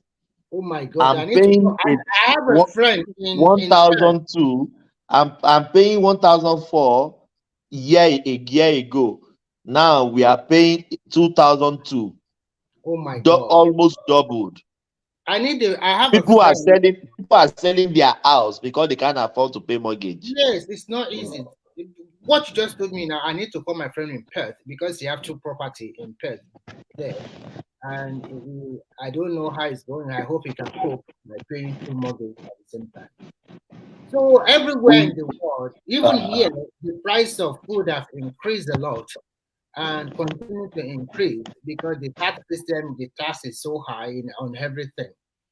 So whatever you buy, they already put their VAT on it. And if you do go for services, they also charge you 24%. Like, for example, the first time I took my car to a mechanic, I was shocked. After the old money, they also charged me 24% VAT. Hey, oh my God. It was so, before I can get used to the system, it takes a while. You will just continue to pay money. This, that. So, do you want to check the food price in Australia? Skyrocketing every blessed day. Yeah, because the supply chain was distorted during the COVID-19, and if we do not have that Ukraine war and Russia, maybe things will be a little bit better. Because most of these European countries, most of the food they are imported. Okay, not that they produce all the food. Maybe people live in America. Maybe they are lucky. At least they have a lot of food being grown. Most of our food here is being imported. Yeah, it's imported. Most of it is imported. Yeah. Even though we farm, we have the land, we farm, but they still import. Yeah. They still import. So you can see. Yeah. So, and I think democracy is just a game. Today you win, tomorrow you can lose. It does not mean the end of the world. You can try again. Last week, our Reserve Bank said that we should be expecting another inflation in mortgage interest rate. Oh my God! It's just Remy. Thank God I'm working very well. My wife she's a nurse. We are earning very well. Mm-hmm. The other house we rented the other house. We rent the other house. The occupant is paying for the mortgage. Mm-hmm. Then we are paying for the one we are living. Mm-hmm. It's just crazy, man. Crazy. So, but at the same time, no matter how income you make, that means more than 50% is going to mortgage. So you are talking about house alone. What about the other stuff? Because the gas you are buying does not remain the price day in, day out. They continue Our gas can be $2.50 in the morning. In the evening, it's $3. In the midnight, it's $2.50, $2.30. Per 4 liters. How do you But buy liter, we sold liter here. It's expensive there. Australian dollar, $3. $3. So normal dollar, I don't know the exchange rate, but it's also expensive. It's high. It's high. Remy, I fill up my gas $80, $70 before. I fill up my gas tank yesterday. I spent $120. Oh my God. 100, and even though I'm driving a hybrid car, 120. I've never filled up my gas $120. The phenomenon I witnessed is that more than 25% of people already changed totally to electric vehicle. Because here we have a pole, and if you want a charging pole, they just come and install for you. So most people now are driving, they encourage electric vehicle. So in the next 5 years, those crude oil, so Nigerians will start to get their heart very well. Because crude oil is not going to be the hinting anymore. The way they are going in Europe, they continue to buy more electric vehicles. Come and see them. Mercedes-Benz, Volvo, all of them. But Remy, there is inflation everywhere you live. But we are complaining in Nigeria as if the government is punishing our people. If there's inflation in America, in Australia, so what do you expect to happen in Nigeria? The problem is Nigeria is the communication and perception. The perception is still there for a long time that anything that happened in Nigeria, if any bad or evil thing happened in Nigeria, is the president. If I don't have food on my table, it's the president. If anything that is wrong, you have to blame the president. They never even think about blaming their governor. Everybody just blame the president. Like if the president has to provide everything for them. So that's the perception about our people that our leaders are evil. But I always ask people, leaders come from followership. So when you are blaming your leader, indirectly, you're also blaming yourself. Because the same leader comes from your community, your village, your state, your locality. Local government, locality. Yeah. So we are as well blaming that this leader are evil. That means the generality of our people are evil. That is the way I see it. So, but if you Mr. Remy, I want to put something. Mr. Remy, please let me put this one. If you see, when you talk about inflation in Australia or maybe in Finland, in America, you have to look at the capital income per head of these people. So, and when you measure it with what people with that of Nigeria, you will see that indeed our people are suffering. We cannot allow someone who earns 40,000 naira to buy fuel 800 something naira and see it as normal, or someone who earns 50. I have to tell you there's a serious issue. So we cannot use this. Midwest, sorry to cut you short. If you are earning 30,000 naira or 40,000 naira, how can you buy a vehicle? How can you get a car? Why are you driving a car? How can you even get it? With your 40,000, it's not enough for you even to buy a car of $500,000 naira in Nigeria. Because when you calculate your income per year, we are talking about 40,000 times 12, which is around 480,000, and minus tax and everything. Okay, thank you. Let me also add this one to you. If you put it that way, let's drag it to food. I had 35,000 naira, a bag of rice is 60,000 naira, maybe 50,000 naira. You can't be calculating. I'm working, I cannot also eat. So when I want to round up. Yeah. Why do you go and buy a bag of rice? What do you need a bag of rice for? I need it because of my family and my wife. You can't buy a bag of rice. You are not entitled to buy a bag of rice because your income doesn't connote buying a bag of rice. Midwest, I also want to tell you something before you go on. Most people who live in developed nations, whether America or Europe, most people, 80% of them are doing 2 jobs. Yeah. 2 jobs. Go and Remy, I have 4 jobs. So you see now, At least minimum 2 jobs. So you can minimum 2 jobs. You can't survive without so 2 jobs. Just suppose it that they also work hard for them to also pay all the mortgage and whatever they want to do. 2 jobs. Remy, I think most Nigerians, they have the victim mentality. I don't know. An average Nigerian think they think Nigeria is the worst place to live on earth. You know, like it's almost like they're getting an award for being the poorest nation on earth, which is not true. And when you see most Nigerians, they talk about the minimum wage in Nigeria. Oh, you can't get a bag of rice, but they compare that to the average wage in developed countries. They don't talk about the minimum wage in developed countries. Look, the reality is, if you are earning a minimum wage in England or in America, you can afford. I mean, you will find it hard to afford a lot of things. You can't afford your rent. You can't afford your bills. You can't even buy a car. You can't afford a car. So I don't know where the mentality comes. Like comparing the minimum wage to the average wage in developed countries. Why don't you compare the minimum wage in Nigeria to the minimum wage in developed countries? Damian Thomas, wage is being paid hourly. It is the hour you put, and that if they say you are going to work for 1 hour, you will sweat that 1 hour.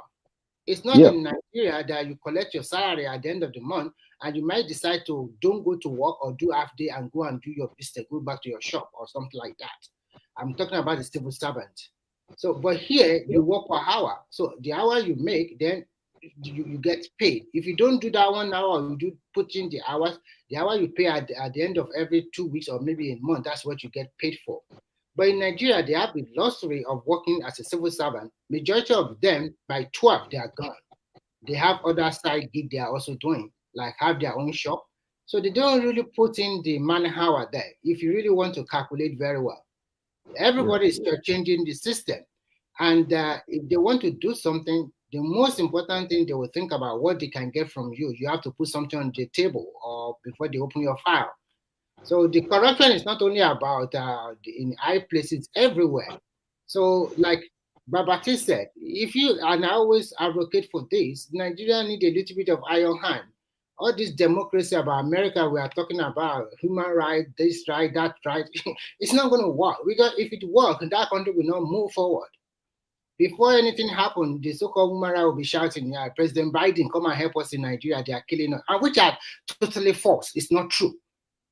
The same Lagos you said they are not doing. Even the subway line, the one they just opened yesterday, it's even more beautiful than some country subway. It's more even highly standard. The standard is so high that some other countries have been into that have traveled to. We should appreciate what we have. And some people are talking about they have it. Maintenance is the problem. If we know maintenance is the problem, and the governor was saying there will be security, 3 levels of security. You have the neighborhood watch, the police will be there, plainclothes will be there, and then the railway station, just like any other country of the world, they also have their own security there. So that means like 3 to 4 layers of security are at every station. And they are warning Nigeria, please don't cross the railway line. It's electrified so that you don't get electrocuted. But go and write it down. Some of them will not listen. They won't listen, and they will try to. If you don't listen, you die now. They won't listen. You will see. It's simple as ABC. If you don't listen, they said they don't tell the child not to put he or her hand in the fire. But if you put your hand in the fire, yeah, Thomas. Yes, please. Letting my other handle and then the other device. Yeah, this one is echoing. Yeah, I will let the other ones. Yeah. All right. Yeah. So if you put your hand in the fire, you're gonna get burned. So they don't tell you not to put your hand in the fire. So if you do that, you get burned. So I think, as Dami rightly said, a minimum wage in abroad, you can't do anything. You are just like a poor person. Yeah, that is why you have to do 2 jobs. That means you have to do all the hours there to make Remy, when I was in Nigeria, I thought I was working. I'm a hard worker.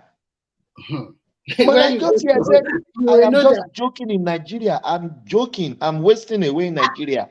Actually, what I discover in this country is that sometimes the money you make, you don't even have time to enjoy the money, because it's like a triangle lifestyle. That is what in my own. That's where I see it. Unless you have your own money, you are doing your own business. A triangle lifestyle, you go to work as the base, and then the two other base is shopping and your home, and you continue to repeat this thing day in, day out, year in, year out, every time. And then you decide to diversify if you can save enough money and try to think of other things to do. But it's when I went to holiday, I step out of this Australia, I enjoy life. Last time I enjoyed life is December last year that I went to Nigeria. It's virtually for most people. That is just it. How can you? If you have a good job in Nigeria, if I would advise, if your job is good and paying you very well, don't trouble yourself. If you have a stable job in Nigeria, there's no point traveling or migrating. Doesn't make sense. Just build a house in a very good environment and enjoy your life. No. And this country, I don't know how you guys live. Where I am is boring, man. My only is church. Let me tell you my cycle: work, home, church, grocery. Work, home, church, shopping. Work, home, church. There is nothing else. I don't drink. If I'm a drinker or club guy, no, I will still be going to club. That is it. That's just easy for you as a family man with your wife by your side. You go to club every night. You can't do that. She won't accept. African, she won't accept that from you. So that is life generally. There is no bro, daddy kan. I want to go and visit a family. There is nothing. Nothing. Everywhere, in Western world, they promote individualism, in which everybody just think about themselves, and they can do whatever they like with their life. So you can, like, for example, you can step out of your street and you might not even see nobody. You can walk miles, nobody even say hello to you. You can do whatever you. So it's not so. I live in a neighborhood. My neighbor don't even greet me. Greet you. It's the same thing here. Yeah, you go lifestyle, a gentleman's life now. Yeah. Who cares about? They don't even greet. When I bought another house, we moved to Indian community. That's why I have friends that they will say good morning in the morning, good morning, how are you? But when I was living with the whites, they don't even greet you. They don't even want to associate with themselves with you. Yes, it's true.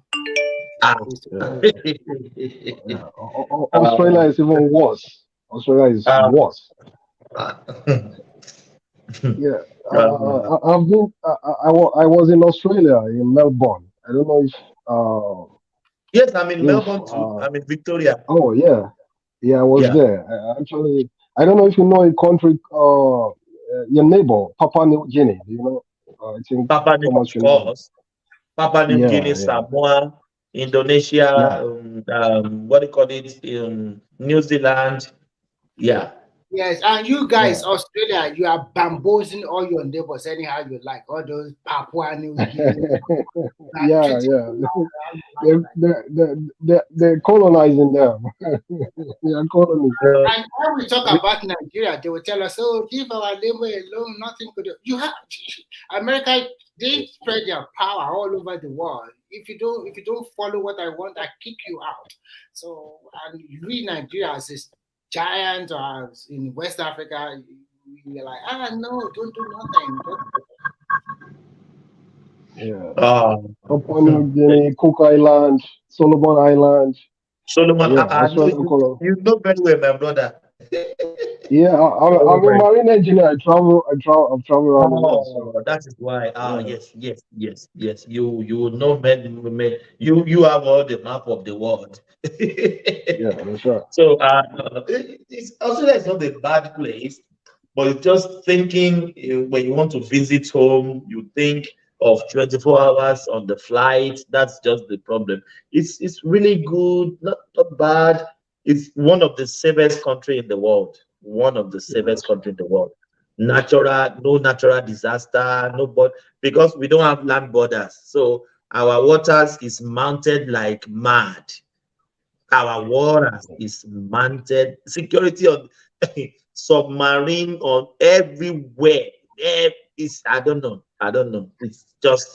It's so safe, man. No one can try any mess. And our neighboring countries too, we are just like big brother to them, so they can't even try any. They can't try I any think mess. the white man that discovered that area, they were quite lucky. Big land surrounded by ocean. They are in control of everything. They are quite lucky. They are everything, my brother. If you want to come to this country, it's either you come by here or you come by water. There is no other place. Yes, of course. No other place. That is the two means. Then their borders is mounted like and they also have a vast land, very vast land that if Australia is the sixth largest landmass in the whole world. Sixth largest. And we are just 25 million. Just 25 million. So I hope the community, okay, Melbourne is a big city, but my friend lives in Perth, and he told me that if you don't mind, if you go and buy a land which is quite cheap in the countryside, then you are going to be living with crocodiles, snakes, and snakes, of course, with kangaroos and. They encourage you to buy land and sell some Australia. That's what they do. They buy acres and acres of land in the vast interland or countryside so that they can have a big farmland and they live with the nature. Oh my God! You can drive 24 hours. You will not see one house. When you are traveling, going to Perth, go east. Oh my God! The land. I don't even think somebody can say I own those land. Yeah. Thomas, you know that China is one of your rivals, even though you're a little far away from there. And they don't need a road linking you up in order to deal with you. You have 25 million people. You got your independence in 1901 from Great Britain, right? Yeah. A country such as Australia, which is about, I guess, 50% Christian or something like that, if I'm memory serves me right, and then 38% people who don't have any religion. I think it's 43% Christian, no religion, 38%, and then Islam 2%. Yeah. So one of the things you benefit is the same thing that Great Britain benefit from its racism, white racism. They leave you alone to survive, including Britain. Britain would have been destroyed a long time ago because of the wrongs they've done to a lot of other countries in Africa, in Asia, and others. But so your defense is still the United States. Any day, the United States, let's say Obama, if he was a good guy and he's actually Afrocentric, like me, if I had gotten in there, I would have let you guys taste a little bit of what you've been doing to Africans. Right? If I had gotten in there like Obama did, I would have let Britain be on its own for a little bit, right? And have people separate them from Scotland, Wales, all those people that want independence. I would have given it to them. So your country is small. It's the United States that's guaranteeing your safety. Right now, you're like a satellite for United States to rival China. China wants to deal with you, and they can. Do you understand what I mean? They don't have to have a road linking you to their country. But anyway, that's by the way. You said earlier that you paid $120 to fill up your tank in the last few days. Even though you have how many oil wells do you guys have? Oil fields? Oh, what do you mean by oil fields? Oil, petroleum, They have, but they are reserving it for when everything crumbles in the whole world. So we are still importing our fuel. Right. They cannot they're just have keeping their it. cake. They cannot have their cake and eat it too. If Yeah. See, that's the thing with Africans like me. If I'm a Nigerian president and I see something like that, I'll be very upset, right? You look at how little you're paying about the same thing everybody, those who have oil, who are using their oil, right? Like us in Nigeria. You pay the same thing. While else you don't want to use your oil. You want to keep your oil for a rainy day. You ought to be They paying are keeping it, saving it for rainy day. Saving it for a rainy day. You should be paying $10 a gallon at the minimum if you want to keep your oil, right? We said liters, liters, yeah. Which is about 4 liters make a gallon, right? Gallon, yeah.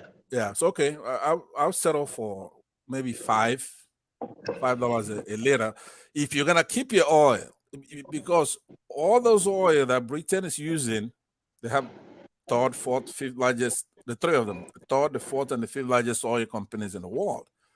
That's our oil. They don't have a lick of oil, but a little bit in Scotland. It's unfair. So I blame the United States for all that nonsense because, you could even see with this particular administration where Saudi Arabia, their existence depends on the United States. If the U.S. doesn't guarantee their safety, these crazy Arab Islamic fundamentalists would have taken over that place. They're not going to let a family keep all that oil and all that money. But anyway, so Babati, I'm very is Babati, you here? Is he here? I'm here now. Sorry, I'm on call. So I was away. Yeah, I'm very disappointed. Whenever I hear you talk, when there's no Igbo person on this panel, and you succumb and you go to the bottom of the barrel, and you talk like Remy here, for example. It's not fair. You're my favorite panelist when you come up. It's a pleasure listening to you all the time. I appreciate that. I appreciate it's also reciprocal. But I was just addressing that. Like, if you listen to my earlier, I said never in the history of modern politics have we seen where usually when we fight as Nigerians, we heal, we drink, we just move on. But this one just feels different. Like I've never seen this level of division. Like a cankerworm. Right, but the healing, boys are always gonna be boys. I don't believe in what they call masculine toxicity, right? Men, you come out here, you banter, and that's okay. Right. But there are people who really mean it. When you, for example, Peter Obi as a phenomenon, right? It's a Nigerian phenomenon. It's not a Southeastern or Igbo, even though it should be, and somebody could argue it. For example, somebody like myself, I'm proud of him, right? It's not perfect, but everything's relative. Now, there's somebody who made a constructive criticism of Peter Obi along with the rest of the trash everybody was talking about. And that criticism was that, how could you save money? Talking about Obi's frugality, right? That was me. Right. That was me. I thought so. Yeah. And that's a constructive criticism. Somebody could say that. Somebody who doesn't understand the meaning of saving money. Obi, those who support us, they talk about that he paid the salaries on time, right? Now you're judging all these things based on Nigerian standards. Somebody paying salaries on time. Very low. It's a virtue. Very low bar, by the way. All right, but what I'm saying, in Nigeria terms, it's a big deal, especially in those days when a lot of states were not doing that. But he paid his salaries on time. He invested heavily in education, perhaps the most to do so. So now, if you listen to Obi himself, will tell you the virtues of saving money. He's not just doing it arbitrarily. He's frugal. When you dig deeper, you find that he's the same in his family. For example, he has a 30-something-year-old son, and he won't let him buy a car. That guy ended up being a teacher, a noble profession, right? So he doesn't spend money. Now, we also peeped behind. There's a confrontation between him and a very rascally bishop in their state or somewhere over there. He's a popular guy. And this guy was trying to hassle Obi for some money. And Obi says, look, I will do the project, send me the project, I will do, but I'm not going to give you cash, right? Now, you can't blame somebody like that knowing that, I don't know how many of you have built property in Nigeria and maybe your family member, the ones that are up there trying to help you do so, and you'll be sending them, remitting money to them to do it. You find out in most cases that they don't use those funds for what it was budgeted for. Do you understand what I mean? I'm with you. Yeah, there's diversion of construction funds. It's rampant in the country. And a lot of us complain. In your earlier segment, you talked about the church and how you cannot just judge your salvation based on these pastors. Obviously, even no matter what your pastor does, your relationship is with God. The pastor's behavior does not reflect on whether God exists or God is good, right? So what I'm saying is that when you have a medical doctor such as yourself and the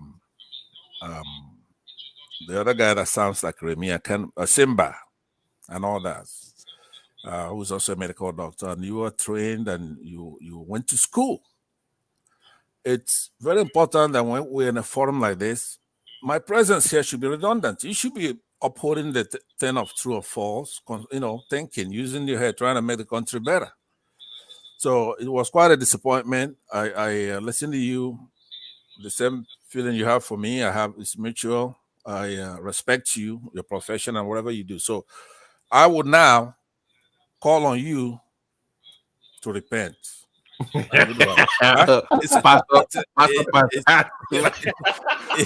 not, no matter what we all say, Yorubas, Igbos, we're Nigerians, we're true Nigerians.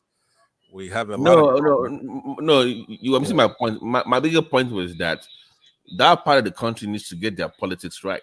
That was what I was trying to say. Like, once you get your politics right, it will be easier for you to then run for office, because maybe you might not agree with me, but I think you agree with what I'm about to say. I think that this was supposed to be your turn and you lost it because your politics were just wrong. You were not very tactical.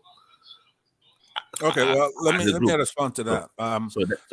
I disagree on both counts, both the premise and the conclusion, right? Really? Number one, let me first deal with the conclusion. I believe that P2B won the election by a wide margin, right? But we have a tribunal coming in the next 24, 36 hours. So we'll find out what they think about that.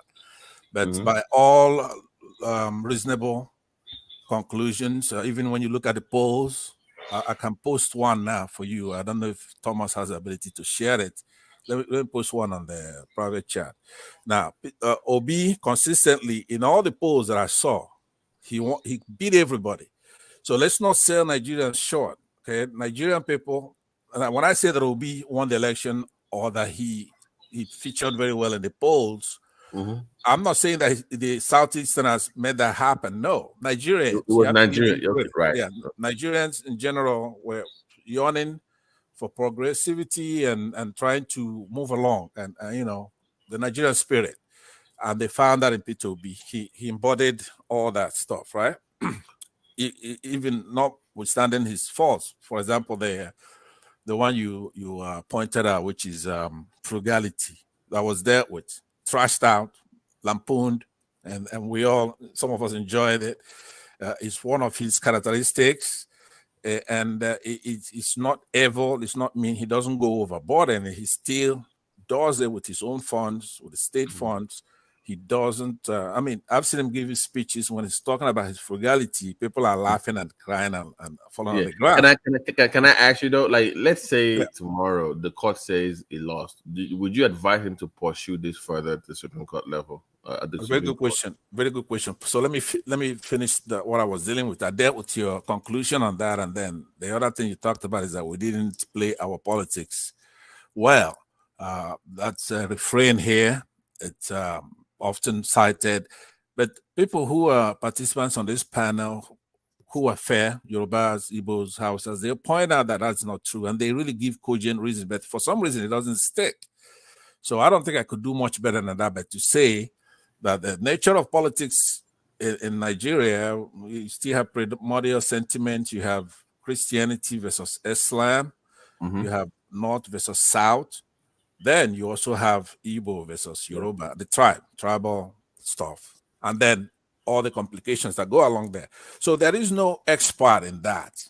What the only cure for it ends up being what we had, which is a good candidate that goes around, that can go out there to the houses. They won't accuse him of tribalism. They won't say he's achieved his things based on nepotism, religiosity, and all, even though they're trying to pin that on him because there is an unfortunate statement that he made out of context. Because when a politician goes to address a body, if you're talking to kids, you're going to say, say you went to school, elementary school, and you say, kids, this is this. Okay, so following that, you go to a church, you're going to say, church, this is what I want you to do, right? So, but then... Oh, you mean that they take back your country stuff at the church? Yeah.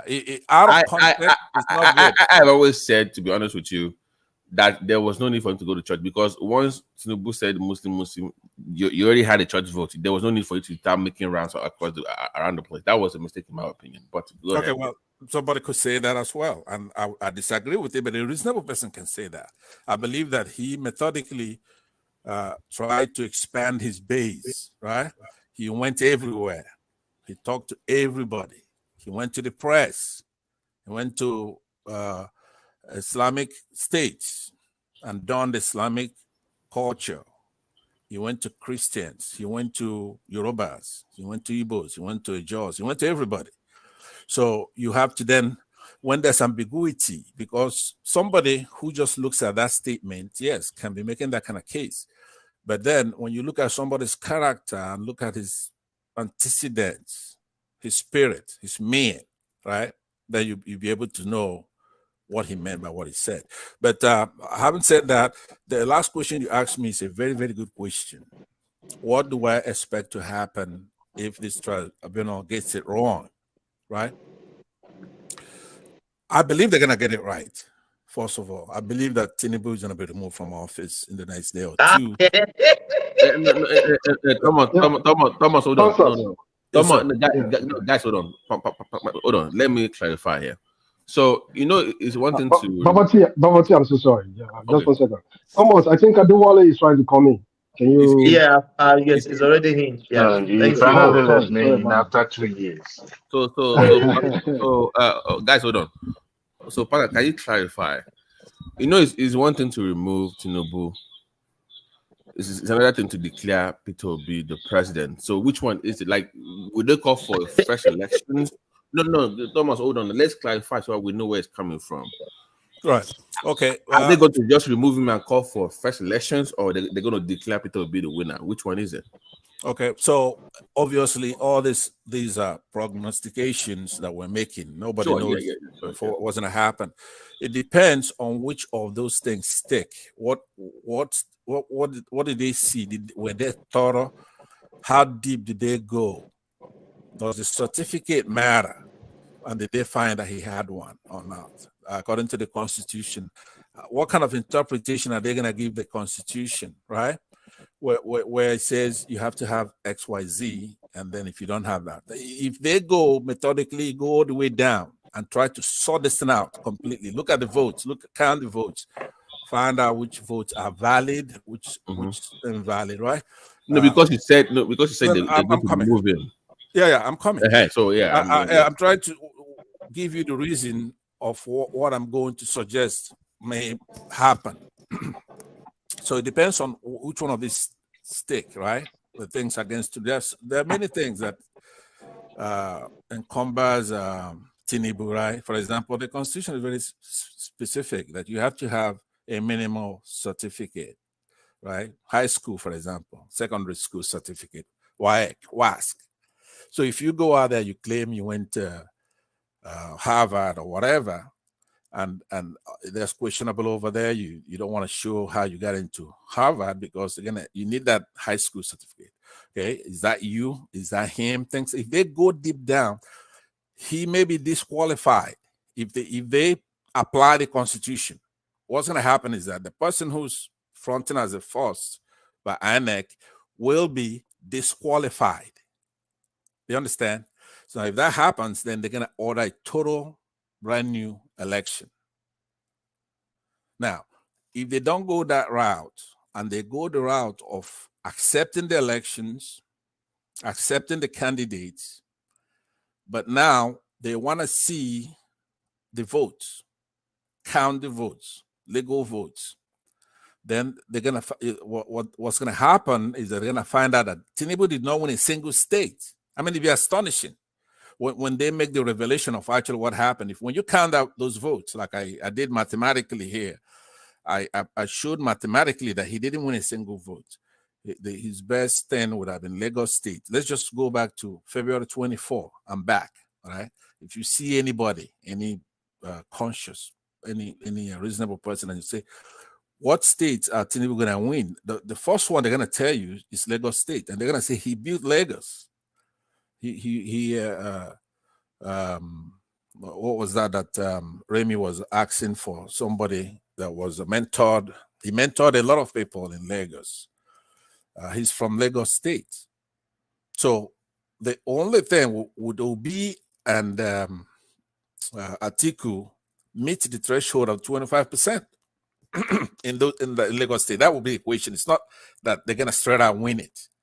Now, those opposed to that will say that there are a lot of Igbos in Lagos, but some others will come back. His supporters will say, look, you don't have that many Igbos in Lagos enough to take the state.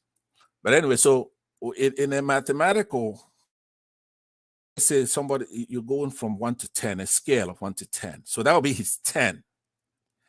The other 36 states plus the Federal Capital Territory, they'll be variables, they'll be X. But at that date, on that date, before February 24th and going back, you have a mathematical formula that will be X is less than 10. So as you start plugging in for those X, Abia, it's going to be less than 10. Right? Remember that there's no 11 in that scale. 10 is the most, which would be his Lagos. Kaduna is less than 10. Any of those things will be less than 10. So when you put in the 10, which is Lagos, he lost. So there's no state that he could win. So that's my own calculation. Now the tribunal was independent, and they're gonna be, if they go the route of looking at the results, you're gonna find out that River State, Wike's hubris notwithstanding, he lost that state. Even when you go to the IREV there, it's clear that you look at it that he lost River State by a wide margin. And even he lost Lagos by even a wider margin than is being portrayed by INEC. So that's my thought. If they go as jurists and use the jurisprudence that's out there, anywhere in the world, right? And try to determine the votes, then what's going to happen is that Obi would emerge as the winner and the president will be sworn in. Right? Atiku will come second. So hold on. This is my opinion. I mean, it's my opinion, but I'm giving you the reasons why I think so. I'm not just throwing it out there. Before you finish, please, by the way, however this thing goes down tomorrow, I think it's better that you come here and just talk about it. That would be something for us to want to hear your perspective, regardless of how the case. That would be something. Go ahead. Sorry. I will do that. So let me conclude, knowing that others may either have a question or have their own contribution, by saying that, as important as this Wednesday is, it's only if the tribunal does the right thing. If the tribunal doesn't do the right thing, Pastor, hold on, please. What is the right thing? Hold on, please. Is it to restate Peter Obi is the right thing? That is your own right thing. Right. What I said. Hold on, please. Upholding Tinubu's election can be even the right thing. Your own perspective can be the right thing. Let me know when you want me to to get in? Yeah, you can come in. Yeah. Okay. Look, I want you to know that as I sit here, I'm sitting, you can't see me, but as I sit here, I am talking to you as an African, as a human being, as a Nigerian, as a Biafran, right? I'm talking to you wearing all these hats. But one thing that holds all these titles that I hold together is true and false. I have to go with the truth. Tinubu, under no circumstance, is the right thing. With election notwithstanding, he's not the right person to represent our country. Fortunately, he didn't win. This is not knocking anybody. This is not talking to the Yorubas. Talking to Tinubu, not the Yorubas, right? He did not win the election, so we can't divide ourselves about that. We have to move on. We have to get on with it. You have to understand this, Thomas, especially. I'm trying to talk to you because I don't know why. I heard you earlier when I was driving. That's why I had dialed in on my cell phone earlier. Say something about your governor. If the Anambra State people can praise their governor, why can't you praise your governor? Well, it makes sense to a degree, but not for us who like you in Australia. You've talked about how you have your house, you're making payments, and payments going up, and which means we all face the same thing in diaspora, right? So you're a responsible guy. You have a house, a mortgage. So it's heartbreaking that you don't apply whatever obtains, because when you talk about Australia, you're just one of us, just another guy, another Nigerian in diaspora, educated Nigerian. But when you talk about Nigeria, you talk in tribal terms. If there are a number of people are doing the wrong thing, praising their governor, you should admonish them. Two wrongs don't make it right. You can't go praising a governor that doesn't perform because somebody in Anambra State is praising their governor. Incidentally, some of us don't come from Anambra State. We have other states, and the same thing you find Anambra people doing. If it's horrible, I find the same thing horrible. There's nothing joining us by the hip. We're different states in Southeast. The Imo people have their own thing, and Anambra and Enugu and Abia and all that. We're all different, and Ebonyi. So the fear of the Igbo man, which there's a clip that if you have time, I want you to Google it one day. There's a guy has a comedic thing that goes on. He calls himself International Abuki. That's his name. If you Google it, if you play it, it's very hilarious. It's funny. He's portraying to be, I don't know if he's Igbo. He could be Igbo, but you cannot tell from his dressing and the way he talks. And he's talking about, and he made sense in what he's saying, that nobody, that he says, we don't hate the Igbo, right? He does it with northern accent. So they're afraid of the Igbo. Everybody's afraid of the Igbo. The British are afraid of the Igbo. The tribes in Nigeria are afraid. They love us, but they're afraid of the Igbo for whatever reason. I don't know what it is.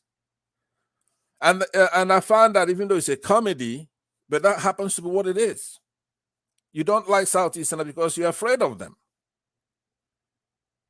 So, but why go down, even if they're down below your own level? Why go down to that level praising a governor who's not performing just because a number of people, and I'm using that as an example.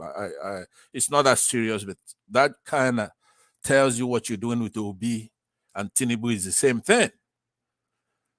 So we have to get the country right. We have to get the politics right. We have to do it. We have to do it. So some of the criticism that's leveled at Obi, some of it he deserves it, some of it he doesn't. But then when you look at everybody else, to me, I believe that he's one of the people that's going to quickly pull us out of these problems that we have. Even his frugality will help. If you cut the excesses that these public officials, they take probably over 75% of Nigeria's income, revenues. These politicians share it without building anything with it that you can see from space. There's no monument or anything. They practically just take our money, take out everything that's made to educate and feed the people and do the things. And they say, they just take the money. So Obi's stand is that having, I don't know if you watch his speeches, go ahead, take your time and watch his speeches outside of running for office. He's had so many of them on the YouTube, right? And he'll be telling anecdotes how when he comes in there, the governor has this entourage of cars and so many cars. If he's going to Lagos or Abuja, he has to be accompanied by so many people who have nothing to do when they get over there. Now, somebody's gonna say, if you fire those people, they don't have a job anymore. You are frugal. You're selfish. But that's the job of a governor or an executive. Somebody is elected, and their powers and what they're supposed to do is delineated by that constitution. You cannot go there to be a nice guy, to spend the people's money. You know, so there's specific things that the government is allowed to do, that a president or governor, and whatever is not delineated there is reserved for the people.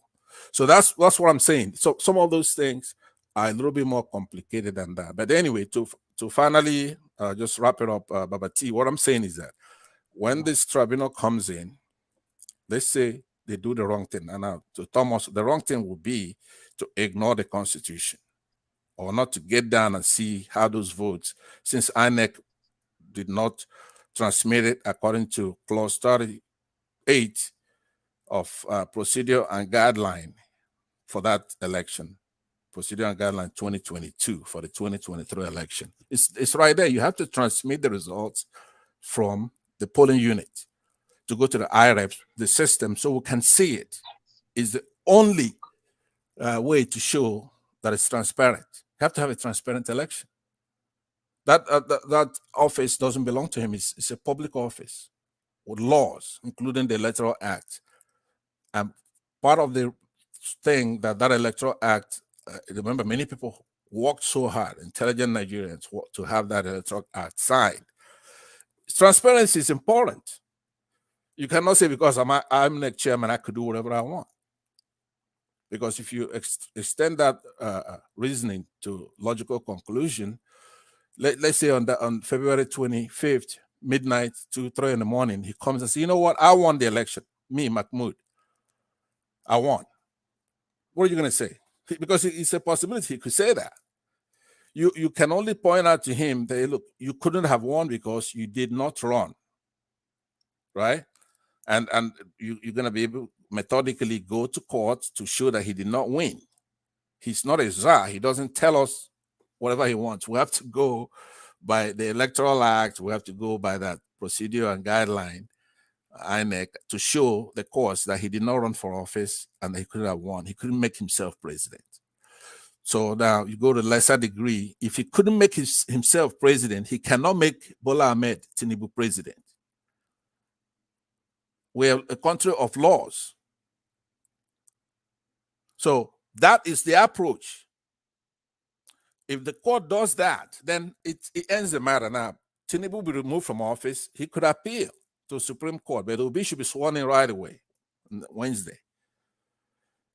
If the court then decide not they decide to be corrupt, right, and they do not itemize things. Now, is there a possibility they go and they look at the votes and Tinubu won? Fine.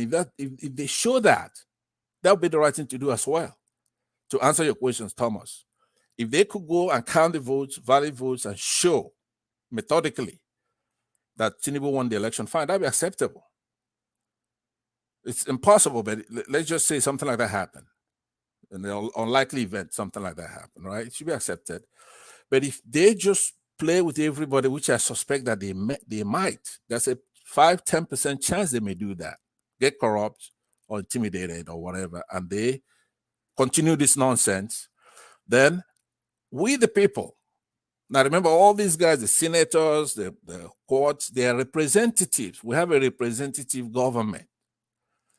The actual sovereign, the owners of that country are the people. They are the final authority. It's their country. If the courts abscond and don't do their job, then the people will stay. And it's done in many countries, time after time. It comes in many ways. You see it going on in Niger, going on in Chad, going on everywhere else in the country. In their countries, they take back their country by force, by all means necessary.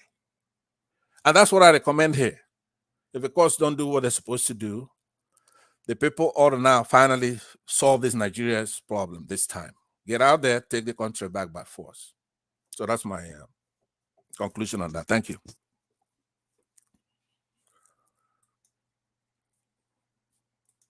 Thomas, you there? Baba T, you there? I'm here. Yes, I'm here. Yeah, I'm there. Okay. Yeah.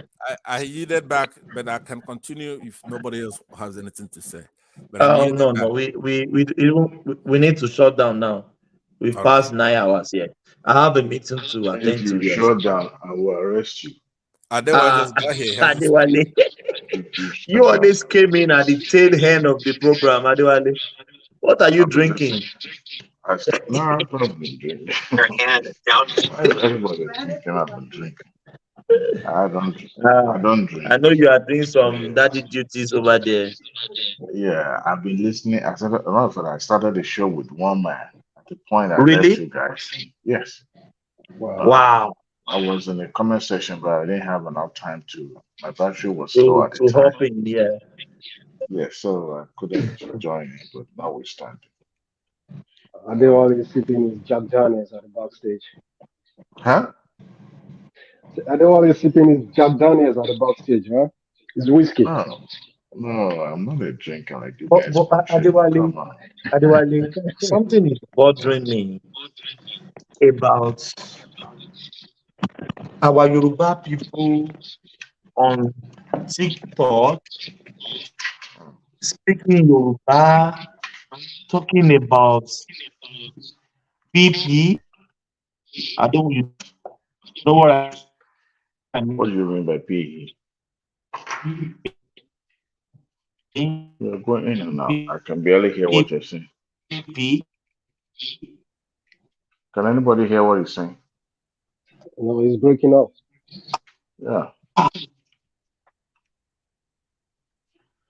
Thomas, we can't hear you. It's just I don't BP. Hear me now? Barely. Yeah, it's Hello? better. It's better. Go Yeah, ahead. better. Yes. Yeah. Yeah. Our Yoruba people on TikTok, I've been watching them lately, talking about private parts, speaking in Yoruba language.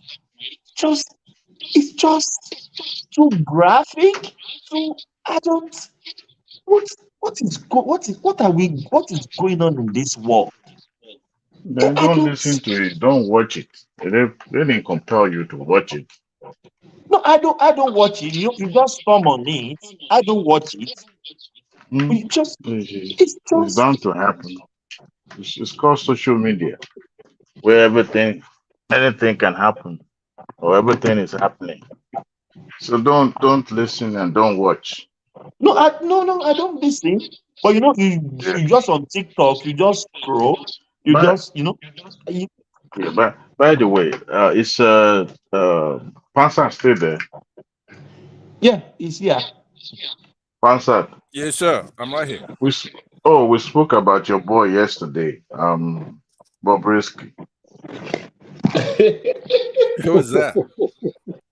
Bobrisky. Who is he? Your one and only boy. I think you operate from that circle. You don't know Bobrisky in Nigeria? No, I don't. Sorry. But go ahead, refresh my memory. What do you do? Give me a break. Really? I'm sorry to spoil your game there. I don't know who he is. Sorry about that. But go ahead. What did he do? What do you talk about? Ladies and gentlemen, Pansa is lying. He don't want to tell the truth. Pansa and Bobrisky are family. They're actually probably from the same family, Idris and Pansa. You know, he finally showcased his husband on social media. Oh, he's and everybody like a weird weirdo or something. and everybody commended how handsomely beautiful he is. Is a cross dresser or something? Are you telling me? You know, I don't know anything about that. Anyway, but I'm not against people and their lifestyle. Like I said, there you go. People have the right to their own lifestyle. I don't begrudge them for whatever they do. So as far as they don't try to influence kids or do something illegal, pretty much. If it's just for themselves, entertainment, lifestyle, that kind of stuff, you know, it's their thing. They're entitled to it. That's one of their rights as human beings. Okay. Right? Is that your position as well? I won't say anything. I don't always listening, so I'd rather keep my mouth shut. Anyway, but I have my own. What about you, Baba T, the doctor? What do you think about that? They all spoke about their preference yesterday, and everybody deferred to you. So, to me, but yes, that you are going to give us the details about your brother Bobrisky. Is he an Igbo guy, Bobrisky? You tell us who, you know, we can't even tell whether he's from Igbo land or Hausa land or Yoruba these days. So okay, I will do a research. Next time, he's a man of man. When I talk to you next time, I'll look into it. I'll research it. I have never. You should know better than us, anyway. Yeah, I'll check it out because our country is in such mess that I haven't talked about anything else with that. Well, speaking of what Thomas said, in as much as, you know, we come from a very conservative background, Africa generally are very conservative, and we're hypocrites. We knew all this thing is happening, but now people are having more awareness. We hardly, when I was growing up, there was nothing called sex education. So, but I think our people taking it a little bit further by being a little bit vulgar about what they say on TikTok. You know, TikTok is like an all-comer. Anybody can branch out and, you know, start putting content on the internet from stable of TikTok. So, but like I said, you may choose not to. There's a control measure. You may decide not to, you know, have such come to your thread. If you don't want to, you can block those things on TikTok. I'm not so sure, but I think you can. Just like the Instagram and all that. If you find it very offensive, but you're no longer in Nigeria, you're not in Australia, so don't be surprised seeing all those contents popping up on your thread. That's where we find ourselves now. Speaking of tomorrow's judgment, I listened with the rapt attention of what Pansat was saying about Tinubu being disqualified, and well, I hope your wishes come true, Pansat. Like miracle does happen, and I hope the miracle happens. But they've lived long enough to know that sometimes the pendulum of justice in Nigeria doesn't usually swing. You know, you can tell by the rhythm and the way the wave, you know, that blows the bells hook. I would say that I don't see. I haven't seen any pointer that shows that any, you know, they would deviate from the status quo. I haven't. Um, what I'm saying is that it's possible that the the court is going to defer to the Heineck as an umpire, and whatever the Heinecks come up with is what the court is going to stick with. Do I foresee Atiku going further? Absolutely. We're taking the case to Supreme Court. And that was the reason why he was digging more from the Chicago University issue, trying to subpoena and get the official document about his admission process and all that, because he wanted to really look at that aspect since he's unable to establish a serious case on the outcome of the election itself. So disqualification he will benefit more from the incumbent being disqualified. And the council must have laid that out during the, client lawyer session and decided we need to take it further. And that's a good one. And for the other, for OB, well, I hope it's okay. I was on the Twitter this evening. Most of the things I was reading were not political at all. Some of those misguided elements of people that are not really supporting him, but for their own selfish agenda, planning to foment trouble by in the name of protest. I saw the thread on Twitter that's actually people are gearing up to foment trouble by trying to protest tomorrow, and also coupled with the Ajero's protest as well. So, but let's watch and see. But I don't see the tribunal. As a matter of fact, the tribunal that sat in Edo State, the one that judged the case of Oshomole and the plaintiff from PDP, actually, because one of the pleading was that the INEC did not upload the result of that election, the senatorial election. But the court set it aside and said it's not a must. So, and I don't see the same court of appeal. I don't see the presidential tribunal, saying otherwise. I don't. But by and large, it seemed like one of the panelists said earlier on the show that it seems that I think it was Emmanuel that it seems we, the one in diaspora, are the one really finding the number of discord in the society or pushing those people back home. That a lot of them, so many of them, have really moved on. So see, nothing is actually coming up, but people in diaspora. Let me ask you a question then, Adewale. If the tribunal comes in and they ruled for Obi, for example, what do you think, if not you or those here on this panel, those listening to us, but what do you think, for example, the Southwesterners would do? They would jubilate, of course. I said if they find for Obi. Yeah, but if the tribunal sacked Tinubu and nullified Atiku and declare Obi as the winner, the true winner of the election, well, the southeastern people would jubilate. No, I'm talking about Southwestern people. Southwest. Yes. Well, let's say I think the only area that I think would be a little bit of where to be careful about is Lagos. Other than that, every other part of Southwest will really, really bother. But I don't think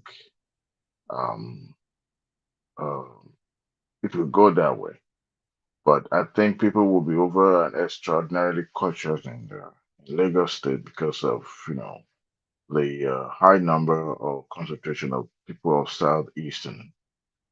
Going by what happened during the election, they will be highly cautioned. I know they won't troop out on the street and jubilate, but if that will happen, that means in some areas like Ojo Alabas and where you have more predominantly people of the Southeast, will be where that jubilation will happen. But I don't see that happening at all. I don't see the tribunal going Yeah, no, to. I understand the question. I think you answered it on the first part, but so you would then recommend. I think the only thing that it could do, hold on one answer. I think the only thing that it could do is for them to command the INEC to conduct a rerun. Now, is that a ground to disqualify Tinubu? I don't see any ground of disqualification. Now, if Atiku is able to establish that he's able to gather some significant amount of, remember, their numbers are very close. The margin is not that much, right? So he was able to prove that he's able to get at least, 25% in, I think, 12 states, and then also with a significant amount of number, then I think the tribunal can say, you know what, since it's between the first and the second, let's have a rerun, and that would not benefit Peter Obi. Now, if the tribunal now decided to disqualify Tinubu, going by the record that the remaining two, they were unable to get the 25% in 12 states, then the tribunal can now decide, okay, we're going to have a rerun between Atiku and Peter Obi. But like I said, we're not far away. I believe that those are the scenarios. That's one of the scenarios, is what you just said last, right? But it would be disingenuous to say that you don't see any grounds to disqualify Tinubu. There are a lot of grounds to disqualify him. A lot. I mean, let's take it one by one. Yeah, let's take it one by one. I will. I'll do that. Okay. So, if you're you see, we have a constitution, and there are laws that govern the election. So, if you're gonna take those laws, right, as sacrosanct, which they are, then it's up to the tribunal to follow the jurisprudence that's already set. Remember, for example, in Imo State, for example, the guy there now as governor came in like fourth. Now, it hasn't happened in the presidential, but it has happened in the gubernatorial, where he came in fourth, and then the tribunal was able to look at minutia, count the votes, and do blah, blah, blah, and he ends up being the governor. So that's jurisprudence, right? But Pastor, Imo State is not Nigeria. It's not. I said that, but there's something called scale. Okay, let me give you an example. If you try to cook a pot of soup right now for you and your wife, and it calls for you to use 2.5 cups of egusi, 5 cups of water, blah blah blah, right? But then you have your in-laws come over, right? And now you have 5 people to feed instead of 2.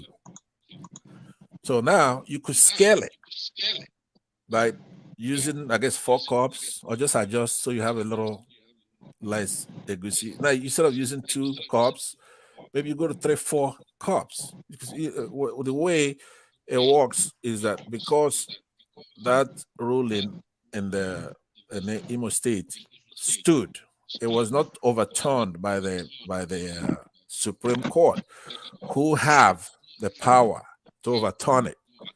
All right, even on their own motion, they could do it on their own motion and overturn it. But it stands. You have a lot more gubernatorial elections than you have presidential. As a matter of fact, in each circle, it's like 36-1 in favor of the gubernatorial. So you don't have that many cases to go by. But it's actually different, but even more so in the presidential case. In this particular case, I said earlier that there are 2 tracks. It depends on which track they go. None of these tracks are good for Tinubu because he's standing on water. He doesn't have a certificate. Nobody knows his true name. Nobody knows where he's from. He's got cases in the United States where he had to forfeit money. right? Now, when you come back home, he's got a vice president that was running concurrently against the law for Senate and for the vice presidency. Right? That's a problem. He's supposed to win a certain percentage or win outright Federal Capital Territory. So they have to sort all these things out. Whatever they decide is going to affect the Constitution itself, because they're the ones who have the right to interpret the Constitution. The only body who has the right to interpret that Constitution. I mean, Supreme Court, not them, but the courts will rule here in this intermediate phase, in this inferior court. But ultimately, when this case is decided, it's going to affect the Constitution. So, do you have to win FCT or you don't? The standard right now is that there was a case where the Supreme Court, who this tribunal cannot overrule, it was a case between Obasanjo and Buhari, I guess, where they found that you do have to win that Federal Capital Territory. So that's the standing law right now. Now, this tribunal, if they determine, and as these litigants pointed out to them, that this case has already been decided by the Supreme Court, a superior court to them, they cannot overturn what those people did. But anyway, so he has that problem, right? Whether you need to win 25%, I don't think he even won 25% in the Federal Capital Territory. Forget about winning that right. What's not debatable is that he has to get 25% there, and he didn't. So the second person in the INEX fraud has even worse problem than meeting those things. So even if you take Obi out of the equation, the Constitution still says nobody can be president unless they got X amount of the entire pie or a particular constituent. So like a federal capital, and he doesn't have any of those things. Not to talk about the overall votes itself, individual votes, right? And then INEC is also sued here, right? And they did not even meet the standard of preponderance of evidence, which is they came there and they pretty much just left. They called one witness and they left. They didn't show the public what they did. The public that spent $400 billion, 400 billion naira to conduct an election. And since then, he's been behaving like a criminal, like a fraudster, the Mahmoud. Nobody's seen him anywhere. He's inaccessible. He's got a conscience of guilt, right? So to conclude it, I'll say to you, Adewale, Tinubu, whenever it's hot, if you could tell during that NSAS, he runs away from the country. There are people when it's hot, when they come home, when they think there's a problem, or when they think everything is good, then they go away. Or either way, I think that when it's hot, he runs. He did it during the NSAS. He ran to France. And during the election, when he's supposed to debate or do whatever, he ran away. He ran to France, right? So I believe that he has put in some of these security people here and there, and their generals. And he thinks that if the tribunal does something, he has the capacity like Buhari or Obasanjo. I don't think he does. I believe that the military could actually disobey him because he's not a military man, and his gang are crooks and fraudsters, wealthy Nigerians that he's put here and there. I'm getting a feedback here. I don't know who it is. It may be you, Adewale. If you don't mind, mute yourself. Okay. It's not me. It's not you? Okay. I'm getting a feedback. I don't know. Probably somebody driving. Let me see. Okay. Probably Thomas. Probably. It's Thomas. Okay, so he's probably driving. I believe that if Tinubu tries to do something, an illegal order, something unconstitutional, because he's so flimsy. Yeah, let me just land. Hold on one second. They could disobey his unlawful order. He's not a general. He's not a dictator. Unlike the other ones. Tinubu is not a general, a former general, or a dictator, right? The Northerners are his base, where his base. But because he had this escapade for a few months here, he's met some enemies in the north, right? He's trying to go fight their brothers over there in Niger. He's been appointing a bunch of Yorubas in his cabinet. So it's not what they expected. So I believe that a mid-level general could say, sir, that's not a legal order to shoot these protesters. It's against the law. We're not going to obey an illegal order. I believe that there are those kind of possibilities. That if the Northerners take out their hands, they're nonchalant. They don't care either way. They don't mind if Tinubu is there. They don't care if he's gone. Right? And this court rules against him. If he tries to foment trouble, he could be captured very easily. Capture who? Tinubu. No, if he tries to kill Nigerians, I don't think those people, those youngsters in the military, the young. Pastor, so you are expecting anarchy? That's what you are praying for? No, I never said my prayer. I'm not praying for anything. The only thing that, to me, though, what I hope is that majority of them. Why do you think this thing is by force? By force? Why do you want to do it by force? Why I think so is that a lot's riding on this. Our country, our future, we spent a lot of money, a lot of time, right? We want this tribunal to get it right, right? Not saying what right is, like I did want to try to make sure we are speaking in those kind of terms, and I agree with him on that. Or Thomas, actually, he says the right thing is not for Obi. It's not necessarily for Obi to be giving back his mandate, right? It could be whatever is the correct thing. Which mandate? Why are you saying this mandate? Which mandate? Does it have a mandate? Yeah, let me explain that to you. Listen to what I'm saying, right? We had an election. That election is supposed to be transmitted from the polling units. That's the only way for us to know, as a matter of fact, what that result was. So the INEC did so with the senatorial election. It was transmitted from that polling unit to the IRF. So they obeyed the law there. But it's something that happened simultaneously.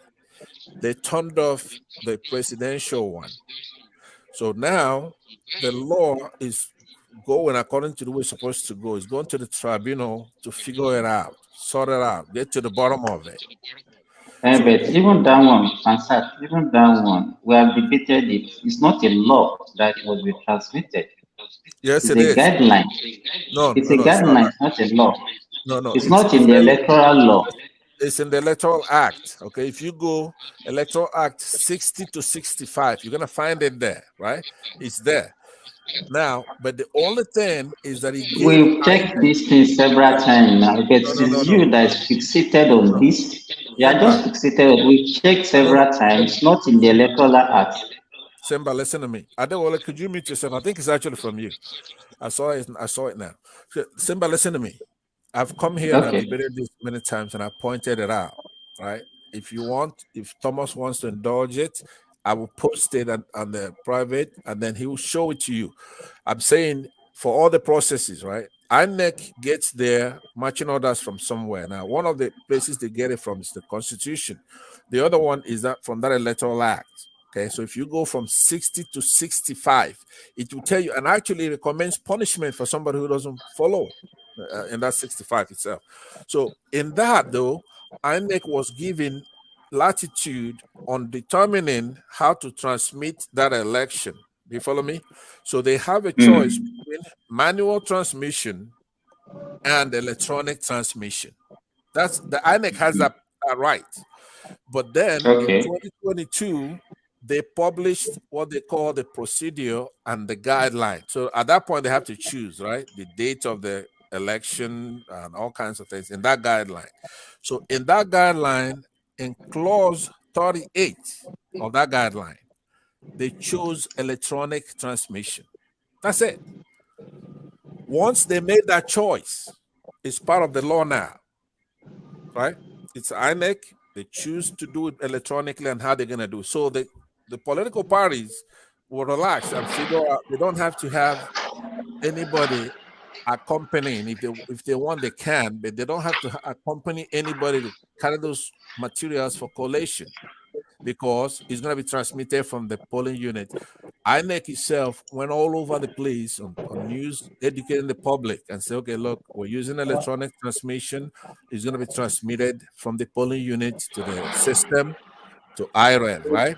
So they, at that point, now they can also come back and table a motion among that particular INEC itself, a commission, and change their mind. They could say, we're not going to use electronic transmission anymore. We're going to do a manual, and they're going to vote.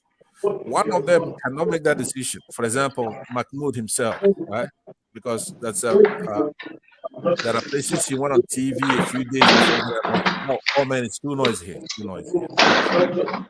Thomas, it's too noisy. So Simba, so INEC, they have the power to go back and table a motion and change their mind and go from electronic to manual. They didn't do that. How did you know? I know, because how did you know? It's the public record. It's not there. It's not on the public record. If they do that, so you know, so that pronouncement that he made a few days before the election was a unilateral decision. Is that what you are saying? Yes, on his by himself. He doesn't have that kind of power. He's just a chairman. How did you know? So that you are saying that they didn't have any meeting before that. He just stood up on his own and went to the media. Yes. Is that what you are insinuating? Yes, because you could go to the records, okay? Because about 2 months ago, I really made an extensive. I want to make sure of that. So I'm trying to tell you that the what they call procedure and guideline was not amended. It stays the way it was. They didn't have another meeting. It's a public thing. They cannot do it. They cannot do it secretly. For example, when they do that, they have to publish that manual. They would have published another one, a procedure and guideline. For example, remember, we have to make these arguments to the most extreme end. Let's say if he determined that he doesn't want the election to hold on the 25th, because it will be in that manual, right? And he said, okay, I want that election to hold on the 20th. And if the public is getting ready to go out and vote on the 25th, and Mahmoud comes out and says, I don't know what you guys are doing, but this election held on the 20th. Right? He doesn't have that kind of power to do that. You follow me? So it's the same thing as far as choosing between that manual and the electronic transmission. But let me give you a practical example. Sure. In 2015, the election was shifted, and the INEC came out and announced a new day for election. It was not written in their guideline. We didn't see it in their guideline that time. So what is the difference between this one and what they did this year, this last election? Excellent question. See, the commission, like I said, can change something, but it's going to be, because whatever is in that guideline is law. So in that case, during Jonathan, for example, Jonathan moved the election for like 2 weeks from the day it was supposed to be held. And that's true that INEC, they will invoke all kinds of powers, have eminent powers from the president, emergency stuff. Then they're going to redo it and publish when that election was going to be held again for the public. They will cancel this, but it's not an individual. Jonathan cannot do it by himself as president. He cannot just say cancel. He has to go through that INEC. INEC is going to then publish, educate, transmit, popularize, publicize the date of that election and do the materials and have all the stuff again, just like you're going to have a fresh new election. So the INEC has that kind of power. INEC has the power to choose how the election is going to be transmitted. But once they made that decision, like in this case, let's just stop at, let's not use arbitrary examples. Let's look at the actual. INEC did not change that procedure and guideline manual. It stands. It's part of that election, right? And the method of transmitting. Now, this court, they are going to be the ones to make all these decisions. You have to. That's very important now. If they determine that I don't know where the noise is coming from. It's so annoying. I'd actually yield back until that noise is done. Go ahead, Simba. I'll yield back. That noise is bothering me. Okay. Simba. Yes, I'm listening, Pansat. Okay. So that's what remember when I spoke, I said there are two tracks. It depends on which track they're gonna follow, or they may follow both. Right? Number one is to get down to the minutia of both the laws, INX performance, the votes, counting lawful votes. If they do anything like that, it favors Peter Obi. But if they go the other way, where they don't go to the minutia, they look at the legal standing of the candidates, and they look at the qualification of the candidates. You know, just broadly, they look at is he qualified by education, by citizenship. Now, remember, Tinubu has a dual citizenship. He has a citizenship of another country somewhere. Anything that is horrible about somebody, he's got that problem.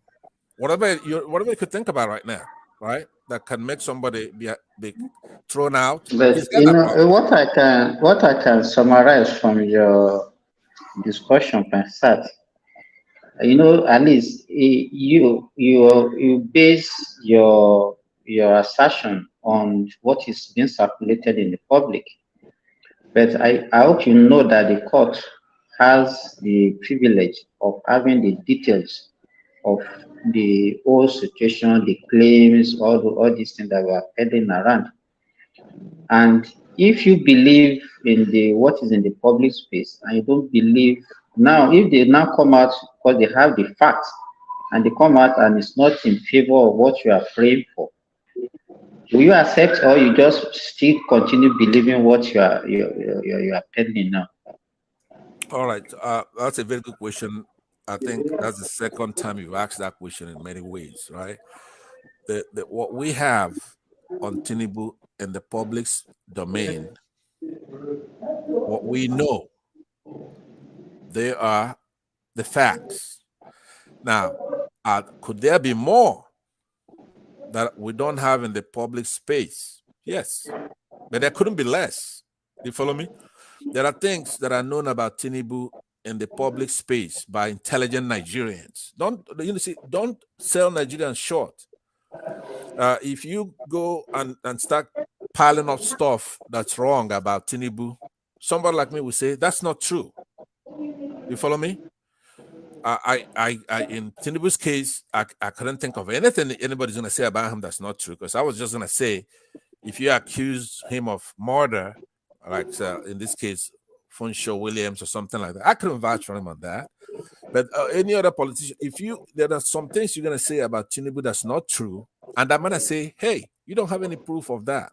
Most Nigerians are like that. True or false? They're not doing it because of tribal reasons. A lot of anybody who's educated, one of the first marks you're gonna know about an educated person is that you're not really gonna see tribalism on an educated person's mind, right? Now, when we talk about somebody being educated, is it orthodox or is it unorthodox, right? All of my education. Pastor, do you like listening to your own voice? What is it? Are you projecting? You've been talking for more than hey, you know how long I've been hearing your voice on this show? No, I'm having a dialogue with Simba. If you want to come in, you should come in. But I'm just answering his question. We're having a good conversation. Simba is not even dialoguing with you. You're the one dialoguing with yourself. Simba, are you gonna back me up on that? I thought your belief is anyway. I hope you prove Can I land? Let me land that you come in. I want to hear from you. But listen to this, Adewola and Simba, right? Most Nigerians, educated Nigerians, actually want to start to rebuild the country. That goes, for example, if you look at the behavior of the Edo-lites, for example, Edo people, they're normally aligned with the Yorubas, right?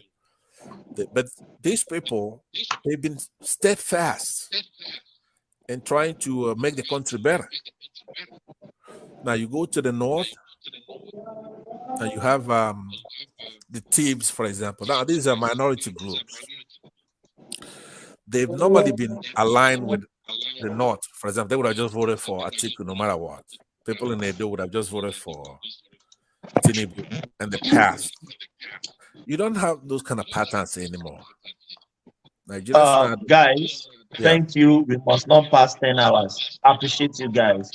I have to shut down, please. All right, Simba will Thank you continue for your time. Thank you. Pastor, always come early. Always come early. You always came late. Thank you. No yeah, thank you so much. God bless you all. Thank you. Yeah. Bless you too. We've come to the end. God, we've come to the end of the section again. Yeah. We can, if you are not here, we are not here.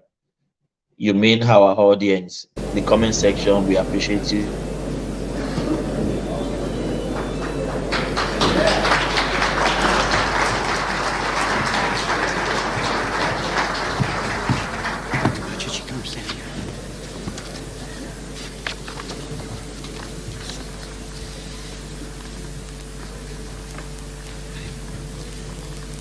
Ladies and gentlemen, we got him.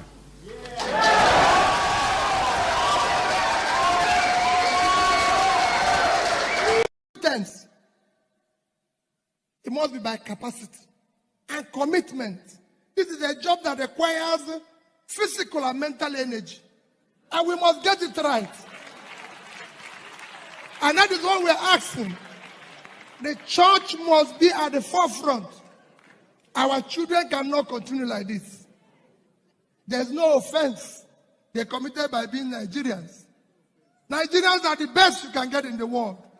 And we have the energy to change this world. All we lack is that we have criminals who have hijacked this country, stealing everything away, and we are keeping quiet. Please, the church, wake up, take back your country. God bless you.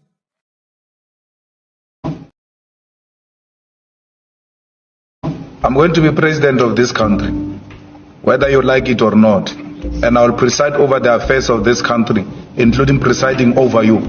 I think you must start adjusting to that reality. The sooner you do that, the less chest pains you'll have when that reality comes.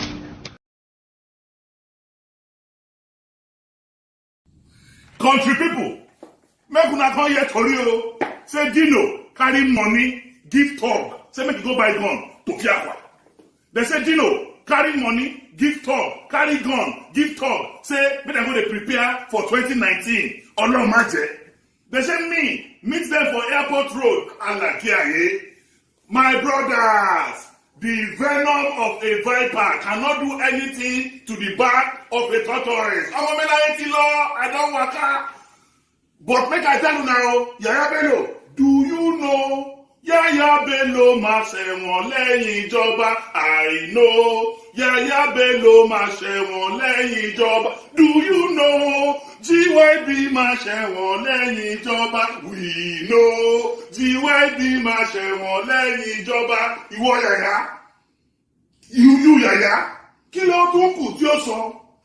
Kí ló tún kù tí ó sọ? Ẹ̀mí tí mo bẹ́ lórí tó ń ṣẹ̀nu wúyẹ́. Kí ló tún kù tí ó sọ? Àti ẹkún ìyá ni ó jẹ. Yaya Bello. Àti ẹkún ìyá ni ó jẹ.